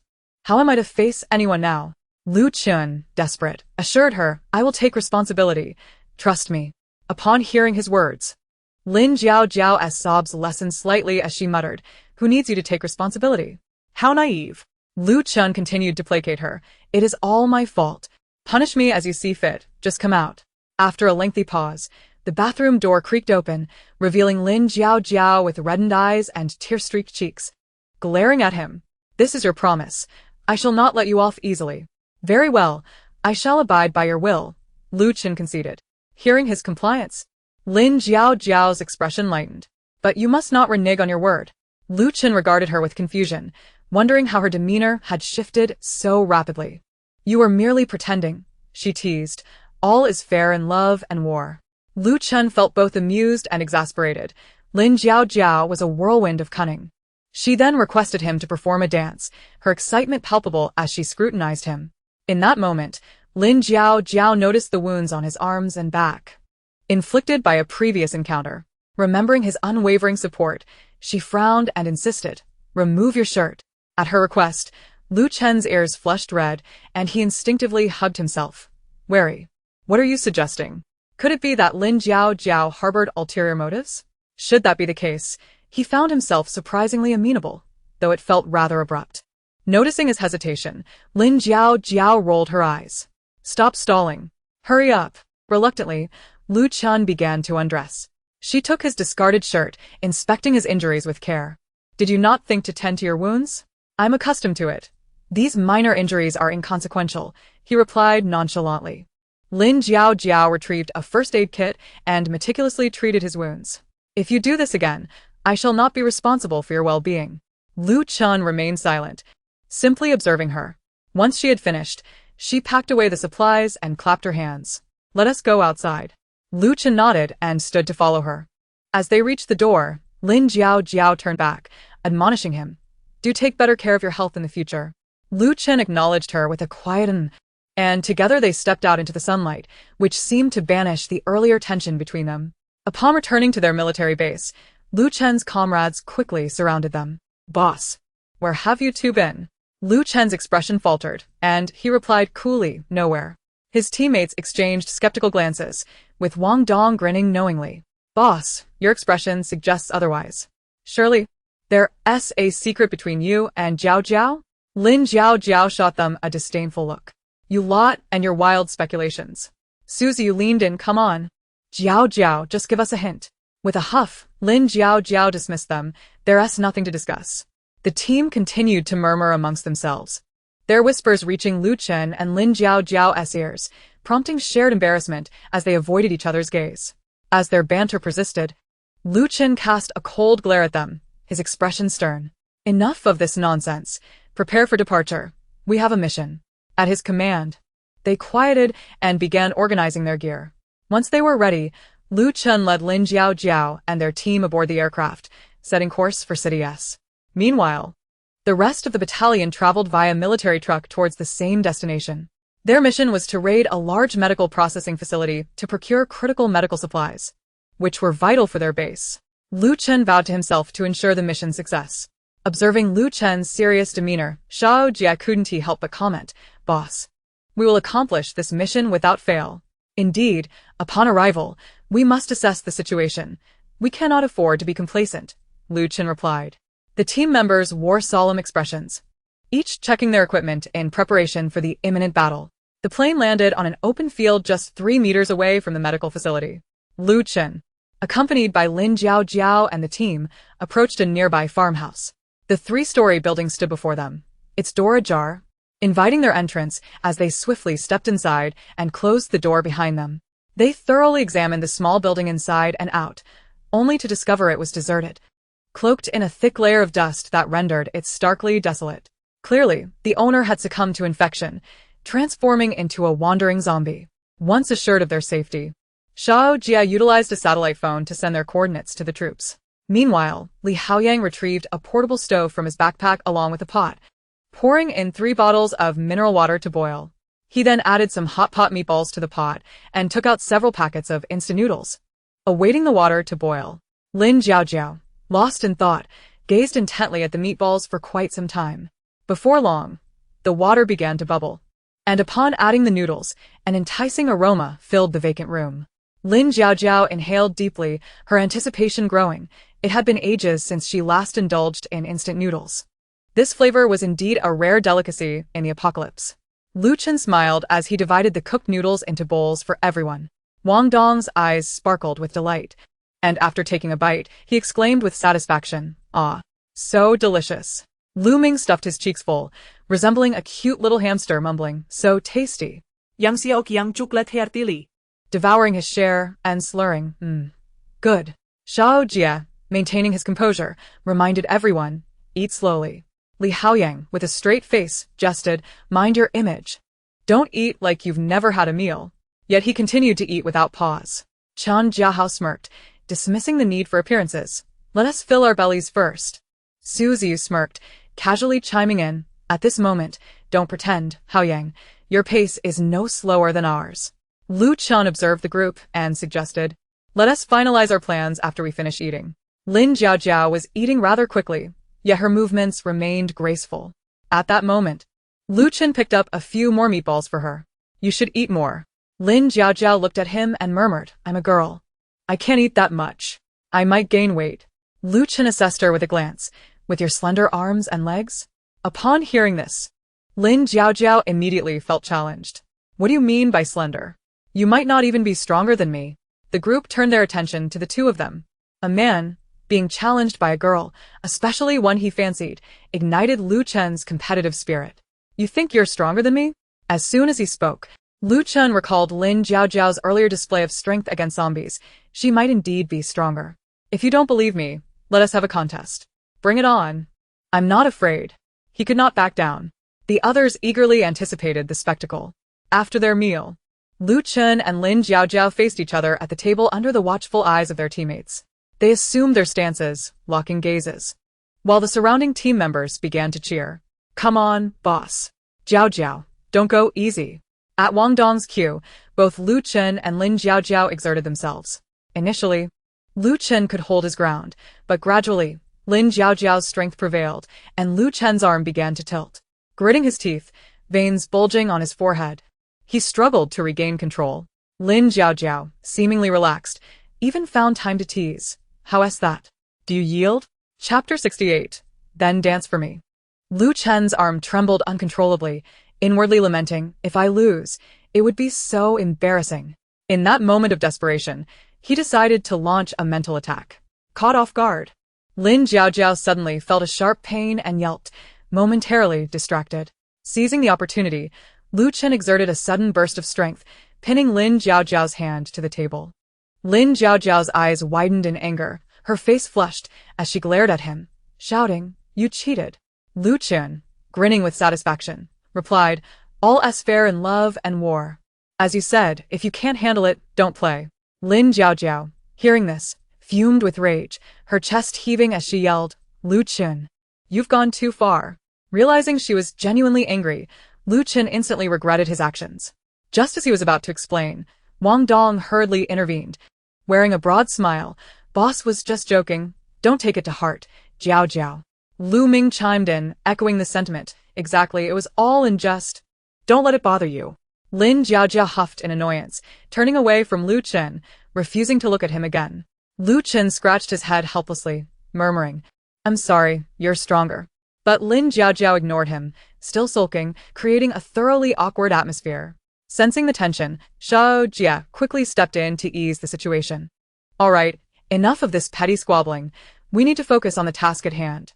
Lu Chen seized this opportunity, eagerly agreeing, yes, let us discuss the mission first. Lin Jiaojiao's expression softened slightly, yet her gaze remained sharp, piercing Lu Chen with discontent, clearly still upset. Seeing her anger, Lu Chen felt a wave of regret. Had he known he would lose, he wouldn't have resorted to trickery. However, the thought of being laughed at by the girl he liked if he lost made him feel justified. Now, with her still angry, he pondered how to soothe her feelings. There was no choice but to find a way to appease her. Steeling himself, Lu Chen spoke, Ziyu, Haoyang. You two go investigate the internal situation of the medical processing facility, and be cautious. Su Ziyu and Li Haoyang responded without hesitation, Boss, you can count on us. After their agreement, Li Haoyang and Su Ziyu set off to scout the area. Following a thorough discussion, they outlined a preliminary plan. Lu Chen continued methodically assigning tasks, Mingming, check if the communication devices are functioning properly, Xiaoqiang and Ajia, plan the evacuation route, Dongzi and Jiahao, keep an eye on the surroundings and report any anomalies immediately. Everyone listened attentively to the arrangements, nodding in understanding. Lu Chen glanced at his watch, his expression serious as he stated, everyone, prepare according to the plan. Once Ziyu and Haoyang return, the troops should also arrive, and then we shall act. Time is of the essence, so let us hasten. Yes. Everyone complied and set off. At that moment, only Lu Chen and Lin Jiaojiao remained in the room. They exchanged glances, both silent, as the atmosphere turned chilly. Lin Jiaojiao finally broke the silence. So what do I do now? You wait with me. Lin Jiaojiao shot him an exasperated look before turning and plopping down in a corner, muttering to herself in disbelief. Lu Chen approached slowly, wearing a hint of remorse. Jiaojiao, I admit I was wrong earlier. You have to understand, men always care about their pride. Besides, if I had lost, knowing your nature, you would have mercilessly laughed at me, and that would have been so humiliating. If you can't play, then don't. Are you still a man? With no one else around, she demanded, what do you want me to do? Lu Chen's tone was tentative. Lin Jiaojiao's lips curled into a sly smile, her eyes glimmering with mischief. You promised I could have you do anything. Now you're pulling this? How many requests do I have left? Lu Chen furrowed his brow, a hint of helplessness crossing his face as he replied gently, just 2 requests remain. Let me know when you've decided. I have 1 request right now. Lu Chen looked at her, asking, what is it? Lin Jiaojiao stood up, sizing him up with a mischievous grin. You need to dance for me. Perform everything is alive. Lu Chen was momentarily taken aback. Was it really that simple? After all, he had previously learned to dance. However, upon witnessing Lin Jiaojiao's eyes brimming with anticipation, Lu Chen smiled gently, resolving to present her with an enhanced performance. Now, watch closely, he instructed. At that moment, Lin Jiaojiao excitedly retrieved a mobile phone from her space, playing music that filled the air. As the melody resonated, Lu Chun abruptly tore off his shirt, revealing a crisp white tank top that showcased his robust arms and well-defined muscles. His gaze transformed into one of wild fervor as his hands slowly glided up from his abdomen, intentionally exposing his sculpted abs, eliciting a soft gasp from Lin Jiao. He then moved his waist with serpentine grace, each sway imbued with a potent rhythm. His arms traced powerful arcs in the air, fingers dancing nimbly as if plucking invisible strings. He occasionally turned to the side, revealing his broad back, and at other times puffed out his chest, allowing his taut torso to rise and fall with each breath. Initially, Lin Jiao maintained a teasing demeanor, but as she watched, her composure faltered. Her gaze flitted between Lu Chen's captivating dance and his breathtaking physique, leaving her unsure whether to admire the stunning performance or the magnetic man before her. As the dance concluded, Lu Chun panted slightly, his eyes fixed intently on Lin Jiao. She stood transfixed, momentarily dazed, until Lu Chun raised an eyebrow and remarked, "I'm done dancing." Lin Jiao's mind was a blank slate, struggling to formulate a response, still lost in the exhilarating spectacle she had just witnessed. Alas! She had long ceased to believe in men, yet the visual feast was undeniably satisfying, and a touch would not be unwelcome. With this thought, she playfully leaned closer, her voice sweet as she asked, "Lu Chun, did your movements hurt you? Let me take a look." Noticing her sudden enthusiasm, Lu Chun instinctively took 2 steps back. "No need, I'm fine," he replied. Yet Lin Jiao persisted, deliberately grabbing his arm. "Let me help you." Saying this, she lifted his shirt, her slender fingers lightly probing the area of his injury as her eyes scrutinized him. Internally excited, her face feigned concern, her brows furrowed. "Oh, dear. Be careful. It's already bleeding. I'll reapply the medicine." Observing her earnest and caring expression, Lu Chun felt a twinge of confusion. Was he being taken advantage of? No. Surely Jiao must genuinely care for him. Chapter 69. Why are you holding so tight? Lin Jiao focused intently on applying the medicine, her fingers brushing against Lu Chen's skin with a delicate touch that sent a tingling sensation racing up his back, as if his heart were responding in kind. She gently blew on his wound, her warm breath cascading over his back in soft waves. In an instant, Lu Chen felt a surge of warmth spreading from his spine to his forehead, rendering him utterly still, as if under a spell. Before long, he sensed an unusual reaction within himself, panic rising in his chest. He abruptly stood, distancing himself from Lin Jiao, hastily pulling down his shirt and fumbling to fasten it, declaring, "I'm fine now." Lin Jiao regarded him with a perplexed expression, questioning, "But I haven't finished applying the medicine." Lu Chen's face flushed crimson as he turned away, unable to meet her gaze, desperately attempting to maintain his composure. "Really? Fine. Thank you." Lin Jiao felt a pang of regret. She hadn't had enough time to admire him, nor had she touched him sufficiently. "All right then." She acquiesced.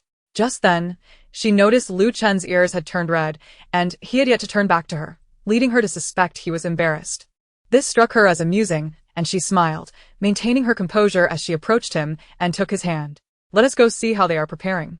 Lin Jiao glanced back at Lu Chen, her lips curving into a slight smile, while Lu Chen walked stiffly beside her, inwardly berating himself for his lack of composure. Soon, he realized that Lin Jiao must have noticed his embarrassment and was deliberately holding his hand. Yet, even if he saw through her intentions, he had no desire to address it.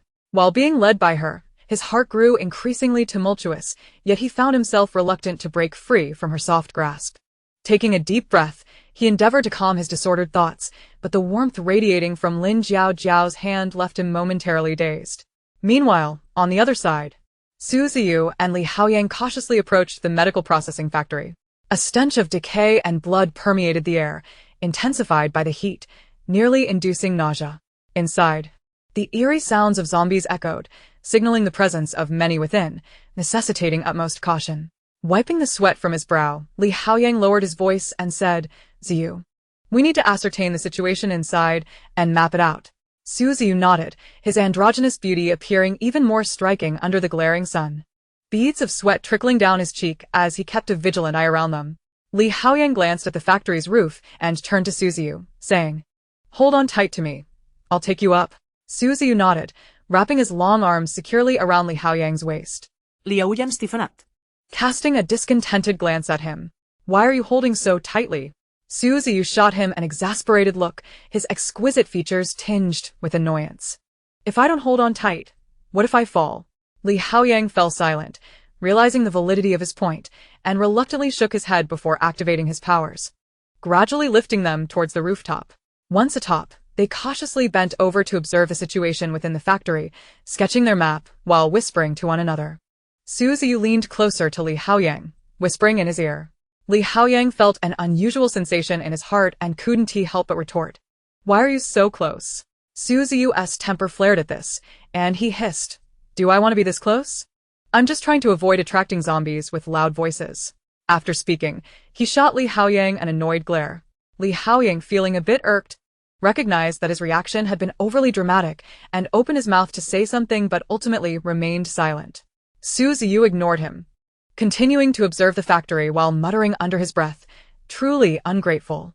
Li Haoyang's expression darkened further at this remark, yet he continued mapping without pause. The atmosphere between them grew tense and awkward. Suddenly, Su Ziyu lightly tapped Li Haoyang's shoulder, pointing to a direction. Look, there seems to be a passage over there. Li Haoyang followed his gaze, momentarily forgetting their earlier disagreement as their focus shifted back to the factory situation. Hold on tight. I'll take you over, Su Ziyu stated. Not bothering with pretense. He wrapped his arms around Li Haoyang securely, not wanting to risk a fall. Feeling Su Ziyu's strong embrace, a wave of unfamiliar feelings surged within Li Haoyang once more. However, he set aside his thoughts, concentrating on harnessing his powers as they glided towards their target. The wind howled past them, Su Ziyu's hair brushing against Li Haoyang's cheek, eliciting an involuntary sensation of ticklishness. Gritting his teeth, Li Haoyang endeavored to ignore this disconcerting feeling until they landed safely at their destination. Su Ziyu released him, patting Li Haoyang's shoulder. You moved quickly. Li Haoyang huffed in response, retorting, enough with the chatter. Let us get to work. The two individuals continued their exploration of the processing plant, quickly familiarizing themselves with the interior and discovering that most of the inhabitants were level 2 and level 3 zombies, posing little danger. Li Haoyang lowered his voice and said, Let us go back quickly. Su Ziyu nodded, and they wasted no time in retracing their steps. Along the way, Su Ziyu appeared to be in good spirits, even humming a little tune. Li Haoyang shot him an exasperated glance, thinking it inappropriate to sing at such a moment.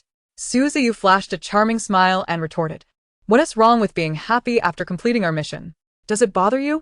Li Haoyang was momentarily at a loss for words. They quickened their pace towards the standalone building just as the troops began to arrive. Once the troops had parked their vehicles, Lu Chen instructed, You all should eat first. We'll take action in the afternoon. In unison, everyone replied affirmatively. Just then Li Haoyang and Su Ziyu returned. Lu Chen hurriedly inquired, What is the situation? Li Haoyang produced a map, and Su Ziyu added, There are only level 2 and level 3 zombies inside. It's not too dangerous. Lu Chen nodded and called the team members to gather around to discuss the specific action plan. The atmosphere was lively yet tense as everyone contributed their thoughts. Lin Jiaojiao listened quietly from the side, occasionally offering her own opinions. Lu Chen carefully considered each suggestion, marking points on the map with his pen. After considerable discussion, a general plan was finally established. Lu Chen stood up and raised his voice, saying, Everyone, make sure to eat and rest. We need to be well prepared for this afternoon's operation. Chapter 70. Pretentiousness. The group dispersed to find their own places to eat and rest. Su Ziyu and Li Haoyang sat together, exchanging insights about their reconnaissance. Lin Jiaojiao approached Lu Chen with a bottle of water and handed it to him. Lu Chen smiled as he accepted it, saying, Thank you. Lin Jiaojiao sat next to him, fanning herself as she felt overheated. Meanwhile, the troops hastily consumed their meals of compressed biscuits, bread, and water. After they finished eating and waited for another half-hour, Lu Chen stood up again, raising his voice. Prepare to depart. Let us execute the plan. Understood. Everyone responded in unison, then promptly set off towards the medical processing plant. Upon arriving outside the processing plant, Li Haoyang utilized his wood-based abilities to open the front and back doors. Immediately, someone operated a drone to lure some zombies away to a distant location. Lu Chen methodically assigned tasks. Ajay and Xiaoqiang, you lead one team to clear the zombies drawn out by the front door. Haoyang and Ziyu, you lead another team to deal with the zombies at the back door. The rest of us will wait until a sufficient number of zombies have been drawn away before entering the processing plant to eliminate the remaining ones. Move out. Yes. Everyone quickly complied and sprang into action. The teams led by Xiao Jie and Yang Xiaocheng pursued the zombies towards the front, while Li Haoyang and Su Ziyu led their team towards the back. The remaining members patiently awaited the right moment, ensuring the zombies were far enough away. Seeing the opportunity arise, Lu Chen led the troops into the processing plant, closing the doors behind them as they engaged in fierce combat with the zombies inside. Lin Jiaojiao took a high vantage point, skillfully sniping zombies with her rifle, each shot resulting in a down foe. Lu Chen, wielding his lightning and water abilities, swiftly dispatched the zombies. He first conjured a water curtain, then conducted electricity through it, instantly electrocuting a multitude of zombies. Following that, he created a massive electric net to ensnare a group of zombies, rendering them charred and incapacitated. He also unleashed powerful jets of water to send zombies flying in all directions. The troops fought valiantly, some using firearms with precision, while others engaged in close combat with weapons. Wang Dong, as a lightning ability user, coordinated with Chen Jiahao and Lu Ming, both water ability users, to eliminate the zombies together. Through their combined efforts, the zombies within the processing plant were gradually eradicated. Once the zombies were dealt with, Lu Chen noticed that Xiao Jie and Yang Xiaoqiang had not yet returned, nor had Li Haoyang and Su Ziyu. He quickly assigned Lu Ming and Chen Jiahao to provide support. Hurry!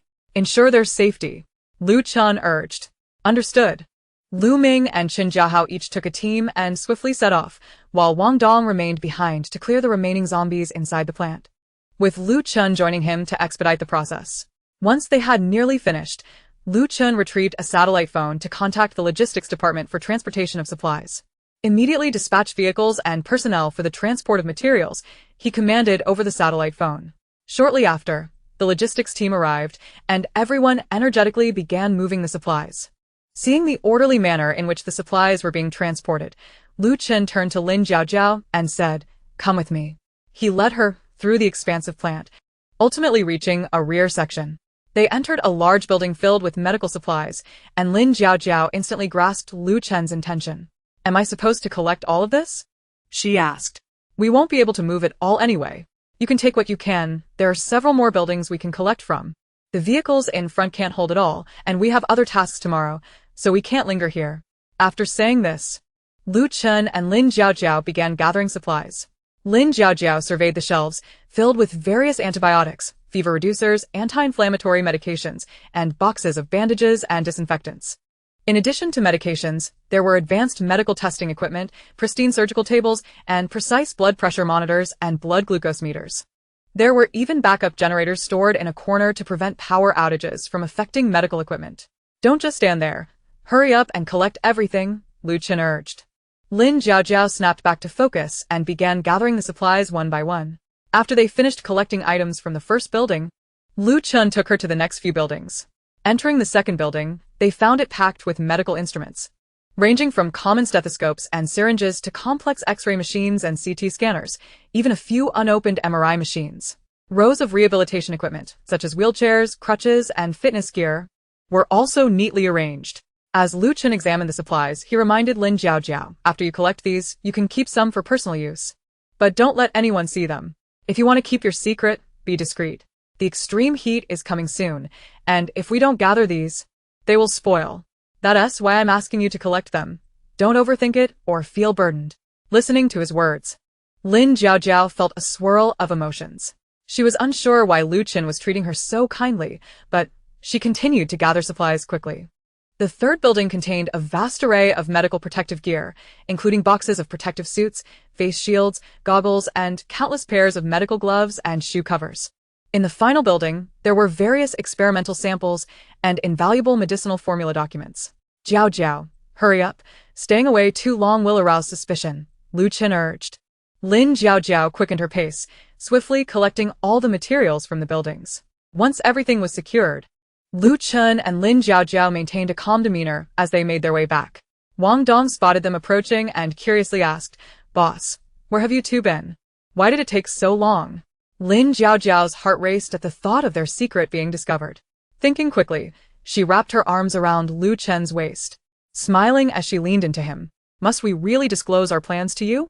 Wang Dong exclaimed, astonished by the scene before him. He was momentarily taken aback, internally murmuring, "Are they not even attempting to conceal it?" Realizing the potential consequences of his inquiry, he inwardly panicked. Oh no, this is a question I should not have posed. It could provoke trouble with the boss. With that thought, Wang Dong hurriedly retreated, darting away like a startled rabbit, fearing retribution for his indiscretion. Once Wang Dong departed, Lin Jiao released her grip and, feeling somewhat embarrassed, addressed Lu Chun. I acted that way because I feared he might uncover my secret. I hope you don't take it to heart. Lu Chun let out a soft chuckle, casting a sidelong glance at her. So, am I merely your pawn? The moment those words escaped his lips, Lin Jiao felt a surge of mischief and sought to tease him. She leaned closer to Lu Chun, gazing up at him with a flirtatious look, and lightly caressed his cheek. You needn't play the role of a pawn. Chapter 71. Truly a great father figure. Lu Chun, flustered by her frivolous gesture, endeavored to maintain an air of composure. Step back. Lin Jiao instantly retreated a few paces, mistakenly believing she had angered him. Be serious. With that, Lu Chun turned and departed, his steps somewhat hurried. Observing his retreating figure, Lin Jiao realized he was shy once more. What are you pretending for? It's evident you enjoy my attention. Stop acting coy, as I can see through it. Upon hearing her words, Lu Chun hesitated momentarily, but did not turn back, continuing onward. Lin Jiao, having spoken, followed in the direction Lu Chun had gone. Upon returning to the meeting point, the group had largely completed the transport and organization of supplies. Lu Chun feigned nonchalance as he began to delegate subsequent tasks. Well done, everyone. Today's mission was executed admirably. Let us return to our base and rest up. Standing nearby, Lin Jiao watched Lu Chun's serious demeanor and couldn't help but stifle a laugh. On the journey back, Lu Chun and Lin Jiao shared the same seat in the vehicle's rear, both silent, yet the atmosphere was charged with an unusual tension. Lin Jiao stole glances at Lu Chun, reflecting on their earlier exchange, a smile unconsciously gracing her lips. How amusing! Upon arriving at the troops' encampment, the oppressive heat, coupled with the presence of snakes, insects, and ants, made the conditions unbearable, especially with the sun rising around 5 in the morning, pushing temperatures to a sweltering 40 degrees Celsius. Lu Chun pondered the situation and addressed the group. Given the limited accommodations, we shall all squeeze together tonight. He then turned to Lin Jiao, suggesting, how about you take the inner space, and I will use a curtain to divide the area? Lin Jiao readily agreed. All right. Seeing her acceptance, Lu Chun, along with Li Haoyang, proceeded to the kitchen. As mealtime approached, Lu Chun contemplated preparing a meal for everyone. Shall we cook something? Eating compressed biscuits daily is unbearable for anyone. Li Haoyang sighed, but our culinary skills are lacking. Even if we cook, it might not be edible. Lu Chun shot him an exasperated glance. With so many troops, surely someone can cook? Let them handle it. Subsequently, Li Haoyang retrieved various ingredients from his storage: rice, potatoes, eggs, seaweed, black fungus, and even fresh pork, sausages, and cured ribs. Just then, Lin Jiao entered the kitchen and immediately grasped the situation. Li Haoyang noticed her assessing gaze, and before he could explain, Lu Chun shut the kitchen door. Haoyang, if she knows, she knows. Jiao, in truth. Haoyang possesses spatial abilities, a matter we've kept private. Please do not disclose it. Lin Jiao shot him a look. Why would I share that? If you haven't mentioned your expansive space, I certainly won't betray Li Haoyang's secret. Rest assured, I shall remain silent, she assured. A moment later, curiosity piqued. Lin Jiao inquired, how large is his space? Lu Chun replied, approximately 200 square meters, quite substantial. Yet internally he mused, though not as vast as Jiao's. Lin Jiao was about to say more when she noticed the food Li Haoyang had brought out, her expression tightening. In this heat, some items should not be taken out. She gestured towards the fresh pork. You can't just bring this outside. Aren't you raising suspicions? Li Haoyang slapped his forehead, filled with regret. I was too hasty and forgot. Lu Chun shook his head in exasperation, quickly put it away, and organized the other usable ingredients. Li Haoyang promptly returned the pork. Observing Li Haoyang's self-reproach, Lu Chun offered reassurance. No worries. Simply claim these items were brought in by me, stored in the plane, and no one will suspect a thing. Li Haoyang nudda, apologetically replying, understood. You may take the rest of the items outside now. After saying this, Lin Jiao and Lu Chun exited one after the other. Once outside, Lin Jiao remarked, so, he has space abilities too, no wonder. She recalled the day they had procured hot pot meatballs, pondering how they had remained unspoiled despite the heat. Lu Chen chuckled. It's never too late to find out. Lin Jiao shot him a playful glare, as if you could keep a secret. Lu Chen shrugged helplessly. He's our trump card. In this apocalypse, only by surviving can we hope to save more lives. Lin Jiao couldn't help but mentally scoff. Truly a great father figure. Yet she echoed, you are right. Just then, Li Haoying emerged with ingredients. Lu Chen called everyone over. Tonight, we shall enhance our meal. The group, upon hearing this, eagerly gathered around. Wow. Where did all this come from? Lu Chen, adhering to their agreed-upon narrative, explained, these are my personal reserves from the plane, meant to treat everyone. Cheers erupted, and the troops swiftly organized themselves to prepare the meal. Some expertly washed the ingredients, while others peeled and diced the potatoes. A few efficiently rinsed the rice in preparation for cooking, and others chopped the cured ribs into smaller pieces. Lin Jiao observed the lively and orderly scene, feeling a surge of nostalgia. In her previous life, she too had a group of comrades, all laboring together for a sumptuous dinner. Yet she never anticipated her eventual betrayal by them all. She watched Lu Chen directing the others, a vision strikingly reminiscent of her past self. In her previous existence, she had wielded abilities across the board and established a base, the Dawn Base. Initially, Gu Huaizhi had founded the island base. However, 3 years into the apocalypse, following a harsh winter, the world was unsealed, and the island base fell victim to a zombie horde. Gu Huaizhi and Chen Shui'er, along with the surviving members of the island base, sought refuge with her. Growing up together, she had let down her guard with him, and when he proposed seeking her protection, she was elated. For her, he had become her sole warmth after Lu Ma's sacrifice. Upon his arrival at the base, Lin Jiao appointed him as her deputy, only to be met with betrayal from him, Chen Shui'er, and her comrades. Virtuos dits yield no rewards. Those she had trusted since childhood proved unworthy of confidence. Those who professed their love for her were untrustworthy. Her so-called best friends could not be relied upon. Even teammates who had fought alongside her were not to be trusted. Those she had saved, who owed her gratitude, were not trustworthy either. The sizzling of oil interrupted her reverie. The pan had heated sufficiently, and the diced cured ribs were now sizzling enticingly. Next, ginger, garlic, and dried chili peppers are added along with various seasonings, instantly filling the air with an enticing aroma. Chapter 72. Give me your hand. After stir-frying the ribs to perfection, water is added for a brief simmer. Subsequently, potato chunks are tossed into the pot and stir-fried together, initiating the braising process. In another pot, rice bubbles away, with white steam rising gracefully. The cold seaweed salad has also been prepared, its refreshing taste uplifting the spirits. The stir-fried black fungus and eggs are nearly ready, exuding a delightful fragrance. The sausages have been steamed to perfection, releasing a rich aroma. Before long, the braised ribs with potatoes are ready, their savory scent and thick broth whetting the appetite. At this moment, the rice is also perfectly steamed, each grain plump and fragrant. Everyone gathers around, relishing this rare delicacy. Laughter and joy echoing throughout the small building. Lin Jiao momentarily casts aside her memories, embracing the warmth of the atmosphere. After the meal, everyone disperses, preparing to rest. Lin Jiao lies in bed, reflecting on the day's events, unable to drift into slumber. Lu Chen sleeps beside her, separated by a curtain, lost in thoughts of tomorrow's plans. Suddenly, Lin Jiao turns over, interrupting Lu Chen's train of thought. Jiao, he instinctively calls out. Lin Jiao does not respond, merely sighing softly. Lu Chen, puzzled, inquires what's wrong. Can't sleep? Lin Jiao remains silent. Recalling her previous mention of having persecutory delusions, he assumes she is frightened and extends his hand. Give me your hand. After a moment's contemplation, Lin Jiao places her hand in his. Don't be afraid, I'm right here. Don't overthink it.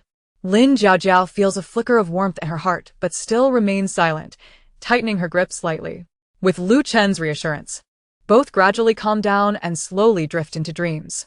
The following morning, Wang Dong is awakened by a pressing need to relieve himself. Groggily, he heads to the bathroom. Upon returning, he is taken aback to see Lu Chen and Lin Jiao as hands intertwined. He stares in disbelief, struggling to compose himself. When did the boss and Lin Jiao become so close, even sleeping hand in hand? Then he recalls the previous day's events. realizing he might have stumbled upon a monumental secret. He desperately wants to share his discovery, but knows it cannot be disclosed lightly. He suppresses his excitement, feeling as if a small kitten is scratching at his insides. Wang Dong tosses and turns on the floor, unable to sleep, his mind consumed by the image of Lu Chun and Lin Jiaojiao holding hands. His restless movements awaken his teammate, Lu Ming. As Lu Ming stirs, ready to scold him, Wang Dong quickly hushes him, gesturing for him to look. Lu Ming, surprised at the sight, is momentarily speechless. Just then, Yang Xiaoqiang wakes up and is about to speak but is silenced by Lu Ming's hand over his mouth, urging him to observe. Their commotion awakens Xiao Jia, who, in shock, nudges Li Haoyang, Chen Jiahao, and Su Ziyu, all of whom are roused from their slumber. They exchange glances, conversing in hushed tones. What is going on with them? I don't know. Yesterday, I saw Sister Jiao Jiao hug the boss. They must be together now. You all better show some respect. Wang Dong whispers to them. Xiao Jia quickly advises, you all better get some sleep. If the boss finds out you'll be in trouble. At this, everyone promptly closes their eyes, pretending to sleep. After a while, Lin Jiaojiao and Lu Chun awaken one after the other, sharing an awkward glance before shyly releasing their hands. The others, hearing the commotion, feign waking up as if just roused from sleep. Oblivious to their teammates' antics, they each begin their tasks for the new day. Their mission this time is to head to the bottled water factory in W City. Occasionally, the members of Lu Chen's team cast glances at Lu Chen and Lin Jiaojiao, their eyes imbued with a peculiar significance. Although they only glance briefly, Lu Chen remains perceptive to their scrutiny. After breakfast, Lu Chen calls Wang Dong over, asking, "What is with you all today?" Wang Dong evasively replies, "Nothing, boss." Lu Chen frowns, glaring at him. "Speak the truth." Realizing he can no longer conceal it, Wang Dong leans closer to Lu Chen and divulges what he witnessed that morning.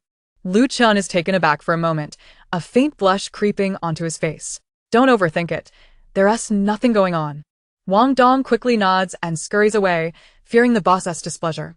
Lin Jiaojiao, observing Lu Chen and Wang Dong's secretive exchange from a distance, approaches and asks, "What is going on?" Lu Chen, feeling a bit awkward, replies, "It's nothing, they're just messing around." Lin Jiaojiao gives him a puzzled look but chooses not to press further. Subsequently, Lu Chen organizes the team to drive towards W City. He contacts the official base, communicating with Base Chief Bai Yenshu to request personnel and vehicles to assist in W City for transporting supplies. Just after hanging up, Bai Lin approaches eagerly, asking, "Dad, was that a call from Brother Chen?" After a moment's contemplation, Bai Yenshu decides to inform her. They are heading to the bottled water factory in W City and need us to send people and vehicles for support. Bai Lin's eyes light up as she volunteers. I'll go. Bai Yenshu frowns, expressing concern. "No, it's not safe out there. It's too dangerous." Bai Lin clings to her father's arm, playfully insisting, "Dad, I want to go." Seeing his daughter's determination, Bai Yenshu sighs helplessly. "Fine, this time your brother will accompany you. Just stay close to him." He retrieves a satellite phone and dials a number, saying, "Muyang, come to my office." Shortly, Bai Muyang arrives in a hurry, asking, "Dad, what is the matter?" Bai Yenshu explains there's a mission. "You'll take Lin Lin with you, leading the convoy to assist Lu Chen and transport supplies. I've arranged for 2 level 3 ability users, along with some armed personnel, to ensure your safety." Bai Muyang readily agrees, "Okay, Dad, you can count on me." Soon after, Bai Muyang, accompanied by Bai Lin, leads the convoy, along with 2 level 3 ability users and armed personnel, setting off swiftly towards W City. Meanwhile, Lu Chen and his team have already arrived in W City by plane. Stepping off the aircraft and gazing at the transformed city, Lu Chen's expression turns serious as he warns, "Everyone be cautious and stay aware of your surroundings." The group nods, alertly surveying their environment. They quickly locate a high-end villa area, and Lu Chen assesses that the number of zombies here is relatively low. This location is suitable for their base, and they will wait for the troops to arrive. Lu Chen then uses the satellite phone to send their location to the troops. Chapter 73. Make her angry.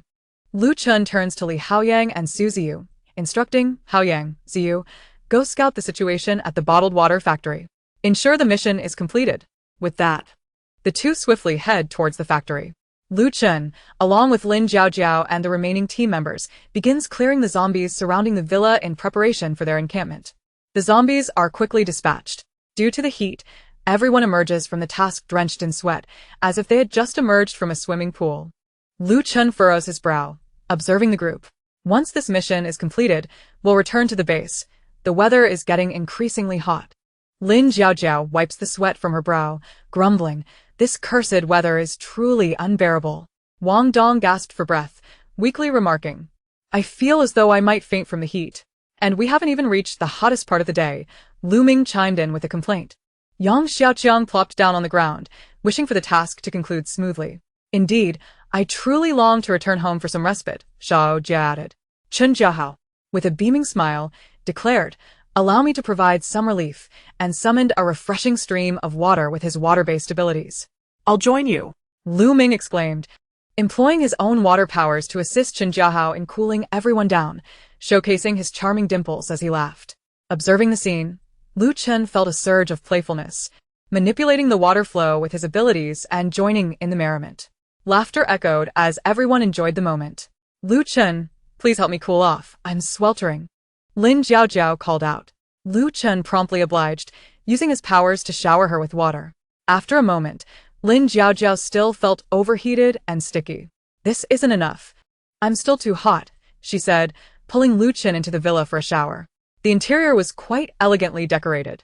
As they explored, a zombie suddenly appeared, startling Lin Jiaojiao, who swiftly kicked it away with surprising force. Lu Chen looked at her in astonishment. "When did you become so strong? That zombie was at level 3. And you sent it flying." Just then, the zombie lunged again, and Lu Chen stepped forward, swiftly dispatching it. Lin Jiaojiao, still trying to find an explanation for her earlier outburst, had to concoct an excuse when Lu Chen returned. "Perhaps my strength has increased." Lu Chen regarded her skeptically, and concerned that he might doubt her, Lin Jiaojiao urged him into the bathroom, insisting, "Hurry, help me wash off." After some time, she fetched a bathtub from her space, instructing him to fill it with water. Soon, it was filled to the brim. "You can leave now.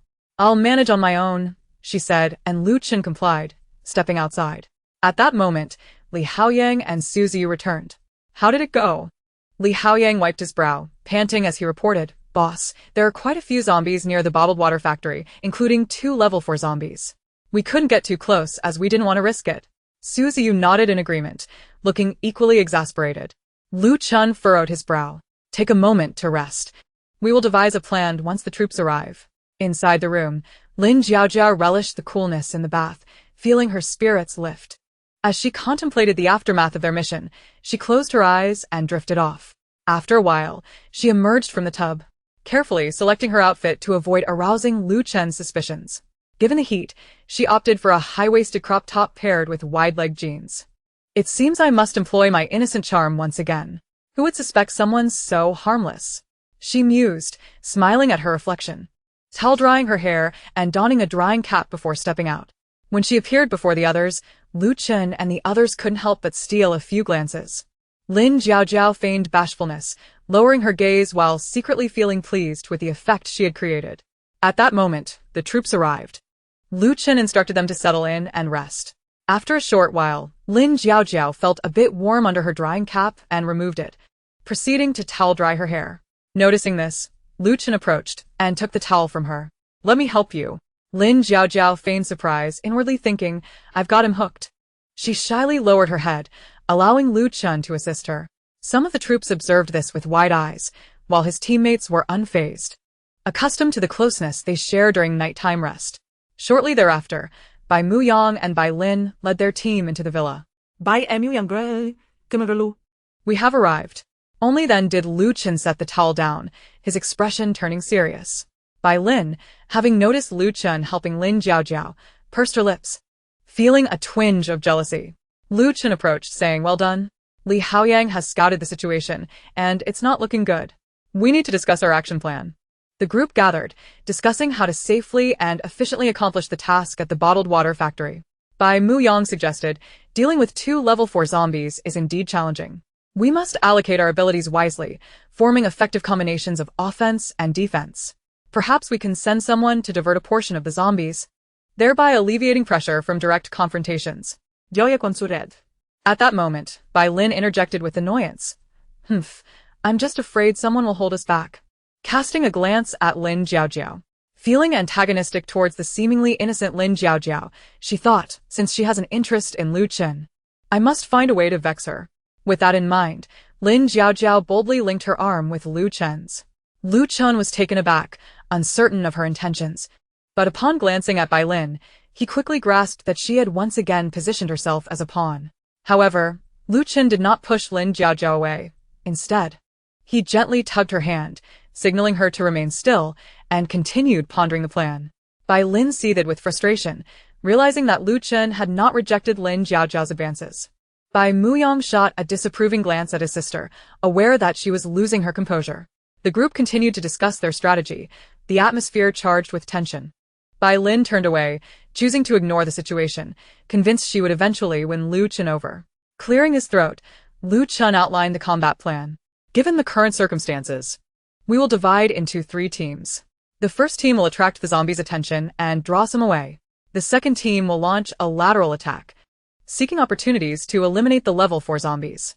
The third team will serve as support and reserves, prepared for any unexpected developments. Does everyone understand their tasks? The group nodded in agreement. Bai Muyang urged, let's prepare quickly and aim for a swift resolution. The team began checking their equipment, making final preparations for departure. Lin Jiaojiao walked alongside Lu Chen, who glanced at her and instructed, stay behind me and be cautious. Lin Jiaojiao nodded obediently. Bai Lin witnessed this interaction and huffed, turning to rejoin her own group. Once ready, they set off toward the bottled water factory. Along the way, everyone remained vigilant, cautious not to let their guard down. Upon arriving at the factory, the first team executed their plan, successfully drawing a portion of the zombies away. Lu Chen led Lin Jiaojiao and the second team in swiftly infiltrating from the side. The factory was permeated with a nauseating stench. Suddenly, a level 4 earth-based zombie appeared not far from them. Lu Chen shouted, be careful. Reacting instantly, he unleashed his lightning abilities, with sparks crackling in his hands as he directed them toward the zombie. However, the creature proved remarkably agile, effortlessly dodging the attack. Just then another level 4 zombie, a combination of metal and wood, emerged. Its metallic armor glinted ominously while wooden vines extended from its back, exuding a menacing aura. Lu Chen furrowed his brows, switching to his water abilities to engage in elemental combat with the water zombie. The moisture in the air coalesced into ice arrows, shooting toward the undead creature. Simultaneously, he activated his psychic powers, attempting to disrupt the movements of both zombies. As Lu Chen clashed with the 2 level 4 zombies, the entire factory erupted into chaos, as if the zombies had been alerted to their presence. It appeared that these level 4 zombies possessed a certain level of intelligence, capable of leading other zombies. Upon the arrival of Lu Chen and his companions, the creatures let out a deafening roar, as if issuing a command, and in an instant, the horde of zombies within a 10-mile radius surged forth like an unstoppable tide, akin to countless trucks rumbling over the ground. Lu Chen's expression changed abruptly as he seized Lin Jiaojiao's hand, exclaiming, we must leave at once. Otherwise, we may find ourselves trapped. Let us retreat and devise a more prudent strategy.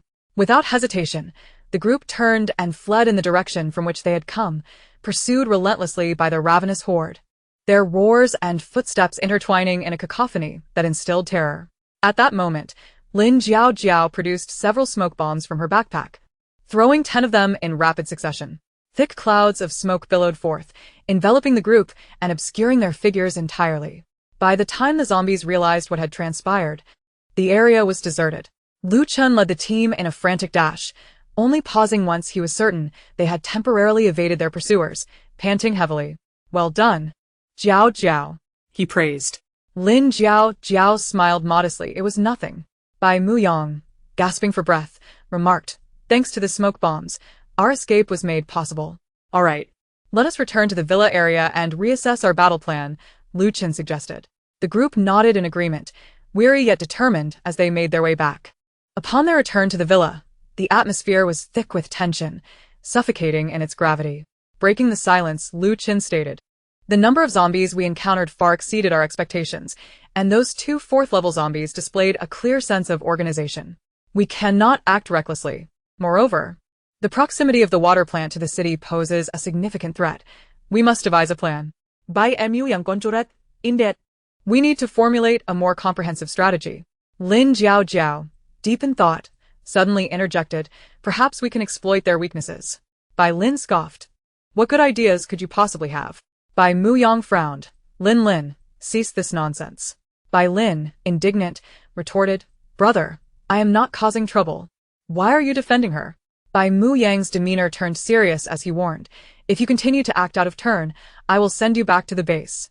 With tears welling in her eyes, Bai Lin bit her lip and retreated to a corner.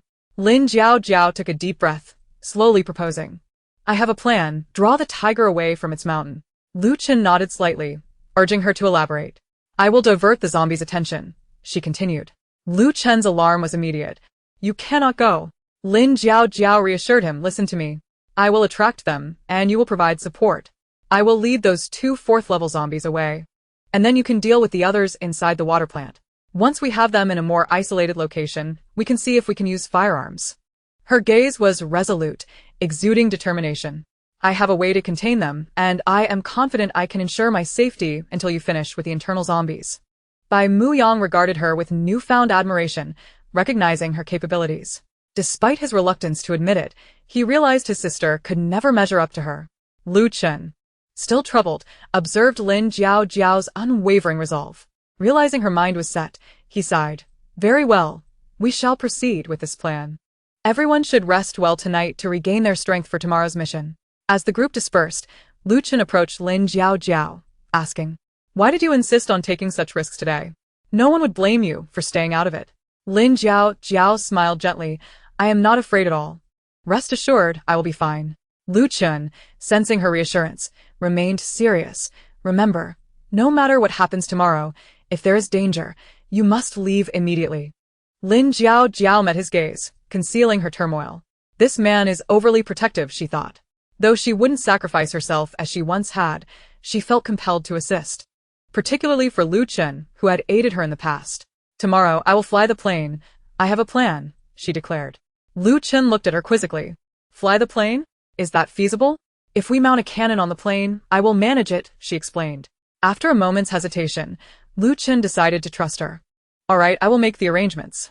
Later that evening, after dinner, Bai Lin, still fuming, confronted her brother. Why did you defend that wretched girl today? Bai Muyang's expression darkened. Look at what she has done, and compare it to your actions. She is capable of devising a plan, and is willing to be a decoy, while you only sulk out of jealousy. If I had to choose, I would pick her over you. Bai Lin, incensed, exclaimed, brother, how could you say that? I cannot stand her flaunting herself before Chen. Bai Muyang shook his head in disappointment. Lin, do not be so headstrong. This is a time for fighting zombies, not petty rivalries. Bai Lin, biting her lip, stormed to her room, slamming the door behind her. Sighing, Bai Muyang retreated to his own quarters, preparing for the battles to come. The following day, Lin Jiao, filled with anticipation, urged Lu Chen to pilot the plane, her eyes sparkling with curiosity. Master, how is your flying skill? She inquired. With a mysterious smile, Lu Chen silently started the plane, taking her soaring into the sky. The aircraft descended like a wild stallion, twisting and turning in a dizzying array of maneuvers. Lu Chen skillfully navigated the plane, diving sharply as if to plunge toward the earth, then suddenly climbing steeply, nearly vertical.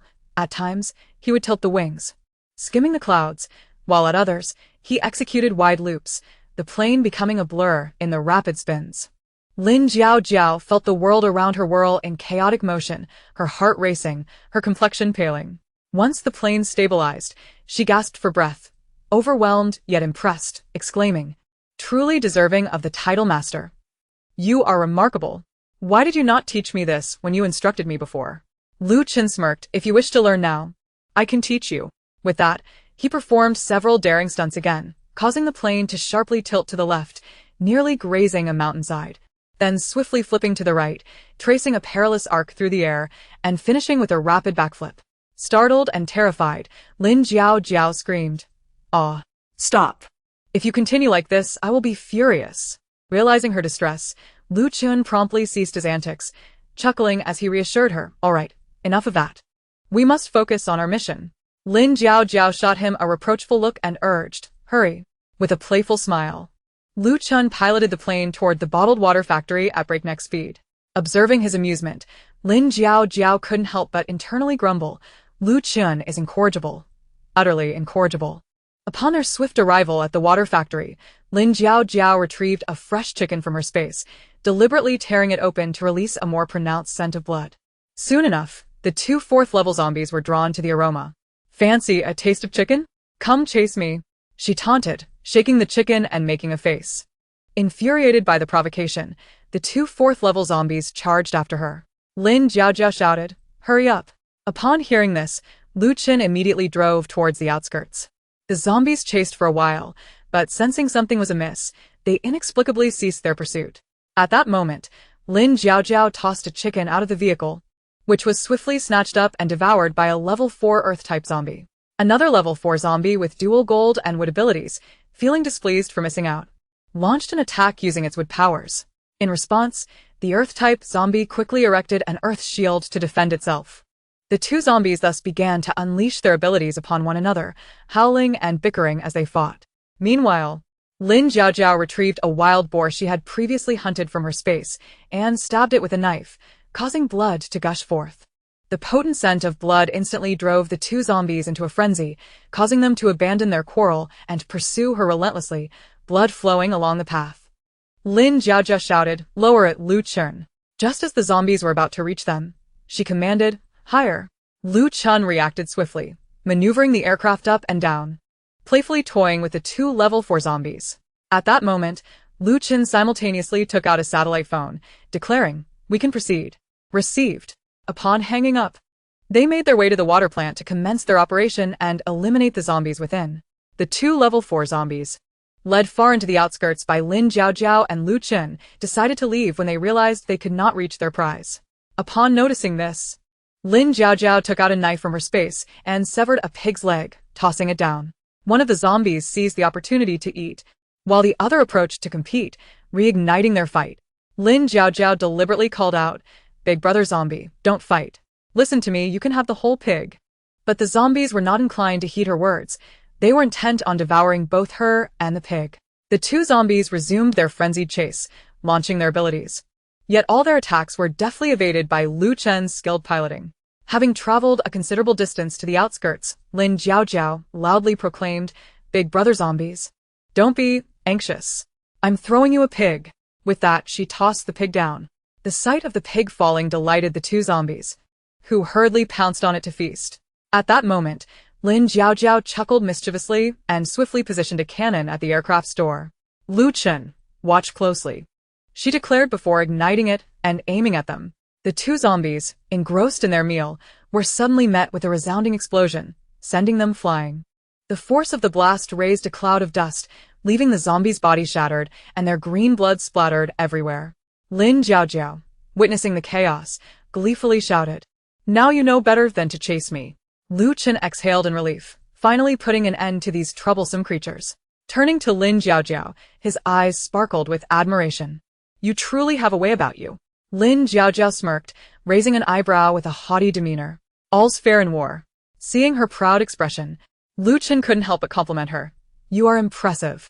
They exchanged smiles, preparing to return to the water plant.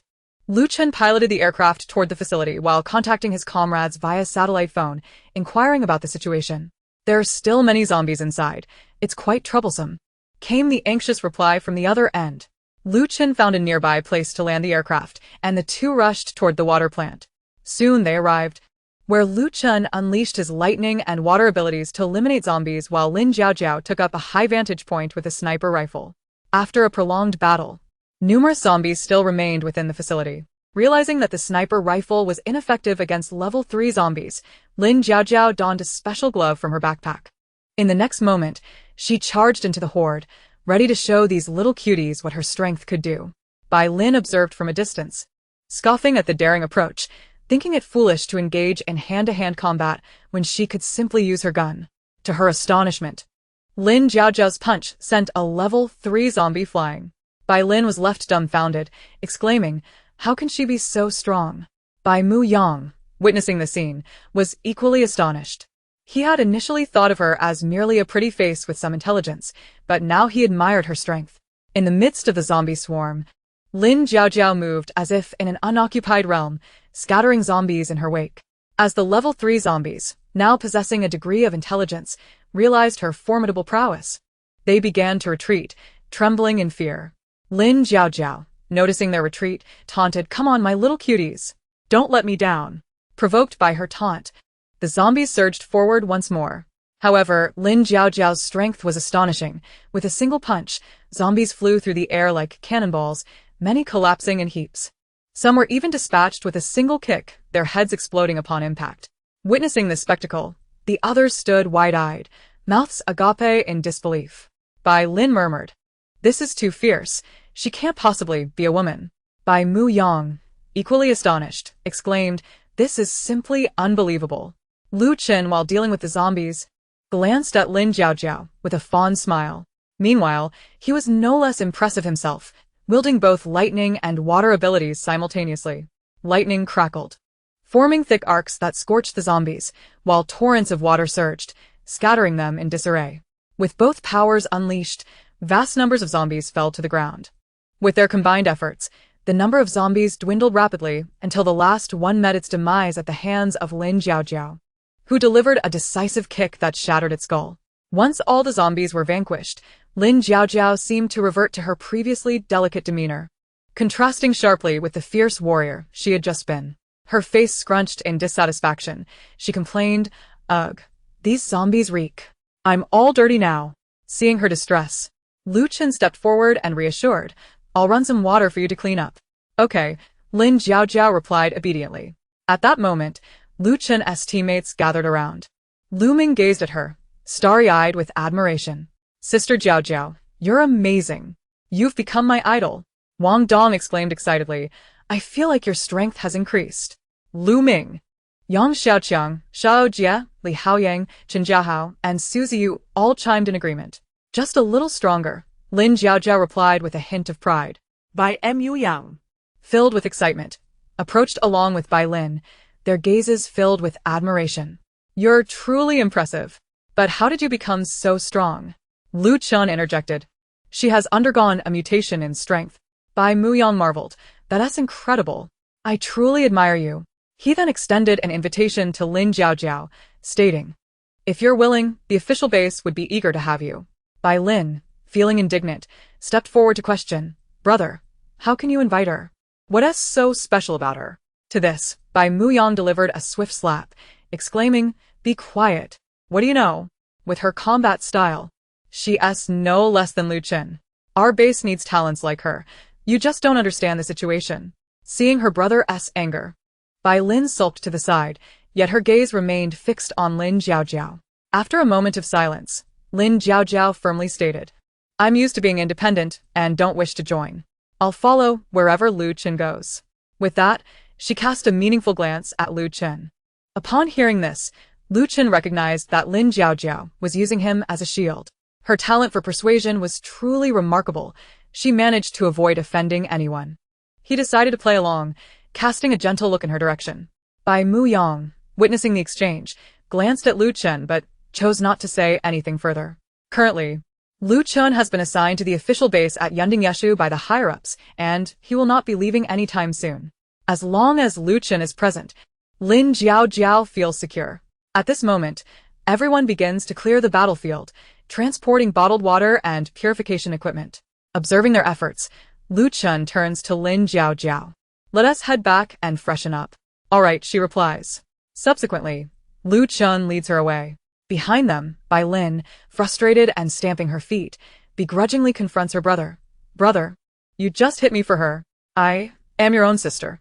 As she speaks, tears well up in her eyes, as though she has suffered a grave injustice.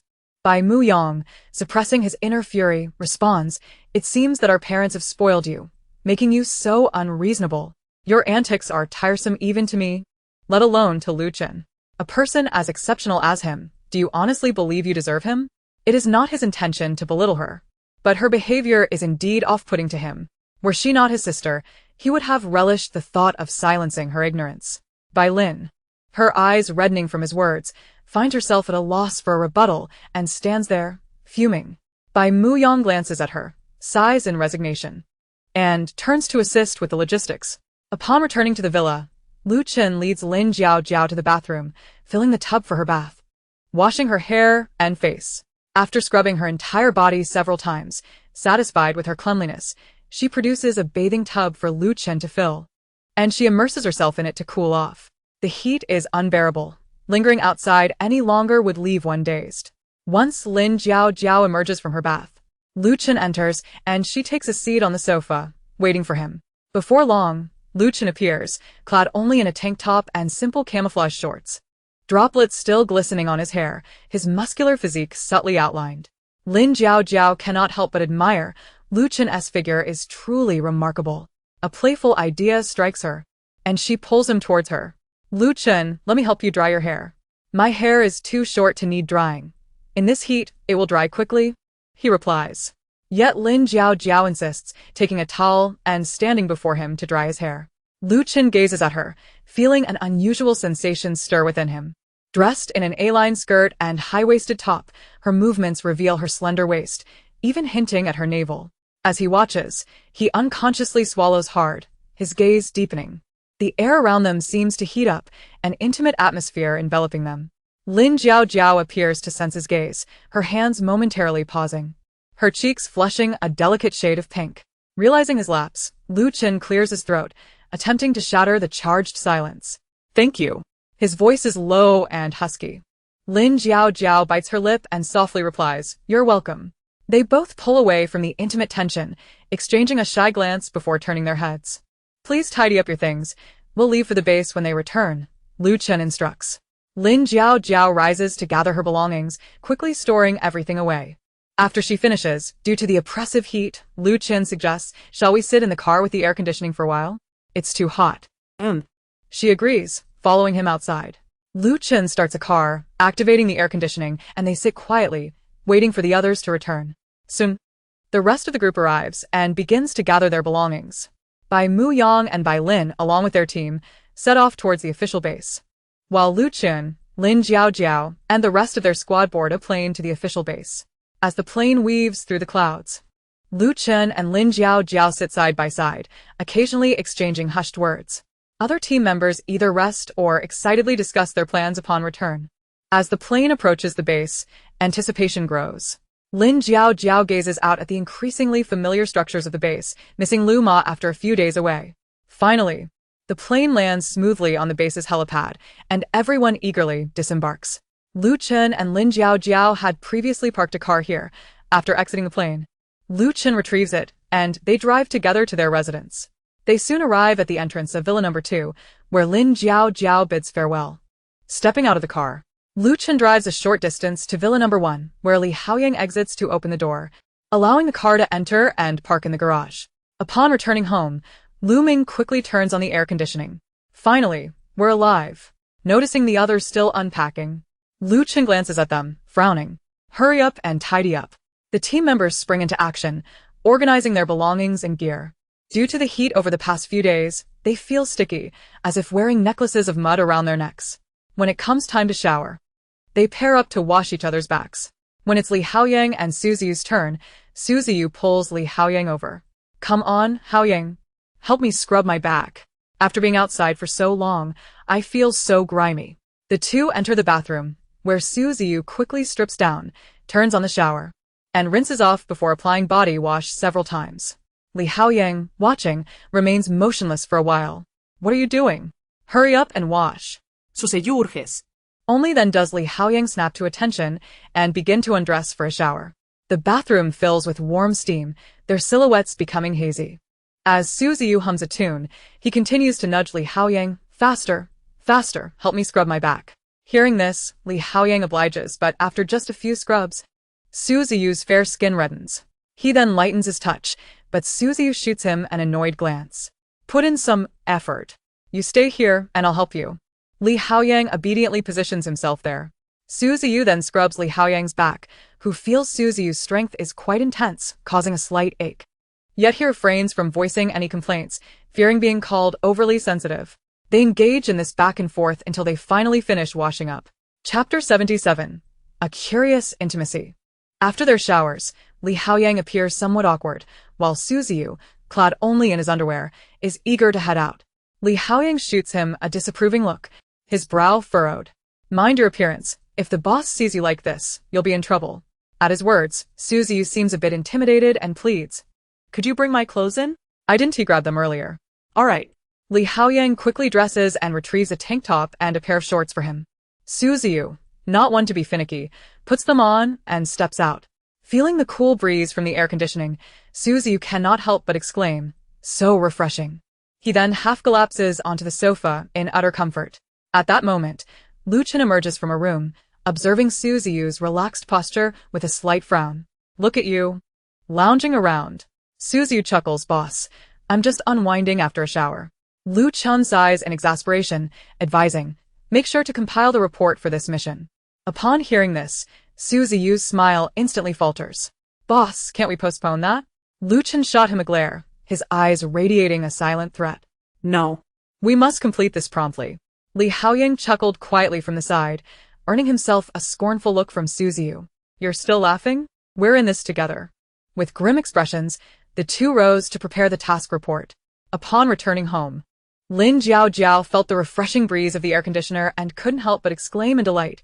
Wow, this is so comfortable. Miss, you're back. Lu Ma greeted her with a beaming face. Lin Jiao rushed forward and embraced Lu Ma. Oh, Lu Ma, I've missed you so much. She then pulled Lu Ma to sit on the sofa, leaning against her. Lu Ma chuckled teasingly, Miss. When did you become so clingy?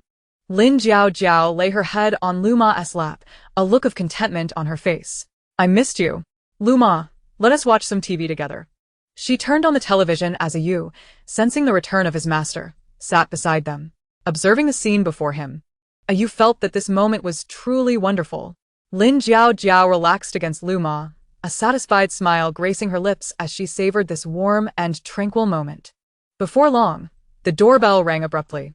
With a puzzled expression, Lin Jiao asked, Who is it? Lu Ma quickly explained, Recently, it's always been the officials coming by. When Nan Fengying and Gu Huaiji came to find you last time, Yu demonstrated his extraordinary abilities, and the news spread like wildfire. The officials have learned of a U.S. prowess and wish to recruit him into their base. Yu rose to answer the door, but Lin Jiao called out, Wait, I'll go with you. Together, they approached the door and opened it. Standing outside were several uniformed officials, with the head being base chief, Bai Yanshu. Bai Yanshu smiled and said, Miss Lin, it's a pleasure to see you again. I have come regarding Yu. Lin Jiao replied firmly, Yu is mine. He will not go. However, given your sincere invitation, we could ask for his opinion. Bai Yanshu looked at Yu with surprise, persuading him Yu. Joining the official base would grant you access to superior resources and development opportunities. I hope you will consider it seriously. Without hesitation, Yu replied, I only wish to follow my sister. A glint of excitement flickered in Bai Yanshu's eyes as he continued to persuade, Miss Lin, might you be interested in joining the base? You would merely need to register, and we would provide you with high-ranking benefits and salaries. Should any challenging tasks arise, we would appreciate your assistance. We have no desire to join the base. We are accustomed to our freedom and leisurely lives. Lin Jiao firmly declined, dismissing the notion of being enticed by trivial benefits. Seeing his efforts fruitless, Bai Yanshu sighed in resignation. Very well, if you change your mind, do not hesitate to contact us. With that, he departed with his group. Lin Jiao closed the door and turned to Yu. Yu, don't take their words to heart. We shall continue to live our carefree lives. Yu nodded. Master, I will only heed your wishes. Lin Jiao smiled, ruffling Yu's hair. Good, she said, and together they returned to the living room. Upon entering the living room, Lu Ma inquired, Miss, what would you like to eat tonight? Lin Jiao pondered for a moment and replied, Let us have some mung bean porridge. Lu Ma added, Then I will prepare a couple of light dishes. It's too hot to eat anything else.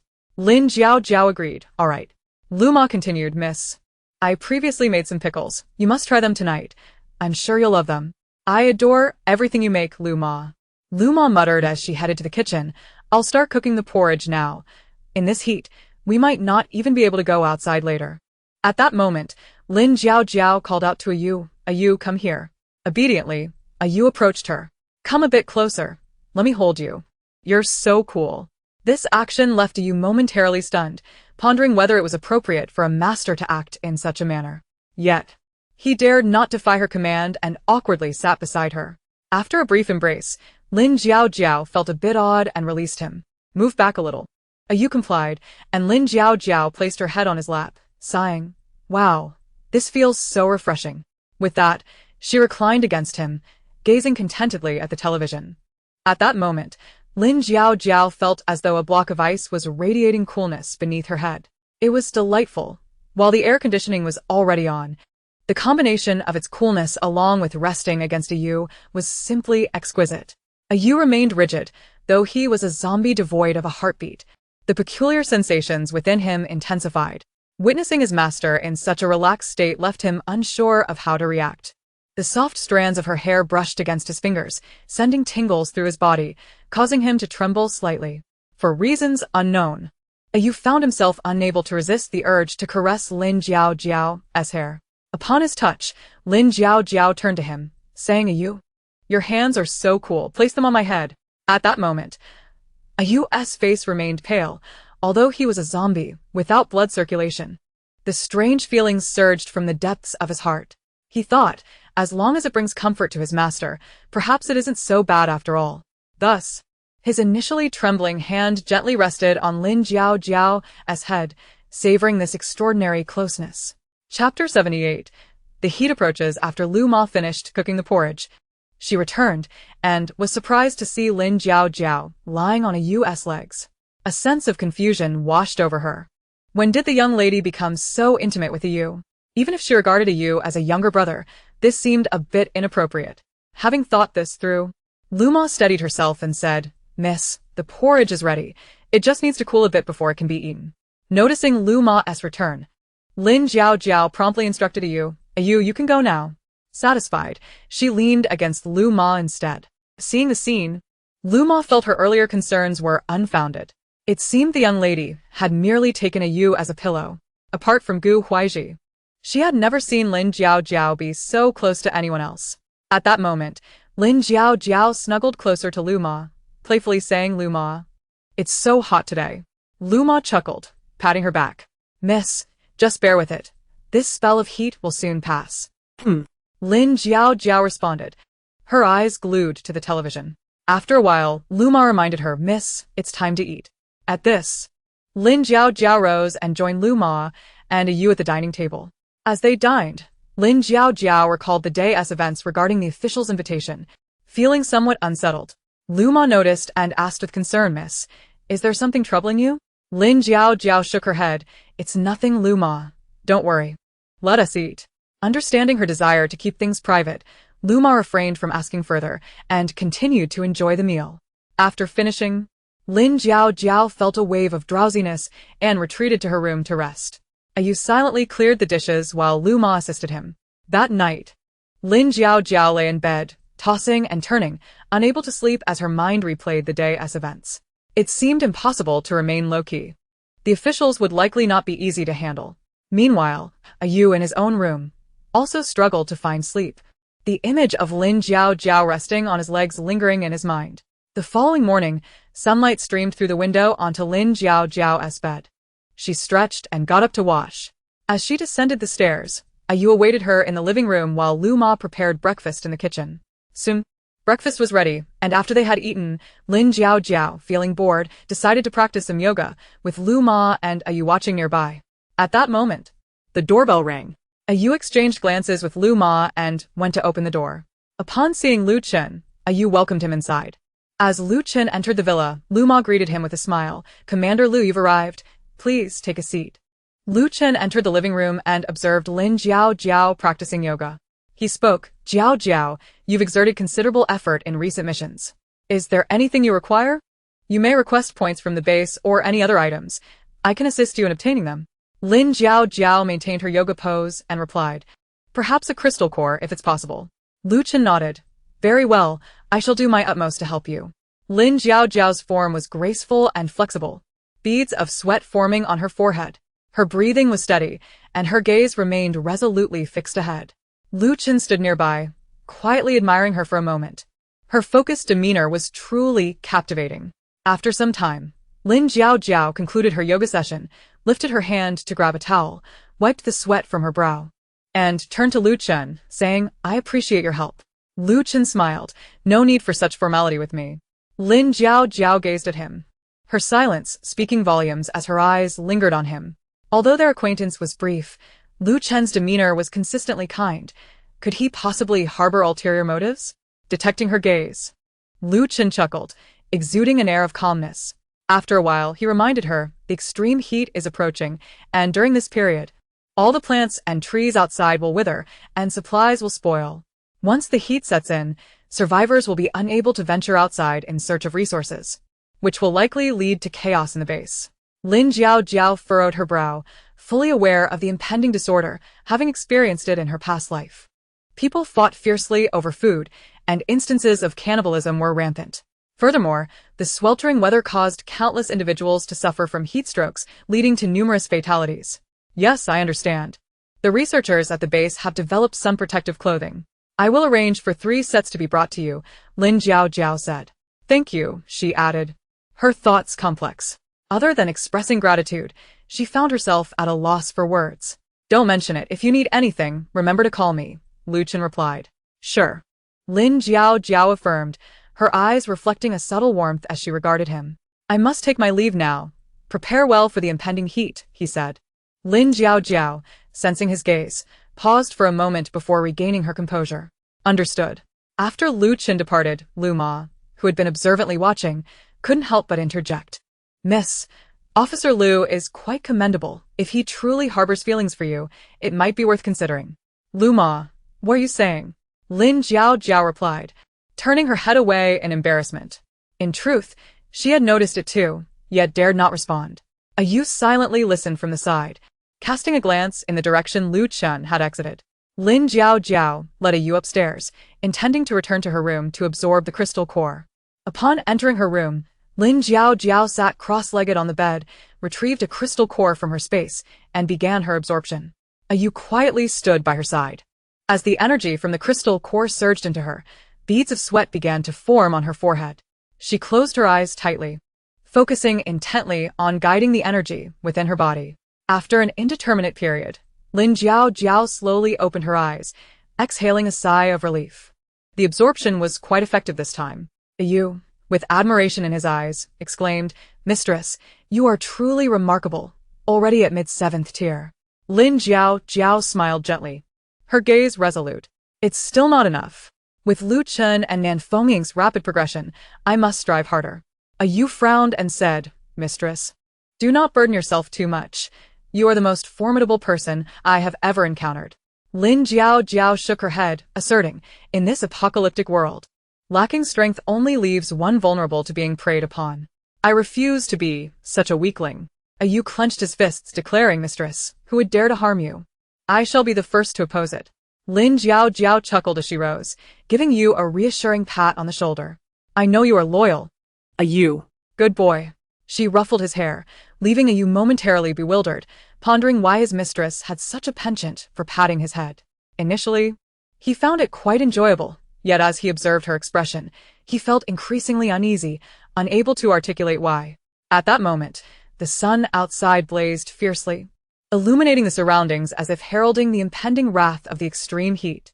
In the following days, Lin Jiao spared no effort, dedicating extensive time to training and absorbing crystal cores. A Yu also remained in the room, enhancing his level through absorption. One day, Lu Ma rushed in, her expression fraught with anxiety. Miss, things are dire. The temperature outside has escalated, and many have collapsed from heat stroke. Lin Jiao furrowed her brow, reassuring her, Lu Ma, do not panic. Our supplies are sufficient. It is best to remain indoors. Suddenly, the doorbell rang. A Yu went to answer it, revealing Wang Dong, who entered carrying 3 sets of sun protective clothing and a large bag of crystal cores. Jiao, this is what the boss asked me to bring you. Lin Jiao accepted the items, saying, thank you for making the trip. Wang Dong smiled. It was no trouble. I shall take my leave now. After Wang Dong departed, Lin Jiao contemplated the items in her hands. She murmured to herself, Lu Chen, it seems I owe you more and more. Her heart was tumultuous, shaped by past experiences that rendered her hesitant to trust others easily. Yet, Lu Chen's consistent assistance and care prompted her to ponder whether she should attempt to place her trust in him. At that moment, a Yu approached, silently standing by her side. Lin Jiao turned to Ayu and asked Ayu, "Do you think I can trust Lu Chen?" Ayu appeared troubled, replying, "Mistress, I do not know." With a resigned sigh, Lin Jiao responded, "Very well, we shall take it one step at a time." The relentless heat outside raged on, mirroring the turmoil within Lin Jiao's heart, filled with confusion and uncertainty. Time passed swiftly, and after dinner that evening, noticing it was still early, Lin Jiao urged Ayu to ascend the stairs with her. "Ayu, with the some protective clothing from Lu Chen, let us venture out tonight to combat zombies." With that, she retrieved some car parts from her space and handed them to Ayu. "Ayu, please change the tires. These are heat-resistant. Additionally, install the sunshades and reflective covers on the windows and replace the sunshades with new ones that offer better insulation to withstand the heat." Ayu nodded, promptly responding, "Understood, I will do it right away." He took the items and headed to the garage. Lin Jiao contemplated for a moment before entering her space, searching for items suited to withstand the extreme heat. She sought specialized thermal insulation clothing that effectively shields against the scorching weather, as well as shoes made from breathable, heat-resistant materials. Lin Jiao's eyes darted around, continuing her search. "This neck fan looks good, along with a sun protective mask, a moisturizing spray, sunscreen, and sunblock spray. I shall take them all." Having gathered the necessary items, Lin Jiao lay on her bed, eagerly anticipating the evening's endeavors. She felt a surge of excitement. Working alongside Lu Chen and the others on missions felt constraining and unsatisfying. Tonight, she was determined to make a significant impact. Just then, Ayu entered with a dejected demeanor, his head hung low. "Mistress, I could manage to change it." Lin Jiao frowned, exclaiming, "What shall we do now?" "I cannot change it either," Ayu cautiously suggested. "Perhaps we could ask Lu Chen for assistance with a tire change?" Lin Jiao hesitated, her expression revealing her inner conflict. "It seems inappropriate to trouble him again." "Oh, mistress, we have already troubled him so many times. What's one more?" Ayu urged, his face filled with anticipation. Upon hearing this, Lin Jiao's temper flared. Her eyes widened as she scolded. "Look at you. You cannot even change a tire. How useless." Ayu, feeling wronged, retreated to the side and muttered, "It's normal that I, a zombie, cannot change it. I have never learned how."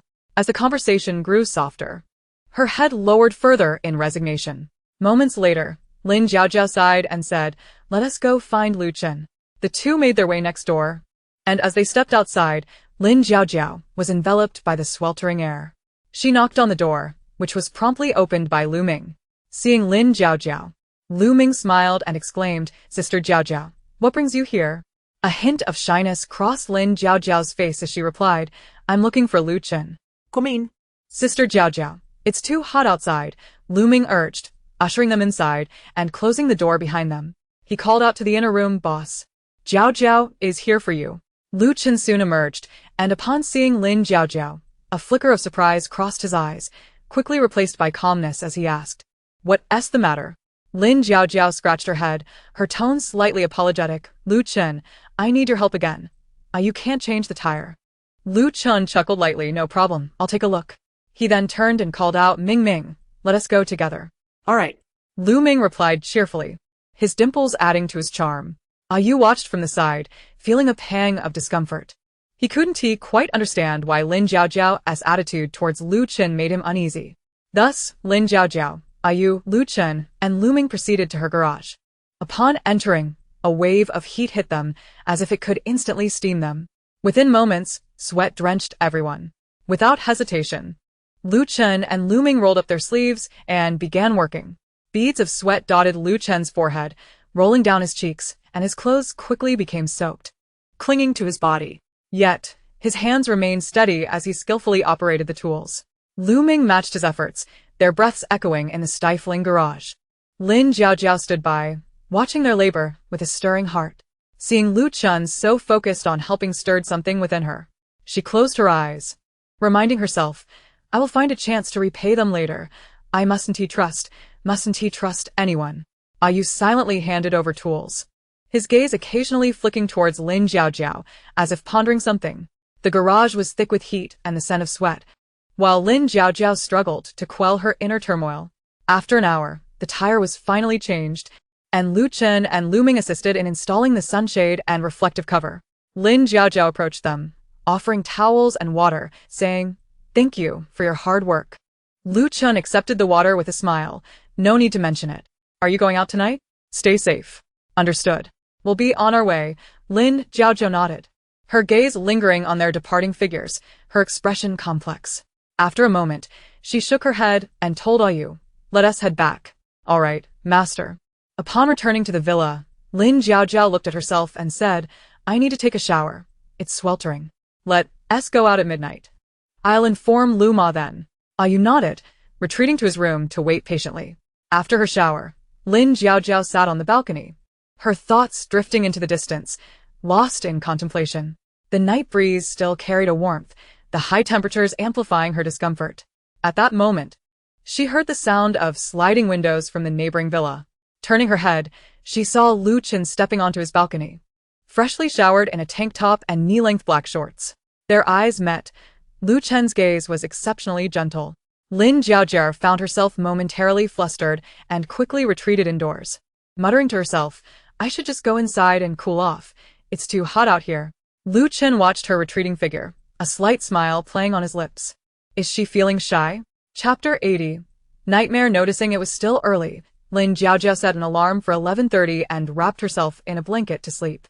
However, she soon found herself ensnared in a nightmare. In her dream, she was thrust back into a gruesome scene. Gu Huaiji, wielding a sharp blade, approached her with a menacing expression, stabbing her again and again. Lin Jiaojiao, drugged and immobile, could only watch helplessly as the blade pierced her flesh repeatedly. Blood gushed forth, staining her clothes, while pain surged like a tidal wave, yet she could not even scream. Beside her, Chen Shueter stood behind Gu Huaiji. A cruel and triumphant smile etched on her face, mocking Lin Jiaojiao's naivety. As Lin Jiaojiao's consciousness faded, just as she felt herself descending into endless darkness, the alarm clock blared, jolting her awake. She gasped for air, drenched in cold sweat, gripping the sheets in fury, her eyes blazing with hatred and anger. Her desire to kill Gu Huaiji reaching a fever pitch. The next time she faced the zombies, she would seek him out. None of them would have it easy. Lin Jiaojiao gritted her teeth, vowing silently. Meanwhile, Ayu was in his room absorbing crystal cores when he suddenly sensed his master's fear. He paused, approached Lin Jiaojiao's door, and gently knocked. "Knock, knock, knock." "Come in," Lin Jiaojiao's voice called out. Ayu opened the door and, seeing her distressed state, asked with concern, "Master, what is wrong?" Lin Jiaojiao feigned calmness. "It's nothing, just a nightmare." Ayu furrowed his brow, inquiring, "Was it a terrifying dream?" "You look unwell." Lin Jiaojiao bit her lip, hesitating before tersely responding, "I just dreamt of some people I didn't want to see." Ayu stepped closer, gently grasping Lin Jiaojiao's hand, offering comfort. "Don't be afraid. I'm here." Feeling the coolness of his touch warmed her heart slightly, but it quickly returned to its usual chill as she instructed, "Prepare yourself. We're going out to deal with zombies soon." Ayu nodded, turning to leave the room to make preparations. Lin Jiaojiao sat on her bed for a moment before swiftly rising to gather her things. She opened the door to find Ayu waiting for her. "Ayu, tell Lu Ma that we're leaving now." "I've already informed her.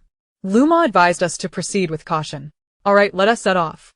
Downstairs, Ayu went to start the car, quickly turning on the air conditioning as he waited for Lin Jiaojiao at the entrance.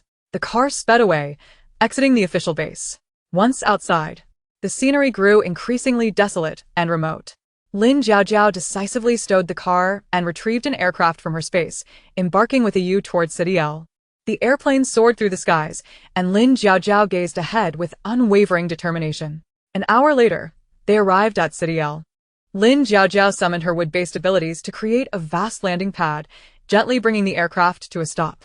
She then shaped it into a staircase, leading Ayu down from the plane. Below, a throng of zombies awaited, including several of levels 2, 3, and even 4, given the dense population of City L. Ayu, now at level 6, let out a fierce roar, silencing the horde. Meanwhile, Lin Jiaojiao descended in protective gear, retrieving a chair from her space and placing it aside before sitting down. She surveyed the zombies, asking, "Are there any of a higher level?" "At my level, the lower ones are of no use. Master, their levels aren't particularly high. Well, even the smallest mosquito leg is still meat." You summoned all the zombies. And Lin Jiaojiao began to unleash her powers. With a flash of lightning, a massive electric net descended, obliterating a large swath of the undead. She employed this method, attacking one wave after another, and soon, all the lower-tier zombies came rushing in to meet their demise. The ground was blanketed in a thick layer of dust, beneath which lay a myriad of colorful zombie cores. At that moment, Ayu utilized his water-based abilities to wash them clean, while Lin Jiaojiao employed her wood-based powers to collect the cores. Wow, this is exhilarating. There are so many cores, at least over 1 million, right? Lin Jiaojiao exclaimed with excitement. There were still many level 4 zombies standing aside, but Ayu stopped Lin Jiaojiao from obliterating them. He looked at the level 4 zombies and inquired, "Are there any particularly special resources nearby?" The level 4 zombie pondered for a moment and then responded with a series of guttural sounds. Ayu, being a zombie himself, could comprehend it and turned to relay the message to Lin Jiaojiao. "Master, they say there is an oil field nearby, a large coal mine, and an abandoned nuclear power plant, though it is quite perilous there." Lin Jiaojiao snorted dismissively and immediately unleashed her lightning-based powers, ensnaring the remaining level 4 zombies, while her metal-based abilities erupted from within, swiftly exterminating them. She tossed the zombie cores into her spatial pocket and declared, "They just mentioned the nuclear power plant is dangerous. Let us go take a look. I want to see what kind of danger awaits." Subsequently, Lin Jiaojiao boarded a plane with Ayu, and within 5 minutes, they arrived at the nuclear power plant. Upon reaching, the previously sweltering weather seemed to be cut off, replaced by a chilling atmosphere. As Lin Jiaojiao and Ayu stepped into this area, she couldn't help but shiver. "This feels off," Lin Jiaojiao remarked, her brows furrowing. Ayu nodded in agreement, stating, "Indeed, but since we are here, let's proceed and investigate." Armed with flashlights, they cautiously ventured inside. The air was thick with decay, and the dim light rendered the corridor particularly eerie. The beam of the flashlight flickered in the darkness, illuminating only a small portion ahead, making the surrounding shadows appear even more profound. The mottled marks on the walls seemed to morph into twisted faces in the interplay of light and shadow. Their footsteps echoed in the vast space, creating a disconcerting rhythm. The deeper they ventured, the more Lin Jiaojiao felt an intense chill. "Why is it so cold here?" she exclaimed, trembling as she fetched a coat from her spatial pocket to don over her sun-protective clothing. Just then, a sticky droplet suddenly fell onto Lin Jiaojiao's shoulder. Reacting instinctively, she shone her flashlight upward, only to be taken aback. Chapter 81. The serpent's den. The walls were teeming with writhing snakes, a sight that sent chills down her spine. The serpents were robust, vibrantly colored, and intertwined in a dense mass, triggering her fear of crowded spaces. The flashlight beam revealed countless cold, reflective snake eyes glinting ominously. "We have stumbled into a snake den. Are these mutated snakes?" Lin Jiaojiao's voice trembled, nearly faltering, as she felt as if she had plunged into an ice cavern, her legs weakening beneath her. "Ayu, what should we do? I am terrified of snakes," she cried out, her voice cracking with fear as she clutched Ayu tightly, her body shaking uncontrollably. Ayu, while attempting to soothe Lin Jiaojiao, gripped the flashlight firmly, vigilantly observing the writhing mass of serpents around them. The snakes, resplendent in hues, were several times thicker than ordinary snakes, hissing ominously as they flicked their tongues. Lin Jiaojiao's heart raced, her mind blank save for an overwhelming sense of dread. Suddenly, several snakes lunged toward them, and Ayu quickly summoned his powers, conjuring a water barrier to repel the snakes. Yet, more snakes began to stir, seemingly preparing to launch a more ferocious assault. "Master, do not fear. I am here," Ayu reassured her, immersing himself among the writhing serpents as his water abilities surged forth, transforming into sharp water arrows. The arrows whistled through the air, piercing numerous smaller snakes, but the sheer number of them continued to flood in. Seeing Lin Jiaojiao petrified, he swiftly created a transparent water shield to envelop her. The snakes collided with the barrier, some even rebounding and meeting grisly fates. Blood splattered, staining the shield with grotesque patterns. Cowering within the water shield, Lin Jiaojiao was paralyzed with terror, tears streaming down her face. After a prolonged battle against the serpents, Ayu managed to clear a significant portion of them. Just as he sighed in relief and turned to check on Lin Jiaojiao, a massive mutated snake king suddenly appeared. Its formidable body occupied nearly half of the corridor, causing Ayu to instinctively step back. What level of snake is this? He thought, astonished but steeling himself for the confrontation. Ayu engaged in a fierce battle with the Snake King. Lin Jiao, trapped in the barrier, watched helplessly, her heart racing with fear and concern. The Snake King opened its gaping maw, unleashing a stream of black venom, which Ayu narrowly dodged. His shadow abilities morphed into numerous dark tendrils, attempting to ensnare the giant serpent, but the Snake King, equally powerful, broke free after a momentary struggle. The combat intensified as Ayu sustained more injuries, yet he continued to resist valiantly. The mutated Snake King matched Ayu's strength, but the exertion from clearing the snake horde had drained much of Ayu's energy, leaving him increasingly overwhelmed. Suddenly, the massive serpent whipped its tail, slamming Ayu against the wall before he crumpled to the ground. Blood oozed from the corner of his mouth as he promptly rose to charge at the beast once more. Lin Jiao, her vision blurred with tears, watched Ayu struggle, her heart aching. Resolute, she stood up despite her fear, knowing she could no longer remain passive. Closing her eyes, she recklessly unleashed her fire abilities, flames shooting toward the Snake King. Following that, she frantically employed her lightning, earth, metal, water, and wood abilities, unleashing a barrage of attacks. Fearful and unable to contain herself, she relentlessly assaulted the Snake King, continuing her onslaught even after it had perished. Ayu, witnessing the spectacle, rushed to embrace her, exclaiming, "Master, stop. It is dead. It is dead." At Ayu's words, Lin Jiao finally regained some composure, opening her eyes to find the Snake King lifeless on the ground. Its massive body sprawled before them. In that instant, she felt utterly drained, while the ground was littered with the corpses of the snakes. Ayu, noticing her state, gently picked her up and said, "The mutated snake has a core inside its head. Use your wood abilities to extract it." Lin Jiao manipulated her wood powers to retrieve the core, drawing it directly from the serpent's skull. Once the cores were collected, Ayu carried Lin Jiao out of the nuclear power plant and found a relatively safe spot to set her down gently. Lin Jiao's complexion remained pale, her body still trembling, almost unable to walk. "Master, shall I take you back?" Ayu offered. Lin Jiao mustered her strength, insisting, "It's still early. Didn't they say there's an oil field and coal mine here? Let us collect those before we return." Seeing her determination, Ayu relented, saying, "Very well, master. I shall carry you." With that, he hoisted her onto his back and flew her to the oil field.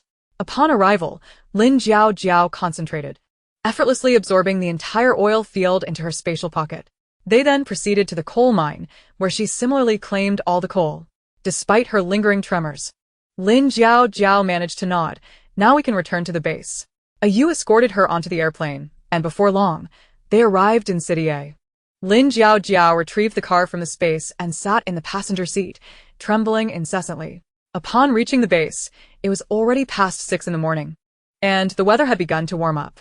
Ayu parked the vehicle in front of Villa Number 2. "Master, we have arrived," he announced. Noticing her silence, Ayu inquired, "Shall I carry you out?" At that moment, Lin Jiao was so frightened that she could not respond. Lu Chen, having risen early, witnessed the scene. Lin Jiao was curled up in the passenger seat, appearing utterly lost. A pang of concern gripped Lu Chen as he hurried over and asked Ayu what happened. "We encountered a swarm of snakes while I was out with my sister," Ayu replied. Understanding the cause of her terror, Lu Chen said, "Let us get her inside first." He swiftly lifted Lin Jiao into the villa, gently placing her on the sofa. Her gaze remained vacant, clearly still ensnared by the earlier fear. Lu Chen instructed Ayu to fetch a blanket for Lin Jiao and poured a glass of warm water beside her. "Jiao, do not fear, it is all behind us now," he comforted softly. Lin Jiao's lips quivered slightly, but words escaped her. After a considerable pause, she finally spoke. "I thought I was going to die there." Lu Chen grasped her hand firmly, assuring her, "That won't happen. Look, we are back safe and sound." Many snakes, countless snakes, red, green, black, Lin Jiao thought in despair. Observing her state of distress, Lu Chen embraced her tightly. "Enough now, do not think about it. There are no snakes here," he reassured, gently stroking her back. At that moment, Lu Ma arrived and immediately approached, asking, "What happened to the young lady?" "Luma, Jiao Jiao is frightened. Please take her to bathe and help her relax, Yu requested. Lu Ma nodded and hurriedly led Lin Jiao Jiao to the bathroom, preparing hot water and clean clothing for her. Seeing that she was taking a bath, Lu Chen felt it inappropriate to linger and decided to leave. Meanwhile, Lin Jiao Jiao soaked in the bathtub, the warm water easing her tense nerves somewhat. After finishing her bath, she emerged with a still pale complexion, but her mental state had improved slightly. Yu approached, saying, "Master, you should rest for a while." Lin Jiao Jiao shook her head, her expression filled with terror. "I cannot sleep now. Do not be afraid, I will stay with you while you rest," Yu reassured. "Well, all right then." After hearing his words, she cautiously made her way to the room. Yu accompanied her to rest. While she lay in bed, he sat vigilantly beside her. Yet, Lin Jiao Jiao continued to toss and turn, haunted by visions of those serpents. In the days that followed, Lin Jiao Jiao appeared lethargic, often waking from nightmares. After a few days, seeing her still terrified, Yu grew anxious and sought Lu Chen for assistance. "Commander Lu, my sister is still in a bad state.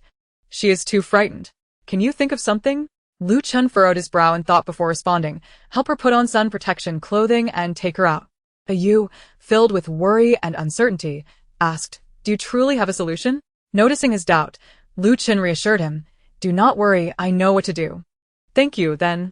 Yu bowed sincerely. Lu Chen stepped forward to support him, saying, "There is no need for such formality. She is also my friend." Upon returning home, Yu asked Lu Ma to help Lin Jiao Jiao don her sun protection attire and brought her to find Lu Chen.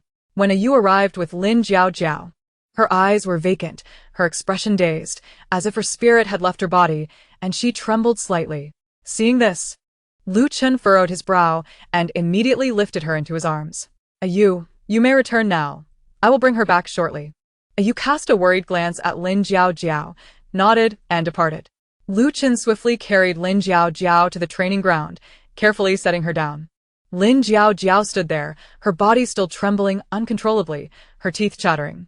Lu Chen approached her from behind, grasping her trembling hands and helping her pick up a firearm. "Jiao Jiao, focus on the target ahead and expel your fears with each shot," he encouraged gently but firmly. Lin Jiao Jiao bit her lip, striving to concentrate. Under Lu Chen's guidance, she pulled the trigger, and with a loud bang, the bullet soared forth. Again and again, the sound of gunfire echoed through the training ground.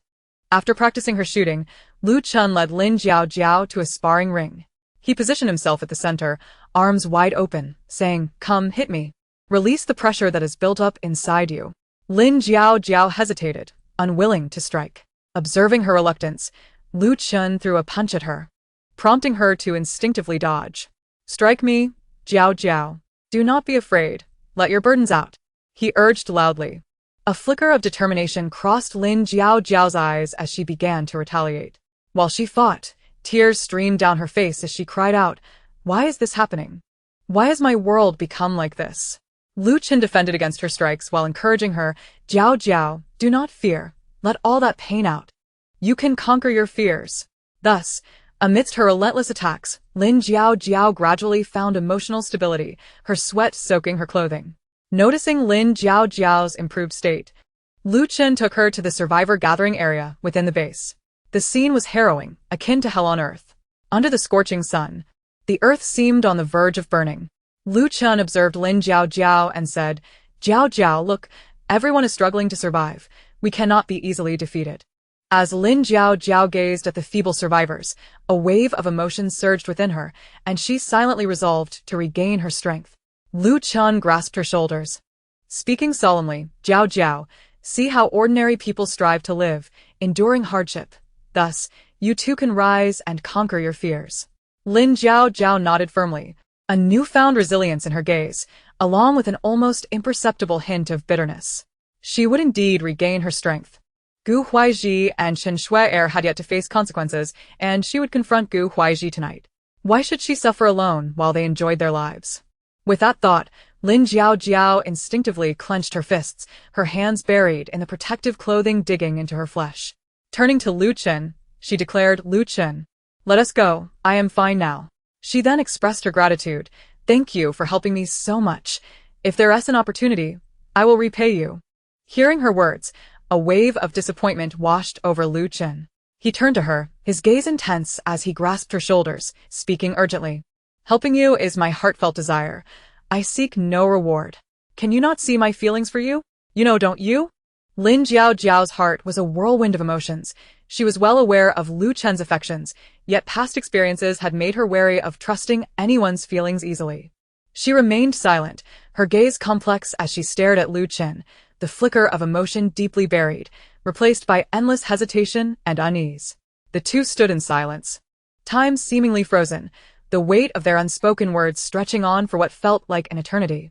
Lu Chen broke the oppressive silence first, speaking again. My help is also for my own happiness. Seeing you recover brings me joy, so do not feel burdened. It is okay if you do not accept it. I can wait until the day you are ready.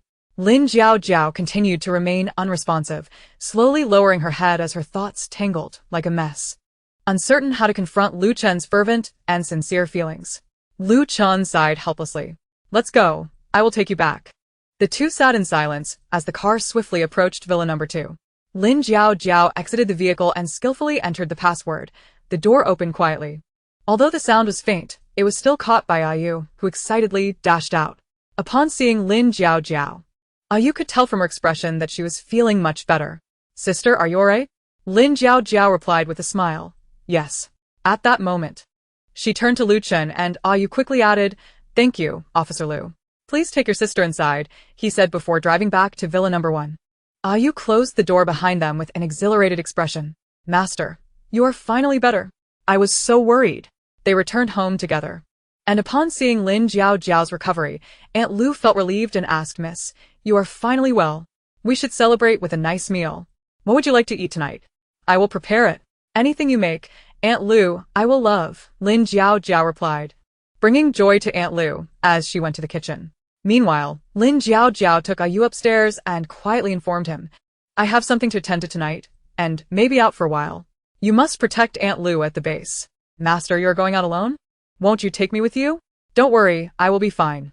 Do you not trust your master's abilities? Master, please be careful. Chapter 83. Where did it all go wrong? After dinner, Lin Jiao drove out of the base. The weather remained scorching, as if the very air was ablaze. Once outside the base, she sped towards an isolated area. Lin Jiao then stored the car in a spatial pocket and boarded a plane bound for the island base. Soon, the plane landed, and the personnel at the island base were puzzled, whispering among themselves, Who is it? Who arrives by plane? I have no idea. As the plane touched down, a girl emerged from the cabin, capturing everyone's curiosity. Lin Jiao promptly declared, Take me to Gu Huaiji. Someone inquired, Who are you? Do you think our base leader is someone you can just visit? Lin Jiao scoffed, dressed in sun-protective attire, her expression cold as she stated, Have Gu Huaiji come to see me. If he does not come soon, I will leave. Her tone surprised and hesitated those present, yet they dared not delay. Someone quickly drove off to notify Gu Huaiji at the base building. Upon entering the base leader's office, they urgently relayed, Base leader, a woman is looking for you. Gu Huaiji, puzzled, mused, a woman? Could it be Jiao? But she broke up with me. Would she really come looking for me? Despite his doubts, he hurriedly made his way there. Before long, he spotted Lin Jiao, and his face lit up with surprise as she slowly approached, looking pitiful and aggrieved. Brother Huaiji, you really want to come looking for me after I said we were done? Her expression was one of profound discontent, shattering Gu Huaiji's heart. He quickly replied, It's not that I haven't come looking for you, but... He felt a profound sense of inadequacy, realizing that anyone beside her seemed superior, making him question his worthiness. All right, Jiao, let us not dwell on this. It's scorching outside. Let me take you in. They walked into the base building in silence. Once inside, Gu Huaiji poured a glass of water for Lin Jiao, saying, Jiao, I think about you every day. Lin Jiao scoffed. You think of me? Then, why don't you reach out? Gu Huaiji lowered his head, helplessly admitting, I feel unworthy of you. The thought that this scoundrel believed he was unworthy of her only surfaced on the outside. Lin Jiao stepped forward, gazing directly into his eyes. Gu Huaiji, all I have ever wanted is you. Hearing her words, Gu Huaiji's heart raced in disbelief, his eyes widening in surprise. Just then, the door swung open, and Gu Xiang strode in, haughtily declaring, Why can't you stop clinging to my brother? Snapping back to reality, Gu Huaizhi immediately stood in front of Lin Jiao, angrily commanding, "Be quiet." Gu Xiang was incredulous at her brother's reaction. "Brother, you are scolding your own sister for this woman?" Gu Huaizhi retorted angrily. "What do you mean this woman?" "She is the love of my life." Gu Xiang was equally defiant. "Brother, have you lost your mind? What is so special about her?" The two began to bicker, and Lin Jiao quietly observed, feeling a mix of emotions. This scoundrel was indeed quite impressive. Lin Jiao couldn't help but cheer them on internally. Argue. The fiercer the better. Ideally, give her a slap. As Gu Xiang continued to berate Lin Jiao, Gu Huaizhi could no longer contain himself and raised his hand to slap her. "Be quiet. If you keep causing trouble, you must leave. The island base has no room for you." Gu Xiang was stunned, covering her struck face in disbelief as she cried, "Brother, are you really going to kick your sister out for this woman?" Gu Huaizhi reiterated firmly, "I will say this once more. She is the woman I love most. If you do not respect her, get out of the base." Furious, Gu Xiang stormed out, tears streaming down her face. The room fell silent, and Lin Jiao gazed at Gu Huaizhi, her heart a whirlwind of conflicting feelings. He truly would drive Gu Xiang away for her. How credible was that statement? Gradually, her heart cooled, and she feigned understanding, saying, "Brother Huaizhi, please don't let this cause discord between you and your sister." Gu Huaizhi took Lin Jiao's hand. "Jiao, I will not allow anyone to bully you." They fell into silence for a moment, and Lin Jiao casually inquired, "Last time, you took Chen Shui away." Gu Huaizhi was at a loss for words. Did Jiao forgive Chen Shui? He stammered, unable to articulate a response. Lin Jiao pressed further. "Where did you take her?" When he remained silent, she warned, "If you keep this up, I will be angry." Gu Huaizhi sighed. "I will show you." He extended his hand, looking at Lin Jiao with anticipation. After a moment of thought, she suppressed her discomfort, placed her hand in his, and followed him. They soon arrived at the survivor zone of the base. Leading her up a tower, he handed her a pair of binoculars. "Take a look." Lin Jiao peered through the binoculars, spotting Chen Shui with disheveled hair, looking utterly disheveled. At that moment, a child with candy caught her gaze, and she lunged forward to snatch it. The child's mother immediately confronted her, and a scuffle ensued, with Chen Shui showing no awareness of her own mistakes. Lin Jiao found the scene puzzling and increasingly questioned. Clearly, Gu Huaizhi loved Chen Shui in the past. Why would he leave her in such a place? She turned to Gu Huaizhi and asked, "What is going on?" Gu Huaizhi, thinking she was angry, after all, Chen Shui was her best friend, hastily explained, Jiao, please don't be upset. She instigated us last time, and in anger, I left her here. If you do not want her to remain, I can bring her back." "So you were afraid I would be angry, which is why you hesitated to tell me." Lin Jiao pressed. Gu Huaizhi nodded. Lin Jiao, filled with confusion, wondered where everything had gone awry. Yet she quickly regained her composure. "All right, Brother Huaizhi, let us head back." "Should we let her out?" Gu Huaizhi asked uncertainly. "Let her stay there for now." Gu Huai breathed a sigh of relief and stepped forward, saying, "So you're not angry? You nearly frightened me to death. I thought you had forgiven her." Chapter 84. Will he really kill me? Lin Jiao coldly snorted, replying, "How could I easily forgive her? For now, let's just ignore her." Gu Huai nodded with a smile, taking Lin Jiao's hand as they walked toward the car. Upon returning to the base building, Lin Jiao settled onto the sofa. Lost in thought, Gu Huai, watching her carefully, asked, Jiao, what are you thinking about?" Of course.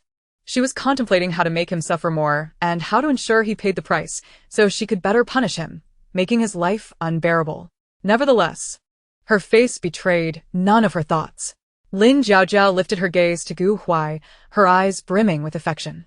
"Brother Huai, no matter what happens in the future, you must trust me and not allow others to sow discord between us." Gu Huai hurriedly assured her, Jiao, I will never let that happen again. You must believe me. Who would trust your empty words? Yet, she maintained a smile on her face, playing along with Gu Huai's act, the atmosphere in the room filled with warmth and intimacy. Gu Huai gently embraced Lin Jiao, who tilted her head slightly, their eyes meeting in a tender exchange. Meanwhile, Gu Xiang returned home in tears. Upon entering, Su Meifeng rushed over, asking, Xiang, what happened? Why are you crying like this? Gu Xiangxiang threw herself into her mother's arms, sobbing, "Mom. Lin Jiaojiao came looking for my brother again, and he actually wants to kick me out for her." After finishing, she burst into tears again. "Mom, you must stand up for me. My brother has been bewitched by her and has forsaken his own sister." Su Meifeng frowned, sympathetically patting Gu Xiangxiang's back, and said sternly, "Stop crying, my precious daughter. Lin Jiaojiao is truly out of line. When your brother comes back, I will definitely have a word with him." Gu Xiangxiang raised her tear-streaked face, feeling wronged. "Mom, only you care for me. My brother only has Lin Jiaojiao in his heart now." Su Meifeng comforted her. "Don't worry, with me around, she won't succeed." At the base building, Gu Huai noticed the time and asked, "Jiaojiao, will you stay at the base hotel, or come home with me?" Lin Jiaojiao pondered for a moment. Of course, she wanted to go home with him. How else could she create chaos in his household and make him frantic? After contemplating this, she looked up at Gu Huai, a glimmer of cunning in her eyes, though her expression remained pitiful. "Brother Huai, if I go home with you, I wonder if Aunt and Sister Xiangxiang will be unhappy. I don't want to trouble you." Seeing her understanding nature, Gu Huai smiled reassuringly. "It's no trouble at all. Let us go home." They returned to Gu Huai's villa at the base. Upon entering, Su Meifeng and Gu Xiangxiang were sitting in the living room. Su Meifeng's expression darkened immediately upon seeing Lin Jiaojiao, while Gu Xiangxiang shot her a fierce glare. Gu Huai held Lin Jiaojiao's hand as he walked into the living room, saying, "Mom, sister, Jiaojiao is here." Su Meifeng spoke sarcastically, "Oh, isn't this Miss Lin? How do you still have the face to come to our home?" Lin Jiaojiao looked aggrieved, her voice soft, "Aunt, I know I may have done some things wrong before that led to your misunderstandings, but I have always held you in high regard." Gu Xiangxiang jumped up and exclaimed, "You wicked woman! Who believes your lies?" Gu Huai frowned, positioning himself protectively in front of Lin Jiaojiao, and sternly warned, "If you continue to cause a scene, you will all have to leave." Su Meifeng's anger flared, pointing at Gu Huai in disbelief. "You would kick your mother out for this woman?" Gu Xiangxiang chimed in, "Mom, my brother has truly lost his mind. He just said he would kick me out, and now he is willing to do the same to you. He has abandoned his family for a woman." Gu Huai retorted boldly, "You both better behave yourselves. If you continue to act out, think carefully about who is in charge of the island base now." Both Gu Xiangxiang and her mother were left speechless and unable to refute him. With servants present, Gu Huai commanded, "Remember, from now on, whatever Lin Jiaojiao says is my command. No one can harm her." The servants, showing their keen awareness, immediately complied. This response only intensified Gu Xiangxiang and Su Meifeng's anger, causing them to tremble with rage, yet they dared not speak further. Unlike before the apocalypse, Gu Huai's authority at the base was unassailable now. Su Meifeng clenched her teeth, but could only suppress her fury, snorting coldly before turning to leave the room. Gu Xiangxiang stomped her foot, shooting Lin Jiaojiao a venomous glare before following her mother upstairs. The living room fell silent, and Gu Huai gazed tenderly at Lin Jiaojiao. "Jiaojiao, don't mind them. I will take you to your room." Lin Jiaojiao obediently nodded, following Gu Huai upstairs. He led her to select a room, suggesting, "Jiaojiao, why don't you sleep in my room? The lighting is excellent, and I think you will like it." "No, that wouldn't be appropriate. You're used to your own room. It wouldn't feel right for me." At that moment, Lin Jiaojiao could not help but mentally scoff. "Who would want to sleep in your room? Your scent is repulsive." Seeing her so considerate, Gu Huai had no choice but to take Lin Jiaojiao to choose another room with good lighting, while the servants quickly tidied it up. Gu Huai helped, saying, "Jiaojiao, you should use this air conditioning blanket." He held up the sky blue blanket she favored. "It's perfect for this weather. If the air conditioning runs too long at night, remember to cover your stomach to avoid a stomachache." As Lin Jiaojiao listened to his incessant chatter, her mind wandered, contemplating whether he would truly kill her in the future. Where had things gone awry? She felt an unsettling sense of dissonance. As night deepened, Lin Jiaojiao lay in bed, tossing and turning, her mind replaying moments since reuniting with Gu Huai. Meanwhile, in his own room, Gu Huai lay in bed, his thoughts consumed with joy over Lin Jiaojiao. The next morning, as Lin Jiaojiao descended the stairs, Gu Huai was already seated at the dining table, waiting for her. Su Meifeng and Gu Xiangxiang's expressions remained sour, but Gu Huai smiled as he pulled out a chair for Lin Jiaojiao. "Jiaojiao, come have breakfast." Lin Jiaojiao sat down, quietly eating her breakfast, the atmosphere decidedly strange. At that moment, Gu Huai spoke up, Jiao Jiao, I'll take you to explore the base today. Lin Jiaojiao nodded, remaining silent. Su Meifeng could not help but interject, Why? Don't you have base matters to attend to? Do you have time to accompany her on a leisurely stroll? Gu Huai responded impatiently, Mom, please don't meddle. Su Meifeng, annoyed, fell silent. Chapter 85. Is he sincere or deceptive? After breakfast, Gu Huai drove Lin Jiaojiao around the base, attentively explaining its features along the way. Lin Jiaojiao appeared to listen intently, yet her mind was busy devising her own plans. As the car slowly navigated through the base, Gu Huai enthusiastically shared insights, his voice echoing in Lin Jiaojiao's ears. Occasionally, she would chime in with agreement. At that moment, Lin Jiaojiao's attention was captured by a group of people working by the roadside. Curiously, she asked Brother Huai, what are they doing? Gu Huai glanced over and explained. They are planting crops for the base, ensuring everyone's survival needs are met. Can they survive in this heat? These are heat-resistant and cold-resistant seeds. Of course, they will thrive. When have I ever undertaken something without confidence? In her past life, she had been manipulated by him and Qin Shuer. Gu Huai had even turned her trusted teammates against her, leading to her betrayal by everyone. He truly possessed a cunning mind. Yet she responded with a smile, Brother Huai, you are always so thoughtful. After introducing the main areas of the base, he led Lin Jiaojiao to the leisure zone. Along the way, many residents of the base greeted them with respect and warmth. Gu Huaiji smiled and said, the base has recently set up an archery range. Would you like to try it out? It could be a pleasant way to unwind. Naturally, she was eager to go. After all, this was an opportunity to set her plan in motion. Lin Jiaojiao thought to herself, watch how I slowly torment you. However, she maintained an innocent demeanor. Speaking in a soft tone, sure, Brother Huaiji, it would be nice to have some fun. Upon arriving at the archery range, Lin Jiaojiao deliberately missed her shots, each arrow veering off course. Pouting in dissatisfaction, she remarked, oh, this is no fun at all.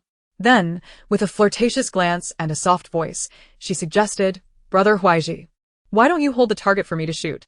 Hearing her playful tone, Gu Huaiji felt unable to refuse and was about to agree when a nearby onlooker hurriedly interjected, Director, you mustn't. Miss Lin has already missed her shots. This is far too dangerous. Others chimed in, indeed, Director, we cannot joke about your safety. You must not take risks. Miss Lin's skills are simply unreliable. However, Gu Huaiji interrupted their concerns, dismissing them with a gentle demeanor as he looked tenderly at Lin Jiaojiao. Come on, Jiaojiao, he said, lifting the target and stepping to the opposite end. He even closed his eyes without hesitation. Lin Jiaojiao paused, momentarily taken aback by his lack of doubt. Yet, a surge of resentment bubbled within her, compelling her to wish she could shoot him right in the face. But she refrained. After all, he was the leader of the island base, and killing Gu Huaiji would not be easy to escape from. Unless she left the base, she would undoubtedly face the wrath of those self-proclaimed righteous individuals. Moreover, she found him increasingly inscrutable. For now, she decided to spare him. But she intended to collect some interest first. With this in mind, Lin Jiaojiao raised her bow and feigned a misfire, causing the arrow to whiz past Gu Huaiji's face, leaving a thin line of blood. Gasps filled the air as Gu Huaiji was injured. Feigning panic, Lin Jiaojiao rushed forward, her voice laced with a faux sob. Brother Huaiji, I'm so sorry. I didn't mean to. It's all my terrible aim. Gu Huaiji opened his eyes, smiling nonchalantly. It's nothing, Jiaojiao. Just a small scratch. Lin Jiaojiao gently touched his wounded cheek, her eyes filled with concern, her voice trembling. But you're bleeding, Brother Huaiji. It must hurt terribly. Not at all, Gu Huaiji replied gently, taking her hand. It doesn't hurt one bit. He then asked, would you like to continue playing?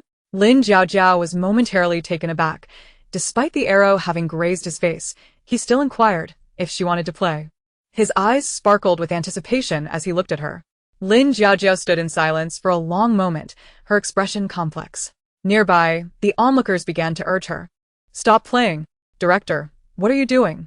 With Miss Lin's skills, you should get treated before it leaves a scar. They had realized that if Lin Jiaojiao insisted on continuing, their director would undoubtedly hold the target once more. They pressed her, Miss Lin, please convince him to stop. Hurry. Seeing her lack of response, they lightly nudged her arm.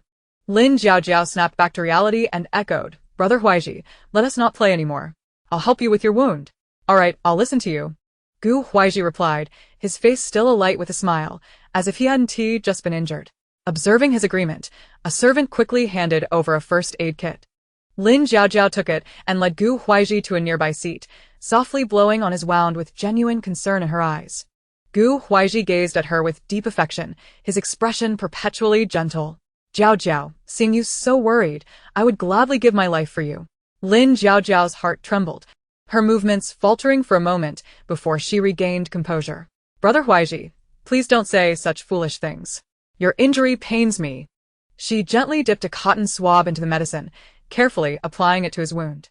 As she leaned closer, her fingers trembled slightly, her eyes filled with concern. Yet her heart was in turmoil. While she tenderly cleaned the injury, she pondered, why is it that despite the fact he tried to kill me in our past life, his current demeanor is so incomprehensible? Gu Huaiji fixed his gaze on Lin Jiaojiao and earnestly declared, Jiaojiao, I mean every word I say. Lin Jiaojiao's movements paused, and she forced a smile. Brother Huaiji, please don't speak. It might hurt your wound. Once the treatment was done, Lin Jiaojiao, with a complex expression, suggested Brother Huaiji. Let us head back. All right, let us go, he agreed. Upon returning to Gu Huaiji's home, Lin Jiaojiao feigned fatigue and expressed a desire to rest in her room. Gu Huaiji watched her retreating figure, mistakenly believing she was still feeling guilty. Once in her room, Lin Jiaojiao lay on her bed, reflecting on Gu Huaiji's words. Her mind increasingly clouded with confusion. Was he sincere or merely feigning affection?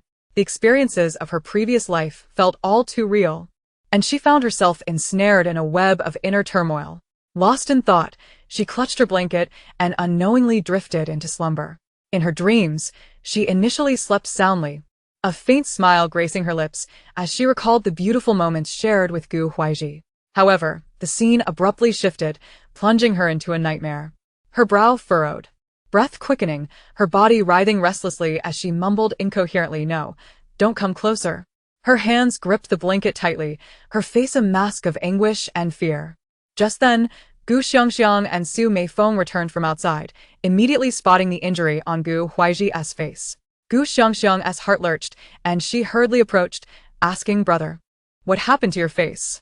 Who did this?" Gu Huaiji casually replied, "I accidentally got hit while shooting arrows." Skeptical, Gu Xiangxiang retorted, "How could you possibly get hit in the face while shooting arrows? There's definitely something more to this." She pressed further, "How could an arrow hit your face?" Gu Huaiji sighed, explaining, "I thought the target was too low, so I held it for Jiao Jiao to shoot." Gu Xiangxiang was taken aback, her eyes wide with shock. "Brother, are you insane? You actually held the target for her? What if something happened?" Su Meifeng was equally anxious, scolding Gu Huaiji. "How could you be so reckless? What has Lin Jiaojiao done to you?" At this moment, Gu Huaiji felt both helpless and irritated. "Mom, sister, please don't overthink it. Jiao Jiao, didn't he mean to?" Gu Xiangxiang, fuming with anger, shouted, "You're utterly hopeless." Gu Huaiji snapped back, "Enough. Stop talking." As the three were locked in their standoff, a servant approached, announcing, "Lunch is ready.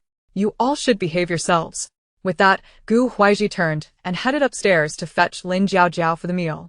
He gently pushed open the door to her room, only to find her tossing and turning in bed, beads of sweat rolling down her forehead as she mumbled incoherently, "No.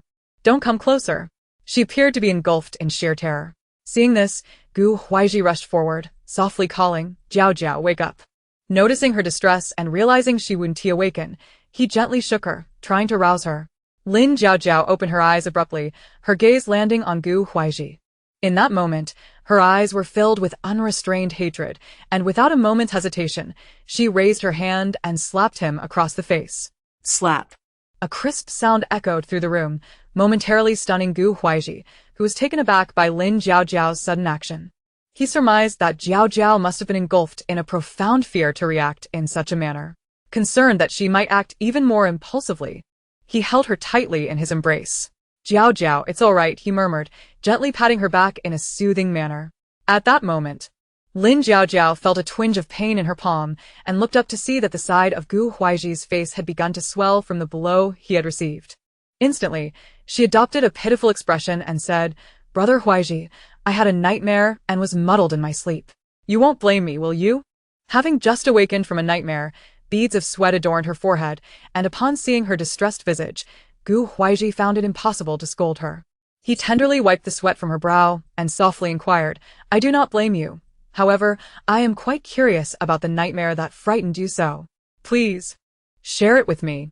At this moment, Lin Jiaojiao lowered her head, biting her lip, and let out a cold laugh internally. After a brief pause, she spoke with a quivering voice. "I dreamt that someone was trying to kill me. I was drugged and could not move, enduring one stab after another." Her face marred by hatred as she spoke. Gu Huaiji embraced her again, offering comfort. "Do not fear, for I am here. No one can harm you."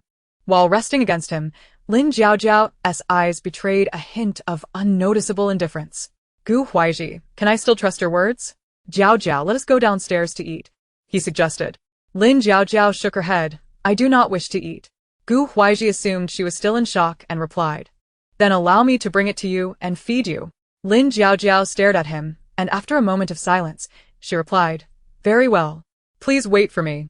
She then hurried downstairs, and as she entered the living room, Gu Xiangxiang caught sight of the distinct handprint on her brother's face and could not restrain her indignation. "Brother, did she hit you? I must confront her." With that, she rushed upstairs. Gu Huaiji quickly stepped forward to stop her. "Xiangxiang, Jiaojiao had a nightmare. It was not intentional. Huaiji, how can you indulge her like this? It's simply outrageous." Su Meifeng chimed in from the side. Gu Huaiji paid no heed to her complaints, but instructed the servant to prepare a meal. The servant moved swiftly, and soon had it ready. Gu Huaiji took the food and ascended the stairs. Gu Xiangxiang followed behind, stomping in frustration, while Su Meifeng tugged at her, sighing, "Enough, do not say more. Look at your brother in this state. I dare say, even if Lin Jiaojiao were to stab him, he would likely welcome it. Mother, are we to let her disturb our family's peace?" Gu Huaiji entered the room, setting the food on the table. He approached Lin Jiaojiao and spoke softly, "Jiaojiao, come eat something." He lifted a bowl, scooping a spoonful of food, gently blowing on it before bringing it to her lips. "Jiaojiao, open your mouth." Hearing his tender words, Lin Jiaojiao mechanically opened her mouth and swallowed the food. Spoonful after spoonful, as she ate, her gaze inadvertently fell upon Gu Huaiji's face. He wore a gentle expression, his eyes filled with concern and care, with strands of hair swaying slightly on his forehead. His focused demeanor rendered Lin Jiaojiao momentarily spellbound. Noticing her unusual silence, Gu Huaiji gently inquired, "Jiaojiao, what is wrong?" Lin Jiaojiao had yet to return to her senses, and at that moment, a grain of rice clung to the corner of her mouth. Gu Huaiji, observing this, felt an unusual spark in his eyes and leaned forward to kiss her, delicately sweeping the grain into his own mouth. This action left Lin Jiaojiao wide-eyed, as if frozen, speechless in astonishment. A tempest stirred within her heart. How could he, who had once sought to end my life, now show such tenderness? Gu Huaiji, looking at Lin Jiaojiao's stunned expression, couldn't he help but smile softly. "Look at you. So careless while eating," he chided lightly, though his tone was more affectionate than reproachful. Upon hearing his words, Lin Jiaojiao snapped back to reality, quickly lowering her head, afraid to meet his gaze, though her heart remained in disarray. Gu Huaiji, mistaking her shyness for embarrassment, gently lifted her chin to meet his gaze, his voice increasingly tender. "Jiaojiao, there is no need for you to feel shy before me." Lin Jiaojiao bit her lip, her eyes flickering uncertainly, unsure of how to respond. Gu Huaiji set aside the bowl, chopsticks and spoon, enveloping her in his embrace as he whispered, "Jiaojiao, no matter what happens, I will always be by your side." Lin Jiaojiao's body stiffened slightly, her thoughts racing. You once uttered similar words, yet. She made no move to escape Gu Huaiji's embrace, remaining silent. Gu Huaiji seemed to sense her unease and released her, gazing into her eyes as he asked, "Jiaojiao, have I done something wrong to make you unhappy?"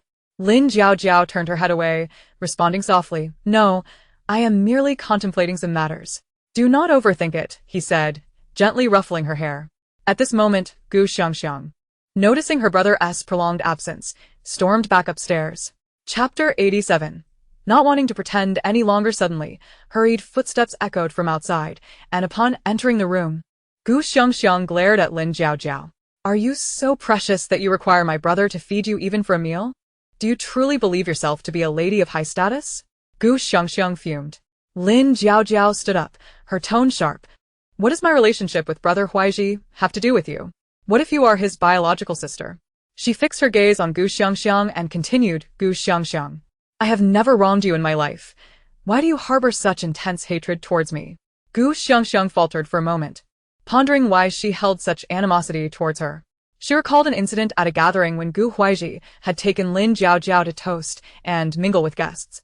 Chen Shuer had tearfully confided in her, Jiaojiao is particularly overbearing. I am her good friend, yet she constantly orders me around, showing me no respect. Moreover, she loves to flaunt her wealth, always displaying her new jewelry or clothes before me, claiming I have never experienced the world. Even when we attend events together, she steals my spotlight, making me look foolish. She even speaks ill of you behind your back, saying you are a failure, merely circling around the family with no ambition. As the memory surfaced, Gu Xiangxiang snapped back to reality, her anger flaring. You are nothing but a wicked woman, hypocritical and duplicitous. Lin Jiaojiao scoffed, retorting. You claim I am wicked. What have I done that is so wrong? What have I done to make you think I am bad? A barrage of questions left Gu Xiangxiang momentarily speechless. However, she quickly countered, you always bully Sister Shuer behind her back. Is that not wicked enough? Hearing this, Lin Jiaojiao laughed coldly. You say I bully her? Let me ask you this. Did you witness me bullying her? Did you see it with your own eyes? Or did she simply tell you? Gu Xiangxiang was caught off guard by the question, unsure how to respond. Lin Jiaojiao continued, let me enlighten you. When my family business, the Lin Corporation, went bankrupt, my so-called best friend, Chen Shuer, took advantage of my downfall. She coveted my jewelry and even borrowed money from Brother Huaiji to buy it. What do you call that behavior? Does she truly think I am oblivious, treating everyone like fools? You lie. Sister Shuer is not the person you describe, Gu Xiangxiang retorted, though it was unclear if she doubted Lin Jiaojiao's words or sought to cover her own ignorance. Just then, Gu Huaiji stepped forward to clarify, Xiangxiang. I previously lent Chen Shuer 200 million to buy Jiaojiao's jewelry. Later, when Jiaojiao's company went bankrupt, she cruelly mocked her, and in my fury, I caused her family to face ruin. The last time I approached her, she attempted to sow discord, so upon my return, I directly cast her into the survivor zone. Gu Xiangxiang stood in shock, rendered speechless for a long moment. After regaining her composure, Gu Xiangxiang continued to argue defiantly, you speak ill of me behind my back, claiming I am unambitious, merely wandering around the house with no drive. Lin Jiaojiao scoffed coldly, is that something she told you, or something I told you? Gu Xiangxiang was once again taken aback, Lin Jiaojiao's words leaving her at a loss. At that moment, Lin Jiaojiao crossed her arms, her gaze dripping with disdain as she further pierced, Gu Xiangxiang, you are truly naively laughable. Being used as a pawn and still foolishly counting the money for others. Unaware of your own plight. Have you even considered how much of what Chen Shuer said can be trusted? To so easily believe it and indiscriminately accuse me is simply foolish. Upon hearing this, Gu Xiangxiang's face turned as pale as a sheet. The anger in her eyes replaced by confusion and bewilderment. Her lips trembled slightly, as if she wished to retort but did not know where to begin. Lin Jiaojiao found satisfaction in Gu Xiangxiang's reaction, and with a cold laugh, she continued, your impulsiveness and recklessness, believing you are standing for justice while being manipulated, is utterly foolish. Gu Xiangxiang's body began to tremble violently, tears welling in her eyes. She stood there, as if her soul had departed, before turning away in despair, muttering to herself, could it be that I have been deceived by her all along? No, it can't be. Upon descending the stairs, Su Meifeng noticed Gu Xiangxiang's disheveled demeanor and felt a pang of sympathy. She hurried over to grasp her arm, anxiously inquiring, Xiangxiang, has Lin Jiaojiao bullied you again? Tell Mom, and I will take care of it. Gu Xiangxiang slowly shook her head, her voice quivering slightly as she replied, Mom, it's nothing. I just came to some realizations. Su Meifeng looked at her with suspicion, concern etched on her face. Xiangxiang, please do not hide anything from me. What is truly going on?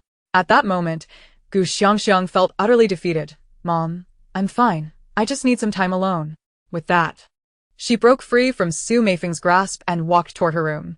Seeing her daughter in such a state, Su Meifeng was unable to contain her anger and quickly ascended the stairs, storming to confront them. What did you say to Xiangxiang? How could she end up like this? Gu Huaizhi was about to speak when Lin Jiaojiao interrupted, grabbing him and nonchalantly asking, Andy, what do you think I should have said to Xiangxiang? Su Meifo's eyes narrowed in anger. Your attitude towards me reveals your true nature. Lin Jiaojiao frowned, retorting, what true nature? Have I taken a single penny from you, or caused you trouble? Have I committed any wrongdoing? I have known Brother Huaizhi for many years. Have I ever asked him for anything? You have watched me grow up. When have you ever treated me this way? Su Meifeng was momentarily speechless, pondering when she had ever treated Lin Jiaojiao in such a manner. Auntie, if there's nothing else, please leave. After a brief moment, Su Meifeng turned and walked away, her mind filled with questions. When exactly had she treated Lin Jiaojiao like that? She repeatedly questioned herself. After she left, Lin Jiaojiao approached the window with a complex expression, while Gu Huaizhi, believing Lin Jiaojiao was upset due to his mother and sister, felt an overwhelming sense of guilt and remained silent, quietly accompanying her. After a considerable time, Lin Jiaojiao turned to Gu Huaizhi, her face betraying unmasked hatred. Gu Huaizhi, I hope our next meeting does not find us as enemies. With that, she turned to leave. Seeing her transformed demeanor, Gu Huaizhi hastily grasped her arm, surprised as he asked, Jiaojiao, what's wrong? At that moment, Lin Jiaojiao raised her eyes to Gu Huaizhi, her gaze icy. The sight of her expression filled him with questions. Just moments ago, she had been full of affection. And now, everything had changed. It's nothing, I just no longer wish to pretend. Upon hearing this, Gu Huaizhi felt an inexplicable sense of panic, his expression one of shock. He sensed that if he allowed her to walk away this time, there would be no future for them. Jiaojiao, please don't do this. It pains me. Lin Jiaojiao let out a cold laugh, her face now a mask of unrestrained animosity. Gu Huaizhi, we share years of friendship. This is your final chance. I hope you do not err again. Otherwise, I will personally see to it that you suffer, piece by piece, until you meet a most unfortunate end. Her tone was harsh, and Gu Huaizhi was so intimidated by her fierce presence that he instinctively stepped back several paces to steady himself. Moments later, Gu Huaizhi rushed forward to grasp her once more, incredulously asking, Jiaojiao, what is happening? You were not like this just a moment ago. When he grabbed her, Lin Jiaojiao forcefully shook him off, her strength astonishingly great, sending Gu Huaizhi tumbling back, who hit the ground and coughed up blood. Struggling to rise, he wiped the blood from his lips, gazing at her in confusion. How can you be so strong? Enough, Gu Huaizhi, stop pretending. I don't care whether you are sincere or disingenuous. Just remember my words. If you dare to do anything against me, I will not let you off lightly. With that, she strode down the stairs. Gu Huaizhi anxiously pursued her, desperate to clarify the situation, calling out, Jiaojiao, don't leave. Let us talk this out. Seeing she had no intention of stopping, he shouted, someone, stop her. Several guards, hearing the call, prepared to use their abilities, but Gu Huaizhi quickly warned, be careful not to harm her. The guards could only rush forward to block her, but unexpectedly, they were easily thrown aside by her tremendous strength, collapsing to the ground. Lin Jiaojiao laughed coldly, dismissing them as mere dreamers if they thought they could impede her. She then drove directly towards the base airport, while Gu Huaizhi, disregarding his pain, hurried to follow her. Before long, their vehicles arrived at the base airport, one after the other. Upon exiting her car, Lin Jiaojiao turned to face Gu Huaizhi, her voice frigid, Gu Huaizhi, farewell. Jiaojiao, don't go. If there's a misunderstanding, let us talk. I can explain. At that moment, his heart felt shattered, unable to comprehend why Lin Jiaojiao had transformed so drastically. Don't bother explaining, you cannot. With that, she walked towards the plane. Gu Huaizhi, in a state of utter despair, shouted, Jiaojiao, don't go. Stay. If I have done anything wrong, I can change. I beg you, don't leave. Yet Lin Jiaojiao did not pause, not even for a heartbeat, and Gu Huaizhi watched helplessly as she boarded the aircraft. As Lin Jiaojiao piloted the plane, it ascended slowly, flying farther and farther away. Gu Huaizhi gazed at the receding aircraft, his eyes reddening with unshed tears. His fists clenched so tightly that his nails dug into his flesh. It felt as though an invisible hand was ruthlessly squeezing his heart, leaving him breathless with pain. Jiaojiao, how did it come to this? His voice was filled with anguish and despair. His body trembled slightly, his legs weakening, nearly collapsing to the ground. Images of Lin Jiaojiao's icy, resolute gaze and her merciless words flooded his mind, each phrase cutting into his heart like a sharpened blade.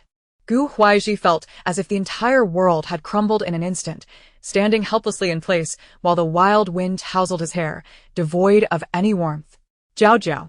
Suddenly, he cried out hoarsely, but all that responded to him was the roaring sound of the departing plane. In the next moment, Gu Huaizhi's vision darkened, and he collapsed to the ground. The staff at the base airport, witnessing the base leader fall, erupted into chaos, shouting, "Base leader!" The entire airport was thrown into disarray as workers rushed to his side. Quick! Call a doctor. Be careful. Lift the base leader. Calm down, calm down. Keep the passage clear. Amidst the chaos, people were in a flurry, some ashen-faced, others trembling, hastily lifting Gu Huai to rush toward the infirmary. Meanwhile, Lin Jiaojiao sat aboard the aircraft, her expression an intricate tapestry of emotions. Her eyes, clouded with confusion, were awash with shimmering tears that cascaded down her cheeks, pooling at her chin before falling onto her tire. She pressed her lips tightly together, murmuring with a quiver in her voice, "Gu Huai, I hope my choice this time is not misguided. Should you dare harm me again, I, Lin Jiaojiao, will not show mercy. I will ensure you are reduced to mere fragments, fit only to be fed to the dogs." Her hands gripped the control stick fiercely, her knuckles turning white, her heavy and erratic breaths betraying the turmoil and anguish within her. She felt an urgent need to release her pent-up emotions, lest she suffocate under their weight. After altering her appearance, Lin Jiaojiao, brimming with indignation, piloted the aircraft to the nation of M, specifically to XYT. Upon landing, she was swiftly encircled by a throng of level 4 and 5 Caucasian zombies. Yet, beneath her mask, her visage bore no trace of fear, only determination and cold resolve. With a flourish of her hands, her golden abilities manifested as countless sharp spikes, which flew toward the zombies, piercing through the bodies of countless foes in the front line. Immediately following, she clasped her hands together, unleashing both her lightning and water abilities simultaneously. Lightning flickered while her water prowess surged forth like a high-pressure hose, delivering a powerful impact that sent hordes of zombies sprawling, their charred forms emitting acrid smoke. Next, she shifted her gestures, her wood-based powers morphing into a resilient whip that sliced through the air, each strike dismembering the zombies with brutal efficiency. Meanwhile, her earth abilities erected a formidable barrier around her, fending off the relentless onslaught of the undead. Under her potent and diverse assaults, the once fearsome zombies could not approach her, collapsing at her feet, their bodies strewn about in disarray. Lin Jiaojiao resembled a vengeful goddess, mercilessly slaughtering amidst the horde, venting her inner torment and fury.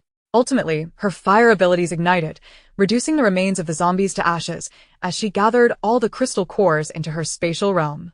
Before long, the city was virtually devoid of zombies, leaving Lin Jiaojiao to seek refuge in a solitary villa, stepping inside with purpose. She retrieved an air conditioner and a generator from her spatial inventory, swiftly installing and activating them, then entered a room, shutting the door behind her. Soon after, she produced a large bed from her space and reclined upon it. A while later, she summoned a sofa, a table, a serving of crayfish, a fast food meal, and a cup of milk tea, indulging in her feast. After dining, she extracted a bundle of crystal cores to absorb, yet her inner wrath remained unquenched. Feeling the need to further unleash her fury, she rose and set her sights on the next city, LD, preparing for further combat. Chapter 89.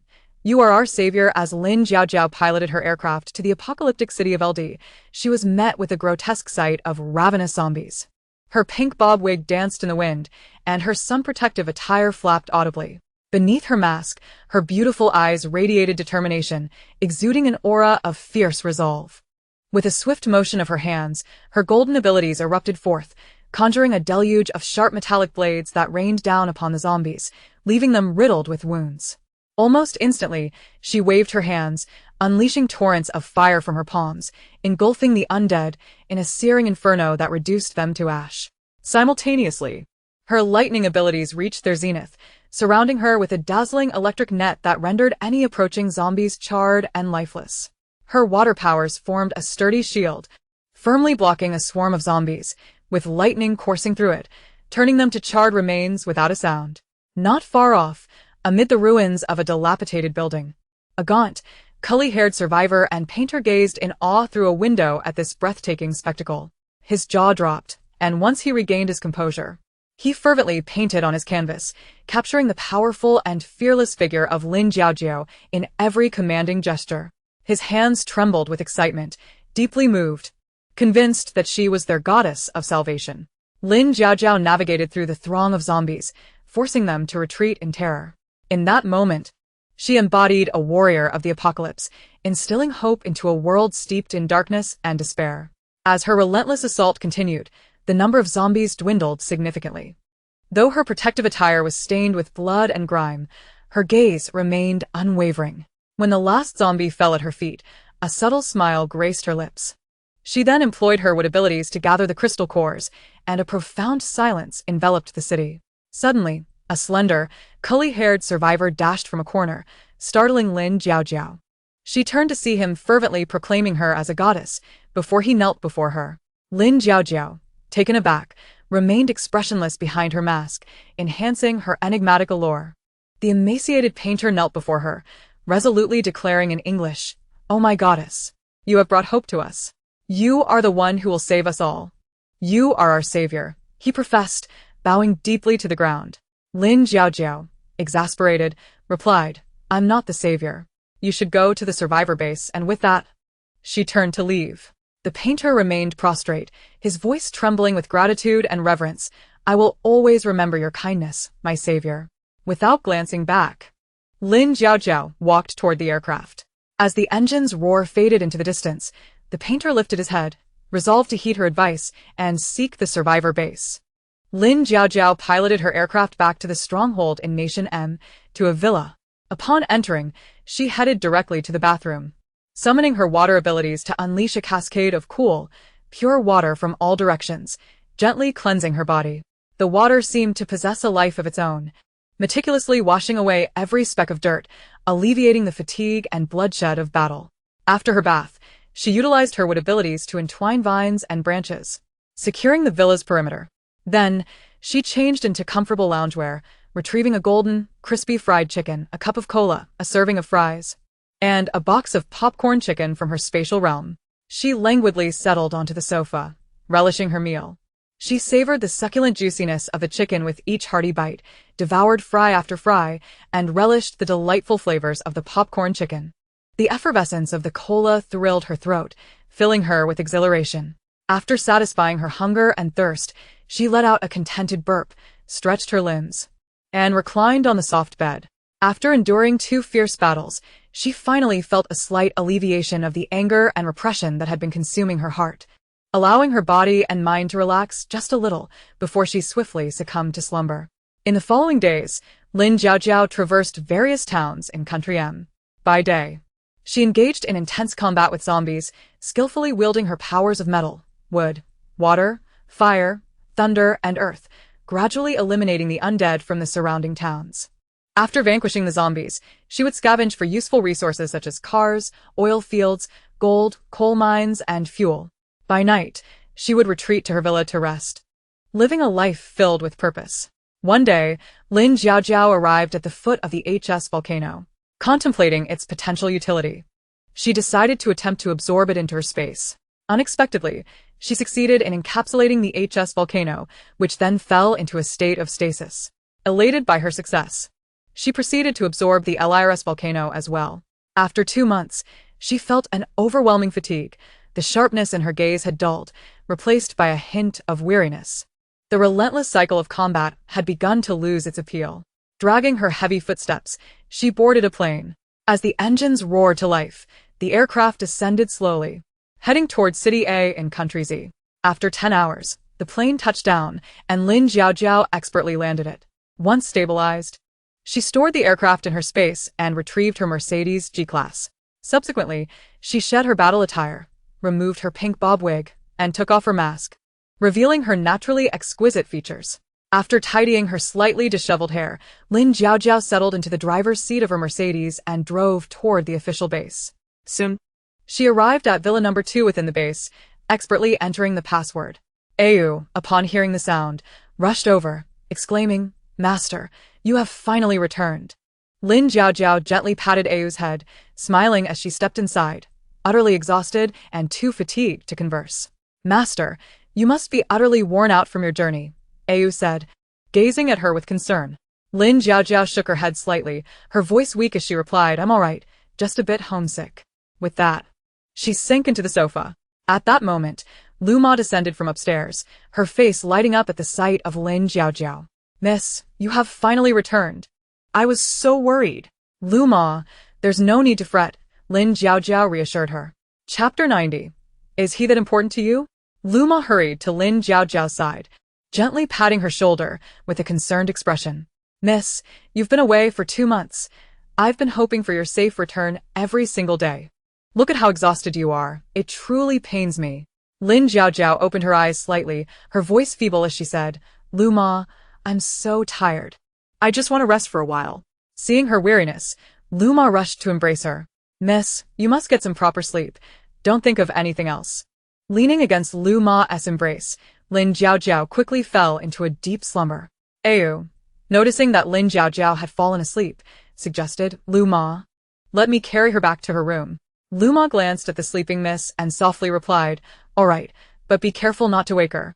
Ayu nodded and carefully ascended the stairs, ensuring each step was steady. He gently laid Lin Jiaojiao on her bed, meticulously covering her with a blanket and adjusting the air conditioning to a comfortable temperature. Ayu then sat by her bedside, gazing at her for a long time, murmuring, Is he that important to you? His eyes, filled with tenderness and concern, rested on the slumbering Lin Jiaojiao. The gentle breeze outside swayed the curtains, and the room was enveloped in silence, broken only by her even breaths. Ayu remained vigilantly by her side, as if time had ceased to exist in that moment. After an indeterminate period, Ayu rose quietly and tiptoed to the door, fearful of disturbing her slumber. At the moment he closed the door, he couldn't help but glance back, his expression laden with complex emotions, heartache, helplessness, and an ineffable longing. Returning to his own room, Ayu unconsciously touched the area over his heart, his mind embroiled in turmoil. She is my master. How can I harbor feelings that transcend the master-servant bond? He pondered, furrowing his brow, his heart marred by contradictions and struggles. As a zombie, how could he develop such extraordinary emotions? Confusion and incomprehension enveloped him. Despondently, he sat on the edge of his bed, cradling his head in his hands, attempting to untangle the chaotic thoughts that plagued him. Yet, Lin Jiaojiao's every smile and frown persisted in haunting his mind, refusing to dissipate, further fueling his agitation. Ayu approached the mirror, observing his pallid, lifeless complexion, and feeling the chill of his body. At that moment, a wave of sorrow washed over him, yet as a zombie, he possessed no tears, no warmth, no heartbeat, none of the traits that defined humanity. He was not even considered a man. A profound sense of loss and deep-seated inferiority surged within him. A creature like me? How could I ever be worthy of her? He stared blankly into the mirror for a long time. Slowly, he raised his hand to touch the cold, unfamiliar visage reflected before him, releasing a low, mournful sound devoid of any true sorrow. Turning away, he weakly leaned against the wall, his gaze vacant. He understood that an insurmountable chasm lay between him and Lin Jiaojiao, a boundary separating life and death, a distinction between human and zombie. Perhaps I should keep my distance from her. It would be better for both of us. Yet, bound by the contract, he found it impossible to separate from her. Ayu silently lamented, his heart heavy with helplessness and anguish. The thought of leaving Lin Jiaojiao tightened around his heart like an invisible hand, suffocating him. However, the binding force of the contract necessitated his presence by her side. As night deepened, Ayu stood motionless, resembling a forgotten statue, immersed in endless pain and confusion. The following morning, Lin Jiaojiao gradually awakened, first noticing the snug blanket enveloping her, and smiled. She then rose slowly, stretching luxuriously, her hand instinctively brushing her flat stomach as she murmured, I'm so hungry. Next, she strolled to the door of Ayu's room. Finding it closed, she gently knocked and called out, Ayu, come out. As soon as she finished speaking, Ayu swiftly opened the door. Without hesitation, Lin Jiaojiao seized his hand. Let us go. Ayu, it's time for breakfast. I'm starving. The two descended the stairs together to the dining room, where Lu Ma had already prepared a delightful breakfast. Her face beaming with joy. Miss, you're finally awake. Come and eat something. Lin Jiaojiao replied with a smile. Yes, thank you. During the meal, Lu Ma suddenly remarked, Miss, we bought so many items. Some are starting to spoil, and even a few have surpassed their expiration dates. Lin Jiaojiao, alarmed, inquired which items are expired. Lu Ma promptly led her to inspect. After a glance, Lin Jiaojiao chuckled and raised her hand, instantly absorbing all the items. Lu Ma, astonished, exclaimed, Miss, this Lu Ma. I've awakened my spatial abilities. Just let me know if you need anything, and I'll retrieve it for you. She continued, if there is anything else to collect, let us put it in as well. Overjoyed, Lu Ma eagerly responded, Yes, yes. Let us collect them quickly. Thus, they gathered all the perishable items, leaving only the essentials outside. At this moment, Lin Jiaojiao earnestly instructed Lu Ma, do not mention my spatial abilities to anyone. It is sufficient for us to know. Lu Ma nodded in agreement, assuring, Rest assured, miss, I will never speak of it. Lu Ma, let us return for breakfast, Lin Jiaojiao suggested. Very well. Lu Ma replied, and they proceeded together to enjoy their meal. Soon, breakfast concluded, yet Lin Jiaojiao found herself feeling particularly bored. Although their home was air-conditioned and not overly warm, she still felt discomfort from remaining indoors. After pondering for a moment, she proposed, could you change the water in the pool? Let us go for a swim. I can cool the water down with my abilities. It will be quite refreshing. Yu nodded in response, all right. After further consideration, Lin Jiaojiao added, wait, I have a sunshade that can be installed over the pool, along with tools for changing the water. I will retrieve them for you. In no time, she produced the items from her space and handed them to Yu. Before long, Yu had successfully changed the pool water and set up the sunshade, using his abilities to cool the water. They also prepared some food and drinks to place by the pool. Lin Jiaojiao could hardly contain her excitement as she leapt into the pool, swimming joyfully like a spirited fish. Her arms gracefully glided through the water, creating sparkling splashes, while her long legs moved rhythmically, her figure dancing beautifully beneath the surface. Yu, appearing more composed, swam slowly, each movement exuding strength. Lin Jiaojiao swam over to him, playfully calling out, Yu, let us race. Yu responded by quickening his pace. Chapter 91.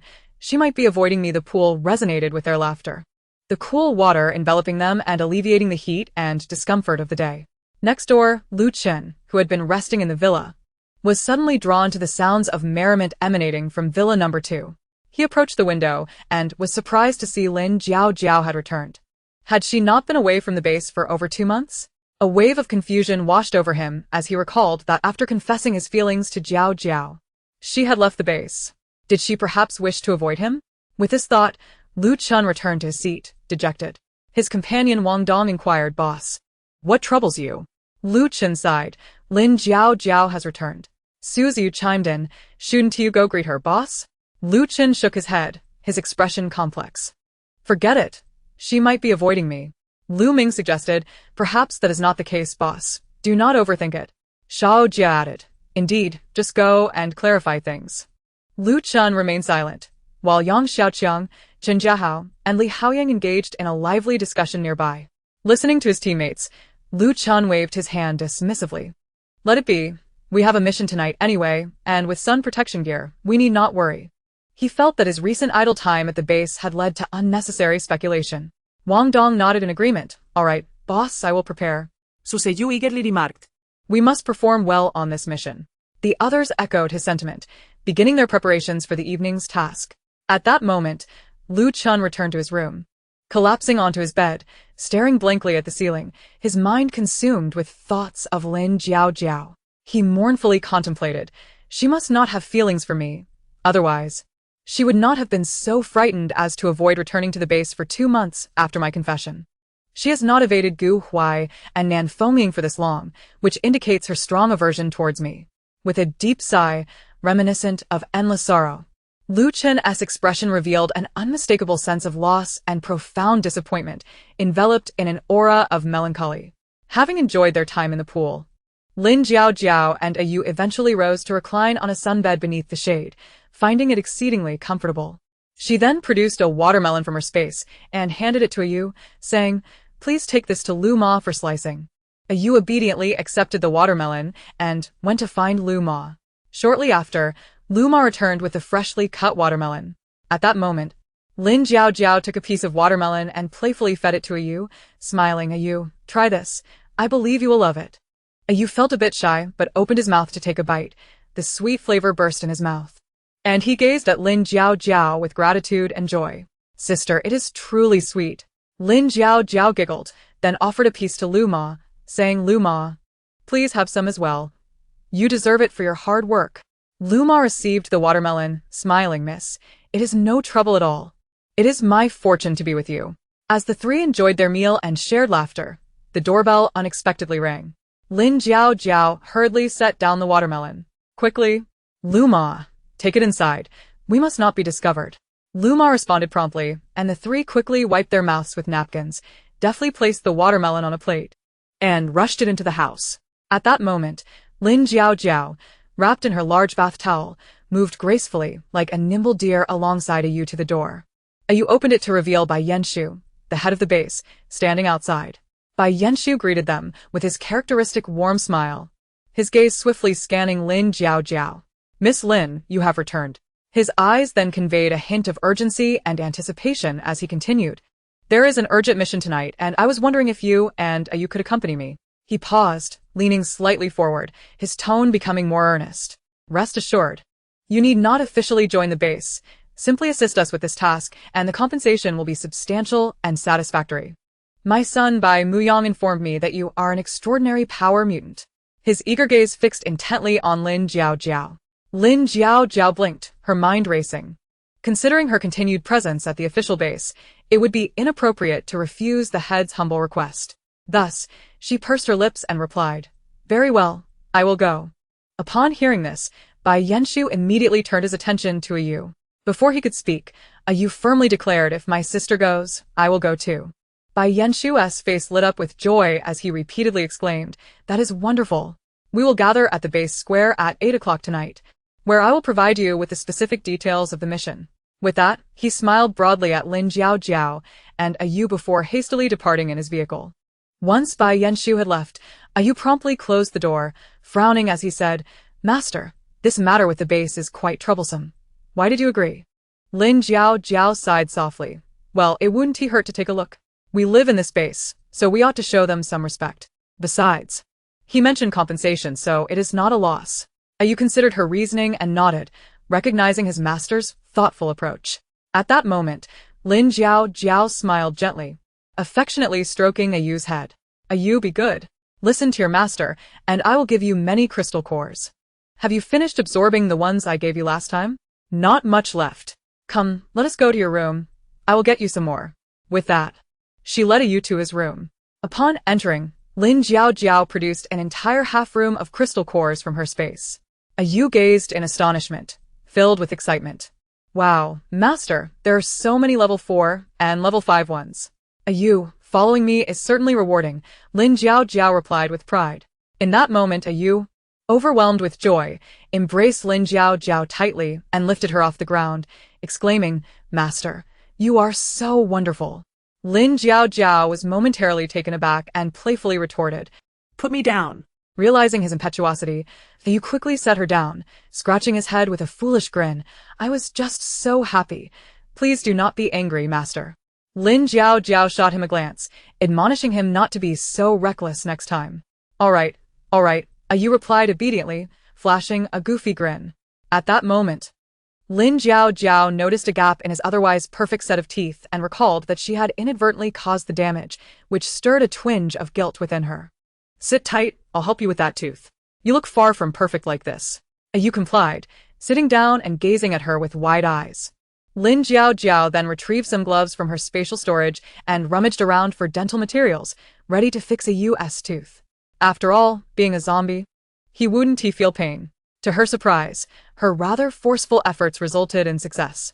Ayu grinned widely, revealing a complete set of teeth, and cheerfully exclaimed, Master, don't I look much better now? Indeed, my little brother. Even if you're a zombie, you are still the most handsome one. Chapter 92. Could zombies also be addicted to phones?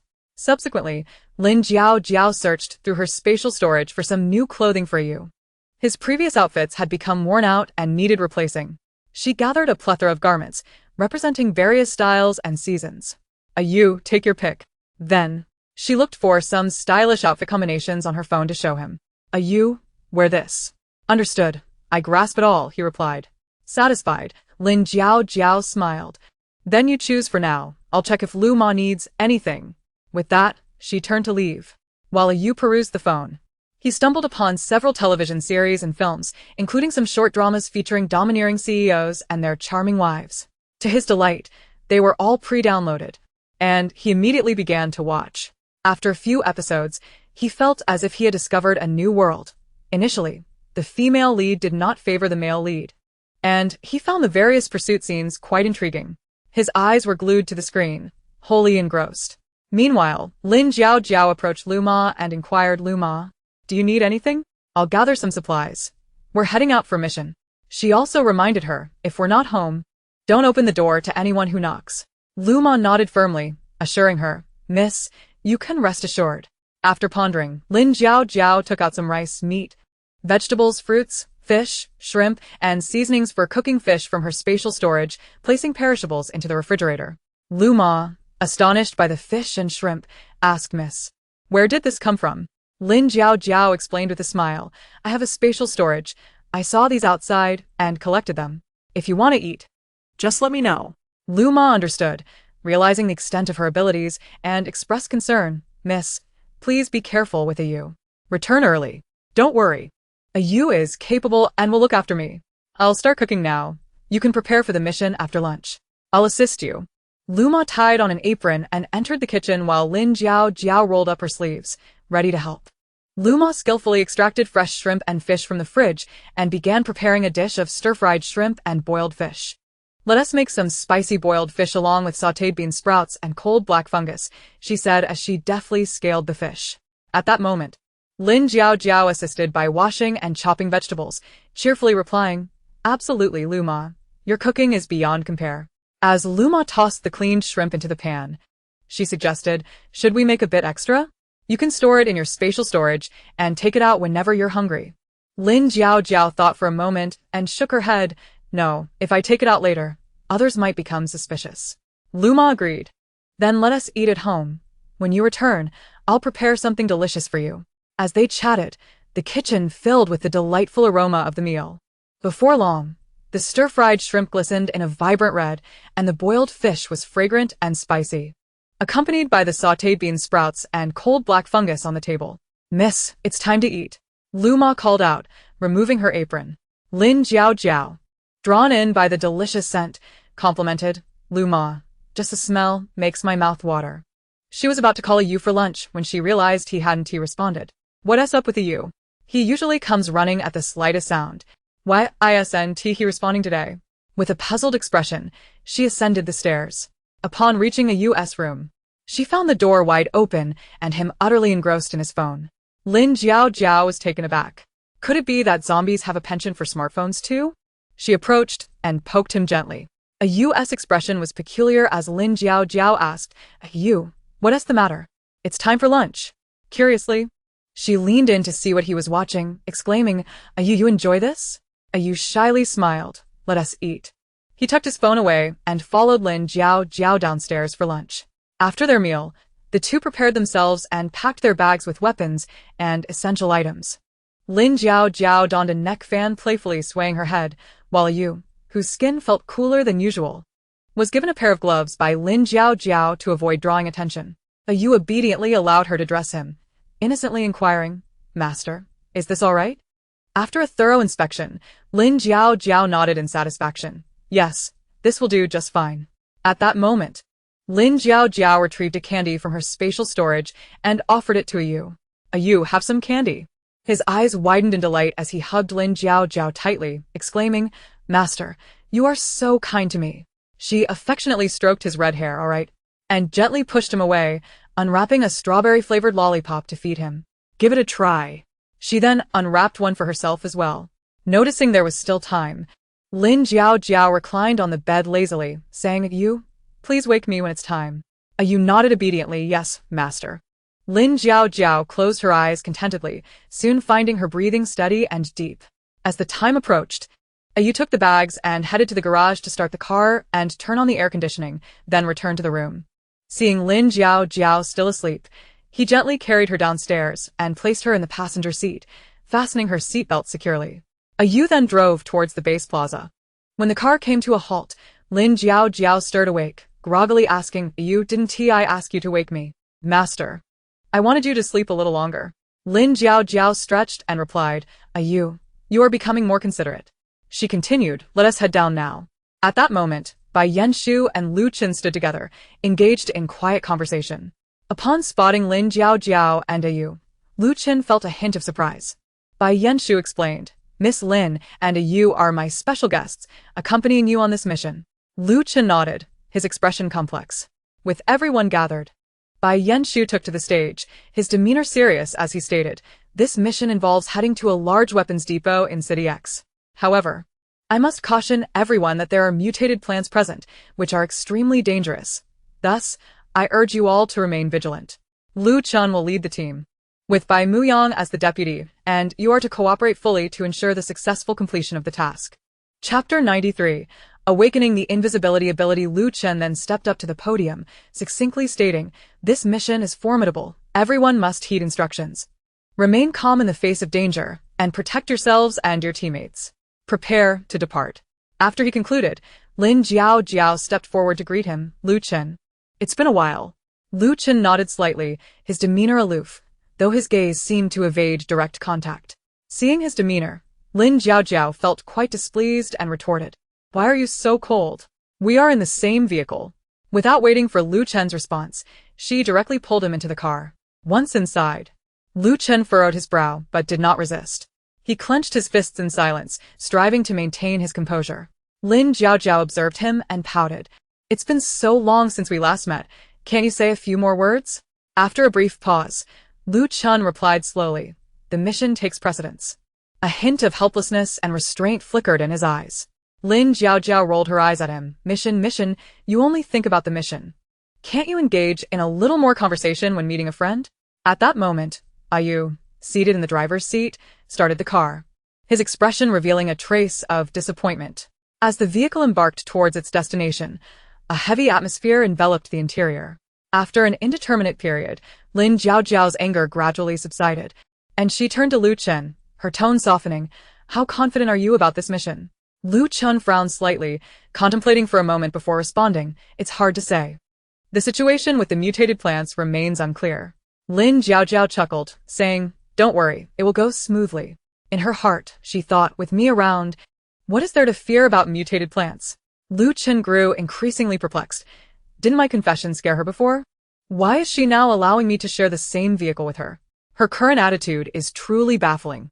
As they had a considerable distance to travel to City X, the car swayed slightly, and Lin Jiao leaned back against the seat, soon falling into a deep slumber. Initially, she merely rested against Lu Chen, but soon she seemed to find a more comfortable position and lay flat, her head resting on Lu Chen's lap. In that instant, Lu Chen felt his entire body stiffen, his heart skipping a beat. He gazed at her serene sleeping face, her delicate lashes fluttering like butterfly wings, her rosy lips slightly puckered, exuding an alluring charm. With a soft sigh, he murmured to himself, "What can I do with you?" Gently, he supported her head, adjusting her position for a more restful sleep. His gaze remained fixed upon her face, filled with an ineffable tenderness and affection, as if, in that moment, the entire world consisted solely of the two of them. Meanwhile, Yu, glancing at the rearview mirror, caught sight of the scene, his eyes flashing with a mixture of disappointment and unwillingness, his grip on the steering wheel tightening unconsciously. At the southern wind base, the door to Nan Fengming's room creaked open, and he stealthily slipped out, having awakened his invisibility ability, filled with curiosity and excitement. He ventured into a densely populated area, mischievous thoughts bubbling up within him, and decided to play a few tricks. He deliberately removed a hat from one of his subordinates and tossed it to the ground with a loud thud. The subordinate felt a sudden chill on his head and, without hesitation, assumed it was the person beside him playing a prank. Without a second thought, he struck out at the nearby individual. The bewildered bystander felt utterly confused, and soon they were embroiled in a heated argument. After a while, they finally ceased their bickering, both turning away in anger, refusing to look at each other. Before long, Both were simultaneously tapped on the shoulder, igniting their fury, and they instantly began to grapple with one another. Nan Fengming stifled his laughter, delighting in the fact that no one suspected him. Huh. No one has realized it was me. This is too amusing. After enjoying enough laughter, he quietly moved on to another location. Observing the two still engaged in their quarrel, he intentionally waved an object back and forth nearby. Upon seeing this, their faces turned pale with fear, thinking they had encountered a ghost, and they screamed in terror, fleeing in a panic. Nan Fengming's heart brimmed with joy. This invisibility ability is simply fantastic. Like a mischievous child, he stealthily moved on to prank others, with no one realizing it was him. He grew increasingly emboldened. At that moment, one of his subordinates rushed into the room searching for him. Finding no one, he anxiously called out, "Boss, boss, where have you gone?" His voice echoed in the room, but there was no response. Moments later, Nan Fengming pretended to saunter out of the restroom, adjusting his clothing as he inquired, "What's the matter? Why all the shouting?" The subordinate hurriedly approached, excitement and urgency evident in his demeanor. "Boss, we've discovered a large weapon cache." Upon hearing this, Nan Fengming's eyes lit up, an expression of delight crossing his face. "Excellent, have them prepare the helicopter." The subordinate, maintaining a serious demeanor, elaborated on the situation. "Boss, there are mutated plants near the weapon cache. We must ensure the brothers exercise caution." Another subordinate chimed in, "Boss, according to our current intelligence, there are not only mutated plants around the weapon cache, but also signs of unidentified strange creatures, though their exact nature remains unclear." Subsequently, Nan Fengming organized the plan methodically. "You will drive and follow closely, maintaining heightened vigilance." Once arrangements were complete, Nan Fengming confidently boarded the helicopter with his subordinates, leading the way towards their destination. The helicopter swiftly arrived at City X, where he chose a nearby location to land, a remote residential building. Upon disembarking, he waved his hand, storing the helicopter in his spatial ring. The subordinate respectfully opened the door for him, and they entered the house together. Inside a room, Nan Fengming retrieved some items from his space, prompting his subordinate to hastily set things up. Then, Nan Fengming took out binoculars to survey the weapon cache's situation. To his surprise, he noticed several military trucks approaching from a distance, heading directly towards the building they occupied, likely intending to use it as a base. Realizing the predicament, Nan Fengming thought, "This is not good. We must not be discovered." He promptly decided to store away the dusty furniture and other items in the room, then took objects from his spatial ring to block the hallway, ensuring it was sealed tight. Once he confirmed that no one would easily access their floor, he exhaled in relief. Continuing his observation, he soon spotted Lin Jiaojiao. A smirk curled at the corners of Nan Fengming's mouth as he murmured to himself, "Let me see how I can win you over this time."